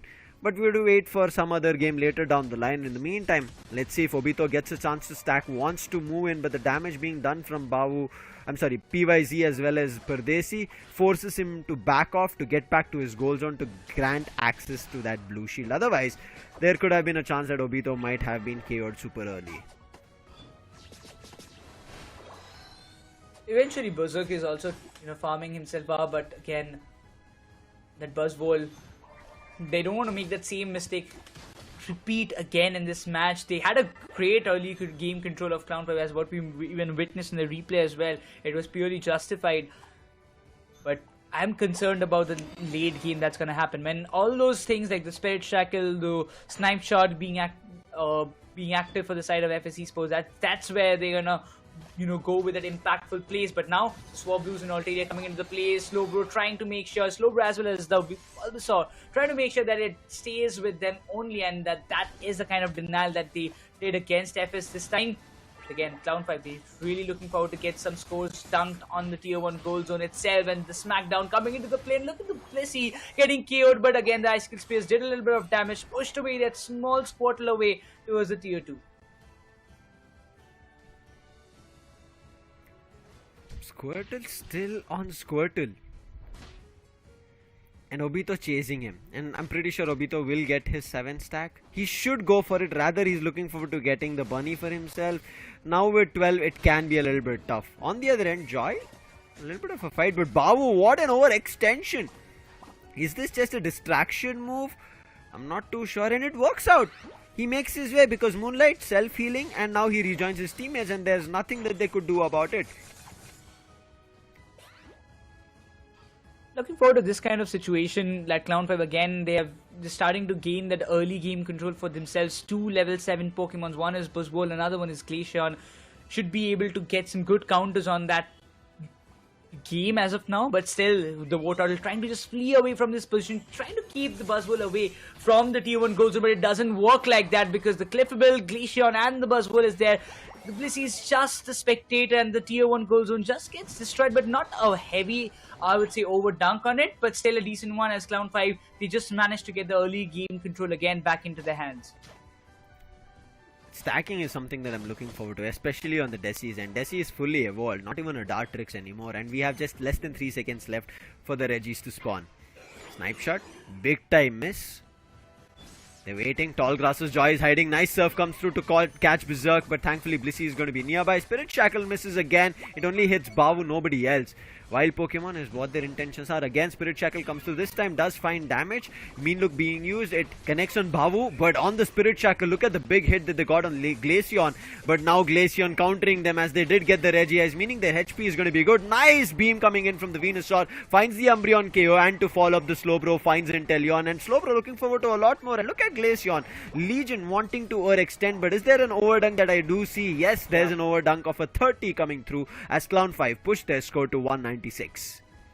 It's such a steady and good control coming up from the side of Clown5 this time, and this is definitely making sure that the level difference is up. Level 10, that big Buzzwole, it's going to make so much impact. The Spirit Shackle was there, but it did not connect over Slowbro, but now the focus stays on the Regieleki with Buzzwole and Glaceon. They have already started to melt it down, and the entirety of the focus of FS lies on these Pokemons, while Mewtwo, he will be there opting to just get the diversion done. The Spirit Shackle does make a little bit of connection on the Cliffable, but the Unite being committed. The Solar Beam won't just make a good connection on the Blastoise, but itself the Regieleki has been pushed towards the tier 2. Hydro Typhoon was used, but no value of it because of the Regieleki. Knock Knock being used this time, but Rook super low. Nice surf coming through. Spy Vision being activated. It feels like as soon as Regieleki goes down, Clown5 might be overextending into 5. Verdant Anger comes out. Chedinjadol being used, but Blastoise still goes down. Maybe even Berserk uses his Fell Stinger and runs away. Spirit Shackle coming through to find damage, but Obito moving in. Smackdown and Superpower. Can he find another one? He knew at the Flux Zone, there's not much he could do. But with the Beamosaur, can do damage. The long-range Solar Beam coming through finds a 2 KO. Both the ranged attackers are down. Umbreon counters with a KO on the Venusaur. That's not going to be enough to call it a pause. We have come to a little bit of a stall here. The fight on the top path went both the ways. A little for the side of FS, a little for the side of Clown5, but it felt like Clown5 still were in control. Maybe Obito itself could have found those KOs, but as soon as he understood, right, I really like that repositioning. He understood he had overextended, his movesets were on a cooldown, uses eject, immediately gets back to the mid path. From there, lets his teammates, gives him the call, telling them that they're at 1 HP, and that long range solar beam from the Venusaur connects on board to find the KO. Now that is what tells us that this double snipe build so far has not been working. And even if those snipe shots as well as spirit shackles are being sent out, right, as the bows and arrows that we see, it's not hitting these ranged attackers. Glaceon sometimes is being hit, sometimes is not. Whereas it is generally hitting their Cliffable, it's generally hitting Obito. So the front line is getting hit from the side of Clown5 and they're more than okay with it. And one thing that we did speak about is the stacking. Desi did get nothing so far. Even though it's a fully evolved Desi UI, it's still something that causes me concern, Nekroz, before we get back into the game. I mean, it's quite visible already. I mean, if you talk about the previous FS that played with the very same composition in the very first game of day number 2, it was working in such a brilliant way because FS, they got the good stacks. They were prepared with the Desi. It was completely a full-fledged evolved Desi UI. It was like an immense powerhouse at that time, followed by the Inteleon as well with the snipe shot.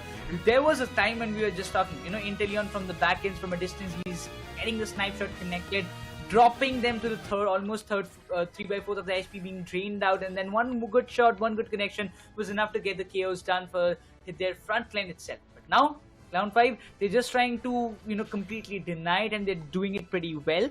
Though you can just see the level difference is quite visible. Level 11 Buzzwole, level 10 Venusaur, as well as the Glacier. Now one thing that Clown5 need to pay attention to is most of their Pokemons are still not double digits. Now Blissey on the other end is still at level 8, but look at this, both the ranged attackers immediately draining the health of the Regirock at the bottom path, and no players from the FS side of FS Esports are indulging in this. And if Legion gets it at the right time, they'll get the defensive shield, and the fight going on in the top path will work in favor of Clown5, but unfortunately the shield doesn't come in time. Therefore, FS Esports are able to get themselves a chance to push into a fight at the top path, maybe even break it, but the Verdant Anger tries to stall some time, but still FS Esports retaliate, break it, but not an overdone. Just a mere 18 score coming in from Pardesi on the Blissey will push their score to 95, but still having 100 difference is Clown5. It's going to be tough, but eventually the Regieleki will be the biggest factor that's going to play, and I believe Clown5 will be focusing on that as well. Probably Inteleon might just try to get a steal because he is quite in a closed proximity of that Regieleki, and it seems that FS Esports want to go and get this objective fight done in their favor. Once again, the Shedinja Doll plays an important factor. He just dodges the solar beam itself, the glacial stage being activated, the spirit shack, the constant icicle spears also gives a lot of damage, but still, if you just say the spy vision being activated did not give a big amount of damage, but still was Did able not to do push anything, Clown5 away. Nekroz. Yeah. Also Obito's Unite missed over there. Buzzwole wanted to hit on Inteleon. As soon as Inteleon came out of Shedinja Doll, Rook as that Umbreon came in between. Therefore no value from any Unite so far in that fight. However, value being found as Clown5 will get another Regi for themselves. But look at that, a 40 score is what Rook decides on the Umbreon.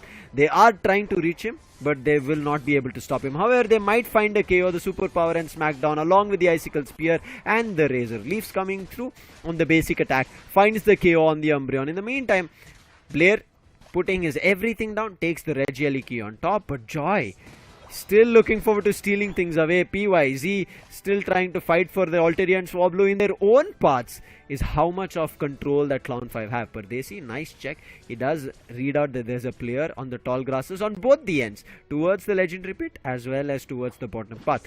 5 seconds on the clock, less than 20 seconds left right now for the Rayquaza fight, but it looks like Clown5's intentions are very clear. They want the Regi again once more in their favor. Right now, Pardesi is trying to run up there, but they already have somebody in control, making sure that that doesn't happen. Cliffable keeping things in check, and easily the Regi Ice comes in favor of Clown5, and now the last second as final stretch starts. Oh, both the snipe shot and the spirit shackle got missed at that right moment, it seems. But now everybody's focusing, everybody's opting onto that same position. The solar beam is making some good connections indeed, but the Blissey has to go down. Both the snipers out there, that can cause a lot of damage, but look at the serve being pushing away all. Oh, the slow Pokemon. beam. The Unite being committed to on Blastoise itself can cause a lot of trouble. Blastoise is being drained a lot, and the Unite being committed by Umbreon, but still Blastoise manages to survive thanks to the Bliss assistance. And now the game, this final stretch fight is just getting more intensified because the knock again did not do a lot of damage, but Umbreon looks very vulnerable and the solar beam does the damage. That was a game-changing Bliss assistance given. Now it is bringing the game back to Clown 5. They have control of everything. Knock you saw had to be stopped in between because players were getting closer, especially of the Verdant Anger. And now look at how much control Clown 5 have of the Legendary Pit. Whatever they tried to do, it's not reaching these ranged attackers, and the ranged attackers have already drained half the health of Rayquaza. Pice trying to find an approach from the top part towards the Legendary Pit. It doesn't work. Somehow does connect his Hydro Typhoon to at least one of the players, but it's still not going to be effective enough. In the meantime, Berserk scores a 94 coming through, but the secure Blastoise does it, and now FS Esport might just get themselves their victory. All of them will have the shield. In the meantime, one shield is trying to be broken. That is none other than the Desi's. Now they're still trying to score. On the other end, the use of the shield is helping the players of FSC Sports score a lot more, but the score difference is not that great. Desi is down. Maybe the Inteleon as well, but the Blissey comes in through. In the meantime, score still coming through. 232, 20 seconds on the clock. Clown 5 need to win this battle to find a way to score 50 on Obito. Unite being used, but look at that. Shedinja all again, but finally they will put him down. He tried to use the Felsinger to run away, but with the Blastoise up right now, there's no way that they can go score anything. This game is done. FSE Sports will end in victory before they qualify or before they move into the second stage of this ACL. What a game coming in. FSE Sports, the fight for their lives to look forward to a victory, and the secure comes in from PYZ on the Blastoise. Total of just 6 KOs throughout the match that came from the side of FSE Sports, but that already came in the, I would say, the final moments, and it did make a lot of impact. Even after so much damage, you can see Legion, he's not having a single knockout for himself. He was part of 8, he did a good assist, but in the end, it was all that mattered the most was that securation. Clown 5 were very much involved in melting that Rayquaza because they knew that if they don't get it, it's going to be very tough. But kudos to the, I would say, the double snipe comp, but I would say it did not work out the way it actually did in the very first match, right? But still, it was valuable in the end. They were able to secure the Rayquaza and get the game in their side. That's all that matters the most at this point. Yeah, their double snipe comp did not work. As you can see, Blair only on 1 knockout, Berserk 4 this time. But on the other end, great try coming in. Mewtwo did the damage, Obito, Pavu, everybody did find one or the other. But that secure from Blastoise, that's gotta hurt a lot. PYZ with just 41,000 in terms of damage. Blair, as you can see, 75. Berserk still doing his best at 1 lakh. Mewtwo also close to it, falling 10,000 short at 90,000 in terms of damage. Obito with 58. I feel like Obito, even after doing so much, was not enough. Bawu, I think a miracle man coming through. As you can see, constant healing, and that too surpassing the 1 lakh mark and pushing it to 1,31,000 in recovery is just amazing stuff being done. But that last hit is always a luck, and that's the reason you should not play the Rayquaza fight when the other players are also up, especially with better secures coming in from FS Esports because they have double snipes coming through. Even you have a Beamasaur, but we have seen Beamasaur solar beams take time to generate. That's how solar beams are. They take time to generate, and then once they are in full power, they send out. So there's at least like that half a second or a second that it takes to charge up, and then it comes out, and by that time somebody can secure and go. We were talking about stacks. As you can see, only 3 stacks coming through from Obito. He should have tried for a lot more. I think that's the reason that towards the late game, Obito's damage was not that much enough. On the other end, you can see FS Esports till the 6th minute mark was sitting at only 95. I would say even the 4 to 6 minute mark towards, if not the end, they wouldn't have gotten the 95, especially when the Regirock was being secured. If they decided to not secure the Regirock, I think even the 95 wouldn't have been possible from the side of FS. And look at this, Desi, not even a single stack Nekroz. Not even a single stack. This is why it was a cause of concern. But all thanks to the Blastoise, made it work. I mean, I really thought that the last 94 score that came from made a little bit of pressure for the side of Cloud5. It seemed to me like that in the final stretch. But again, that early game control being in the favor of Cloud5, playing a better game again. This time I was thinking that Cloud5, they had a good mid game control as well, so this time maybe they had a upper hand, because every time we were seeing that they were pushing with that Regieleki, or they were trying to get some good scores on their side, they were finding a lot more balance. This time the Solar Beam, that final inch of damage, got that 2 KO streak. Yeah, I think very well played was Mewtwo on the Venusaur, but it was just not enough. This was the fight I was talking about. If Legion on Glaceon was with his teammates or got the Regirock secured a little bit early, it could have worked out in the favor of the team. The top path wouldn't have gotten destroyed and the goals would have seemed even lesser. But once that happened, that's when the confidence came to the side of FS Esports. They understood that a lot more concentration towards securing these Regis is going in the side of Cloud5, and we might stand a chance. Even after winning here, right, I think something of concern that they should have looked into was they should have found a way to knock out Pardesi. Pardesi being alive over there caused the trouble for the team. Even after that Bliss Assistance, I felt like the Bliss Assistance was not the right move. That was a little bit of a fiffy. Using it on the Blastoise and not your ranged attackers. Your ranged attackers become vulnerable over there. So a lot of questions were running in my mind, but still made it possible. PYZ says, like, you gave me Bliss Assistance, made me survive. I'm going to pull value out of it and make sure that our team wins. And he did it like in a fantabulous way. That's something that you need to, that makes a team much more stronger in the upcoming games, because that kind of trust, that kind of plays that you make gives the others also that kind of confidence that they can rely on you, that if I give this guy the bliss assistance, or maybe if I give this guy the support that he needs, he will win me this game. So that's how this kind of thing happened. But we'll have a quickly review on the analyst disc of the entire BO3 series that happened so far. Yeah, this is rather than a review, just a discussion. As you can see in the initial fights, right, PYZ's Buzzwall, look at the value that it's finding. For me, it felt like that the first game was interesting, very well played. My intentions in terms of what they could have done could have been different. Maybe I thought that the side of FS had a lot more control, but as you can see, right, our analyst pointing it out that the crucial stuff being done here, the Icicle Spear damage being put down from Blair with the help of one of his teammates also who swooped in. As you can see already, Glaceon has found one KO, that was Blissey, who goes down. Then looking forward to another one who's already drained half of the health. But I feel like rather than looking at it from this perspective, FS Esports, as I always mention, should not ever get comfortable of however their play is working out. If they do get comfortable, trouble starts brewing in. Fireworks, very well used. Early game, very well the team plays as a whole. But they never kind of read into when they make a push. As you can see here, Lapras Express, right? They should have thought it through. Lapras Express is going to be super fast and it can come in from any direction. And when Lapras Express hits, look at 4 Pokemons being concussed. And that concuss helps out none other than Chandelier. Chandelier was already using its Unite. And after the Unite, immediately can go into Overheat and find KO. And I think pretty sure it found one KO, not to if it was Berserk or Blair on that Delphox or Glaceon. Those were the mistakes. I feel like FS Esports are a little bit, even though they've won it, they are a little bit too confined overall when you speak about it in terms of what more can happen. I think they have to open up to a lot more possibilities, and you can see it was just stolen from them. Even though the players were moving into securing the Rayquaza, it still did not work out.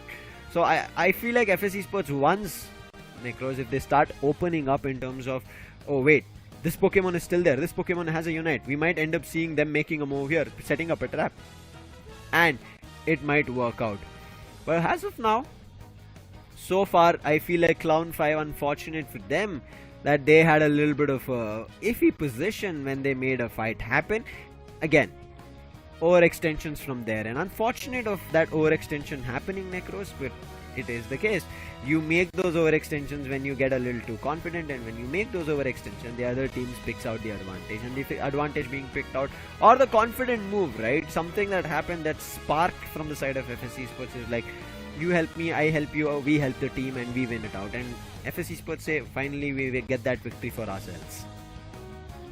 And that's being said, I'm quite happy for FSC Sports at this point, because a team losing all the other matches that they played and they lost it, they could not win it. It's kind of a disappointment, that to a team like FSC Sports, who were like in the second position of WCS previous Worlds. Something, Nekroz, that we can kind of let go of right now here in this league stage is going to be that, again, this was just for seeding, right?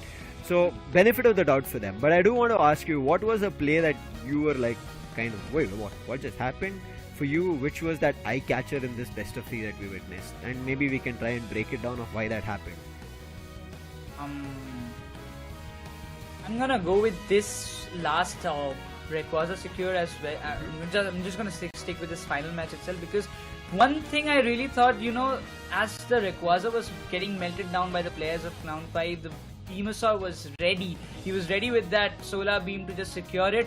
But the timing played the game. I just thought that he has done the solar beam, so that means probably Clown5 will be securing. But in the instant next moment, I see it is FS who secures the Rayquaza, and they're just walking towards to get the score started. And also the surprise being, right, they did have 2 snipers, and none of the snipers secured it. It was a ranged defender finding that secure. Now, and Blasters, how he played it out, I think he used the Hydro Typhoon for the secure over there, and from there, not the Hydro Typhoon, Hydro Pumps.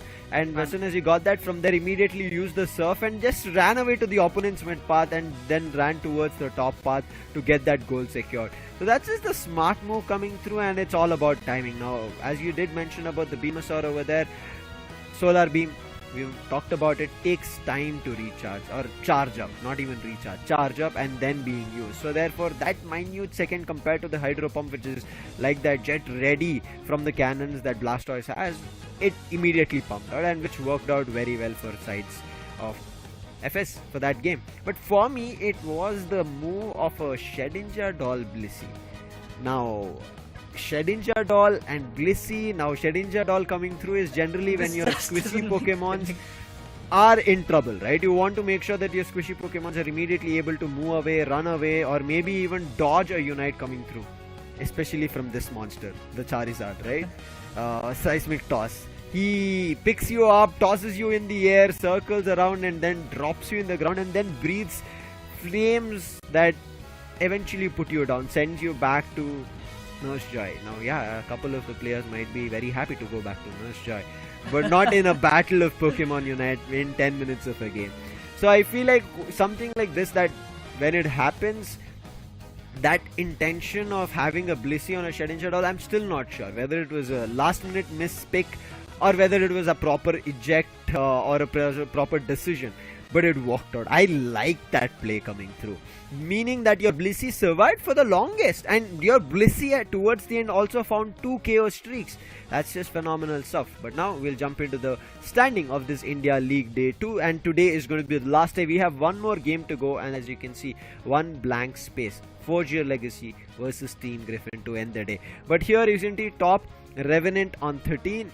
True Gravity in the second position. Clown5 and Griffin are in the third position. Now, Griffin win, they can push Clown5 down and push them to the fourth position. You can see Forgia Legacy, they're already at the fifth, and Forgia Legacy. Now, I want to see what they do, because that game that we already spoke about, Forgia Legacy and Griffin, is the one up next. Now, Forgia Legacy, unfortunate, they were about to lose to FSC Sports, but they bought it back, reeled it in. Now against Griffin, what do they do? It is a tough match, and Ruben already spoke about it, Nekroz. Yeah, I mean, against all the odds, both the teams have, proven themselves in the recent past, so probably we are expecting a very close battle here, and we all know that it's not going to be that easy, or not a 2-0 at all that we can expect from particularly this matchup. It's definitely going to be a 2-1 scoreline that I am expecting.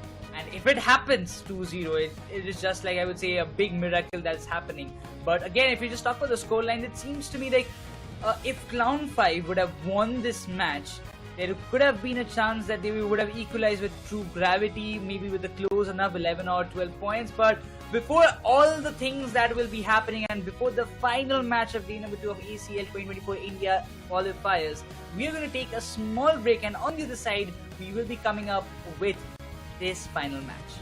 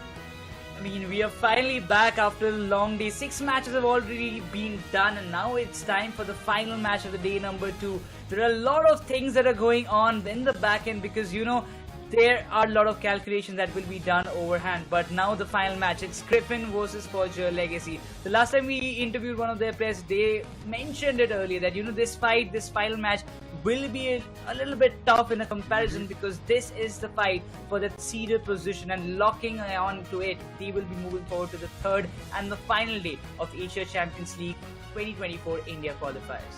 Now what happens or who goes towards the top position is something under question because there is a chance of a tiebreaker happening with the team at 11 points in the second spot.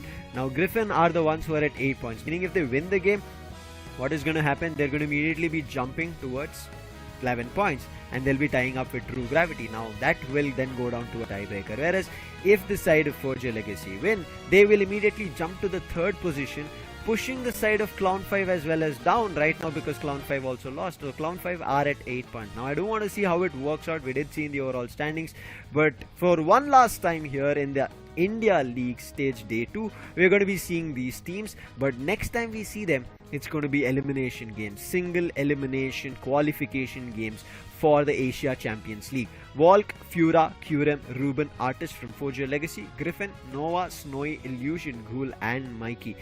Both the teams are heavy hitters. On one end, I feel like Snowy's frontline fights are going to be crucial. Now, whether Snowy is going to play frontline or is going to be playing towards the backline is something that I do want to see of how it works out. On the other end, Forgia Legacy, they do not have a proper frontline in terms of an all-rounder, but they do have their ranged attackers on Volk and Ruben. On the other side, if you just talk about Volk and the entire side of Forgia Legacy in the last match, if you just talk about, they had a decent ups and downs, they had a lot, so that's why they seemed to be struggling. But after India Open, the expectation from this team was a little bit higher. But again, the picks, specifically if you talk about the Wigglytuff pick that happened for Forgia Legacy today, it did surprise me a little bit again, but they managed to win it, so that's all that matters. And Volk again coming back on that Venusaur, finding a lot more chaos for his team. That almost impacted on an overall good game. Team Griffin also will be looking forward to get a good win because even after, when it comes down to the side of Team Griffin, they also had faced some ups and downs, let be some good situations even after getting good control over the entirety of the match. They seem to be struggling at the end, so they also need to fix up because this is the match that they all will be looking up to. Forgia Legacy versus Griffin. It's going to be an interesting fight. Do want to see what happens here now.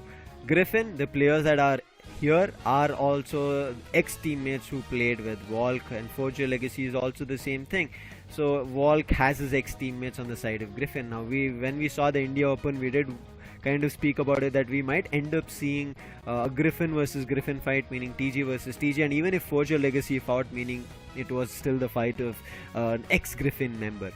Now how this fight kind of went through, we ended up seeing towards the end Forgia Legacy and Team Griffin fighting it out in the India Open's loser bracket finals, and in there it was Forgia Legacy to win. Team Griffin writers now might be looking forward to a revenge, whereas Forgia Legacy already successfully have gotten their revenge against the side of True Gravity, but now it depends on the positioning. Team introduction, this has been going on in front of our screens, and that's the reason I wanted to pull back all the other things that has happened a little while ago while we had the LAN as well. Now Legacy, as you can see, looks like their average damage taken is on the higher end and also surpassing of close to 50,000 plus. That's a big stat to be seen. We generally see a stat of 20-30,000, and meaning that the difference is an average damage dealt. But even in the Pokemon choices here, Nekroz, I don't feel like their front line is heavy to take that much amount of damage.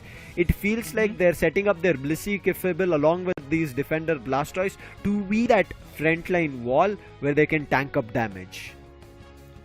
And that actually made a good. I was just thinking in the very same way as well, because we were seeing a lot of long range attackers coming into the play. But again, if we talk about the other side of this match, that is going to be Team Griffin, they almost have a very close and tactful game, but in the means of average damage dealt, they are having it a little bit more as compared to the other side of Forgia Legacy, but in the average damage taken, it's a little less than them.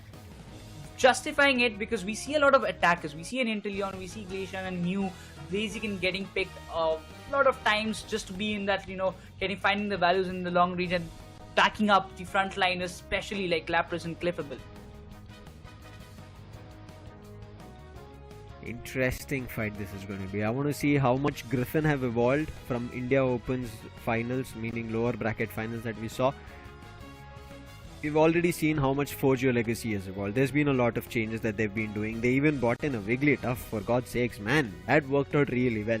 Meaning, there's been a lot of experimentation that has been going on, and as Ruben also mentioned, right, they kind of do not force anybody to kind of play this, play that, and that's generally been the ideology for a lot of these teams.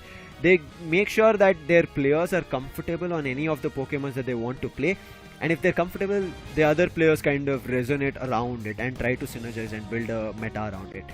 So far, it worked out in a couple of games here and there, victories, losses, back and forth. Now the positions that both these teams are sitting in, 7 points for Forgia Legacy, 8 points for the side of Griffin, and that is the reason there can be a big helter-skelter tiebreaker that can happen depending on if this game doesn't go to a clean sweep. If it goes to a clean sweep, then we might end up seeing maybe only one tiebreaker that happens, and that too if Griffin win, not the side of Forgia Legacy. So there's a lot of ups and downs that I kind of want to see that happens. Maybe a 3-way tiebreaker, even True Gravity get in a tiebreaker, Griffin get in a tiebreaker, Forgia Legacy get in a tiebreaker with Clown 5. So there's a lot of I would say permutations and combinations, crises and crosses that's going to happen before we start the game, and this is what you have to witness, and this is what is going to be towards our day 3 as well. Not in terms of tiebreakers, because their tiebreakers are not going to happen. It can if the goals are same, but whoever reaches the same goal is going to be the victors first, and that's how the tiebreaker in game gets decided, for people who are wondering. But now I want to also let you guys know, make sure that you hit that like and subscribe, because it's not only the India region qualifiers that is happening for the Asia Champions League. As earlier in the day, whoever was joined us saw that there are 3 more regions as participating: East Asia, Southeast Asia and Thailand. Whoever the champions was has a direct slot towards the ACL. Now this is how all our teams are going to come down to Bangkok, Thailand, and that's what everybody is fighting for. East Asia and Southeast Asia have multiple regions within themselves who are fighting for slots. Now India is one region who's fighting as I would say a standalone, and still looking forward to one team which is going to be representing. So India right as now do not have a lot of trouble from the other regions. They have trouble from within themselves. So how India perform here and from their build strategies to go on the global stages is something that I am also looking forward to. Something that you also should look forward to, of how India is playing and how other regions are playing. So make sure you're tuned in, and if you're watching in from different platforms, do follow us. Do hit that like as well as share to your friends so that more people can join us. But Nekroz, what are you expecting? Do you think there's going to be a change, as we did talk about Wigglytuff coming in? Is there another Pokemon out of the meta or out of the blue being picked up from any one of these two teams? I mean, if you talk about Volk and Forgia Legacy, I really expect him to come up with some unorthodox picks, because if one person can think to bring Wigglytuff, that too in ACL, in a competitive match back, I mean, that guy can just bring any other Pokemon and use it very much precisely, because Wigglytuff was much valuable. You cannot just say that, he just brought it and it did not find any value or something like that. It did find a lot of value and it resulted in their win. So if that kind of strategies, give them the winning factor, give them the winning chances, I am really sure that Forgia Legacy will have something planned up in their sleeves to bring it on this match against Griffin. How do they bring it is something that we have to wait and watch, but one thing for sure is even Griffin will want to turn things around. They're not going to be sitting quiet, because as I mentioned, right, Griffin have an extra point compared to Forgia Legacy at 8 points, meaning if they win, they have a chance to jump to the second spot with the side of True Gravity. Now that will be based on the tiebreaker. If that tiebreaker happens, then we'll come down to the tiebreaker and try to bring about of how it works out. But as of now, that's how it is. Whether Forgia Legacy win, if Forgia Legacy win, they get to 10 points. No team is at 10 points, meaning they'll comfortably go to that third position, and then there can be a tiebreaker between the sides of Clown 5 as well as Griffin, because both of them are at 8 points. So that's something to look forward to. So if even Griffin lose, right, one thing that they have to keep attention to is they should not give away a clean sweep. If they give away clean sweep, then it goes to a tiebreaker. If they win at least 1 point, meaning they'll get to 9, Clown5 will be left at 8, and Clown5 might be pushed towards the 4th and the 5th position. The other teams will take the other spots, and I think it's going to be 5th, because first is already Revenant, second is Gravity, 11, that's what is Gravity, 10 is going to be your Forgia Legacy if they win again, guys. This is calculation coming through, not the actual standings. Yeah, it is going to be the 4th position for the Griffin, and then it's going to be 5th for Clown5. And unfortunate, because they lost, otherwise they could have had a 3-way tiebreaker here. 11 points is what they could have also gotten if Clown5 won. Gravity is at 11, and if Griffin got 11, meaning a 3-way tiebreaker just to decide who that second position could have been. Now that is if that happened for Clown5. Sadly it didn't. But I think FS Esports, at least before they ended, they said we have a lot more in our game. But now in Forgia, Legacy and Griffin, I do want to see what's changed. We spoke about the lineups, we spoke about what they could do. Ex-players coming in from here and there, right? Now Snowy has played in earlier ex-Marcos and then had gone to SATL as well. From there is now with Griffin, and the original Griffin roster has moved to become True Gravity, has seen those changes. So I want to see how much of these changes is going to impact. Now initially a lot of people had their bets on Griffin winning the India Open, as well as going to be one of the tough teams. But the Gravity's team, True Gravity, built different is what I would say. They kind of planned their roster so well, and I would say that roster had a lot of changes compared to anybody here, right? Even Forgia Legacy had a couple of roster changes. We did see Darkness in our India Open, then we see Darkness unable to play because of health issues. That happens, unfortunate are those reasons, we cannot do anything about it. But right now we see a Forgia Legacy which has forced their way to maybe that 3rd position. Can they or can they not? Depends on their Pokemon choices. Volk, we've been seeing him playing on that Venusaur along with Ruben, also playing on the Mew. He also went on the Glaceon. Now how they kind of bring it around is something that I do want to see here. On the other end, there is going to be Noah and Snowy. Noah, ex-Revenant player that we did see, he generally was that all-rounder from the frontline Nekroz. I'm not too sure what's going to be different here, because yeah, even Griffin have changed their I would say playstyles and Pokemon pool choices. Even when it comes down to the other players, like if you pick Ghoul, he is playing on the long range attackers frequently from the recent past games, playing SP on as well sometimes when it is needed. Ghoul has always stepped in every time you need him to play at the backline attackers and giving long range attack duels, supporting the frontliners. He has been very much evident. But once again, it's not always depending upon 1 or 2 players. After all, it's again a team game that is that makes the bigger picture. So Griffin, I would just say that many times it happened that Griffin they had a good start, they were having a good control, they were getting the secures of the objectives, but in the final fight where they had to step in, they were crumbling down against, but they were getting taken down in a very bad timing. So that kind of things that they need to avoid at this point. But without any further delay, we will be hopping on to the very first match of this BO3 series, the final game of this Asia Champions League day number 2 India qualifiers. Decisions of the ban.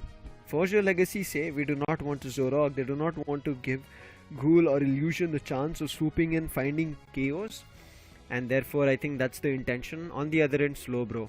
We have been seeing how valuable Slowbro has been, and finally we end up seeing Slowbro bans also moving in, and with people also kind of letting go of Hoopa as not being that strong supporter.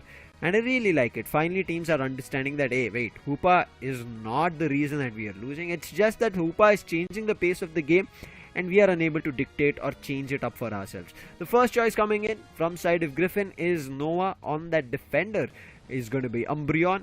Forgia Legacy are the next up for the choices. We'll be looking forward to see what Kyurem and Fura will be going. So Artist this time decides, I have got that Hoopa option, so let's just try to pace our game itself, and it's Hoopa pick coming from side of Forgia Legacy, followed by on the other side, it's Team Griffin, that we will be seeing Ghoul takes the Venusaur as his choice, and Mikey sticks with the Blissey itself. Oh, probably not. I've got to wait for it. So you have to. All these teams have done that. They always changed that Pokemon choice at the last second, and it also comes down to all those players already hovering on which Pokemon they want, and towards the end one or the other player immediately locks in, and that's the reason the name changes at the end second. Ruben locks in into Mew, and on the other end Kyurem playing on Clefable. Again coming in with a double support play is Forgia Legacy. Now this is going to be interesting, Lucifer. The last time we saw it, it was a Wigglytuff and probably a Blissey as far as I remember earlier today itself. But Mikey, is he going with the Eldegoss? Yes it is. He's sticking with the Eldegoss, and Snowy picks up the Glaceon itself, and again I'm looking forward to see what Volk is going to pick. Venusaur has been taken by Gold, so now Volk has to decide, is it an all-rounder, if it's a Blaziken or something else, we have to see. But keeping the front lines a little stronger, Blastoise is the choice of which Volk is going to stick with. A double support, a double defender, and only one ranged attacker is what Forgia Legacy is planning to play on this game 1 of match 7 to end the India League stage, and this is still the best of 3. So as I mentioned, it's game 1. Preparation phase in front of our screens. None of the players are changing. We spoke about it. Volk, will he bring any change? Seems like he's decided with the Blastoise coming through. In India Open, we ended up seeing him being the support player. Now we are seeing him in the ranged attacker, and from there he switched into a defender now. But one thing I like, Bavu bought in this Eldegoss, and maybe Mikey got a chance to see that, oh wait, this is interesting. Maybe he also has a chance. So he brings in this Eldegoss. Ejects across the board is what I can see, along with only one full heal that the Venusaur on Illusion is being played. Now how this works out, we are going to see finally. This is the last battle here on the India League stage, day 1 of the day 2 of the Asia Champions League, and from here we'll get all our teams seeded into 1st to 6th position. Based on that, on day 3, that is 23rd, the last day for qualification from the India region, we will get our champions who will represent India as a region on the global stage, fight on Bangkok, Thailand. For that, let's see game number 1 underway of match 7. Mid path, I feel like it should be Ghoul going, and that's the thing he wants to do. But before that, looks like he wants to take the sack and then end up giving it to Snowy. So there's going to be the 3 evolutions that we end up seeing from Team Griffin. On Forgia Legacy, it is Volk on that Squirtle using the mid path. Very rare are those times that we end up seeing a defender playing on the mid path, but this time it has been the case. Let's see how it works out. Few also starting off well with those early stacks of him just trying to get the scores. Hoopa will be there to provide some little bit of support, but again Griffin looking forward to grab those early stacks, but that easily did a little bit of damage, but manages to just make a fallback and get back, patch himself up. Eldegoss will be there, but Team Griffin also starts off pretty well. Ghoul is completing his stacks, followed by Umbreon itself, but Wartortle is Volk. He needs to be someone to get a good support. He has to be the one to tank a good amount of damage itself, but Kyurem has got a little bit of breather for himself to make a fallback. 21-4. All EVs have evolved. One EV Glaceon on top and the other 2 on the bottom. Solar Boink takes away a lot of the Altaria and Swablu, and now they decide to back off. In the meantime, a 3-man play coming in on the bottom edge. But this is the reason I spoke about the Eldegoss already finding the KO.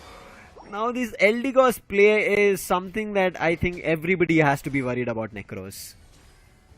I mean, on the early stage when Pokemon UNITE started, we saw that Eldegoss was one of the most picked supporters when there were not a lot of support in Pokemons. But now, seeing that one guy again getting back into the meta and providing so much value, it seems like the old days are coming back once again. But Team Griffin, good start for them, an early game control as what I can see from their side. But again, strapping the Lapras, he's playing on the Giga Drain, it seems. Illusion, he's quickly switched with Goal in the end moment, when I was like, Illusion is going to play on that Leafeon, but he decided that Goal, you just play. But the mid lane controller, mid lane contention is happening still between both the teams, in which I believe for your Legacy, they were a little bit available to get those KOs as well, but it seems Artist is finds stuck. the Wartortle down. And that's going to be a 2 KO streak coming in for Snowy. Lapras was a little bit too late. Fura has to just back off to his go zone, get the blue shield. Well, that's not going to be enough, my friend. They're going to all push you. The ice shot still. Fura trying to defend the goal zone. Not going to be happening. The 19 will be dunked. Maybe even an over dunk with just 1 AOS energy to be dunked on the top path. Griffin hit a century of 100 and on the top path in contention. Right now, 15 seconds on the clock. We are going to be seeing the fight of the Regis. Ruben, he moves to the top path to try and push the players back off, and it does work out. But that gets that Venusaur to level 7, meaning it's an evolved fully Venusaur. Same goes for the Blastoise, also reached level 8 just like the Venusaur, and now time for the Regi fight. Hope is already has deployed the hyperspace soul in order if anybody wants to go up or maybe come down, but everybody decides to stay intact. So he's trying to give a little bit of damage as Hoopa has got the complete control of the tier 1 gold zone, but everybody's interested in getting this Regi steal, pushing away all the players. Forgia Legacy is what Griffin is aiming for in securing this Regi steal as fast. Leafeon and Venusaur, they will be looking forward to it, but Eldegoss won't be able to stop the Blastoise coming up with the Unite being committed. Still not enough, but the verdict anger was there, and Leafeon steals this Regi steal in their favor as Team Griffin secures their first objective and instantly finds a K on Blastoise. Artist, the Hoopa, it's not working out as of now. Use that hyperspace hole for its own benefit and look at what Ghoul does of it. A 3 KO streak along with Venusaur finding the KO on the Hoopa. Bottom path completely wiped in favor of Team Griffin. And Team Griffin, look at how disciplined they are like. We do not want to destroy the goal zones. Let's get a chance of an overdunk and then we'll think about it. And right now Snowy moving to the top path along with his teammates, and they have a chance to go for an overdunk. They're trying to bring in rotations. Water Pulse stops it and Snowy has to back off with the Solar Blade. Is good enough, but only at 10. They're like, okay, 40 doesn't work. Let's not give them a chance to find a KO on us or even look forward to a fight when we are taking the Regieleki key. They destroy with 10. I call it an okay stat so far, but in the meantime, look at the Blastoise, still looking forward to getting its stacks through, but before the Blastoise can make its way or even try and snatch it, it doesn't happen. Blastoise decides to move to the mid path and move away from the players of Team Griffin. Team Griffin in the start of this game 1, fully in control and looking forward to finding value. And look at Kyurem gets trapped with a Moonlight. Thankfully uses X speed and immediately runs towards his teammate, but it's not going to be enough. The Petal Dance does the damage. Hydro Typhoon again, but it still doesn't find value. The Glaceon's Icicle Spear connects with all and Blastoise goes down. Venusaur playing in the opponent's goal zone and finding KOs along with the Glaceon. Another 2 KO streak for both of them. Everybody is using the jump pad and jumping to only KOs that they're indulging in. And look at this again, all of them are indulging themselves in jumps on the jump pad. Might get KO'd back and back. Illusion is still ready for a fight, finds another KO with the help of Glaceon over there, and they're still not looking forward to backing off. Another KO being found for the Glaceon. Unstoppable is Griffin as of now, as they've destroyed the entirety of the top path's goal zone on Forgia Legacy's end. They just don't care whoever is coming in front of them. Everybody was getting in completely decimated by the players of Team Griffin. Those Solar Blade, those Giga Drain doing wonders for the side of Team Griffin. At this point, look at the level difference they've already made by destroying one tier 1 and one tier 2 goal zone on the top itself. Team Griffin looks super strong already at this point and just barely manages to dodge the Solar Beam.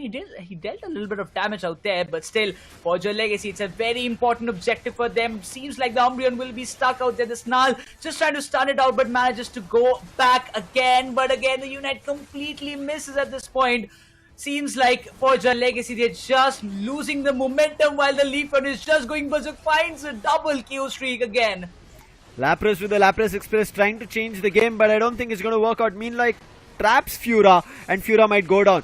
Rings Unbound being used. Glaceon finds Mew. That's the ranged attacker out. Look at Cliffable. Has that fly. Uses the fly. Does the damage along with the Blastoise. Finds finally the KO on Ghoul. And the Leafeon goes down. Now Umbreon trying to survive with the help of the Venusaur. But the hit coming in from Artist, it does not stay for long. His ranged attack stops. And now Artist is left with just his Hoopa's Ring Power as well as Phantom Force.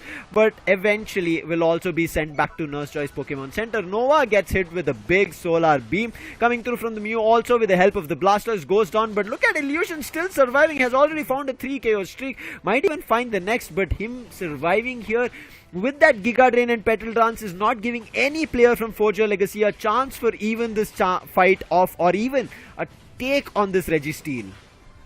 Oh, they want to get a secure, but still Leafeon manages to secure and steal it away. The Reggie steal again goes in the favor of Team Griffin. The mystical Mirage being activated by the Mew, but still will not be able to stop this Venusaur. He's just getting everything that he's seeking for, and probably Mew will be going down as well. Keep giving a big opportunity for Team Griffin to go for an overdunk. This is the opportunity, and there will be a 50 score of overdunk in the bottom tier 1 itself to break it down and make it to a 3-3-5 scoreline for Team Griffin. Less than 10 seconds here and there's already a fight for the Regieleki, and Regieleki is doing damage for Forgia Legacy. They capitalize on it. Thankfully the other players use the hyperspace hole portal and go back to their base, going for a full heal. But look at this, what an early Unite coming in from the Blastoise. This might be a cause for concern, but uses the hyperspace hole, goes for a full heal, but the shield coming through does try and slow down Nova, but still the Hoopa goes down. Mew could have been found, but the Hoopa going down, meaning there's already a cooldown. Griffin, they are here for revenge of what happened in India Open. They do not want to give Forgia Legacy another chance in getting a better seeding. Maybe even a clean sweep, but still this is game number 1. 335 to 61 only, and there's only one tier 2 left from Forgia Legacy on the bottom path. In the meantime, look at what the Lapras is doing, going in for a score of a 49, but using the speed berry, Fura immediately gets put stop to. And look at the Icicle Spear doing damage. In the meantime, Volk tried to help his teammate, but it did not work out. Again, the Rings Unbound coming, but it looks like it's a trap. All the players who have used that Rings Unbound, one after another, are getting KO'd. Blastoise is in the Rayquaza's legendary pit. Mew acting right behind it. Finally, Blastoise finds one on Nova, but in the meantime, secure of that Rayquaza goes in favor of Forgia Legacy. They steal at the nth moment, but their players are not surviving, so the score difference can work out in the favor of Team Griffin, and Team Griffin is still looking forward to securing the goals, both of them having 50 to 26, and that 26 get dunked, meaning they push it further. 352, they need another 100 badly, Forgia Legacy, but their players do not have the shield, and this is Griffin winning it out even after losing the Rayquaza fight. Oh, this is going to be get interesting. Mew was the only one who was having the shield, but now his shield has also been breached out this point. Team Griffin, what an enormous gameplay that came up from their side. Even after Forgia Legacy was able to steal the Rayquaza, it doesn't even matter. The unit being committed. Will there be one score coming from the side of Kyurem? They all are trying to deny that fact. All those pedal dance giving a huge impact of damage, but still the final score will be coming up. That's a plus 24 from the side of Mew and plus 46 from the side of Blastoise. It does seem like but no. Forgia Legacy. I think Griffin have it under cover. Forgia Legacy could have come close to 350, but not pushed up because they were already sitting at around 280, and the score was 24 plus another 50. That was close to 70. Only 100 could have saved them. Unfortunately, getting a score of 100 in that final fight without a shield is super tough, but a great try coming in from Forgia Legacy. But Griffin, look at Illusion, look at Ghoul. 12 knockouts in Illusion. Ghoul has 11 knockouts. Nova has 19 assists. I think that is going to be a record here in the Indian stage. I think we have not seen 19. We have seen close to 12 to 15. But 19 coming in from Nova as assist is phenomenal stuff. Mikey also on the Eldegoss has 18. And we also saw his 2 knockouts that he had was in the starting stages. And that's where the game was commended. They had control of it. Snowy with 8 knockouts. And you saw as soon as they did spot Snowy, right? All the players from Forgia Legacy decided to back off. Volk at all times tried his best. He used his Unite at least 5 times, Nekroz, and it was still not enough for the team to win. I mean, that guy tried to pull off a hell lot of damage on himself as well, but it does seem like Forgia Legacy, that double supporter kind of composition did not work out the way it should have been. But still, if we talk about the recovery, Kyurem did a fantabulous job, but on the means of artist, that Hoopa, it really did not went in the way that they wanted to execute it like. And that early scoring, that early kind of entire, let's see, Snowy and Illusion, they're having like over 1 lakh damage already. I thought Ghoul will be also joining the party, but itself he's close enough on 88,649. But the amount of damage that these 3 players did was so high, and even Nova tanked a hell lot of damage on himself. Great try, but it was not enough. Unfortunate for the players of Forgia Legacy, but again, game is not done. That was just game number 1. They tried their best, but the light screen Even the solar beam which we were seeing from the other end of things was also not going to be enough. The Petal Dance and Giga Drain is a completely different build, and on top of it he was playing a full heal, so meaning that in case he receives any damage, tap that full heal, that Pokemon completely becomes wipes all those damages that was done, whether it's an afterburn hit or whether it is going to be the freeze effect. All of it will be healed. That's what is called a full heal, not the potion heal. It doesn't get a HP heal, meaning if that full heal hits, there's no after effects of any of the other opponent Pokemon's damage, and with after that full heal is used, they can use their own Giga Drain, get back their health, and their fight continues. And that's what worked out over there with the Venusaur.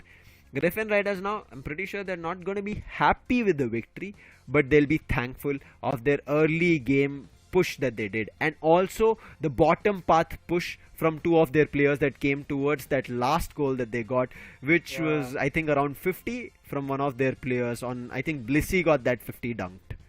It was Venusaur who got the 52. Oh yeah, Venusaur and Blissey were fighting, and Venusaur got correct.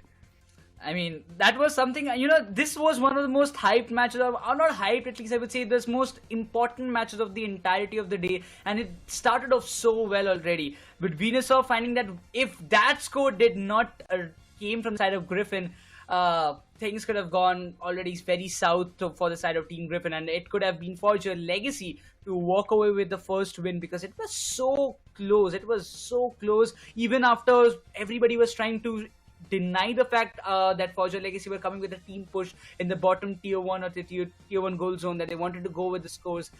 Still they managed to come up with like last minute how much, like 46 or something like that, 46 and 24 score that they did. But I think from the very get-go, very well played for the side of Forgia Legacy. The control that they had, and to counter it there was nothing.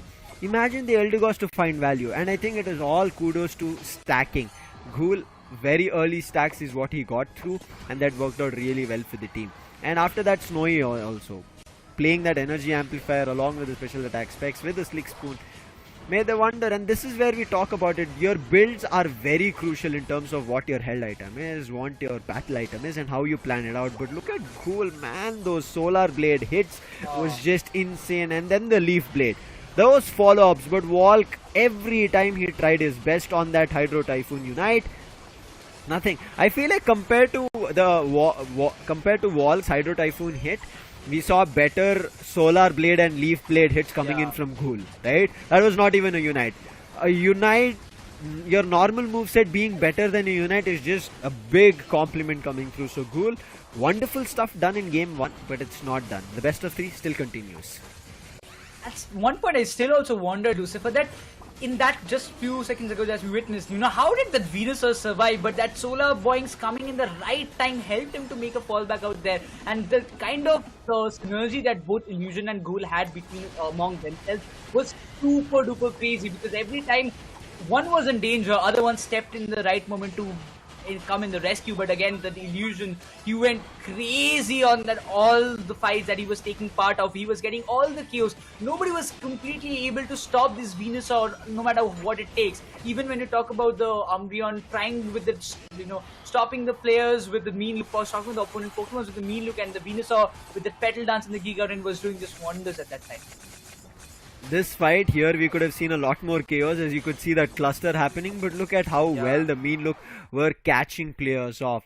Very wonderfully played coming in from both the ends here, Nekroz, so far. But let's see what goes ahead as we cross, because this best of 3 is not done. We still are going to be seeing the second game. Now there is a chance of a clean sweep. What happens if there's a clean sweep? Griffin will get themselves 3 points, meaning Forgia Legacy will be stuck at 7.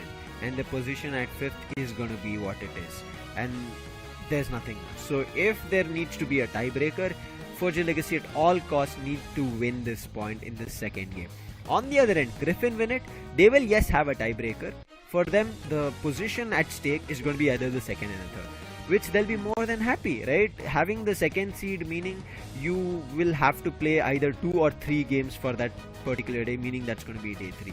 That is what teams are fighting for, whether you play 5 games on a day, 4 games on a day, or a single game on a day. Depending on that, your qualification also matters. Some teams are able to put up such a sheer force of I would say concentrating so many games at a stretch, because you need to understand, Nekroz, all those games are all best of threes. Now, one such team that comes into my mind, and which we have called them not just for this year's India Open, which we should have seen, unfortunately we didn't, last year to the worlds of how this team played was SATL, the reverse sweep kings. Unfortunately, this year it did not work that case, and after that we have not seen no other team having that reverse sweep kings, right? Nobody took that title. We thought maybe Forgia Legacy in India Open would do that. Not the case. It was True Gravity who were on the top, cleanly winning it out. And let's see if it is going to be this time. Can Forgia Legacy get a reverse here? And maybe even FS Esports. Now this is just for the benefit and to also boost confidence, because FS Esports, even though they had only one victory, shouldn't lose much confidence. Now we'll come back to their case a little later down the line once the overall standing is there with all the seedings. But Nekroz, what do you think needs to be changed up for Forgia Legacy for Game 2? I mean, they should stick with the core picks.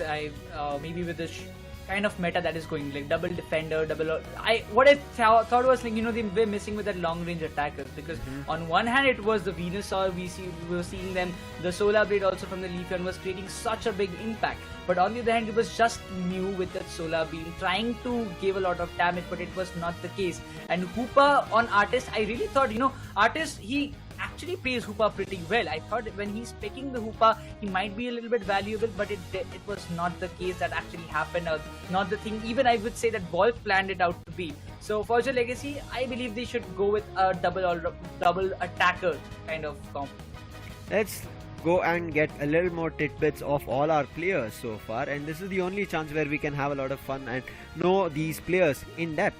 Artist coming in says his favorite Pokemon is Greninja. Yeah, hurts. For all the people who hate Greninja, it hurts, Artist.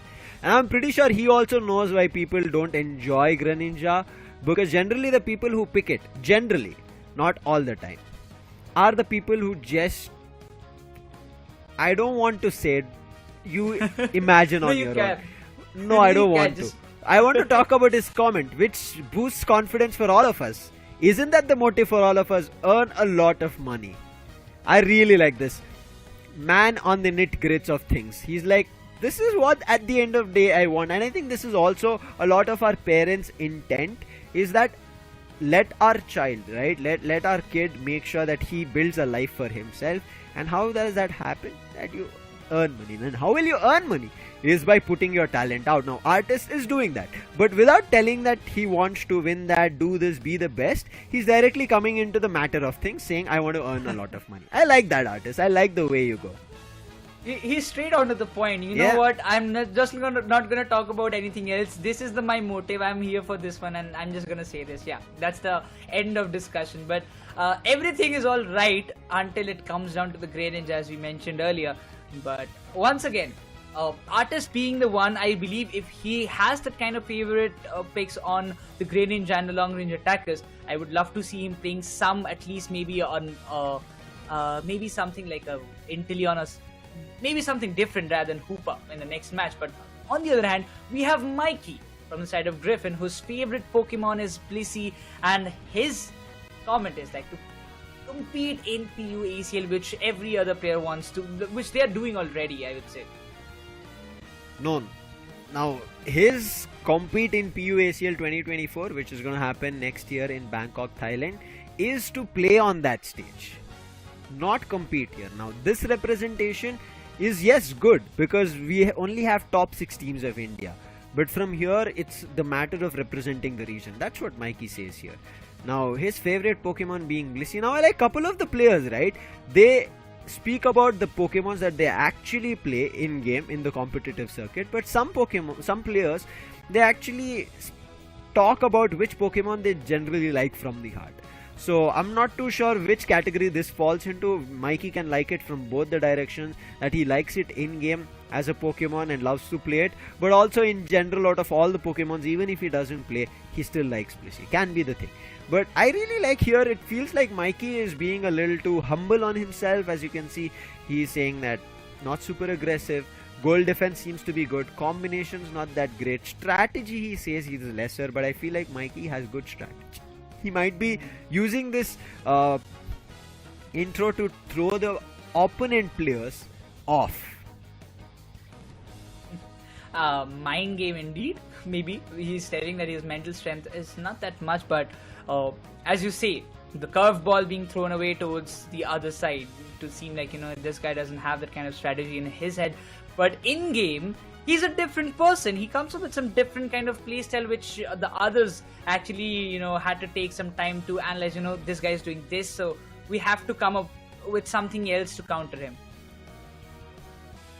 Now this was our player tidbits. After this, we'll go in terms of their actual stats of what they have done so far here in Pokemon Unite Asia Champions League 2024. For all the people wondering, it is not 2024 yet. I know we are in the last month of 2023, and that is the reason it's 2024, meaning the finals will happen in Bangkok, Thailand in 2024. Brace yourselves for that, but for you to witness all that action and who those teams are going to be, because India is not the only region. We are going to be having all the other Asian regions as well participating, from Southeast Asia, East Asia, Japan, Korea, Thailand, a lot more regions, Malaysia, Singapore.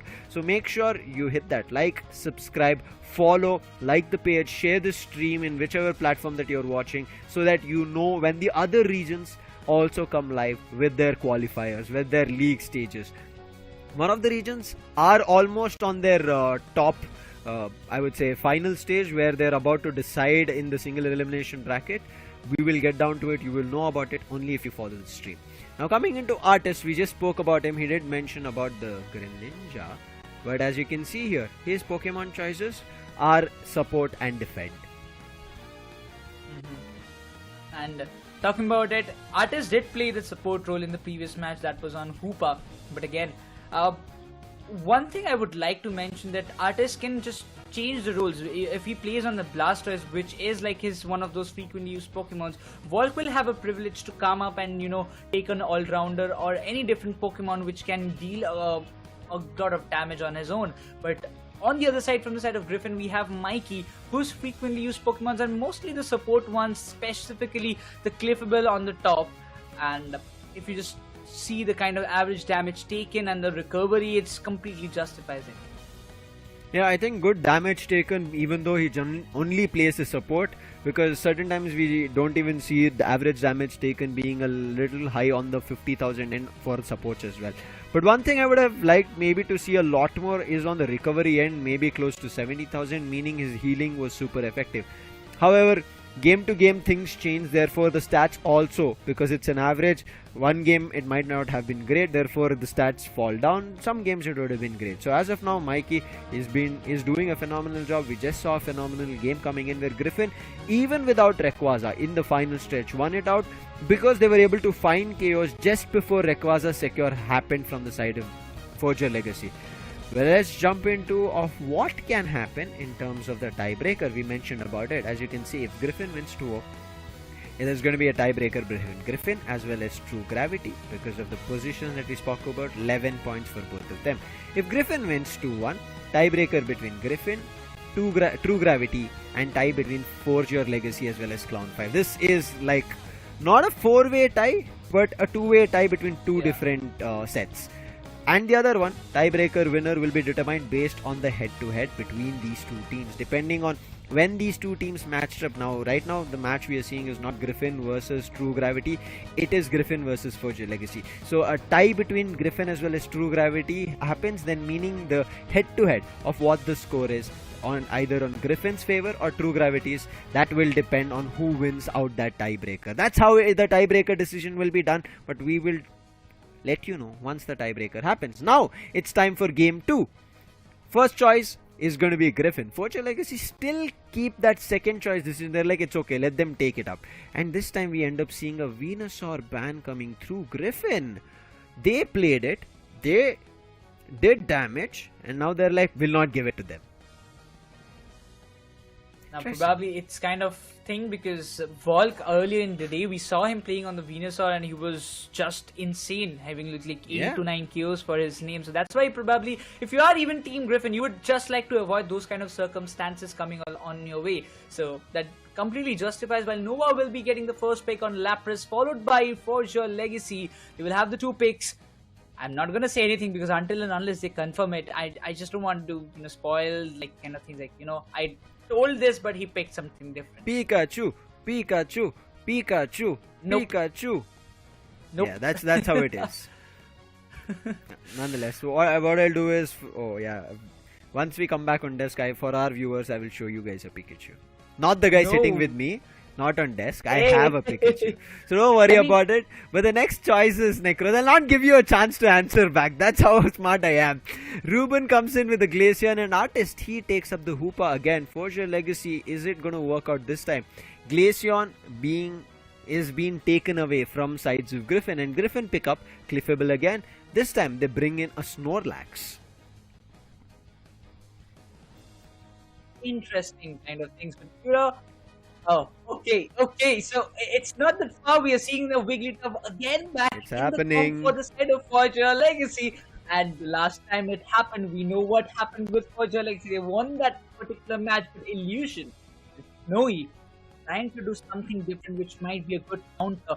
If it is a Delphox and a Daisy, look at what's gonna come up next. Illusion with those fire spins, stun the players more precisely.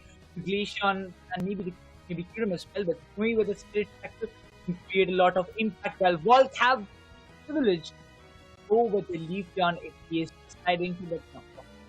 Why am I even saying the Leafeon until unless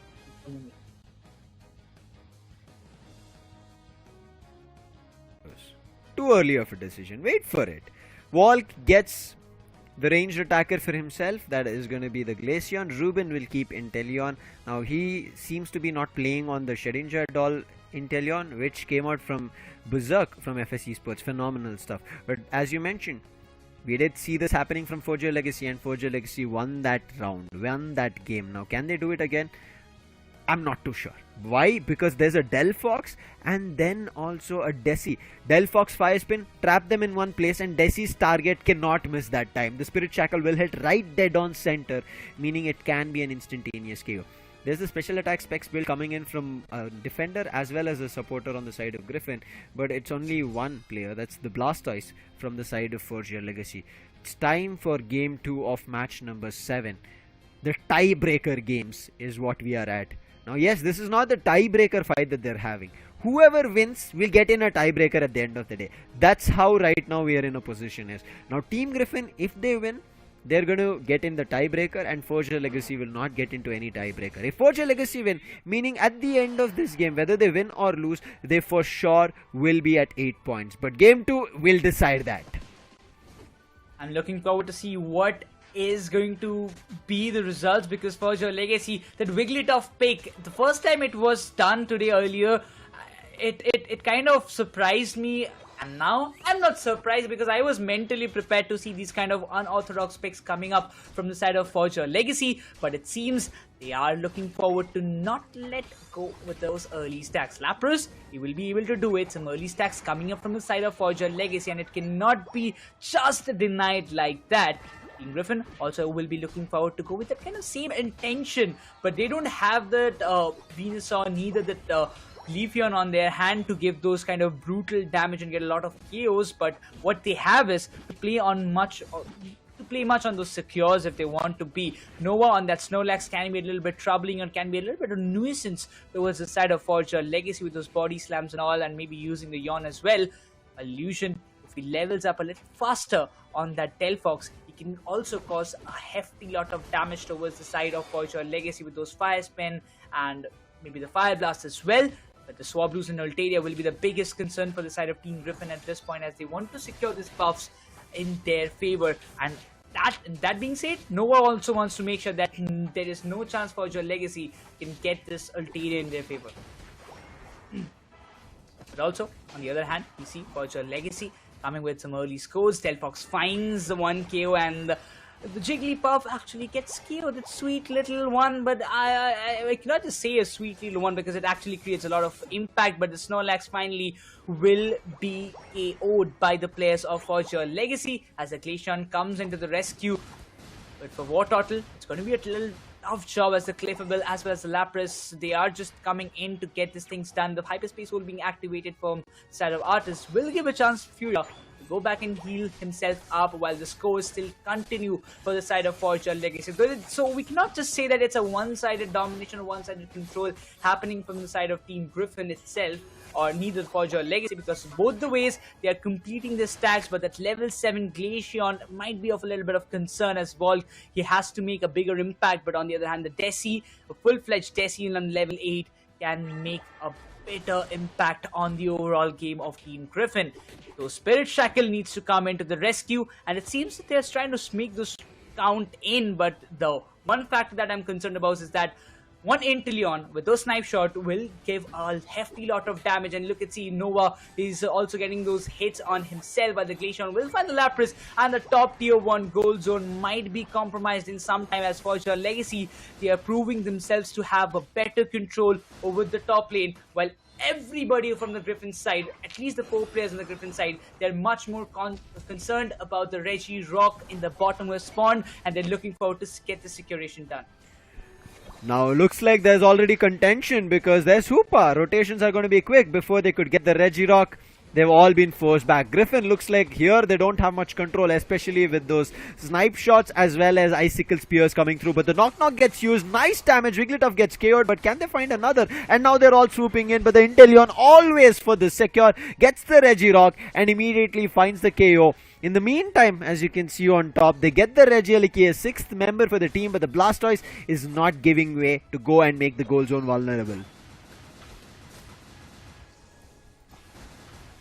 Blastoise is trying his level best to stop the Regieleki, but that was the aim of Team Griffin. I never thought that it's going to be that easy, but eventually the focus comes in the Unite move being done by Fury. Instantly swaps in the bottom lane, wants to come down to the rescue, and eventually the Desi will be compromised as Blastoise finds the KO that he was seeking for, but the Snorlax will be getting him off guard, and Lapras finds the KO, while Team Griffin, they're looking forward to go with some big scores in the tier 1 goals, and finally breaks it apart, and Wigglytuff will be also facing a KO from the side of Delphox itself.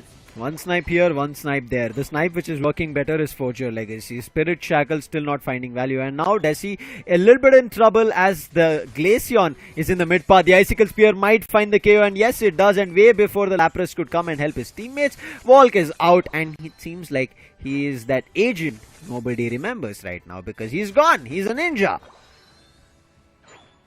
I mean, you can say that eventually. The skin also telling us that, right? You see, immediately uses a light screen and then whoosh, gone back to the base.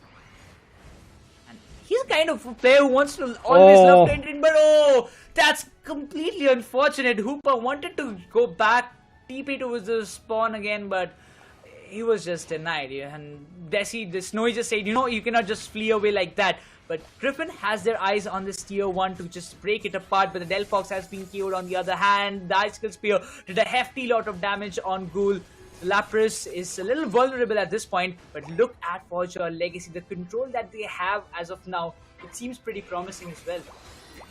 One problem I can see from the get-go, which was done in the draft itself, is the attack weight Desi coming through. They are not getting the stacks in for the Desi. Desi's Spirit Shackle damage output has not been that great. Lapras Express from Ghoul, but I think that's going to be his own KO. He's trying to run as best as possible. Will finally be making towards his goal zone.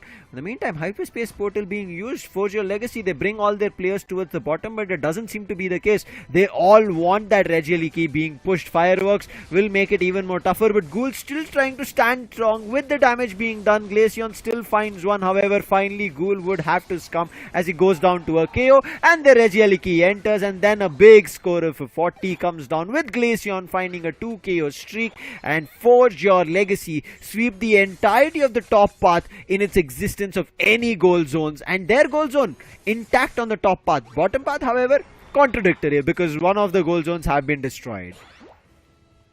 And it looks like it's a different Forgia Legacy of what we saw earlier. So it kind of justifies that this Wigglytuff is acting like a lucky charm so far as of now, because it's way too early, because still the Rayquaza fight is left. Anything can happen. A complete turn of tables might just happen at that moment, but it seems like Team Griffin, they are struggling. And as you mentioned earlier, that attack where Desi has not yet completed his stack, and that's what I believe it's affecting. But the fan split fireworks being activated, but still Blastoise secures the Registeel and instantly goes back with the help of the hyperspace hole to patch himself up. But in the meantime, Snowy finds some good pretty scores on the top tier 1 and destroys it. Well, it still seems like Griffin, they are being pushed back in such a hefty way by the side of Forgia Legacy. Nice Hydro Typhoon. That's a warning Hydro Typhoon, forcing all the players even further back to their tier 2 on the bottom path. And Forgia Legacy push their score to 307. In the meantime, we spoke about stacks. You can see, keeping an eye on it, Snowy does get, I think, at least 3 stacks over there on the top and manages to destroy the top tier 1 goal zone off the side of Forgia Legacy. Is that going to be enough? We have to wait and watch out. Entire team of Griffin right now trying to fight to get the Regielic in their favor. Players are running up. Can they find a way to steal it? No says. But the last hit snipe shot, Snowy's damage on the Spirit Shackle was not enough, and that's the problem of the snack. But on the other end, snipe shot, crit hit, gets it. Regielic becomes an enemy for Griffin. Now this is going to be very, very impactful. If they focus on stopping the Regielic in the meantime, Forgia Legacy will focus on melting the Rayquaza, and it looks like that Volk is already on level 15 and is already trying to keep all the players of Team Griffin away from this legendary pet. Delphox comes into the play, the fanciful fireworks being activated. Look at Wigglytuff, is dealing a lot of damage out there, but the Cliff Mill comes into the play. Blastoise secures the Rayquaza. Forgia Legacy, they want to take this game home, and that Wigglytuff is just working like wonders, and that hyperspace hole being activated by Hoopa is just enough to complete what they want to build. But looking towards a different end, even after those trying to make some good scores, it's not enough for Team Griffin to get this victory in their bag. What a play! Hoopa, way before the Regielic went towards the base goal zone to make it vulnerable. He already went there. He was waiting for the right opportunity. He knew that one of the player will try and defend it, but when a team fight starts, all the players will run towards the legendary pit, and that's what happened. Regielic was left all alone, and as soon as they secure the Regielic, Rings Unbound Unite being used from the Hoopa calls all the players with a shield, and they secure goals one after another. Now Griffin, even if they want to make a comeback, is not going to happen, Nekroz, because they do not have enough AOS energy, and how much ever they fight, any little tad bit AOS energy that the side of Forgia Legacy collect, because of the shield, they'll be able to score faster, and that's what the Blastoise is doing. Water Spout and Rapid Spin, looking at the damage. There's nobody stopping in. Again, the Hydro Typhoon comes out. This time, Fura, just like how Walk was doing with the Hydro Typhoon, similar thing that we can see 3 or 4 times that he's already used. Now look at it, the 3 KO streak, make it a 4 KO streak, and a team wipe coming through. What a game. 4 KO streak gets stolen away from the Inteleon, but doesn't matter. And look at this hyperspace hole being again used, calling the Wigglytuff to score even mere 3 AOS energy is what the intentions are. But they've said, Forgia Legacy, first game we fumbled a little bit, but Griffin, we are not going to give you the chance of taking revenge against us, and a score even in the 7th game. I'm not able to process it, but they just played it like it's a ranked game. Look at that, probably the highest score as of now in the entirety of ACL. 10 KOs for the side of Volk. He was part of 14 KOs itself. 5 for Ruben. But yeah, I have to say that the Desi did not work, but Ruben on that Inteleon, those snipe shots with those crit hit was enough. There was some sort of a damage dealing sniper who was creating a lot of hindrances, and you can see the scores 300, 200. Oh man, it just feels like a ranked match at this point. I was wondering of kind of what went wrong, Nekroz, because in terms of the play, I thought Team Griffin had things under control. We spoke about it when the Pokemon choices were also being done, right? But as soon as we saw the Wigglytuff, we realized, yeah, this is where things are going to go wrong. Wigglytuff is going to come out with a moveset saying, and then everything is going to go down the drain. And that's what happened. Snowy, movesets were good, but I feel like Illusion could have changed things around. Maybe could have played with the Fire Spin and the Fire Blast coming through. However, went to the Mystical Fire and Flame Charge, which again is good for damage dealing. But you know the range is not that great when it comes to Delphox. So the Fire Spin would have been better, as it would have chased the players and spun them around. And when that happened, Spirit Shackle could have done the damage. But Ruben was just on point on his sniper shots. That snipe shot hits coming in from his end, those liquid arrows, they were precise. And his crit hits, oh my god. You saw him not just stealing the Regis, the objectives, but also stealing away victories from the side of Griffin. Now Griffin will, I'm pretty sure, not be happy about it. They had a chance of a clean sweep, denying all kinds of comebacks as well as a tiebreaker from other teams so that they could have been on top. But however, seems like now Griffin have to fight for do or die. I don't know how it's going to work out for them. This is cause for concern. 1000 to 304, and that 304 even reached towards the end. As you can see, they were sitting at 222, 5 times the amount of goals that Forgia Legacy have dunked compared to Griffin. It still feels like, I mean, Griffin, it was like, what just happened? We were on the track, but it was quite justified at this point. You can see the amount of scores that they did, specifically just before, in between the 6 minute to the 8 minute time, and then again between the 8 to 10. This kind of 4 minutes actually summed up the entirety of the game for Forgia Legacy. But every time, if you talk about the objectives that they secured, they got the Reggie Rock, they got the Reggie Lickies. I mean, see, 2 Reggie Lickies, 1 Reggie Steal, and 1 all that what happened. But we'll have a quick recap of what just happened overall from their side, because from the start it seemed to me like both were having a balanced game, but then the entire tables turned around. Stacks, Nekroz. It's all the game of stacks. There were 3 Pokemon coming in from side of Griffin who had to get stacks. Lapras, Cliffable, as well as Snowy and Desi. None of them got proper stacks, and that is the cause for concern. Whereas the Blastoise in the 0 to 4 minute mark completed 5 stacks, and therefore Water Spout as well as Rapid Spin damage was higher, and nobody could do anything about it. And Walk, you could see easily indulging in those 1v1 duels. This time nobody was getting closer because every player from Griffin was worried from the attacks coming in all directions. Mid path there's an attack, bottom path there's an attack. They're trying to destroy goal zones, they're doing everything that Griffin is unable to control. And look at this, I felt so bad for Snowy. His stacks were not that great, and the crit hit coming in from Inteleon secures the Regieleki on top. If that top Regi was secured for Griffin, game could have gotten closer, but they did not get it, and that's where trouble came through. And you already mentioned about the level 15 Glaceon. When there's a Glaceon, especially at this point of Pokemon UNITE Asia Champions League 2024, after the recent buff that is got in terms of the attacking speed, you should not let that Pokemon reach level 15 super early. We already see that Pokemon doing damage in its early levels of 10 and 12. If you let it go to 15, that means it's completely insane. That's going to be a beast of a Pokemon coming out, and literally the wholesome saying of Pokemon Pocket Monster comes alive with Glaceon there. I mean, if anybody still thinks that, you know, probably the casters are just saying like this and all, you have the entirety of the match in front of yourself.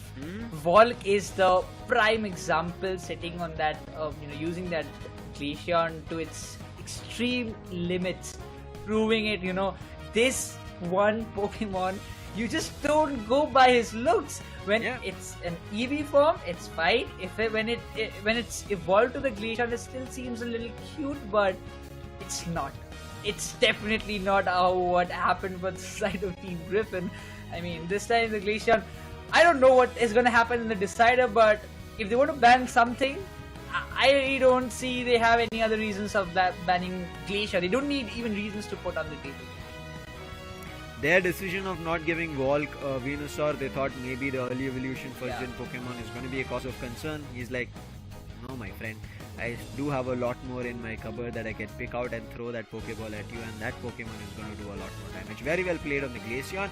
However, now things can change. As you did mention, right, there can be bans, and I think at this circuit of Pokemon, we are not seeing players ban Pokemon that is looking good.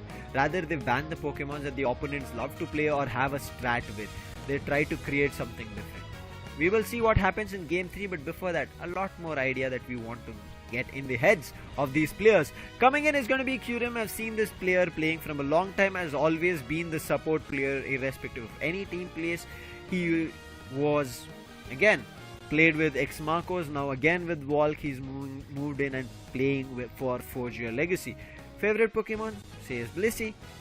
Love to play Blissey as we see Kyurem playing around. He is that second support or support, whichever, depending on how Artist and Kyurem play. Forgia Legacy depend on what they want to do. Player comments coming in from his end. Qualify for PU ACL 2024 finals and compete in Thailand.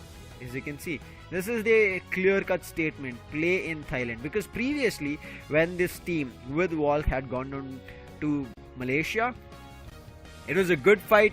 They tried their best, tried all different approaches, but it was not enough for them to get their victory. But I'm pretty sure after having that experience once, right, it's literally like eating your favorite food once, and now you cannot put a stop to it, Nekroz. You want more, and that's what Pokemon Unite does. Once you go into those international stages, you're like, damn, I missed that, but next time I'm not gonna miss. Exactly, and Kurum is one of those players who have already experienced it, if I'm not wrong, in the previous time when he was with Marcos. But once again, every time it's just the hunger that takes these players to that level. The hunger for becoming and competing against the top teams around the world, competing against the best and learning a lot of new things. Because every time, yes, every team is going there to win the competition, but it always doesn't settle that way. So there has to be one good team, but again, the winning factor, then learning the new things from the other top tier teams around the world always gives you a lot of privilege in your own region. And same goes on the other side. We have Cool from the side of Team Griffin. Alongside, his favorite Pokemon is Aegislash, but I really wish I could see him playing him once. Hey, he's played it in India Open. I'm not too sure if you remember. He's done India it. Open, but not in ACL. I mean, ACL, we have to still wait out for the strat that they bring out. As of now, it feels like they're not ready for Aegislash. Aegislash is an all-rounder, is good, viable, but again, depends on your opponents. If they bring out Pokemons which can stall Aegislash and can get immediately KO'd, then it's a little bit of a trouble, and your Aegislash will be completely nullified. So, we'll see how it works out. But Ghoul, he's been a player for long. In between, yes, we didn't see him, but he's back again, and his goal, as you can see, is win an international trophy for India. And I think that's what I really like from all these players. After fighting for all time, right, in Pokemon Unite, they're still looking forward to a lot more. I know they've still not gotten a title, but I do have belief in our Indian boys. They're going to get it soon, very soon. Now, again, whether it's this year or the next year, towards the end of the next year, whatever it is, I'm pretty sure they're putting in their 100%, and that's what I love about it. And that's the reason I tell all the players, right, don't get disheartened. Wins and losses are a part and parcel of the game. I know this might be those your teacher speeches or your friends telling you it is okay stuff, but it is really that you have to be okay with what happened. I know it is not easy to gulp that situation when you're in such a big stage and you get a loss, but it's something that you need to understand that you learn. And even in these stages, whichever team loses or kind of does not get a chance to qualify for the LAN finals in Bangkok, Thailand, they should be like, this time we made our mistakes, and should be okay to kind of understanding that we made the mistake. We're going to improve on it, and then I'm hoping to see teams do better as we go down the lane. And for sure, international trophy is going to be India's, and I'm waiting and rooting for it. But now it's time for a trophy of the points of which team gets it, because their seeding is still not confirmed. Nekroz teams are still fighting for it. Let's jump into Game 3's draft pick and see what's underway. We already were having a little bit of discussions what was about to happen if anyhow Forgia Legacy manages to win one match. So that means that kind of circumstances will appear. But that was the case if Griffin wins with a 2-1, right? So they have to still win this match in order to make those kind of scenarios happen. But if we talk about the draft bans as of now, Forgia Legacy will be denying the Umbreon, while Griffin will be banning the Hoopa this time. Though Griffin has the first pick preference, I would really like to see what is the kind of composition that they will be coming up with. Umbreon and a Hoopa ban. Griffin finally decided we do not want to give Forgia Legacy the leeway or that chance of playing a lot more of Hoopa. First game did not work through, but they realized what did not work through, right? So they got that Hoopa the second time. Worked fabulously. This time that ban is a good decision. Let's see how it works out. Whereas Forgia Legacy, they say, we don't want that mean look coming out, right? Mean look has been a trap. In the first game, that's what was trouble. Mean look stopped the players, whether it be Hoopa, whether it be their any ranged attacker or all-rounder that they played in the first game here in match 7. All of them were put in a cage of that mean look, and that caused trouble. Here, Ruben immediately saying, oh wait guys, they've not picked Glaceon, let's immediately lock it on. They do have Venusaur though, but let's see how Glaceon functions. On the other end with Clefable, but we come to Griffin, they pick up a Lapras, and Illusion locks into the Leafeon. Again, that same composition, but this time it's not an It's just like I'm dreaming the same thing over and over. That Wigglytuff, so that's kind of a thing that we can just say right now, right? It's working as a lucky charm, and probably it's gonna stick like that. But Mikey and Snowy, 2 picks. What? I'm really opting for a Gardevoir. Please, Snowy, just do it. Bring it on. Because whenever Snowy goes up and brings the Gardevoir, it's just we can assume that he's pushing up to its limits. And now Mikey coming up with an Eldegoss should be a big try-hard game for the side of Team Griffin this time.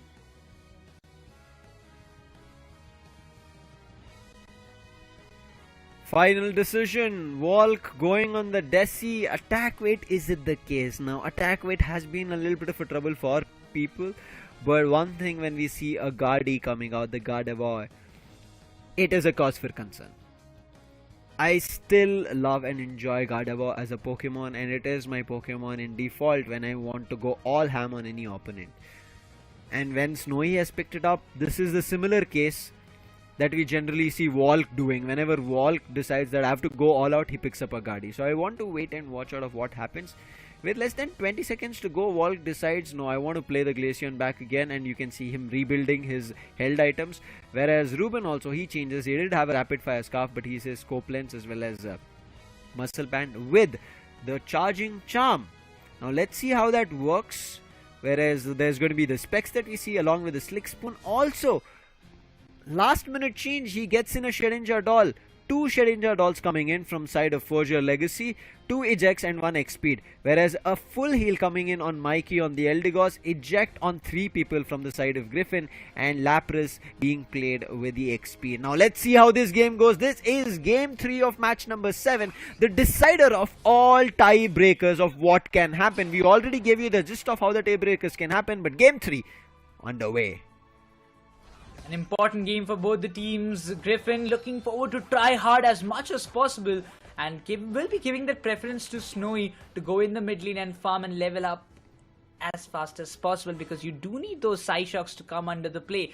But on the other hand, as we mentioned, Ruben, he's playing on an attack with Desi, so he needs to get his stacks on time. Otherwise, we might see that same thing happen to the side of Forgia Legacy of what happened to Griffin in the previous match. Starting things off, can they get the stacks through? Kyurem says, I want to get one, but they're doing a lot of damage, so he decides I'll grab a quick citrus berry and buy time. And because of that, you can see the little Rowlet is able to find all these wild Pokemons and take away the Eos energy. And again, look at this. The NDD was also taken upon now. Can Ruben get this secure? Yes, it looked like he did. He's on level 4, has still not evolved to the Dartrix. He evolves to Dartrix at level 5. However, just like how that Jigglypuff stole their NDD, that's the same thing that we end up seeing here Griffin does on the bottom path. Oh, look at the Psyshock damage that they're trying. He missed it a little bit, but managed to push the players of Forgia Legacy back, making sure that all those Altaian Swap Blue buffs stays with the side of Team Griffin. On the other hand, if you just talk about, it's Ruben trying to find a lot more value, but won't be able to steal it away, it seems. But Lapras trying to push them away. Wigglytuff creating a lot more impact at this point. I would really love to see or what to know or what kind of moveset is gonna Venusaur play on, because they do have, I believe, a Solar Beam should be a kind of impact that can make a kind of good move for them. But again, Team Griffin, they have trying to push up. The Solar Boys coming into the play as the Leafeon this time has been in the side for Team Griffin. I really like how well they're playing as of now. Keeping their Gardevoir Pokemon a little aback. In the meantime, seems like they've already found a KO, and Eldegoss making their Gardevoir a little bit vulnerable as of now. And Lapras comes in for rescue, and you can see Snowy barely managed to survive. There's going to be a Citrus Berry that he can take, but he's already unlocked his Psyshock as well as Moonblast. Now let's see how that works. Not Moonblast, Psychic.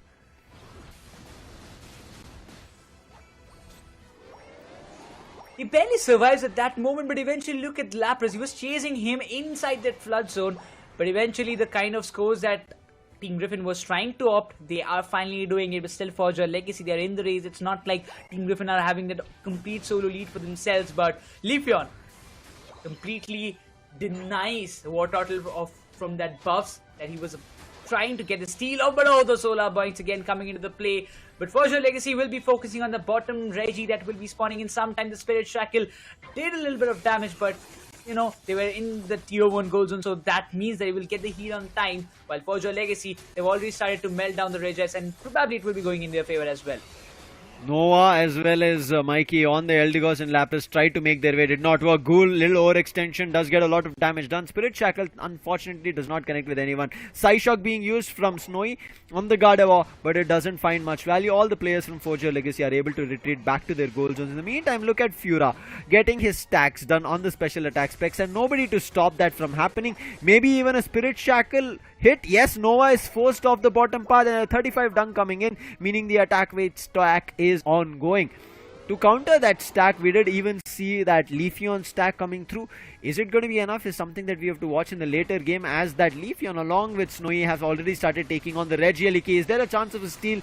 Cliffable tried, but it did not work out. But the Rapid Spin does find value as Mikey goes down on none other than Eldegoss. But immediate counter coming through as 1 KO gets found. A counter from the Icicle Spear. Glaceon make it a 2 KO streak. Even though the singularity was there, as you rightly said, the Shedinja doll puts it to null. I mean, it would have been a clear KO if it wasn't that held item or the battle item that he was using out there. But Artist dealt a lot of damage out there. Would be giving the same heal to his ally Desi, but Ruben is playing fantastically on that. Desi itself justifies about the score of what Forgia Legacy have built up for themselves. Now, Glaceon is just there farming around the legendary pit, wants to make sure that all those buffs stays with him, but you can see the level 11 Glaceon is something which is a bit of concern, because in the previous match itself, Volk was the only one who made it to level 15 and he was wrecking everything apart which was coming under his way. But the Spirit Shackle will give a little bit of damage to his Eldegoss, but what they wanted, he just secured it in the right time. He's on level 11 already, about to reach level 12. On the other end, level 10 is the Gardevoir along with the Leafeon on level 10. We still need to see the Venusaur get to level 10. Side of Forgia Legacy, 3 players are already on double digits. Their support Pokemon are at 1 level away from reaching level 10. That's a cause for concern. Registeel immediately being drained out. Maybe they can get this, but there is that steal that they tried, but still the Spirit Shackle connects. And look at this! Curem with that fly being unlocked, but this time the Singularity did find some value for damage, but Volk unstoppable as he tries to do some damage. But the Psychic, it does enough damage. The Emerald 2-step comes through, but look at that Shedinja doll immediately counters that Emerald 2-step Unite, and the Leafeon is out of the picture, sent back to the base to cool down. Griffin still unable to find some opportunities. Reggie still attack advantage. Forgia Legacy used it really well. At this point, Griffin, it's just like, what are we supposed to do? Every time the Unite are being committed, the Shedinja doll is coming into the question and it's just nullifying it. There is nothing more that they can do. First, it was a different scenario. It was Psychic Solar, that the Unite coming from side of Gardevoir, it was nullified. Now it's the Leafeon, and look at the Blastoise going all in. The Verdict Anger being used just to secure it, and Venusaur manages. But instant the counter. The Blastoise come up with the Unite, finds the Leafeon down, but itself will be pushed back by the Venusaur. It seems so, because Eldegoss is there. Oh wow! But the Nessie comes up with the Spirit Shackle, finds the KO that was much needed, and Blastoise, he will be going back to the spawn, while Glaceon will be taking care of that Regieleki itself. Whatever happened, Venusaur, even though got KO'd, still will be like happy because they secured an objective, meaning the experience that was there in terms of level as well as leveling up came a little in favor of Griffin. But right now, a fight at the mid path. Nova with Lapras Express does damage. Emerald 2-step from the Leafeon, along with finding a KO of not just one. Desi as well as Cliffable goes down. And look at this big Unite with a Singularity, but Volk this time nobody to save him, but uses the Glacial Stage to run away. However, from the backlines, Illusion was ready, and Illusion gets his 2 KO streak. Wigglytuff trying to survive, but not going to happen with 5 players on the bottom goal zone. In the meantime, with the Water Spot as well as Rapid Spin comes to save the Blastoise, but the Blastoise also gets put down to rest, along with Artist on the Cliffable, all sent to the Pokemon Center one after another. But the Spirit Shackle damage, as you can see, because of the stacks, is super high, but it's not as high enough to find instant KOs. As you just saw, 2 of their players were barely left alive, so that's something that they have to pay attention to. Get those mere sneaky stacks in, and then maybe we end up seeing big damage coming in from the Decidueye. the level difference is still playing the major factor. 3 level 13 Pokemons on the side of Forgia Legacy, Blastoise, Decidueye, Glaceon is going to make a big impact. While the others, if you talk about the Gardevoir, Leafeon, Eldegoss, they're still on level 12, only one. So make it level 13 for the side of like Gardevoir as well. But now this final stretch will pave the paths. Which team will walk away with the victory at this point? That Spirit Shackle is giving a good amount of damage, and Lapras is the one tanking it out. The Eldegoss has to play a very major role, but the Spirit Shackle, the one Pokemon who needs to go down at first, it should be the Desi for the side of Forgia Legacy for Team Griffin to win it. Look at the position of the Blastoise as well as the Gardevoir. Gardevoir hiding in the tall grasses towards the jump pad on top path. Blastoise waiting for that. The read is really good. Blastoise not at all giving the position, and really well being played from both Wigglytuff as well as Cliffable. They are coming in front, as you can see the beams being used.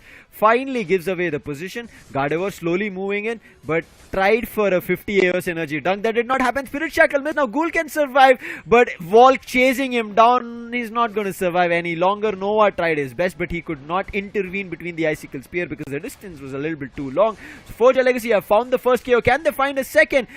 Shot all being used. Decidueye trying to survive. Knock being used, but immediately on top of it, Verdant Anger comes. Desi being found. Cliffable also goes down. It's all up to Volk right now. He's chasing the healer. He wants to find a KO on Mikey because both his front lines, the Cliffable the Wigglytuff as well as Blastoise trying to do damage, but now Volk, he shouldn't have gone in for a score. He is the one who found a KO on Ghoul, and right now he is a little bit in trouble. Nice charge up of the Leaf Solar Blade and finds a KO. 246 to 202. The score coming in from the Lapras has given the advantage to Team Griffin, but Forgia Legacy, 20 seconds on the clock. They have to do anything and everything. The Unite on the sides of Team Griffin, nothing going to be there. Forgia Legacy, they also have nothing. This is a fight for the for the Rayquaza. Who wins it makes the game. But look at how well the players of Griffin are denying the side of Forgia Legacy from getting the secure, but the Wigglytuff secures.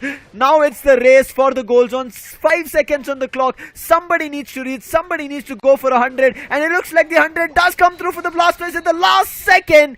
This might have given them the game, but before that a 20 was also dunked. So this is going to be a close game. Forgia Legacy or Team Griffin. Oh my god, by just 6 points. 6 points it is for your Legacy. Oh my god. What? Imagine if that score of 20 coming in from Nova was maybe 25, 27. We would have seen this game maybe evened up, but Forgia Legacy, what a clutch move, especially from Fura with that rapid spin, decided to just move towards scoring the goal. Every player, but the secure from Curem, as you can see, Curem here played a vital role, but everybody from Griffin's end disregarded Curem on the Wigglytuff, and they jumped directly towards Ruben as well as Volk on Glaceon as well as Decidueye. But it still was not enough. Forgia Legacy was still able to fight. It was Nova who changed the game towards the bottom path, went, scored close to 40 or 80 AOS energy and pushed their team to the 40 or 60 AOS energy and pushed their team to a lead. And that's where from 260 to he pushed 270, 260. Now he got it to 290, but it was not enough. Forgia Legacy, they were at 202. Only 100 score Nekroz got them to this victory. Forgia Legacy, they get to 10 points, meaning they're confirmed in the third position. However, there is going to be something that Griffin would have to look into, is the tiebreaker. I'm still in a shock. Like, just what happened? I mean, it was all looking like, for once I really thought that maybe as Leafeon was stepping in, that one Solar Boing could have secured it for the Sare side, but the rapid spin continues, the damage that was being dealt on that Rayquaza did help him to secure it once again. But you can talk about the graph, that last 50 score, that's the point that we were mentioning. Lapras, 5 to 6 more EOS energy, the entire result would have been different completely. 27, he would have made it. 28, I mean 7 is not number to reach, so 28 is something that you maybe made possible of. It could have worked out really well for Griffin, and Griffin will be beating themselves up. But this is still not elimination. Look at the bright side of things, right? This is not elimination. It was a fight for the seeding, and maybe you did not get the seeding that you would have wanted. you have to be okay with it. You might have to play extra games as of now, but great game coming in from Forgia Legacy. Quickly, we'll take a look at the final fight, especially before in the replay. Initial game, you see complete control from the side of Forgia Legacy. The damage output, the stacking that they did, everything working in their favor. Even over extensions that Forgia Legacy were doing, it was very planned, and the Shedinja doll moves coming through was just too good. But after a point, that Shedinja doll usage was a little bit too closer to the players of Team Griffin, and that's where I felt where a little bit of those mistakes started happening. Otherwise, maybe we would have seen a better execution coming in from the players of Forgia Legacy even in the final fight. I just gotta tell one thing, that even when it comes down to the Desi play, or when it came down to the kind of stacking game, Ruben did not, crumble down. He did the job he was assigned to very perfectly. Even when it came down to this kind of moment, you can just see this follow-up coming up with that Spirit Shackle. He was making sure that the KO was done. But even after so much hefty blows, the Solar Beam was doing, the Venusaur did anything and everything that he could do in that final stretch. But still, when you are trapped from all the sides, even if it's a defender, nothing can be done. I mean, you are stuck already between so many Pokemon who are constantly focusing on only yourself. But still, Venusaur was able to do such a good amount of damage, was something which is, something appreciable a lot. I think towards the end we ended up seeing Venusaur's damage, but in the early game not much.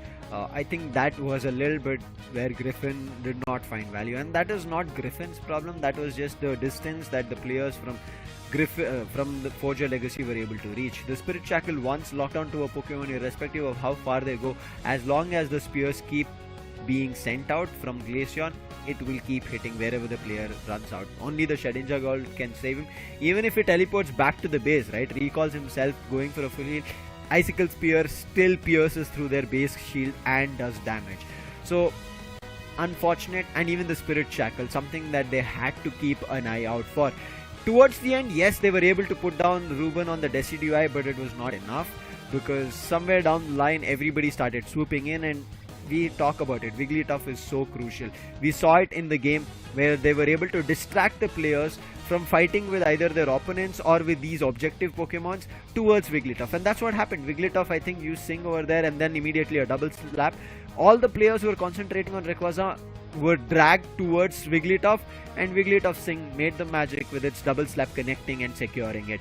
Wigglytuff scored or not did not matter, because there was already the Blastoise, but Blastoise just made it in clutch, like a minute second. If you would have delayed, I'm not even saying a whole second, even if it was a little microsecond that he missed, that game would have been in favor of Team Griffin, and Team Griffin would have been now fighting for a tiebreaker. It is still a tiebreaker that Team Griffin will be fighting for, but not the second or third. It will be the third or fourth. And even if you talk about the kind of follow-up strategy, I liked it very well coming up from the side of Forgia Legacy. One side it was your unmissable Icicle Spears coming up from the side of Glaceon, and following up it was the Spirit Shackle. So they wanted to make sure, even if that one Pokemon is surviving barely unknown pixel HP, that Spirit Shackle will do the formalities and that the KO will be registered. So they wanted to make sure, and I really like that this kind of play coming up from the side of Forgia Legacy.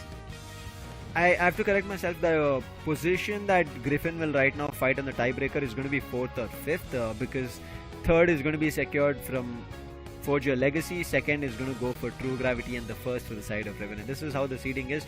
We will see what happens based on the head-to-head between Griffin as well as Clown 5. But what a game, right to the edge of his seats. For a second I thought maybe with that 20 goal that Nova got, they maybe push through, but I think this Wigglytuff pick is already throwing teams a little bit of a curveball. But I think with the utilization of Wigglytuff here in the qualifier stage, the league stage, the group stage, have given idea for other teams that, oh wait, Wigglytuff can also be used as a curveball. And also you felt, right, Sableye is something that you do want to see. I want to see, because Sableye is one Pokemon who can change the game in its entirety. Now, we talk a lot about the final stage fights, right, Nekroz, where we either want to see an entire team vibe coming through or the secure Pokemons coming through, making sure that the last hit on Rayquaza is going to be there. But imagine all the 5 Pokemon fighting it out in the Legendary Pit, and then the Unite comes out from Sableye. teleports all the players back to base. And an easy secure of Rayquaza, nobody can do anything. That's the potential of a Sableye. And Sableye, just like we talk about Dodrio as a scoring machine, Sableye can also keep doing that. Immediately, like we talk about Camouflage for Inteleon, it immediately puts down the Phantom and is going to be able to do some damage. But as of now, we'll quickly talk about what went down. From the first game to the last game, Griffin, when they had control in the first game, they should have closed it there itself in the second one. Rather, they could not get their stacks through. That troubled them. The Desi stack did not happen, and when that Desi stack did not happen, you could see Inteleon was way better. In this first game, it was Ruben trying his best, we saw on the Mew, but Ghoul, look at his position, right? Ghoul, even though Ruben does damage, Ghoul is like, I'll take down your front line, and both front lines are here. That is going to be the Blastoise, and in front of it, the Clefable. They tried to make a lot of impact, but again, one after the another, we were seeing that Ruben was there with that Solar Beam trying to give a hefty lot of damage, but that Hyperspace Hole almost made it through. But the way the Solar Blade came into the play, got the KOs. For seconds, I really thought that it would be tough, but you know, on that Leafeon, it was so fabulous that you cannot just say that they made any kind of mistake. But the kind of domination that Team Griffin had from the early start, they were literally not even getting a chance, and this was the fight that was the center of attraction for me at least, because every time the players of Team Forgia Legacy, they were coming in to defend the tier 2, they were just coming in, getting KO'd, again back to spawn. Now here you can see the Umbreon ban that we saw in Nekroz, right, in the game 3. Yeah. This was the reason. Look at this, Artist getting stuck. Now do you think if Umbreon would have been in play, it could have been a better game for Griffin? I mean, surely it would have impacted a lot. I mean, they were getting in so much trouble. If we had an Umbreon, it could have been counter for many other Pokemons. Like if you talk about Desi would have been in the front, in the back, but it could have stuck the Blastoise if it was there, because with the mean look, it can trap its movements, restrict its movements. So this kind of things would have impacted a lot in the entirety of the game. Yeah, I feel like that too. But then Illusion, the Venusaur that he played, for me, yes, it was really good. But their intention of thinking that Venusaur play coming in from the side of Forgia Legacy could have done trouble shouldn't have been the ban. They could have banned the Hoopa long back in that second game. Letting that Hoopa play out twice, where the mistakes done from Forgia Legacy could have been understood, shouldn't have been the case. Do you agree with that? That letting that Hoopa being played twice made the probable trouble that Forgia Legacy understood what went wrong in the game number 1. We'll correct it in game 2. Yeah, I mean, that actually kind of sums it up, because you make mistakes once, and if you are good in rectifying it on a very quick note, and it does make a good impact, and it actually did work out for their side. But we have somebody joining up. It's going to be Ruben joining us on our interview desk, and we're going to welcome him, and we'll have some chit chat session with him. How are you doing, Ruben? One second, we will be receiving your audio. I think we should be close game, Ruben. I'm pretty sure you guys are like, ooh, right? Yeah, your audio, we cannot hear. Can you just check? No, we still cannot hear you. Seems to be a little bit of a tech issue here, Ruben. I think. Yeah, no, Ruben. I don't think. Yeah, we'll get you back on desk ASAP. I know there's a little bit of a tech issue. I think mobile is a little bit too hot right now after the game that went down. It should be. Yeah, it was a little too close of a game. They were not, I'm pretty sure they were like, whoa, we just got it by the edge of our teeth. Wait, it just happened? It's like, was that? We won it? Yeah. How? Hello, but yeah, in means of Desi, he played pretty well. Ruben did a fantabulous job on every time he was assigned to a role. You can never just say that, you know, Ruben, you cannot just play, but you know what, the technical issues have been sorted, so we're going to welcome him back on the interview panel. So let's again welcome Ruben. Hey Ruben, this time we should be able to hear you. Yes, you're back. Yeah. And your team is back indeed. How does that feel? Yes. We feel amazing. Even in the last game, we weren't sure that we are winning. We had lost all hopes, but somehow we won. Man, that was too close. Somehow, indeed, it was. I mean, it was very close. yeah, if not for the Blasters running for that score, even after the secure could have gone south, right? But I want to ask you, where is this Wigglytuff decisions coming in? Whenever the Wigglytuff is out, it seems like Forgia Legacy has the game. Yeah, I mean, to save your backline from like a left result or a Guardian, Wiggly is an amazing pick. So we just thought of that and we just went for it. Nice. I just wondered it was a lucky charm for Forgia Legacy. That's why they're picking up the Wigglytuff one after another for winning the matches. But the Desi pick, you know, and on the other side when they picked it, like specifically Snow, you saw him playing on the Desi. He was not able to find a lot more value. But the next match you decided to pick the Desi. What kind of mindset did you already had from the very start? Yeah, the thing that went wrong for him was I think he didn't get a lot of stacks early game, whereas I got a lot of stacks when they pushed off. Correct. So yeah, I could take advantage of that. I really like how the kind of source or how the team is right now building for you guys, Forgia Legacy, right? Because initially there was a lot of ups and downs, you had to figure out roles. But now how do you feel? Is it comfortable, especially that now the last day 3 is going to be a single elimination? You would have to play, I guess, 3 games. But how does that feel to be in that 3rd position now? It feels amazing. Like we are still growing as a team. We are gonna analyze the games today as well. And let's see what happens on day 3. We are gonna come prepared. I'm wishing you guys all the best. You just missed your opportunity in India Open, but I hope you don't miss it here. Congratulations on today's victory, Ruben. We'll be seeing you soon again. All the best. Thanks. See ya, guys. Thank you, Ruben. See ya. And see, whatever we spoke about, he said all of it. Don't know, but we got it. Secure, as soon as it happened, Blasters ran for that goal. If that did not happen, things could have gone wrong. I mean, this is why I said Wigglytuff is so crucial. Now, a lot of people did not explore it, and when you don't explore it, you do not bring it out in your competitive games. And when you don't bring it out in your games, this is some other team takes an advantage of it. His reaction justifies a lot of things, but you know, right now one question came into my mind. I guess I'll ask him in the later stages that, you know, if that same thing happened with the Schrödinger dolls, if you were the one committing the units and your opponent did that, what would have been your reaction? Because Nekroz, I'll tell you what his reaction would have been, because you were not there here on desk. This happened to them from the side of FSE Sports, and Ruben commended Berserk's play over there. So they decided, wait, if they're doing, we can also do. And that's what they did here. They adapted.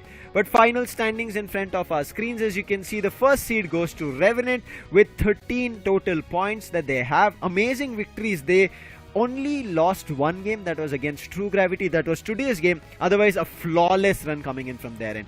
True Gravity on the other end come in at the 11th position, 11 points at the 2nd spot of the seed. Forgia Legacy with today's last victory get themselves the 3rd spot in the standings. Then we move towards the tiebreaker that we were talking about, right? But Griffin, because they were already at 8 points, my bad, I thought there would have been a tiebreaker. They got 1 point and the tiebreaker did not happen, and therefore they'll be comfortably getting themselves the 4th position. Clown 5, no tie for them, so it is going to be 5th position. Last but not the least, FSE Sports 1 victory that they had along with 1 point extra, so total of 4 points. Nekroz, they come up to 6 now, meaning Clown 5, FSE Sports, they battled today. FSE Sports won against Clown 5, right? That is going to be the first game on day 3 as well, Nekroz. And whichever team wins, if they want to go for a clean reverse sweep, they have to play 5 games on a stretch, Nekroz. It's the last time, as you mentioned few moments ago, that we saw it being done by SATUL and WCS. Are we going to see it once again? I mean, it's not just about winning 4 to 5 matches, reaching the grand finals, but also from that 5th match, you're going to win and get to the top and be the champions. That's how the reverse sweep kings or that kind of title you earn from this stage. But there are a lot of hurdles for the teams like FS and Clown 5 in the upcoming games. The one who wins will face Griffin. Again, between them, the one who wins will face Forgia Legacy. Again, it continues with True Gravity, and finally they will face Revenant in the finals of the India regional stage qualifiers, and out of which, in that BO3 series, the team who wins it will be crowned as the champions of the India League stage, and they will be representing themselves as Team India in the Asia Champions League final that will be held in Thailand, Bangkok. Revenant are in the best spot, Nekroz. Yeah. Right? And we spoke about Just it. Revenant so far have represented India in all of the world titles or the international stages as an Indian team. Now, do they do it again here today? In India Open, they missed the opportunity of getting closer. Their roster was still a little bit new. They were doing a lot newer stuff. The other teams had a lot more practice into it, and the love and hate story happened in India Open. But here in Asia Champions League, India League stage, it doesn't seem to be the case. Revenant have strategized, looked ready, looked prepared, and they're putting every team down. Only one game they lost was against True Gravity. They might be looking forward to another victory or a loss. Let's see what happens only towards the end. But Nekroz, I want to get your thoughts. After looking at these seeds, what do you expect in the final day, day 3? I mean, day 3 is definitely going to be a roller coaster. We can just assume it right here now, because there's still a 7 days timer that we're going to see before the 23rd comes into the calendar. But I'm looking forward to see. FS did not had a great run, but they finally ended their league stage with a win. I really hope they keep up the momentum and give a tough fight to Clown 5, because if you talk about Clown 5, they also made some silly mistakes, but all in all, we'll have this kind of situations of the entire big movie setup for the 23rd. But I really want to see every game, 5 of the games, I really want to see getting into the final moments of what we witnessed in the last match itself. Nail-biting competition, still last second securation, last second scores to win the matches. Day 2 is done. We'll be waiting for what Day 3 has in cards for us, because that's going to be a single elimination bracket. One after another, every team is going to be knocked and eliminated. Who are those teams and which is that one team that's going to represent India? All of this will be answered on Day 3, that is 23rd, the coming next weekend. So make sure you're subscribed, hit the bell icon, and if you're watching on other platforms, make sure you follow us there as well. So when we come back live, and especially who that Indian team is or the other region action, all will be live on our channels. Make sure you stay tuned. Until then, this is going to be me, Lucifer, along with Nekroz, signing out on behalf of Raider as well. Take care and see ya.